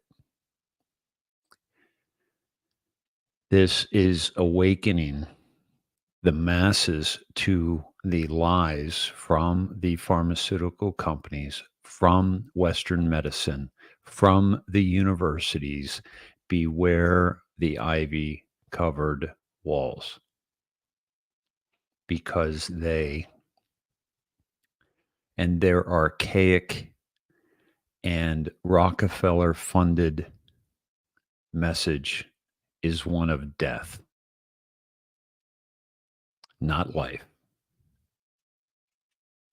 And it's that death that keeps them in power and keeps them laughing at us and calling us sheep and calling us useless eaters. All of them are owned by BlackRock and by Vanguard, the Rothschilds, the richest people on the planet that control humanity. And they had to figure out how they were going to do it, and they had to do it at a pace that did not show their hand. They push, they feel resistance, they pull back. They push again at a later date, after some people have forgotten or some people think that they had won. So they push again. And this time they've moved the chains another distance. And then they feel the resistance and they pull back and they wait. And then they push again. And this is the slow and deliberate manipulation and erosion of our humanity. There is no thing more important than understanding. People said, "How did you know? How did you know?" And I have shared this. I grew up competitively in basketball, and I had to know my opponent. I had to know, can he shoot? Can he dribble? Can he rebound well? Is he a good free throw shooter? What's the team? What's their out of bounds plays? What's their full court press? What's their offense? Who do they go to? Books. I have books from my Big Ten days of scouting reports on the other team. We had to know who we were stepping on the court to play because we took it seriously. It was Division I basketball. It was televised. People bought expensive tickets. People made dreams come true just bringing their children to an Iowa Hawkeye basketball game or a Providence College basketball game. I had to know who my opponent was if I was going to take them on. So when I'm fighting for religious exemption, when I'm fighting for medical exemption in the state of California, I had to know who my opponents were, because these aren't just dumb people making mistakes, not knowing what they're doing. That is how they have slipped through some of the most insane regulations and laws that this world has ever seen, because they push and they don't get resistance, and they're like, holy cow, well, look at this, let's push some more. And this is the method in which they take away our freedom. And so when you understand that the people, the pharmaceutical companies and the government are not just making bad choices. Oh, the pharmaceutical companies, they're doing the best they can. Really? You mean the felons? You mean the Pfizer company that's a felon because of their misrepresentation of drugs? Or how about the Johnson and Johnson Corporation? Oh, well, they make baby powder. How bad can they be? Well, what if that baby powder was asbestos and they knew it in internal documents that was causing cancer that you were sprinkling on your baby's bottom? Asbestos. Johnson and Johnson. You haven't seen that commercial? You haven't seen that commercial at the Sunday night football games or the Monday night football games? You haven't seen that commercial? You haven't seen the Pfizer documentation of their violations? Moderna is a 10-year-old pharmaceutical company that developed an mRNA. Has never produced anything. This was their first. That would be like allowing an infant to play Division I basketball. They don't have the years, they don't have the mileage, they don't have the experience. But they did what they needed them to do, and that's why they got that opportunity. So I've been fighting this for a very, very long time, and what I have seen along the way, and Hawk, you can verify this, that every step of the way, we were calling it, and I was showing Trump's speeches just like that, where he was talking about therapeutics. Yep. And the thing is that's when, especially when YouTube and Facebook really started getting crazy. Because I honestly, I believe that they already made deals with the WHO. They're getting money from the WHO. There's no doubt in my mind to that. They're getting money from the WEF as well. And they're like right now, they are under their control. I truly believe that. I believe that YouTube and Facebook are both under their control completely. And I'm not suicidal either, Travis Joe. I'm not suicidal at all. As a matter of fact, I look forward to living on a ranch one day, raising my own beef. Okay. So, yep, I'm not suicidal. Organic food is not a sales tactic. It's an absolute necessity, but you just need to know what organic food you're getting, because you can't do GMO and you can't do glyphosate and all that nonsense. Yeah. Hey, so you, basically we showed how he was, saying the jab, but would always add the therapeutics, until finally he put the therapeutics in front of the jab. Yep. and he brought a lot of people along. But he said we're not going to get a jab. People would have freaked out. The majority of the population. Oh yeah, I mean, with everything that Fauci and Birx were saying, and Birx said it herself that half the stuff that she was spewing at the microphone was nothing but BS. She has said that. Yep. Yeah. Yeah. They admitted 100% deception right from the get-go. Always had been, always will be. So. Yeah. I figure, seeing that we've already crossed the line, and might as well just not worry about enjoy the channel for the rest of the night, guys, because tomorrow it'll be another one. It's okay. Well, what if you wait 24 hours and then take it down? Yeah, I can try that. I will try that tomorrow. But I mean, I'd rather not have to take it down at all. Everything that we talked about today are important topics for everybody.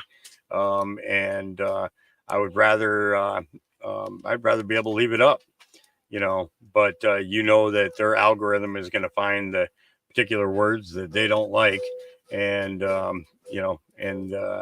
this will be my third strike on 22. So, and let me tell you, I've kept it for almost a year, so that's pretty good record. That's amazing. Pretty much stayed within guidelines, for almost an entire year. But I'm okay. And then you had to call me. Yeah, you had to call me. Well, maybe this is one of the reasons why. Is because of the fact that the knowledge that you have in regards to it is stuff that needs to be expressed and shared with everybody. With all these other people, the things that you've experienced, that you've seen, the people that you've talked with, you've spent a lot of time, working on just this particular topic, and the thing is that it's a very important one.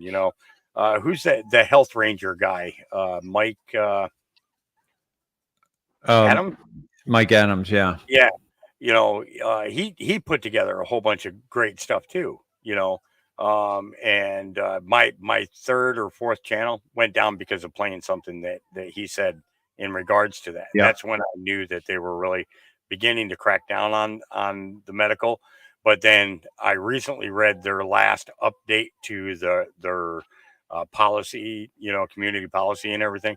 And it's basically they're following all the guidelines of the WHO. They admit that they are. You're an American company following the World Health Organization. Well, what kind of fucking drugs are they giving you? Well, see, here's the thing.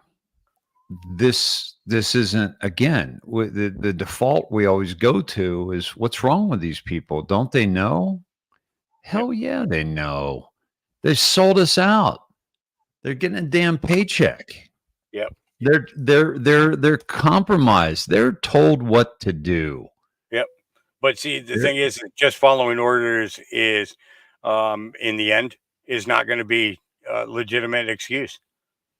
No, it's not going to be. No. Imagine a year or two from now, that YouTube's gone, okay, and these people are out looking for a job. Oh, where'd you used to work?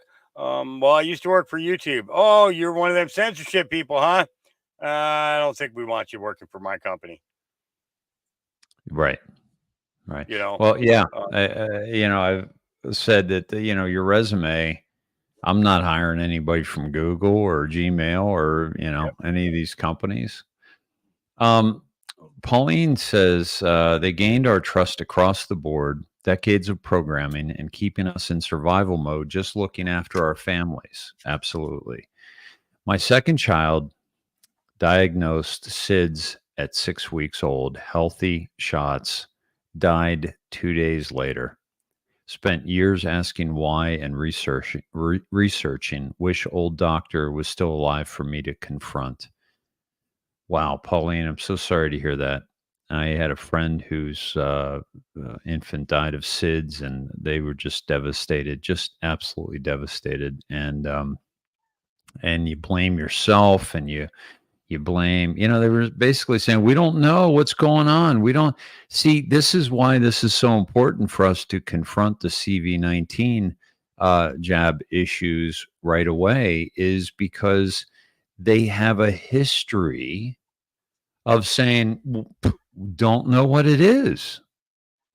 Oh my goodness, this SIDS, this epidemic of SIDS, they must be sleeping, rolling over and sleeping on their face and suffocating, or they must be having something wrong. We don't know. Meanwhile, they just got home from the doctor where they were pumped full of toxic chemicals. And so it's not, what are they, stupid? No. They're programmed. And they're not all of them are compromised, but they are compromised either through, dirt on them or through money. These doctors, they have a reputation to keep. They got to drive a nice car. They got to live in a nice home. They've got to be a member of the local country club. They've got to have a boat if there's a lake or ocean nearby. They've been held up. They've been revered. They've been just like the priests and the bishops that we were just talking about. Yep. I was just going to say, doctors are the priests that just get moved from place to place to place. Mm-hmm. They're absolutely no different. No different.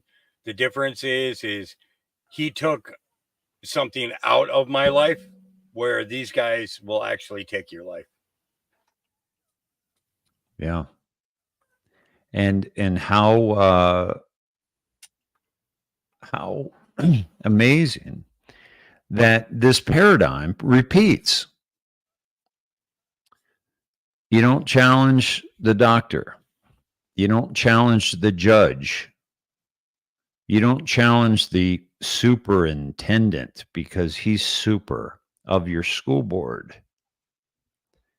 You don't challenge these people because they've been edified to a position that is beyond reproach. And even if it's not beyond reproach for everybody, they make it so that it's beyond reproach for some, so that so many are silenced, so many do not come forward because of what is insinuated if you do, and also what is the reality if you do. And so this is, so they were, when SIDS was happening left and right, nobody was challenging the jabs in mainstream media. And nobody was listening to the parents in a way that we can now with the internet, the way it is. And so these things are going away because of transparency. That's the only way. Q said that 20 times. Yep. Only said military is the only way once. Yep. And justice was his other big word. Justice. Yes. Accountability. Yep. Those are the big ones. And you're right. It's like, and a lot of people really stick on the military is the only way. But, you guys got to remember that, it could have been talking about one particular situation. Okay. How do you take over New York City after, a situation like what happened on J6 was, military is the only way, in order to begin the movie, the military was in fact the only way. Think about the commander who came onto that news report that basically said that they successfully completed a transfer of power, transfer to military control. Okay. And that was well after J6. I think it was around the 9th or the 10th, of January that same year that report came out. Okay. And we've never heard about control being turned back over to anybody. So honestly, I think, DC has been under control since then, since J6. I believe that it's been under military control and will stay that way until there's a new election. Very well. I mean, what was your timing on it? When do you think it started? I think it was the 10th of January. So that would have given them days to have all the information and everything as to what transpired on January 6th in order to be able to complete that transfer of power. And basically with the with the right to redress a grievance. Okay. What transpires from a redress of grievance? Military action. The insurrection did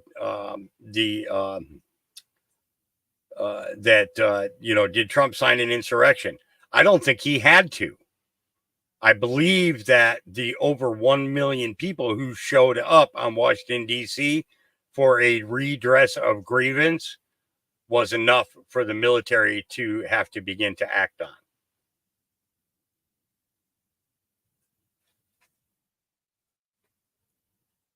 And Teresa Rose, she says, I remember soldiers turning their back on Biden.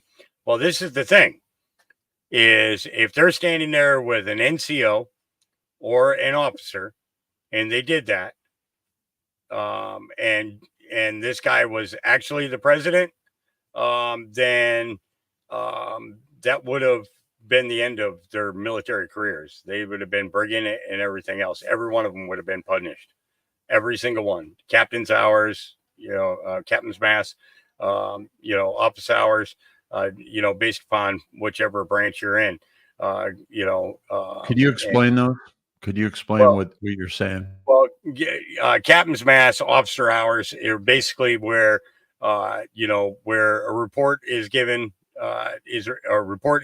to the commander of your direct division, and you have to go before before him, and you have one opportunity basically to plead your case, and the evidence against you is laid out in front of that officer who's in your direct command, and they decide whether you go off to the brig or you leave the military of your own recognizance, or if they remove you. That would have been a disrespect to the commander in chief. Okay, and every one of them would have been punished accordingly. Every single one of them. There would have been absolutely no excuse for them not to turn around and to salute as the procession was driving by. That's like having the colors, marching by you in a parade. If you're in uniform, you salute that flag until it's out of you. Yeah, and we covered that as it was happening because we were like, wait a minute, the military wouldn't just turn their backs if he was president. Nope. That's not an option. It's not an option.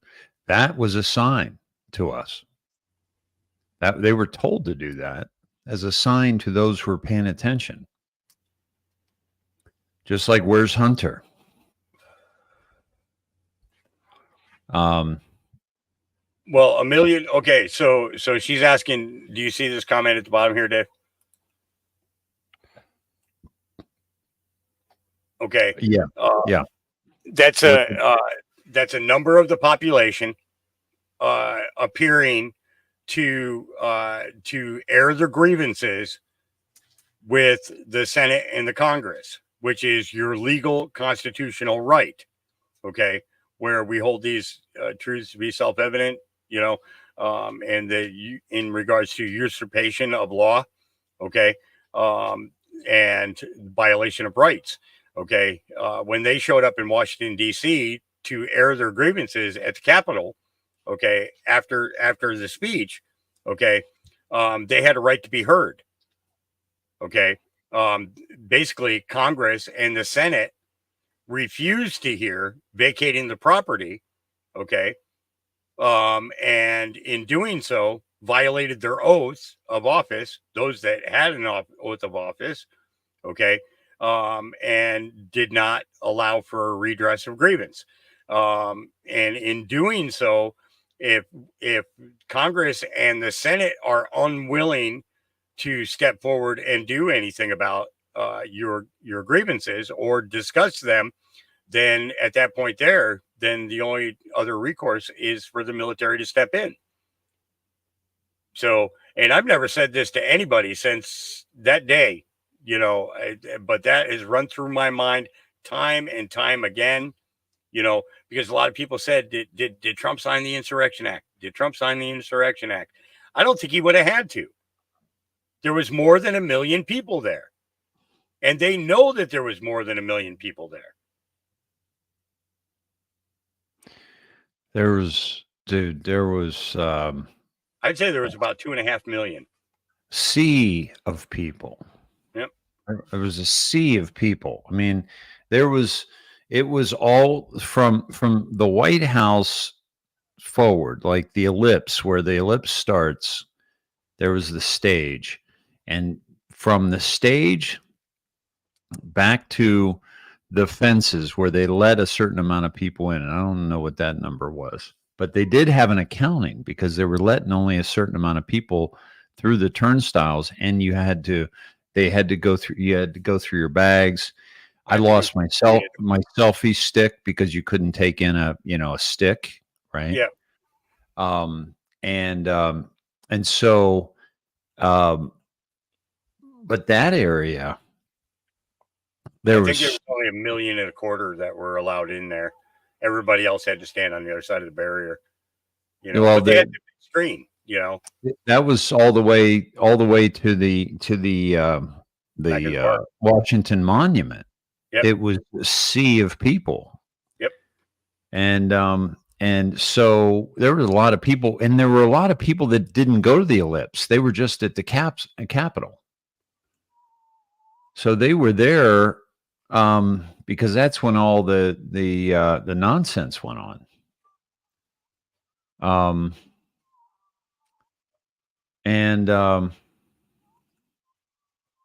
Yeah, Miss Taylor, that's a good point. When Biden got to the White House, there was no one there to open the doors for him.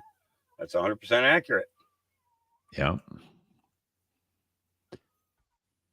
There is me in front of me is probably 30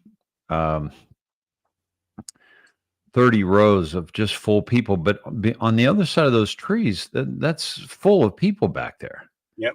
All the way back to the Washington Monument. Yep.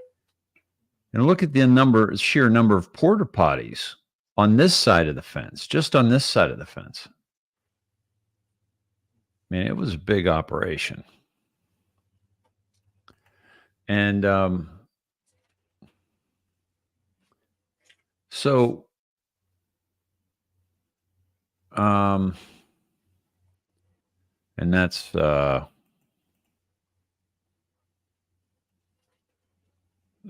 other side. That's looking towards the stage there.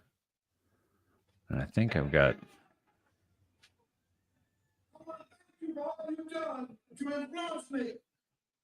I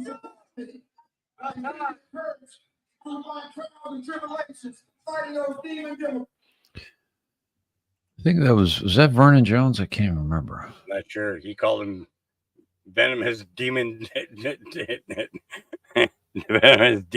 Democrats. Yeah, the demon Democrats. Yeah, Democrats. Oh man. So hey, we went pretty deep into the jab discussion And I'm wondering if I should play Tyranny in the Storm, which is 18 and a half minutes long. But it will it will definitely get us taken down, is what you're saying. I'm thinking. Yeah. Let's Well, not here's the interesting thing. Here's the interesting thing about it. The copy I have was taken off Facebook before I lost that account. So the only copy that exists was on Facebook Live. And after I mentioned the word VACCINE, there was they cut out like the next 7 seconds, 10 seconds.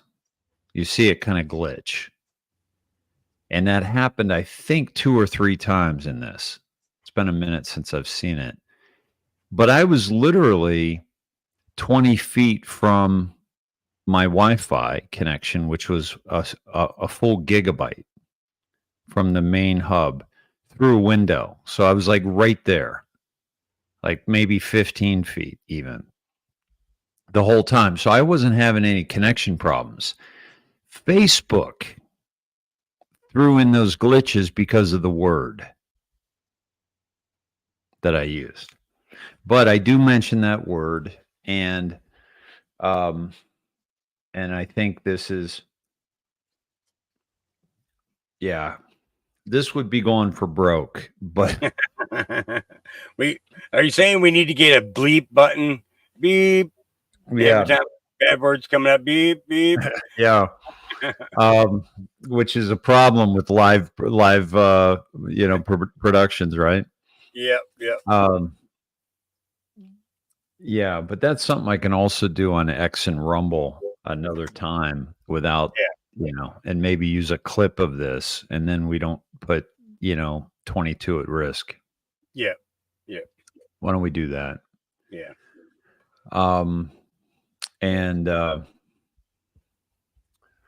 But there are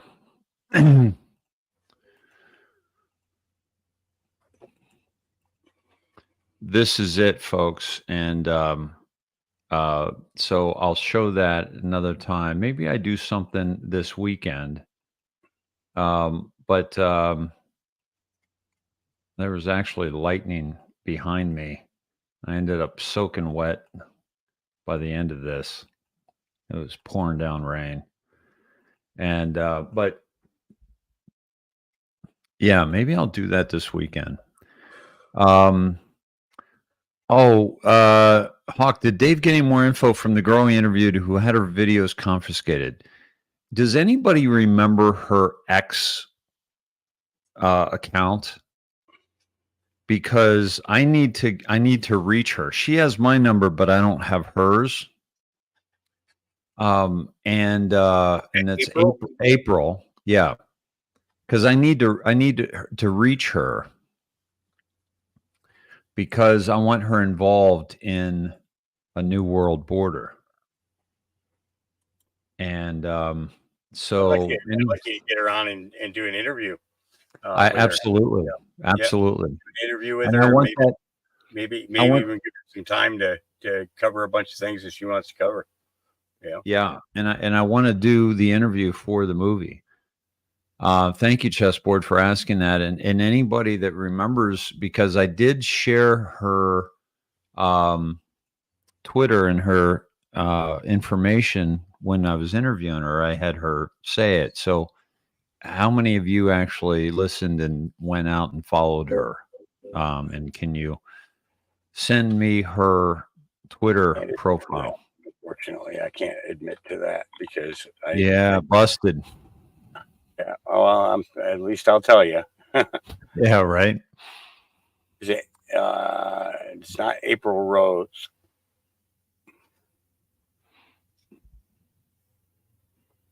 Yeah, but I wish I could remember April's ex.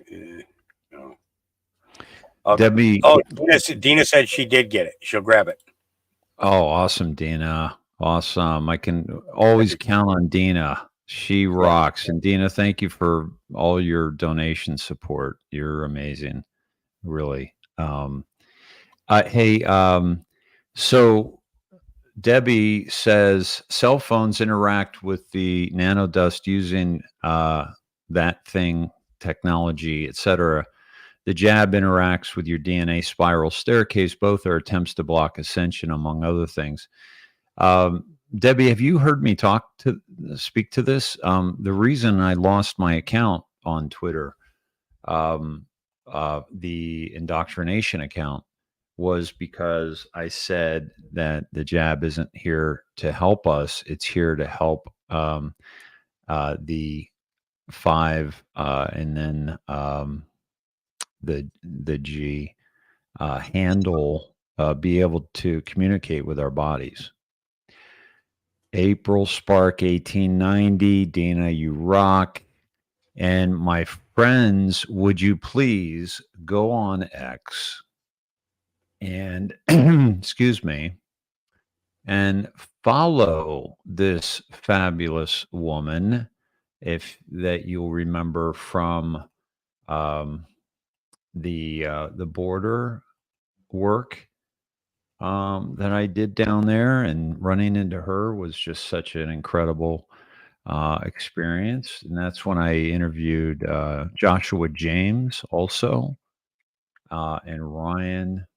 This is Spark 1890. April Spark 1890. Yeah, there it is. All right. Dana, you rock. Here she is. I'm following, and she follows me, so I can send her a memo. Yep, send her a message. Yep. Yep. And so we want to get you on for an interview. Yep, she's capturing some stuff at the border. That's her pin. That's one of the things she captured, was all these people coming in. That was October 8th, long before this. So let me message her. She covers a lot of stuff about vets too. That's another thing I like about her.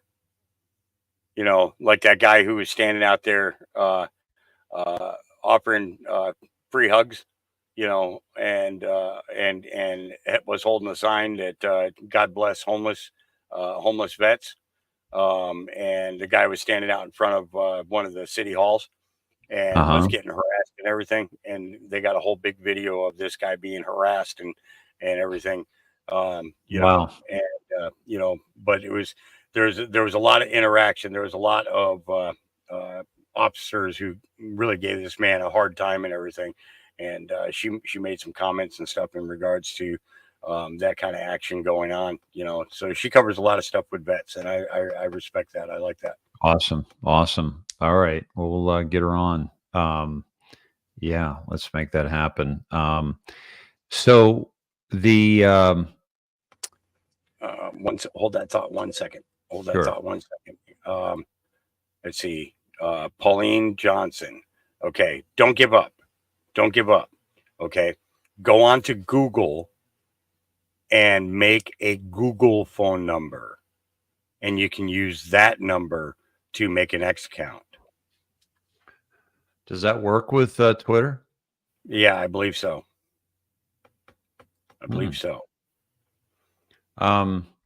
So I would try that.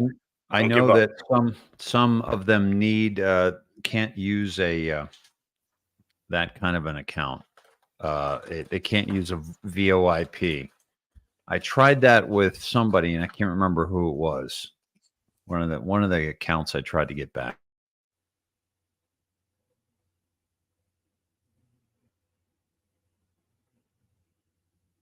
Yeah, X is where we're going to be able to talk about anything we want. Yeah, it's Google. So you go to the Google website because you have a YouTube account, so that means that you have a Google account, and you can make up, or you can get a number from them. Google phone. I think it's Google phone. Just type in Google phone, and it's called Google Voice is what it's called.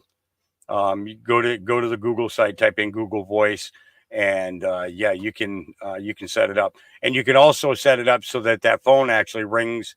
The Google phone actually rings on your phone, on your cell phone.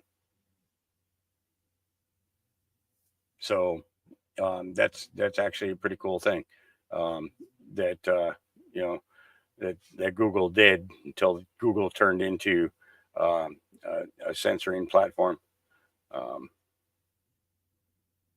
which sucks, But Google Voice, that's what it's called.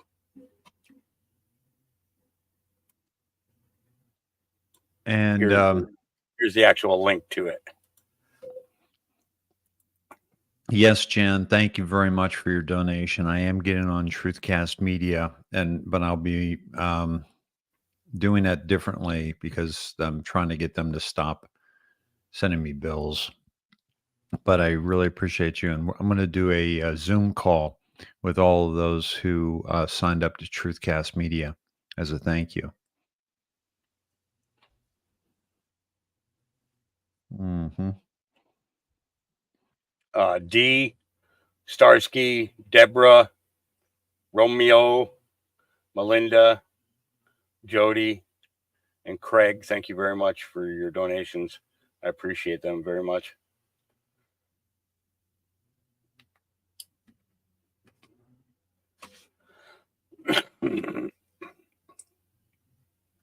I usually just send them a little heart or praying hands or something.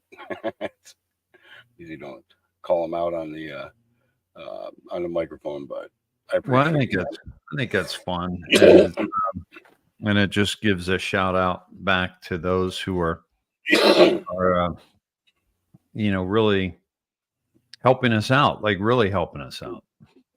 Well, they want me to stick around, so they're making sure that I do.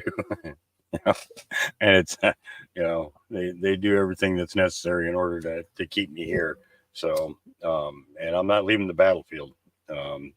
So periodically you need to be resupplied. Even in the military, you get resupplies. Good thing is I just don't have to look up for for something being parachuted out of the back of a plane. And I'll tell you, there was not one time that I watched a drop come down that I wasn't thinking about that poor SOB in New Mexico that had that bale of hay dropped on his head. 2,000-pound bale of cannabis, okay, is what it was. Made to look like a bale of hay, was dropped on his head in New Mexico. That is the only American recorded death directly by cannabis. See, I knew it. I knew it was a killer. 2,000-pound bale of cannabis. The parachute wasn't able to sustain the weight, and it was I remember the news report on that. His wife was very, very upset because neither of them even knew what cannabis was. And for it to fall out of the sky on his head was just not fair. Wow. It was dumped out of a private plane. Did they catch who it was? No.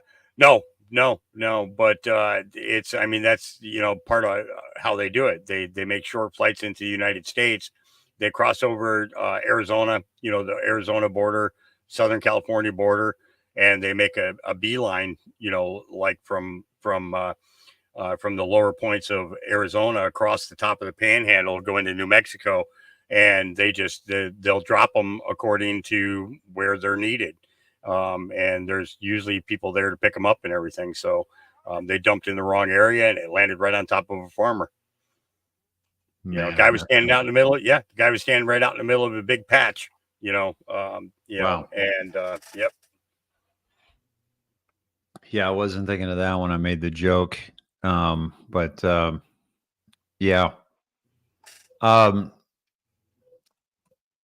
man, the we are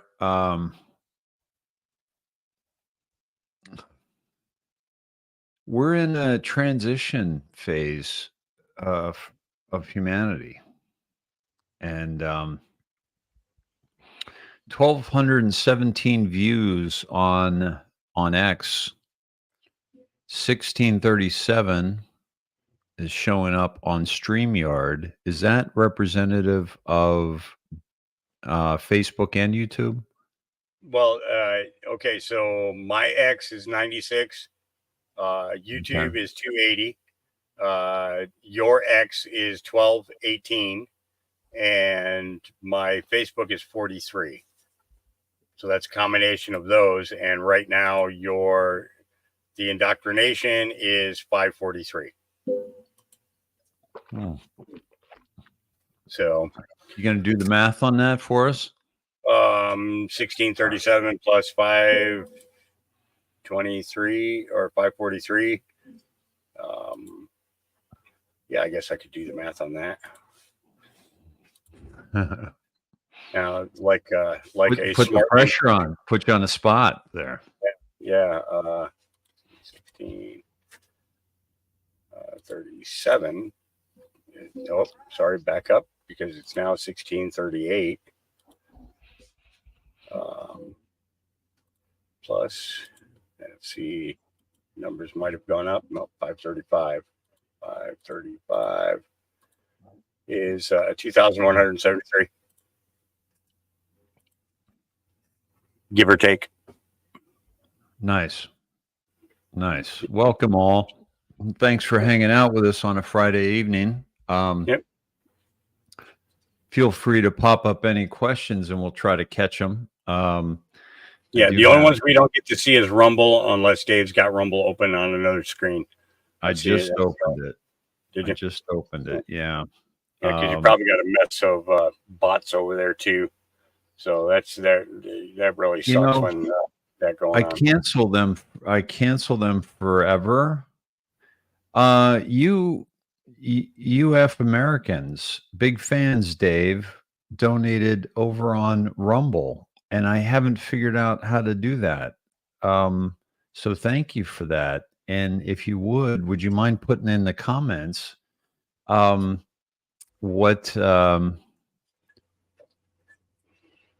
you did that? Because it's a mystery. See how this shows up here? Oh wow! Right, my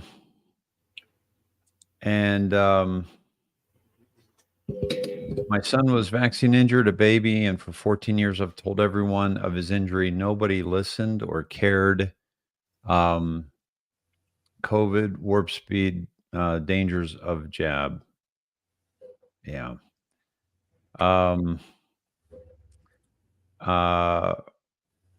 Let's see.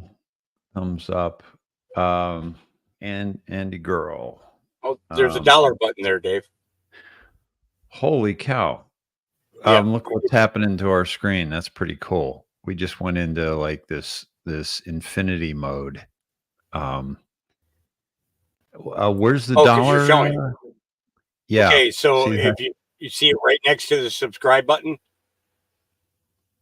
Well, let me get back to it and have some semblance of normalcy here.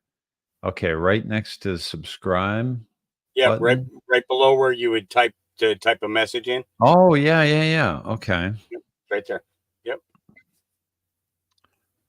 Now the other thing that Dave hasn't told you is that he doesn't know how to get it out of there either. So I don't know how to what? Don't know how to get it out of there either. Oh, so here's what's interesting, but here's where it is down here at the bottom where it says subscribe. There's a $sign there, and you can put a rant in, and you can buy and send it, and the rant will stick for 2 minutes, like in the same spot. So you guys can say whatever you want, and you can pay for it here, which is really cool. That's a really cool. I know a lot of people that do that. Yeah, well, see, that's what the bots need to do, is they need to pay to rant on your channel. Right. You know what I'm saying? You want to put up your nasty messages and everything else. Well, dang it, you got to pay to put them up there. Yeah. You know? So, so that's really interesting. So that's really cool. Now, so here's the thing about Rumble. They only pay through PayPal. Oh, I don't have PayPal. So guess what? Every once in a while, I get a check in the mail from Rumble. Really? Yeah. Yeah. That's a benefit. Absolutely. Not a lot, but and I haven't really done lives on Rumble. So I haven't had this kind of interaction on Rumble before, and I'm really looking forward to that because you have that kind of option, you know, where people can put in a rant and it could be really cool. But see, now if I had the Rumble link before I started the podcast, we would actually see the comments from Rumble in the chat. Okay. But All it right. has to be done Good to at the know. beginning. Yeah, before we start the podcast, it has to be in there in order for that to happen. So that's why we have to keep you guys in a separate box. We apologize for it. Yeah, so maybe we can either I'll just start it up, you know, separate or reboot it. If Yeah, we can depending always on do what's that. going I on. can do my daytime thing and then restart. We can restart when you're coming on, you know. That way then we're getting all the chats in. And I think that's important. It helps with how much memory you're using from having, you know, too many chats open, you know, and stuff like that. And you can also put a question in. If somebody had a question, they could put in the Rumble rant, and it gets up. Dina said, I have a chance to see David Strait in April, May. Do you think we'll all become state nationals at some point? Will we have a target on our back if we do? Okay, so how do I answer this question? Think about the sovereignty that Trump was talking about last night. Yeah. First of all, we're gonna be sovereign. We're not gonna be debt slaves. So in that regard, we will have the power, we will have the of a state national, in my opinion. Now, it's not my expertise. It's people like David Strait and Bobby Lawrence, and Kiki. I'm forgetting Kiki's name.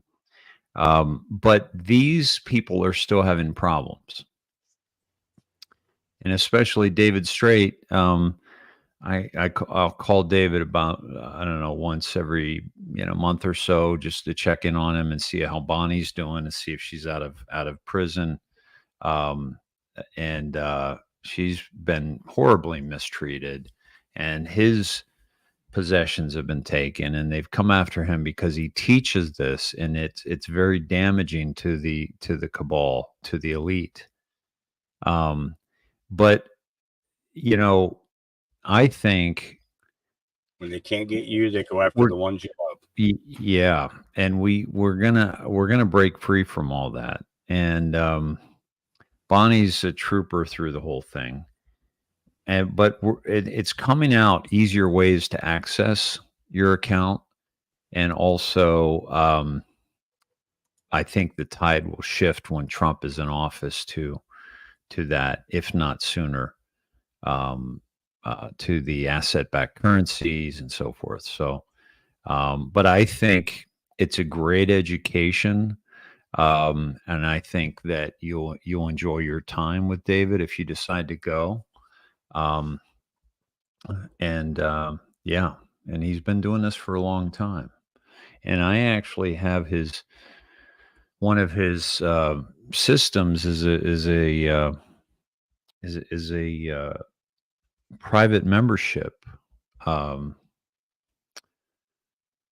association private members association, and it's a PMA, and it's a non-taxable, like a 501c3, but without the demands of reporting to the government and without the pressure of the government as well.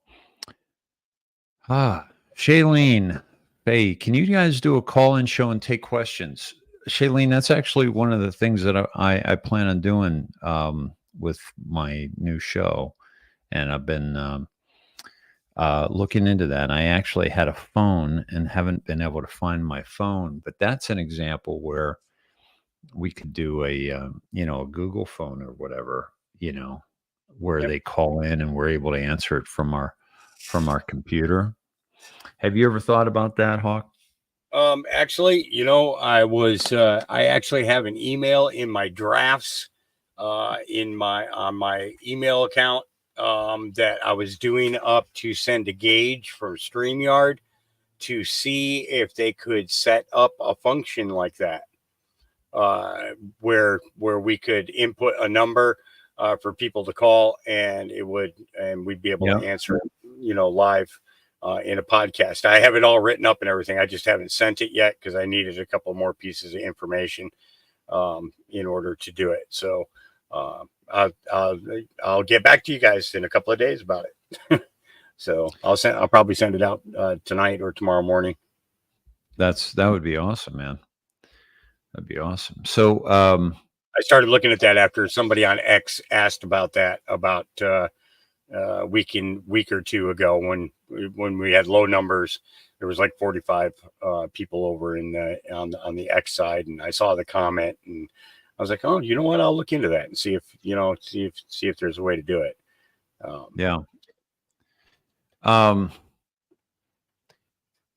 The Clay says, good evening, Hawk, Dave, and everyone. I'm still recovering from it. I just found you live. They never put Hawk's live in my feed. I've got to go looking for it. You need to watch a couple of episodes, and watch them from beginning to end. 2 or 3 of them, and then all of a sudden you'll start seeing all my stuff popping up in your feed. But you actually have to watch it beginning to end in order for it to kick the algorithm. Oh, is that right? Yeah. Okay. All right. The cat threw a big party last night. That's funny. Did you see that cat? Huh? Did you see the cat in his picture? No, I can't make it out at that size. It's a big cat.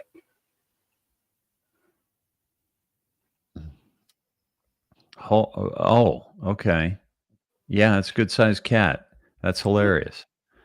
And it's got the remote there sitting on the couch. Yep. That's good. And looking angry at the same time. You telling me you weren't going to say yes to a party? Yeah, no kidding, right? Yeah. And that's good. They're you ever see those big Maine Coon cats? Well, Whiskers is a Maine Coon, but not a big one. Yeah, they get as size of a dog. Like a size of one of my friggin' pups, my bigger pups. Yeah, I'm not kidding. They get big. I'm like, wow. When I get that big. Yeah. Did you ever hear my story about the bobcat? No. When it was the last week in Topanga, and I had we always had wildlife coming through there. We had coyotes, we had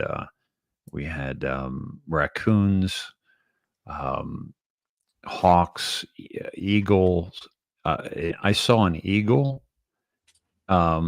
chase down and kill a turtle dove and take it off into the bushes and just eat it. An owls in the canyon. Beautiful animals. And so the deer would come through. I'd feed the deer. They'd come and they'd feed off the nectarine tree. And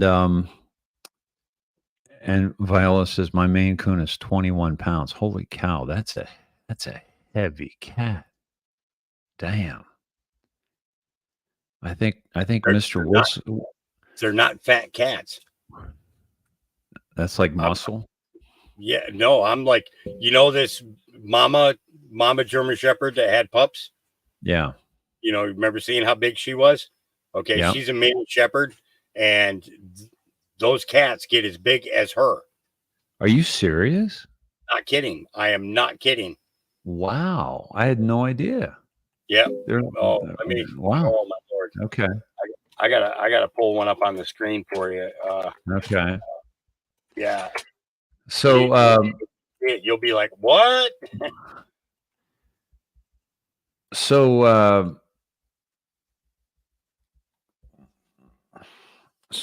was going to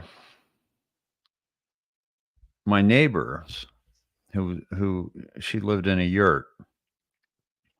And I was walking down. So the last week in Topanga, all these animals were coming by as if to say goodbye. Like ones I hadn't seen in, a year, and it was very interesting that that was going on. Well, the last day, oh my goodness. Wow. Man, that's got to be one hell of a litter box, dude. Talk about pounds. Cleaning up. Holy cow. 44 pounds. That's amazing. A cat. 44 pounds. Man, that's a real picture. That's not a Photoshop or anything else. That's one big pussy right there. Holy cow. Excuse me, ma'am. I wasn't speaking of you. I was talking about that cat you're holding. And so just I was going, so you know that it wasn't a freak. Okay. Yeah. Wow. And Viola's is half that size, but half that weight. Oh my goodness. Now that looks like whiskers. Wow. Only bigger. Wow. Holy cow. Right. RB Chef, Dave, I haven't heard from you so long. I missed the indoctrination. Thank you, RB. I'm back. And I'm on Rumble and I'm on X. Get on over to X at Dave Snedeker. Hawk and I are doing several of these shows, and we are and I'm committed to doing a lot more in March and beyond. Maggie said this show is deja vu all over again. We're pulling an all-nighter. Dixie said Dave said pussy. Holy cow, look at the size of that one. Holy cow, look at the paws, man. These are magical creatures. Man. Wow. You put one of them in your house, the rats are going to move out of your town. Okay. Yeah, they're like, we ain't staying around here.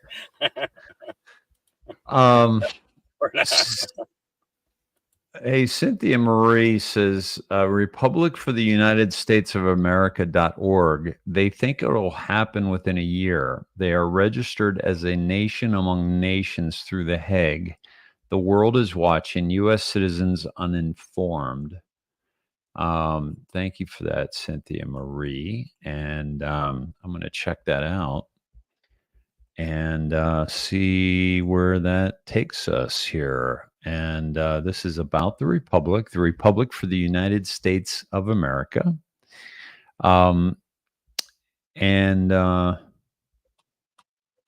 Interesting, Republic 4, right? The U.S. Constitution is the Bill of Rights for the United States of America. Is the change that they made was the Constitution for the United States of America was in 1776, and they changed it to the Constitution of the United States of America in 1871 when they made it a corporation and we all became chattel. The restored republic interim government is a lawful mechanism for the American people to join together to occupy the vacated seats of our de jure government. The specific guidelines of the restored republic interim government allow for growth and education, followed by a period of transition back to constitutional governance. This will entail reseating each de jure state utilizing the Northwest Ordinance of 1787. My friends, this is a rabbit hole, okay? It's really not that difficult if you chunk it down. You know, spend a half an hour one day, half an hour a couple days later, and just go down this kind of a rabbit hole, and I promise you, you'll be glad you did. That's the only promise, is that you'll just become more aware of what we're actually looking at here, what's actually happening to humanity. Okay. And it's a really, really important, I don't know what they predict, if they're predicting in a year or whatever, I can't vouch for that.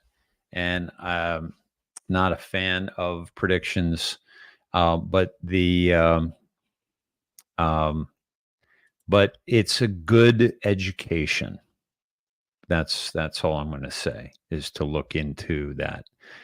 So oh my God, that is hilarious. Caption that. Only males grow that size, not normally female. I'll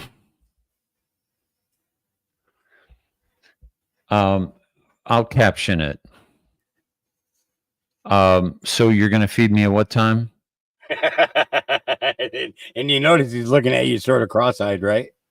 Yeah. Look at his eyes. It looks like one of them's cross-eyed.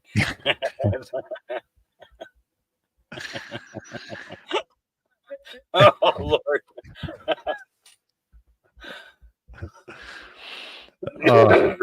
Could you imagine Mr. Whiskers coming in and you having a cat that big?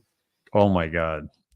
So my friend came over, brought his dog and put him outside right away. Whiskers didn't know he was here, and Whiskers came down and got a bite to eat. And he let the dog in. And I was like, it's okay, Whiskers, is okay. And Whiskers, they smelled each other. But as soon as the dog showed that, okay, I'm afraid of you, that's when Whiskers jumped at him. Yeah. Right. Yeah, he doesn't take shit from anybody. He's gotten into a tussle with a cat at over the old place. So yeah, but that's really interesting. That's I was I was 3 days away from 59 when I realized that cats were that big. Some cats. And Shruti says that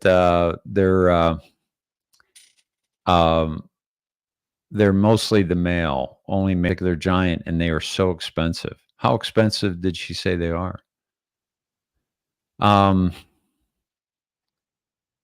You have to keep their nails trimmed religiously. You will have what I had happen. His claw went through my N.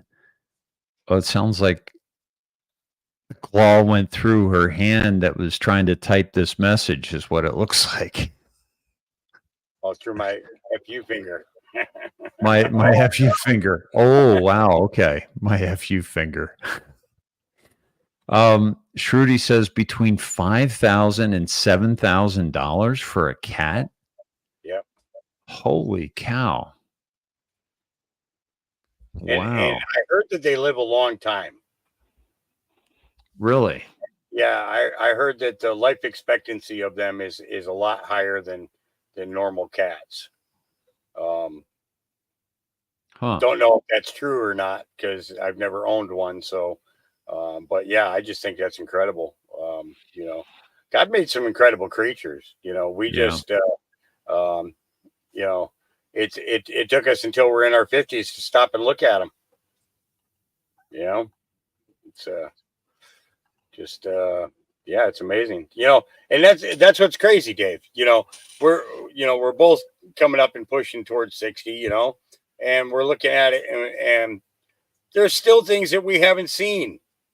You know, and honestly, I think that we were supposed to see them. I think that we you know, I've always said I don't believe that working was the objective of our creator, you know, to spend day upon day upon day upon day working. I think it was supposed to be a lot more than that. And I think that we were supposed to see his creation. We were supposed to, you know, experience everything that was that he made available to us. And, you know, and, you know, it's our creator, you know, did some amazing things, you know, and unfortunately, you know, we're just seeing some of them now. Yeah. Yeah. There's so much we haven't seen. Oh yeah. Starsky said we've been sidetracked, Hawk. Yep. Yeah. I mean, we, Maine Coons live to 20 to 30 years. Is that how long Whiskers is going to live? I haven't even looked that up. Man, I hope so. Oh, man. We're going to be crushed as a family. I miss him so much, man. But yeah.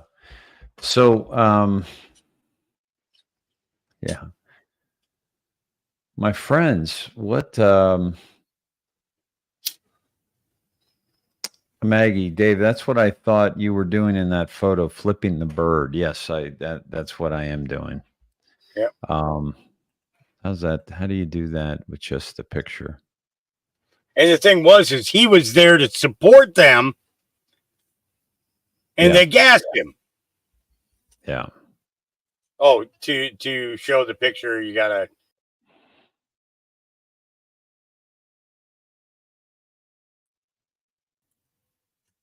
And he was there to support them, and that's what they did to him. Yeah. How'd you do that? Oh, I just removed both of us. You can do this too. And how'd you do that? I just grab your picture and move it. Oh, I see. Okay. But I figured seeing that I'm looking that way, then at least Yeah. I'm looking at you when I'm talking to you. Hey, motherfucker, I'm talking to you. Turning your back Don't you turn your back on me. Get back over here. There you go. That's why you see me do that every once in a while, because I want it to look like I'm looking at you. Even Yeah, though I am. yeah. Right.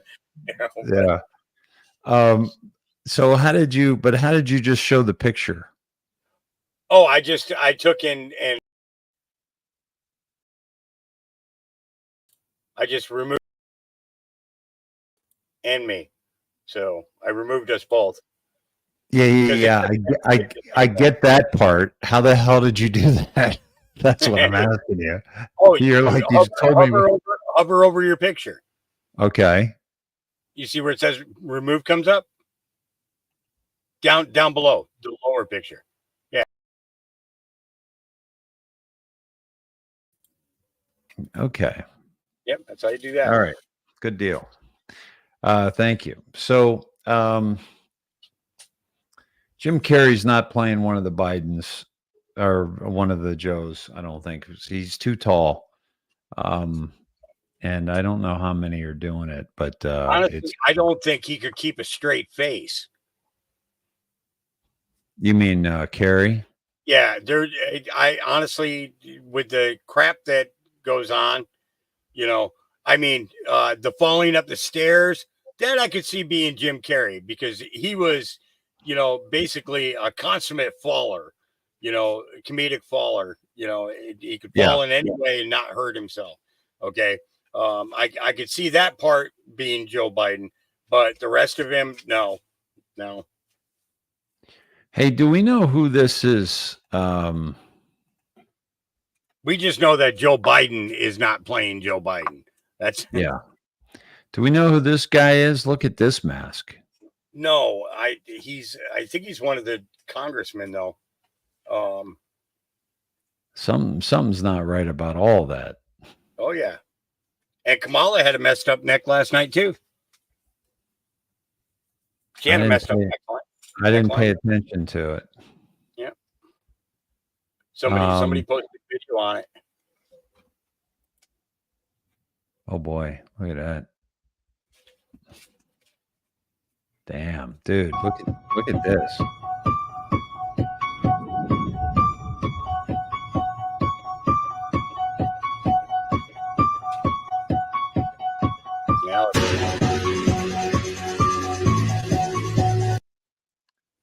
Look at the teeth and look at those eyes. Oh man. I don't know if it's a gator or a croc, but it was one of them.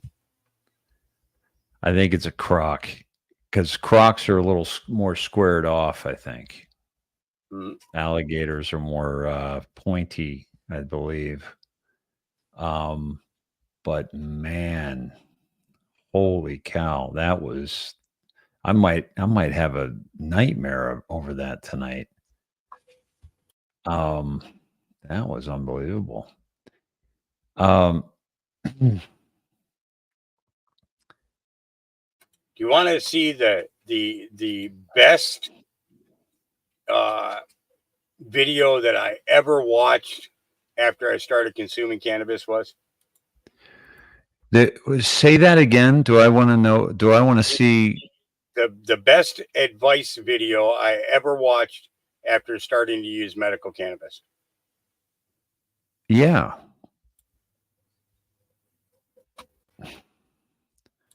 How long is it? Because I need to. In case there's any confusion, we say you just 25 words, and then when cops ask questions, we mean it. Just shut the fuck up when cops ask questions. When you first shut the fuck up, and then they ask more questions, continue to shut the fuck up. No matter what they say, no matter how nice they may seem, no matter what jokes they may crack, they're not your friends. They want you to talk so you can fuck yourself. So just shut the fuck up. They're either going to try to buddy up to you or scare the shit out of you by telling you lies, making things up, how they're going to arrest you, or it's going to be worse. It's always going to be worse if you don't shut the fuck up. So shut the fuck up. Shut the fuck up. And shut the fuck up. And then shut the fuck up again. And one last time, shut the fuck up and save yourself. When cops ask questions, you shut the fuck up, and that's the tip of the day. In case there's any confusion. That's hilarious. Oh my God. I just, it's the best advice I ever heard. Okay. And somebody played that video for me right after I got my medical marijuana card. Okay. Because at that time, cops were still giving people a hard time. If they smelled weed on you, then they're going to start asking questions and everything else. And he showed me that video. He said, just shut the fuck up. Don't answer their questions. You don't have to. You're not obligated to. You're not obligated to incriminate yourself in any way, shape, or form. Hey, check this out. Please tell me that Willie Nelson is not playing with Robert Plant and Bob Dylan. That they're separate concerts. Yeah, I hope so. I think I'm going to go to Luckenbach for my birthday. Here we go. Notice you fly over in the helicopter. Those places with good roofs, they didn't burn. With the right materials? Yeah. Yes, and by the way, if you notice you fly over in the helicopter, those places with good roofs, they didn't burn. Look at his eyes. Yep. Well, you remember that video about Ken Copeland, the preacher, where that Yeah. lady was, Oh, you know, man, that's he was asking creepy. him about when she was asking him about why he needed to buy another jet. Yep. Those are the exact same eyes. You're The right. exact same eyes. Yep. Ken Copeland, Inside Edition.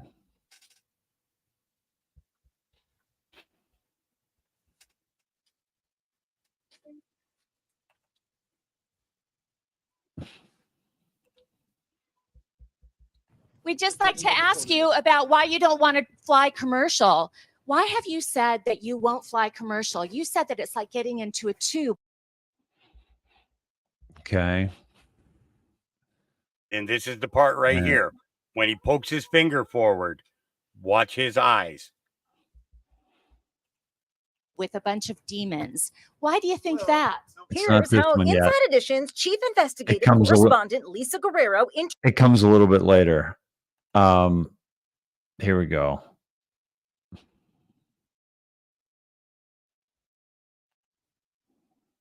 Look at these eyes, dude.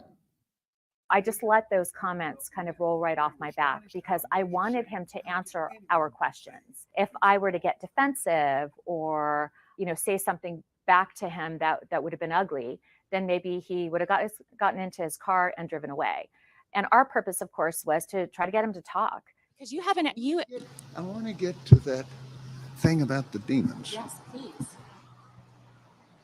The Bible says in the book of Ephesians, oh God, I love this. We wrestle not with people. At the end of the day, when that, 11 or 12-minute conversation was done, we looked at it and we thought that our viewers might want to see the entire conversation. It was one of the wildest interviews I've ever done for Inside Edition. This was one of the first times that we've ever put out an entire interview. I think people like to see the approach. Reverend Copeland.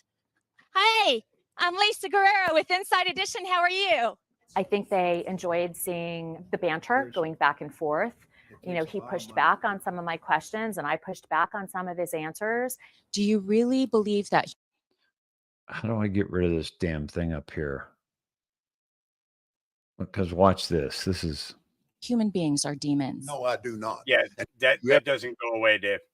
That's because it's the video was recorded probably off of YouTube, and YouTube does that in the last 30 seconds of your post, advertising the next thing that you're going to see if you stay on that channel. Yeah. So look at these eyes. Yep. to watch the full investigation. I don't know why they cut away from that. But man. No, I do not. And don't you ever say I did. There you go, right there. Yeah. And there's Biden. A little different, but just wide-eyed. And by the way, that looks like he's in a mask right there. It does. Look at those eyes. Look at the eyes. I mean, it's. Yeah. Look I'm at sorry. the neck. Hold on. Look at the neck underneath the ear. Yeah. It looks like the mask is folded under. Well, it's still a little dark for me. I can't really make that out, but talking about those roofs again, man, the damn roofs, and giving us a clue, absolutely giving us a clue as to what's going on. This is pretty powerful. What the hell is going on there? You got to play that one. Hi, I'm Steven. What's up? I just work right over there. Is everything okay? Yeah. Is everything all right? We were noticing inside that you guys have been parked here for like 15, 20 minutes. Yeah, we're on our lunch. Yeah, we work there. Oh, where do you work? Right here. Where? Right here. And who's your supervisor's name? I don't really know him yet. When did you guys? Wait, why are you asking? What?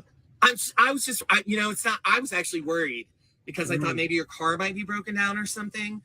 Because you've been parked here for so long and you haven't really. Oh no. I wasn't. I I didn't even notice really, but one of my customers said that there were two suspicious looking guys in like a really expensive car, and I thought I was like, oh, they don't look suspicious to me. What are you saying? Like, what are you I just thought I would saying? come out here because I was worried. We park here every day. I pay for my monthly parking for this stuff every when day. did you, I mean, What are how you did- talking about? What do you mean? I haven't seen you. Just because you haven't seen me, it No, but doesn't mean. I see everything. I mean, like, Who what it are looks, you? Who's your supervisor? Well, I'm actually the manager. Oh, okay. So, but it's just that Do you like own what it this looks parking like. lot? What or it something? looks like is that you guys are like casing. What? It just looks suspicious. Oh, can you leave us alone? I don't Can listen. you leave I us don't alone? think you're doing any. Look, excuse me. No, bro. Step away from the car, bro. Is this even your car? I mean, do you have the papers for it and stuff? Sir, Because why it's you- really expensive. Doesn't seem like you guys can afford it. I'm about to step out. I'm about to step out, bro. I just, I'm about to step out. issue with it? It's not my issue. Don't really. touch It's my car. It's my Don't touch my customers car, and bro. stuff. I just like are just worried because it's very suspicious behavior. Bro, And they're just suspicious worried that behavior. maybe you guys We're might be- chilling. Bro, get your hands out the Bro, window. Don't touch my car. Okay, well, I'm not going to tell you again. Okay, please don't holler. I'm not going to tell you Okay, again. listen, Don't touch my car. first of all, you are being very threatening right now. Okay? I do not feel safe right now. Okay? And I tried to come over here, be polite, and speak to you kindly. And just like you crazy, people bro. always do, you get hostile and violent. I'm on my job, and I have people coming here talking about the two young, scary guys in the car. Oh my And on my job. Bro, you sound crazy. I sound crazy. You gotta relax. Me? What's going I am on? not going to relax, okay? I am not going to chill out or whatever you kids say, okay? You I'm not going to overreacting. relax until you are out of this parking lot. Why are and you stop yelling? Why are you endangering yelling? my customers. Why are you yelling? Because We're I am not threatened doing right now. I feel threatened. You're the scary one. Wow. You know what? Call the police. You know, I am. Go ahead and I'm call. gonna This call is the police. insane, I bro. cannot believe this in my own parking lot where I work. Oh my God, this is crazy.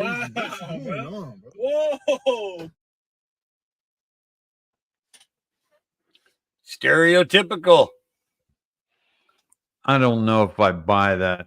Man, that was just so ridiculous. It's almost unbelievable. El Donaldo Trumpo, if this one's the internet for the day, we got to watch this. My fellow Americans, here's the simple truth. Look at the chaos. End it now. The President of the United States!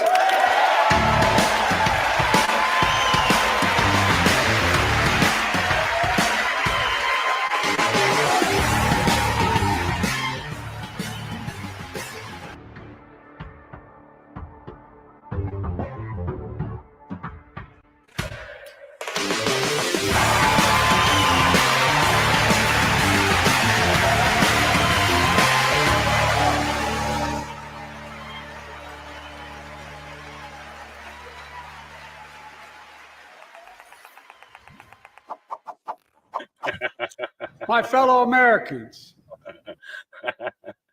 You got to watch it again, don't you? It's like, That's here's that kid. amazing. Yeah, let's watch it again. Let's watch it again. My fellow Americans, here's the simple truth. Look at the chaos. End it now. The President of the United States!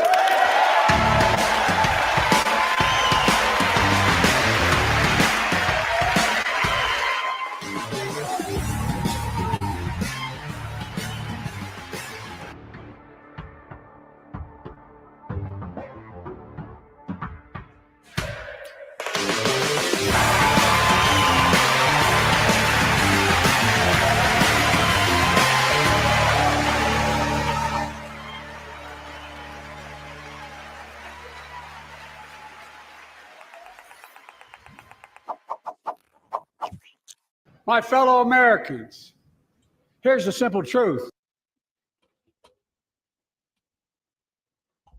That was gold. That was Yeah. gold. Yeah. And I think that was Kristen Sinema in there, who's not running for re-election.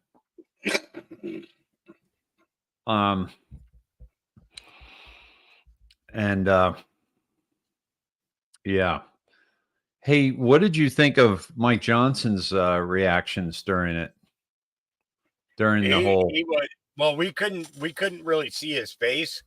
But I did see the video clips of his reactions. You know, he was like a parent looking at his child, like, I am so disappointed. It's, you know, that, you know, it's, you're my kid. Oh my God, what have I done? Kind of look on his face, you know. It looks like Ron DeSantis has quietly partnered with Mike Pence to undermine President Trump. Building America's Future is a new group managed by P2P or P2 Public Affairs, which has hired up many of Ron DeSantis's former presidential campaign and PAC staff for the sake of keeping him relevant in till 2028. Guess who one of their senior advisors is? Mark Short. Mark Short was Mike Pence's chief of staff. Short attacked President Trump after J6 and has been working to sabotage Trump's 2024 efforts. Wow. That's crazy. Laura Loomer's going crazy, putting out, man, she's dropping some stuff, Dave. She's dropping some stuff.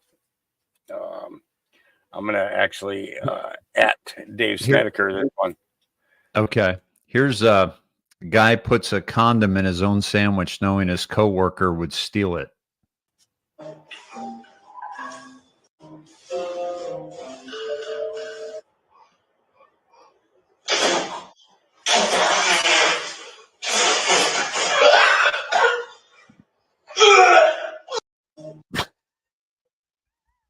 Don't steal a man's sandwich, dude. That's on you. Damn. That's a little he got him good, man. I know that you've looked into a lot of stuff in regards to Pence. I think you might find that interesting. Did you see the Douglas McGregor thing that he did today? No. He did a rebuttal. I don't think so. He did a rebuttal to Biden's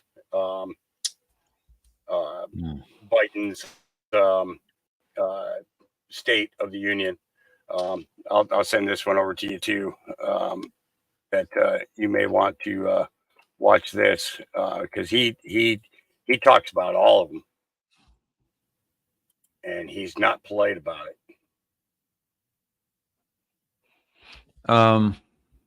You could definitely tell he did not write the speech. Yeah, that's true. Absolutely.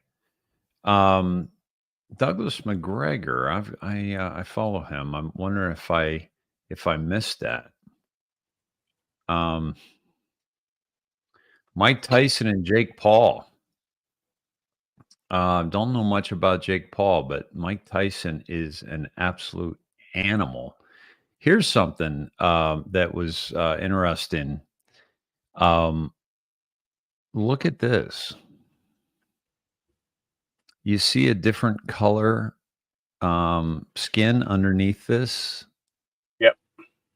And also how far back his eyes are from the front of this mask. This is an absolute mask, folks. There's no two ways about it. Look how deep set in this. Look at your own eyes. Okay. And then, I mean,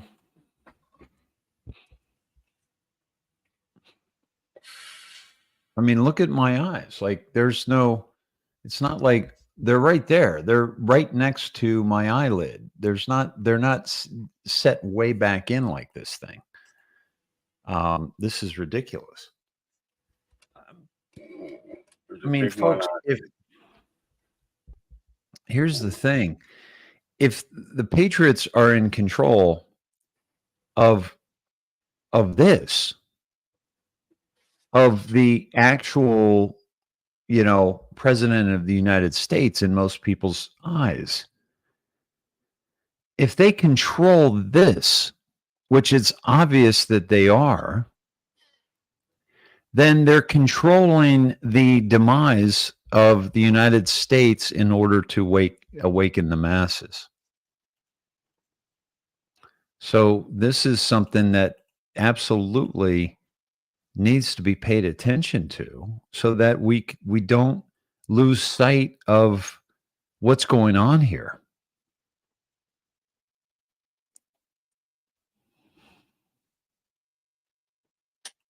Plain jazz. Plain jazz. Smoothie. Making smoothie. Calendar. No meetings today. Remember, until. Might not want to finish this, huh? Is it a commercial? I think so. Yeah, go ahead. Trust me, we've already done enough to have to take today down. So.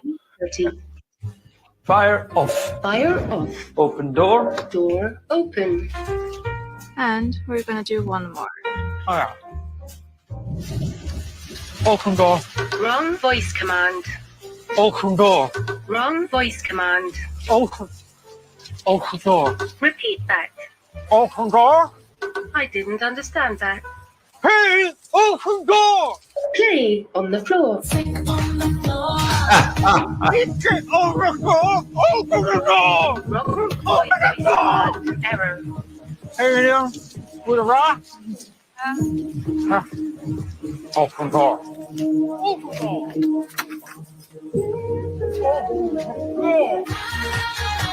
Higher. Higher rolling. Higher.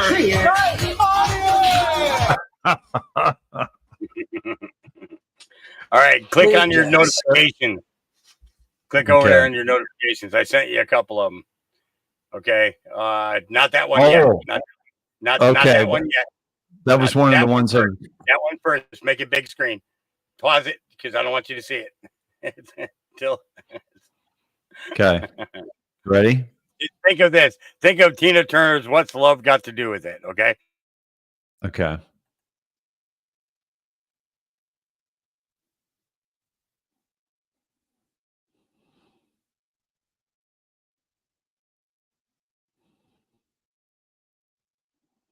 Oh my God.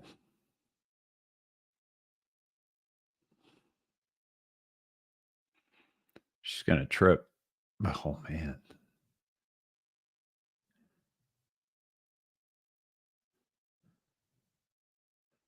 Oh my God. Okay. Okay. How crazy a bitch got to be that she's completely naked chasing you and you are still running away? And you're running as fast as you can. As fast as you can. What's love got to do with it? All right. So I had before we go to Mayrocks, let me show you what I had sent you another lined one up. before that one too. So just so you know. Okay. But the Moreau one is the one that piqued my interest. Let me see. Where's my I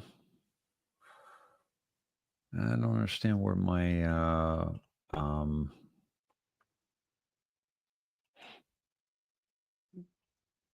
did I lose that? I had all the links in Ingersoll Lockwood I had up. Oh, she's got them all in there. She's got them all in there. When you click on it, you'll Well, you'll I see know. I figured she does, but I just wanted to show you what I had lined up, and it's disappeared. But it's basically every Ingersoll Lockwood thing was up, and it's gone. What did I do that in Chrome? Maybe it's in Chrome. Yeah, here it is. All right.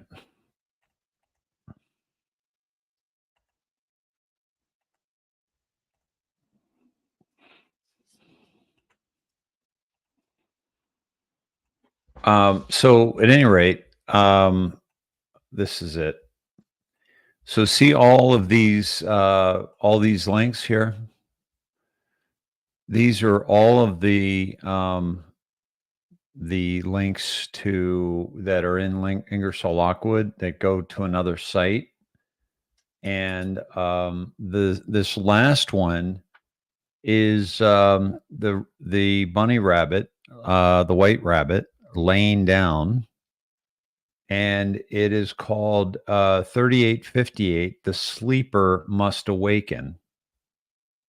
Okay, so then I was going to take you to Q 3858.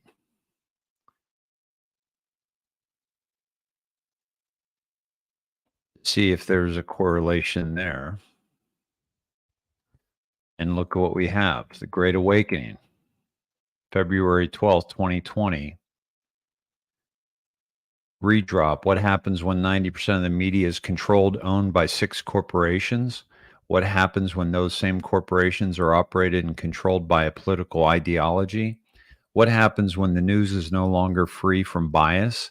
What happens when the news is no longer reliable and independent? What happens when the news is no longer trustworthy? What happens when the news simply becomes an extension arm of political party? Fact becomes fiction, fiction becomes fact. When does news become propaganda? Identity creation? How does the average person who is under constant financial stress by design, we were just talking about that earlier, find time to research and discern fact versus fiction? Majority of people more prone to believe someone in power sitting behind a big brand news name question mark. Do people, human psyche, tend to follow the majority mainstream viewpoint in fear of being isolated and or shunned? I was just talking about this with following a crowd last night. Mainstream is used for a reason. Dominate, trend, in opinion, in kill brackets. If a majority of people believe X, then X must be validated true. By the way, with white hat control, was X anticipated way back when, in 2020, meaning Twitter? Why do mainstream media heads within different orgs always use the same keywords and or catchphrases? Coordinated by who? Outside entity providing instructions?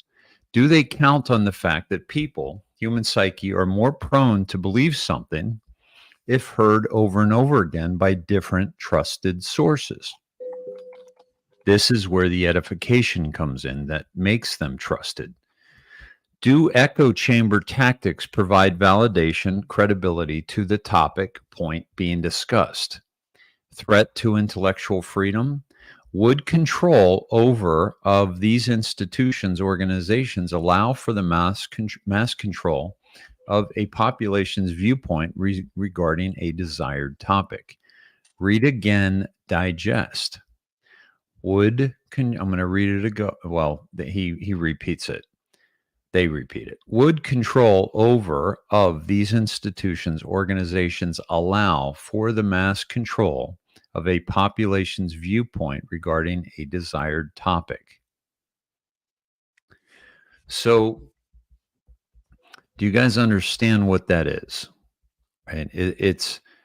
We're talking about, Q's talking about all the people in power. They're not going to allow somebody to get a large audience that they don't have control over. And that's why they control all the actors, all the musicians, all the politicians, all the judges, all the DAs, all the AGs, all the local election officials. If you're going to get to a position of control, they must control you. Logical thinking. Why, after the election of 2016, did Dems and Media Corps jumpstart a coordinated and planned divisive blitz intended to create falsehoods regarding illegitimacy of election? character assassination of POTUS through sexism, racism, every other ism, pre-post 2016 election, meaning they loved him before 2016, folks, because he was one that was given money to political campaigns and nonprofits and organizations. Post 2016, they persecuted him. How about Melania? Pre-2016, model, beautiful, gracing the covers of magazines. A mother who never had a nanny and raised her own child. And you now have a woman's magazine, and you're not going to put the first lady on the woman's magazine cover ever in 4 years. And she's a model, and she's the most beautiful first lady we've ever had. Maybe next to Eleanor Roosevelt. But very beautiful. And I say that because Amy's played Eleanor Roosevelt. But this is an outrage. Pre-2016, she could get on a magazine in a heartbeat. Post-2016, no. Why wouldn't there be a rogue magazine that would say, well, I'm putting her on? Why did all of them absolutely avoid her? Unless it was orchestrated or coordinated and planned in kill brackets. To kill a person's character. Back to the post. Why were violent, masked terror orgs such as Antifa immediately created, funded? Why were these orgs tasked with immediate intimidation, shutdown of any pro-POTUS rallies and or events? Why were marches immediately organized to counter and silence pro-POTUS rallies and or events? And we're surprised at J6, by the way. Sidebar. Why were marches immediately organized which divide people into sex, gender, race, ism? When you control the levels of news dissemination, you control the narrative. Control of the narrative equals power. When you are blind, what do you see? They want you divided by religion, divided by sex, divided by political affiliation, divided by class. When you are divided and angry and controlled, you target those different from you, not those responsible controllers. I'm going to say that again. When you are divided and angry and controlled, you target those different from you, not those responsible controllers. Divided, you are weak. Divided, you pose no threat to their control. When non-dogmatic information becomes free and transparent, it becomes a threat to those who attempt to control the narrative and or stable, livestock kept, sheep. When you, by the way, let me say that again. When non-dogmatic information becomes free and transparent, it becomes a threat to those who attempt to control the narrative and or stable, livestock kept, sheep. Folks, Hawk has never charged you a dime for any of his thousands of hours. I have never charged you a dime for any of my thousands of hours. That's what we have in common. Okay.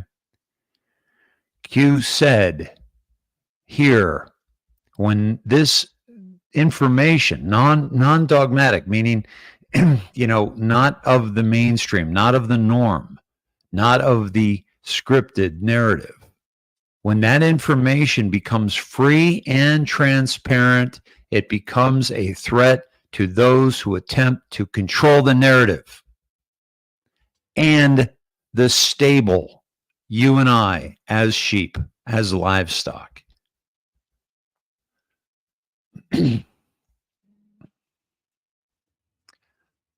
We are the people that you want to support in those situations like this, because we are the new information. We are the new news. We are the ones that are making sure that you get the information you need to make good decisions.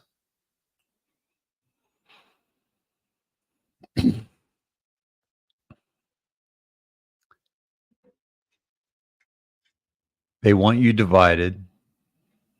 Okay. Divided you are weak. Divided you pose no threat to their control.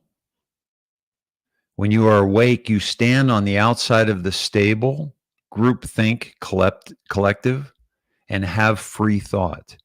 Free thought is a philosophical viewpoint which holds that positions regarding truth should be formed on the basis of logic, reason, and empiricism, rather than authority, tradition, revelation, or dogma. This represents a clear and present danger to the constitutional republic of the United States of America. Q. But Q is a LARP, right, folks? This took us, this Ingersoll Lockwood, the sleeper must awaken, okay? The white rabbit must awaken. The asleep must awaken. And it sends us to the Great Awakening.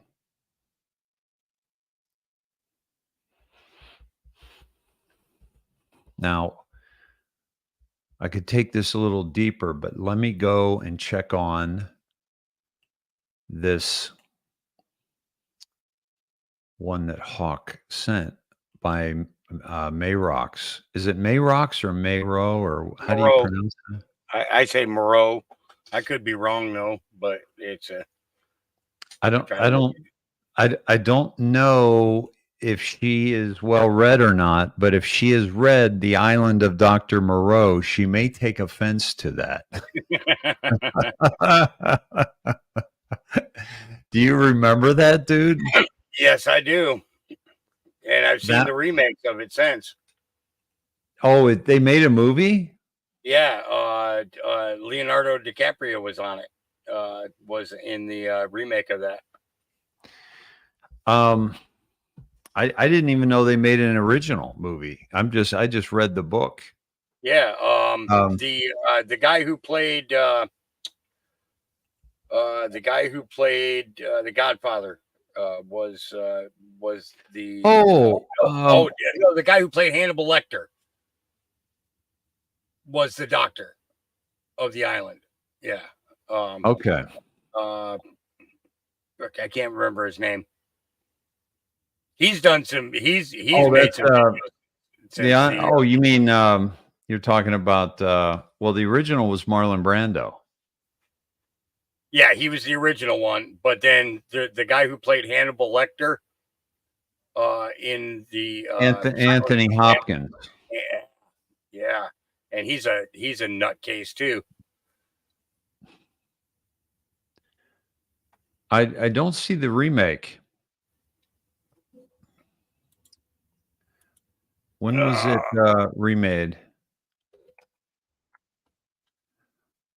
That was H.G. Wells. I forgot about that.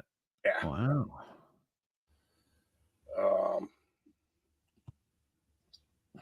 Okay, 1996.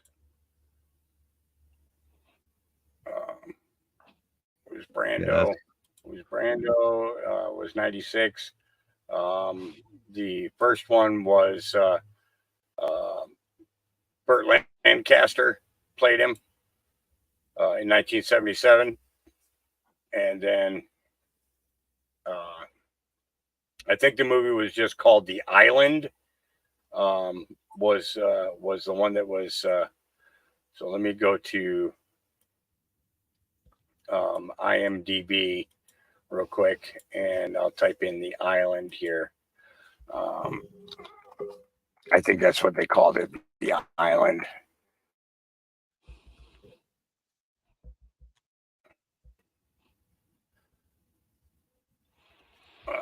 Oh, interesting. Val Kilmer replaced Bruce Willis because Bruce Willis was going through divorce with Demi Moore, and Kilmer made his availability limited and later had anger issues with most of the cast after also being served divorce papers on set. Mm-hmm. Then actor Rob Moreau quit because of script rewrites. Brando's role as Moreau was supposed to be expanded, but following his daughter's suicide, Brando retreated to his private island, leaving production in limbo, not knowing when or even if he would show up. Brando also did not want to learn his lines, so he requested them through an earpiece or improvise his dialogue. Well, he was notorious for that. He would have them put on a cue card. Yep. What's going on with my microphone here? Something's going on here.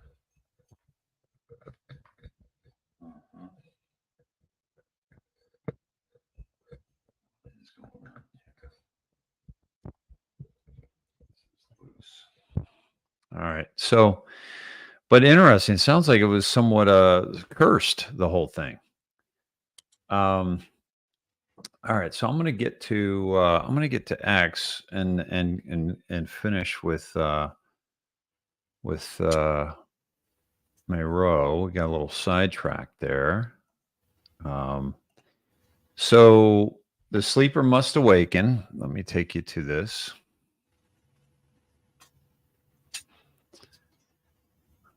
The Great Awakening. She went to the same one I did, obviously. Okay. And okay, that's it. So click on where it says show more.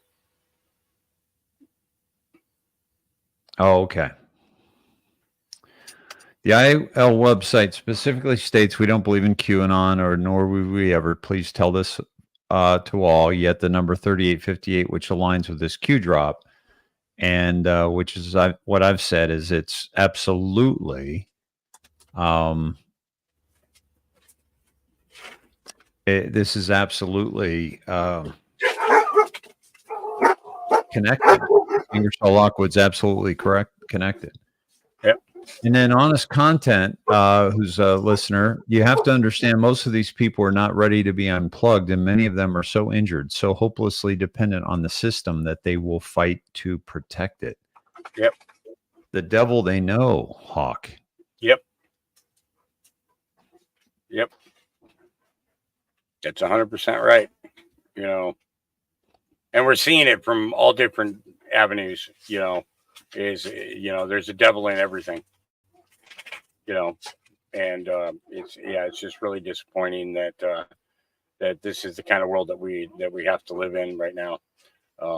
You know, so yeah. Hey, I want to call it, brother. What's your thinking? Yeah, I'm at the 10-hour mark, 10.5-hour mark now. Yeah, it's been a long day for me, and I still got things that I got to get done yet. Yeah, you mean we have a life outside of? Well, I have to chop some wood. I have to have it ready for tomorrow. Tomorrow is a burn day that starts at noon. So I got to have all my wood and everything chopped up so I can come out at 11 tomorrow, and go up until 4. And all I'll have to do is just go out and spot check to make sure that the fire's still going. Okay. Because I have a lot of stuff that's got to get burned up here and everything. Because when I leave here, I don't want to leave a big mess for anybody. I want to have it all situated nicely so that whoever comes in next isn't having to clean up my mess, you know. Well, that's cool. Not everybody thinks that way. So it's good, man. Yeah. Yeah. So, yeah. So good night, all. And, yeah, I'm going to do something tomorrow. So I'll work around your schedule, but, you know, maybe we do a Saturday Night Live tomorrow if you're still up for it. Yep. Yeah. So if I do a short one tomorrow from like 11 until 2, and then I get to take a nap from 2 until 4, then we can go until 2, 3 o'clock in the morning. Get that Right. old people nap, and you can go forever. You know? That's yeah, no kidding. That's what I'm worried about. Folks, Now, if you want to help out, there you go. What's that? You get your daughter this weekend? For my birthday, we haven't made any plans for the weekend because I'm going to have her for my birthday and probably several days after that. Okay. Well, if you're not going out to eat, make sure you pull out whatever you're going to cook. Oh yeah, yeah, exactly. I do want to do that for tomorrow night. I didn't get a chance to pull it out for today. Yeah. But yeah, so some of that amazing Lightning Ranch beef, my friends, Lightning Springs Ranch. Yeah. Pull when you pull the package out, take a picture of it before you cook it, and then unwrap it, cook it, and then take a picture of it before you serve it.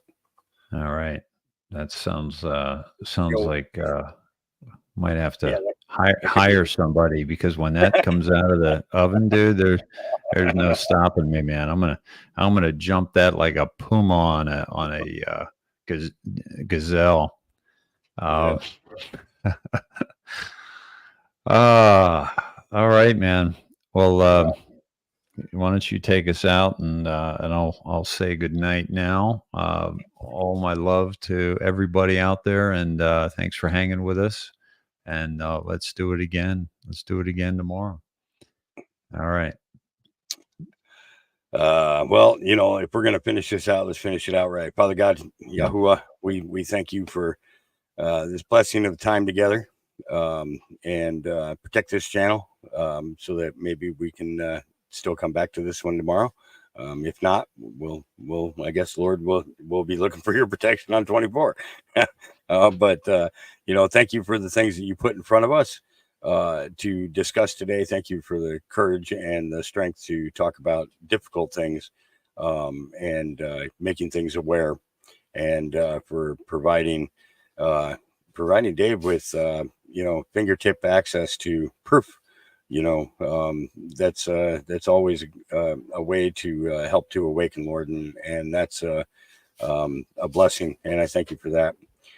We thank you for all these wonderful people who have joined us today, and with ears to hear and eyes to see, to learn more and more about the wonders that you have for us, but at the same time to learn about the devil's games and what they're trying to accomplish, Lord. And we ask you for that full armor of protection, and we ask this in the name of your Son, and your will be done. I want to add to that, Lord.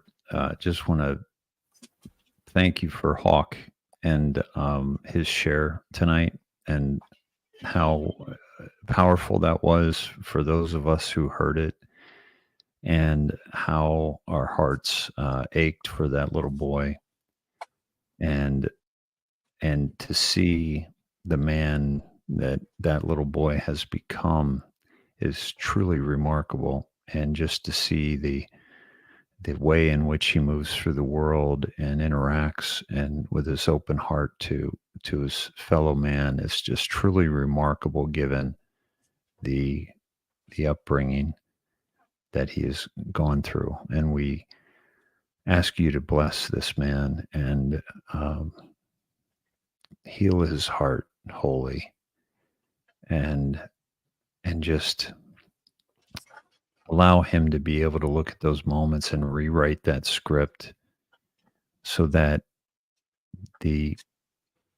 it does not continue in his mind and his heart. And we just thank you for Hawk and this evening together. And God bless him and all he does.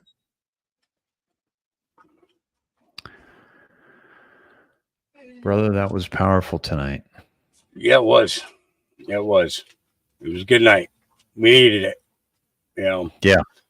We gotta remember what we're fighting for. You know, and a lot of us got into this because of the children. You know, we got into this for the children, and there's a reason that came out in conversation tonight, because awareness is one of the hugest things. You know, and you know, and thankfully we have a platform in which we're capable of doing that right now, and touching, you know, many lives, you know, and that's what we want to do, you know. You know, I could have very well just been one of the bad guys, you know, one of the guys who became something else, who became something that the world would despise, and you know, and it's you know, not an easy road to constantly remember, but it is easy to know that that the choice that we make at a younger age after that happens is going to be the path that is taken. And we see a lot of these people who are getting busted for doing bad stuff, and that have experienced the same type of thing that I did, or, you know, that I had, but they just they fall to the predator side instead, you know. And now we see them getting picked up, and we see them getting charged, and we see them out there, you know, being arrested for attempting to kidnap and things like that. You know, it's so important to understand that you know, compassion, love, and support are what saved my life from that day forward. You know, and that's the kind of thing that that we need to treat kids that are going through this type of thing with, so that they don't turn into a predator. Yeah. You know, so all right, pal. All right, brother. Be well, sleep well. Good night. You too. All right, thanks. Absolutely.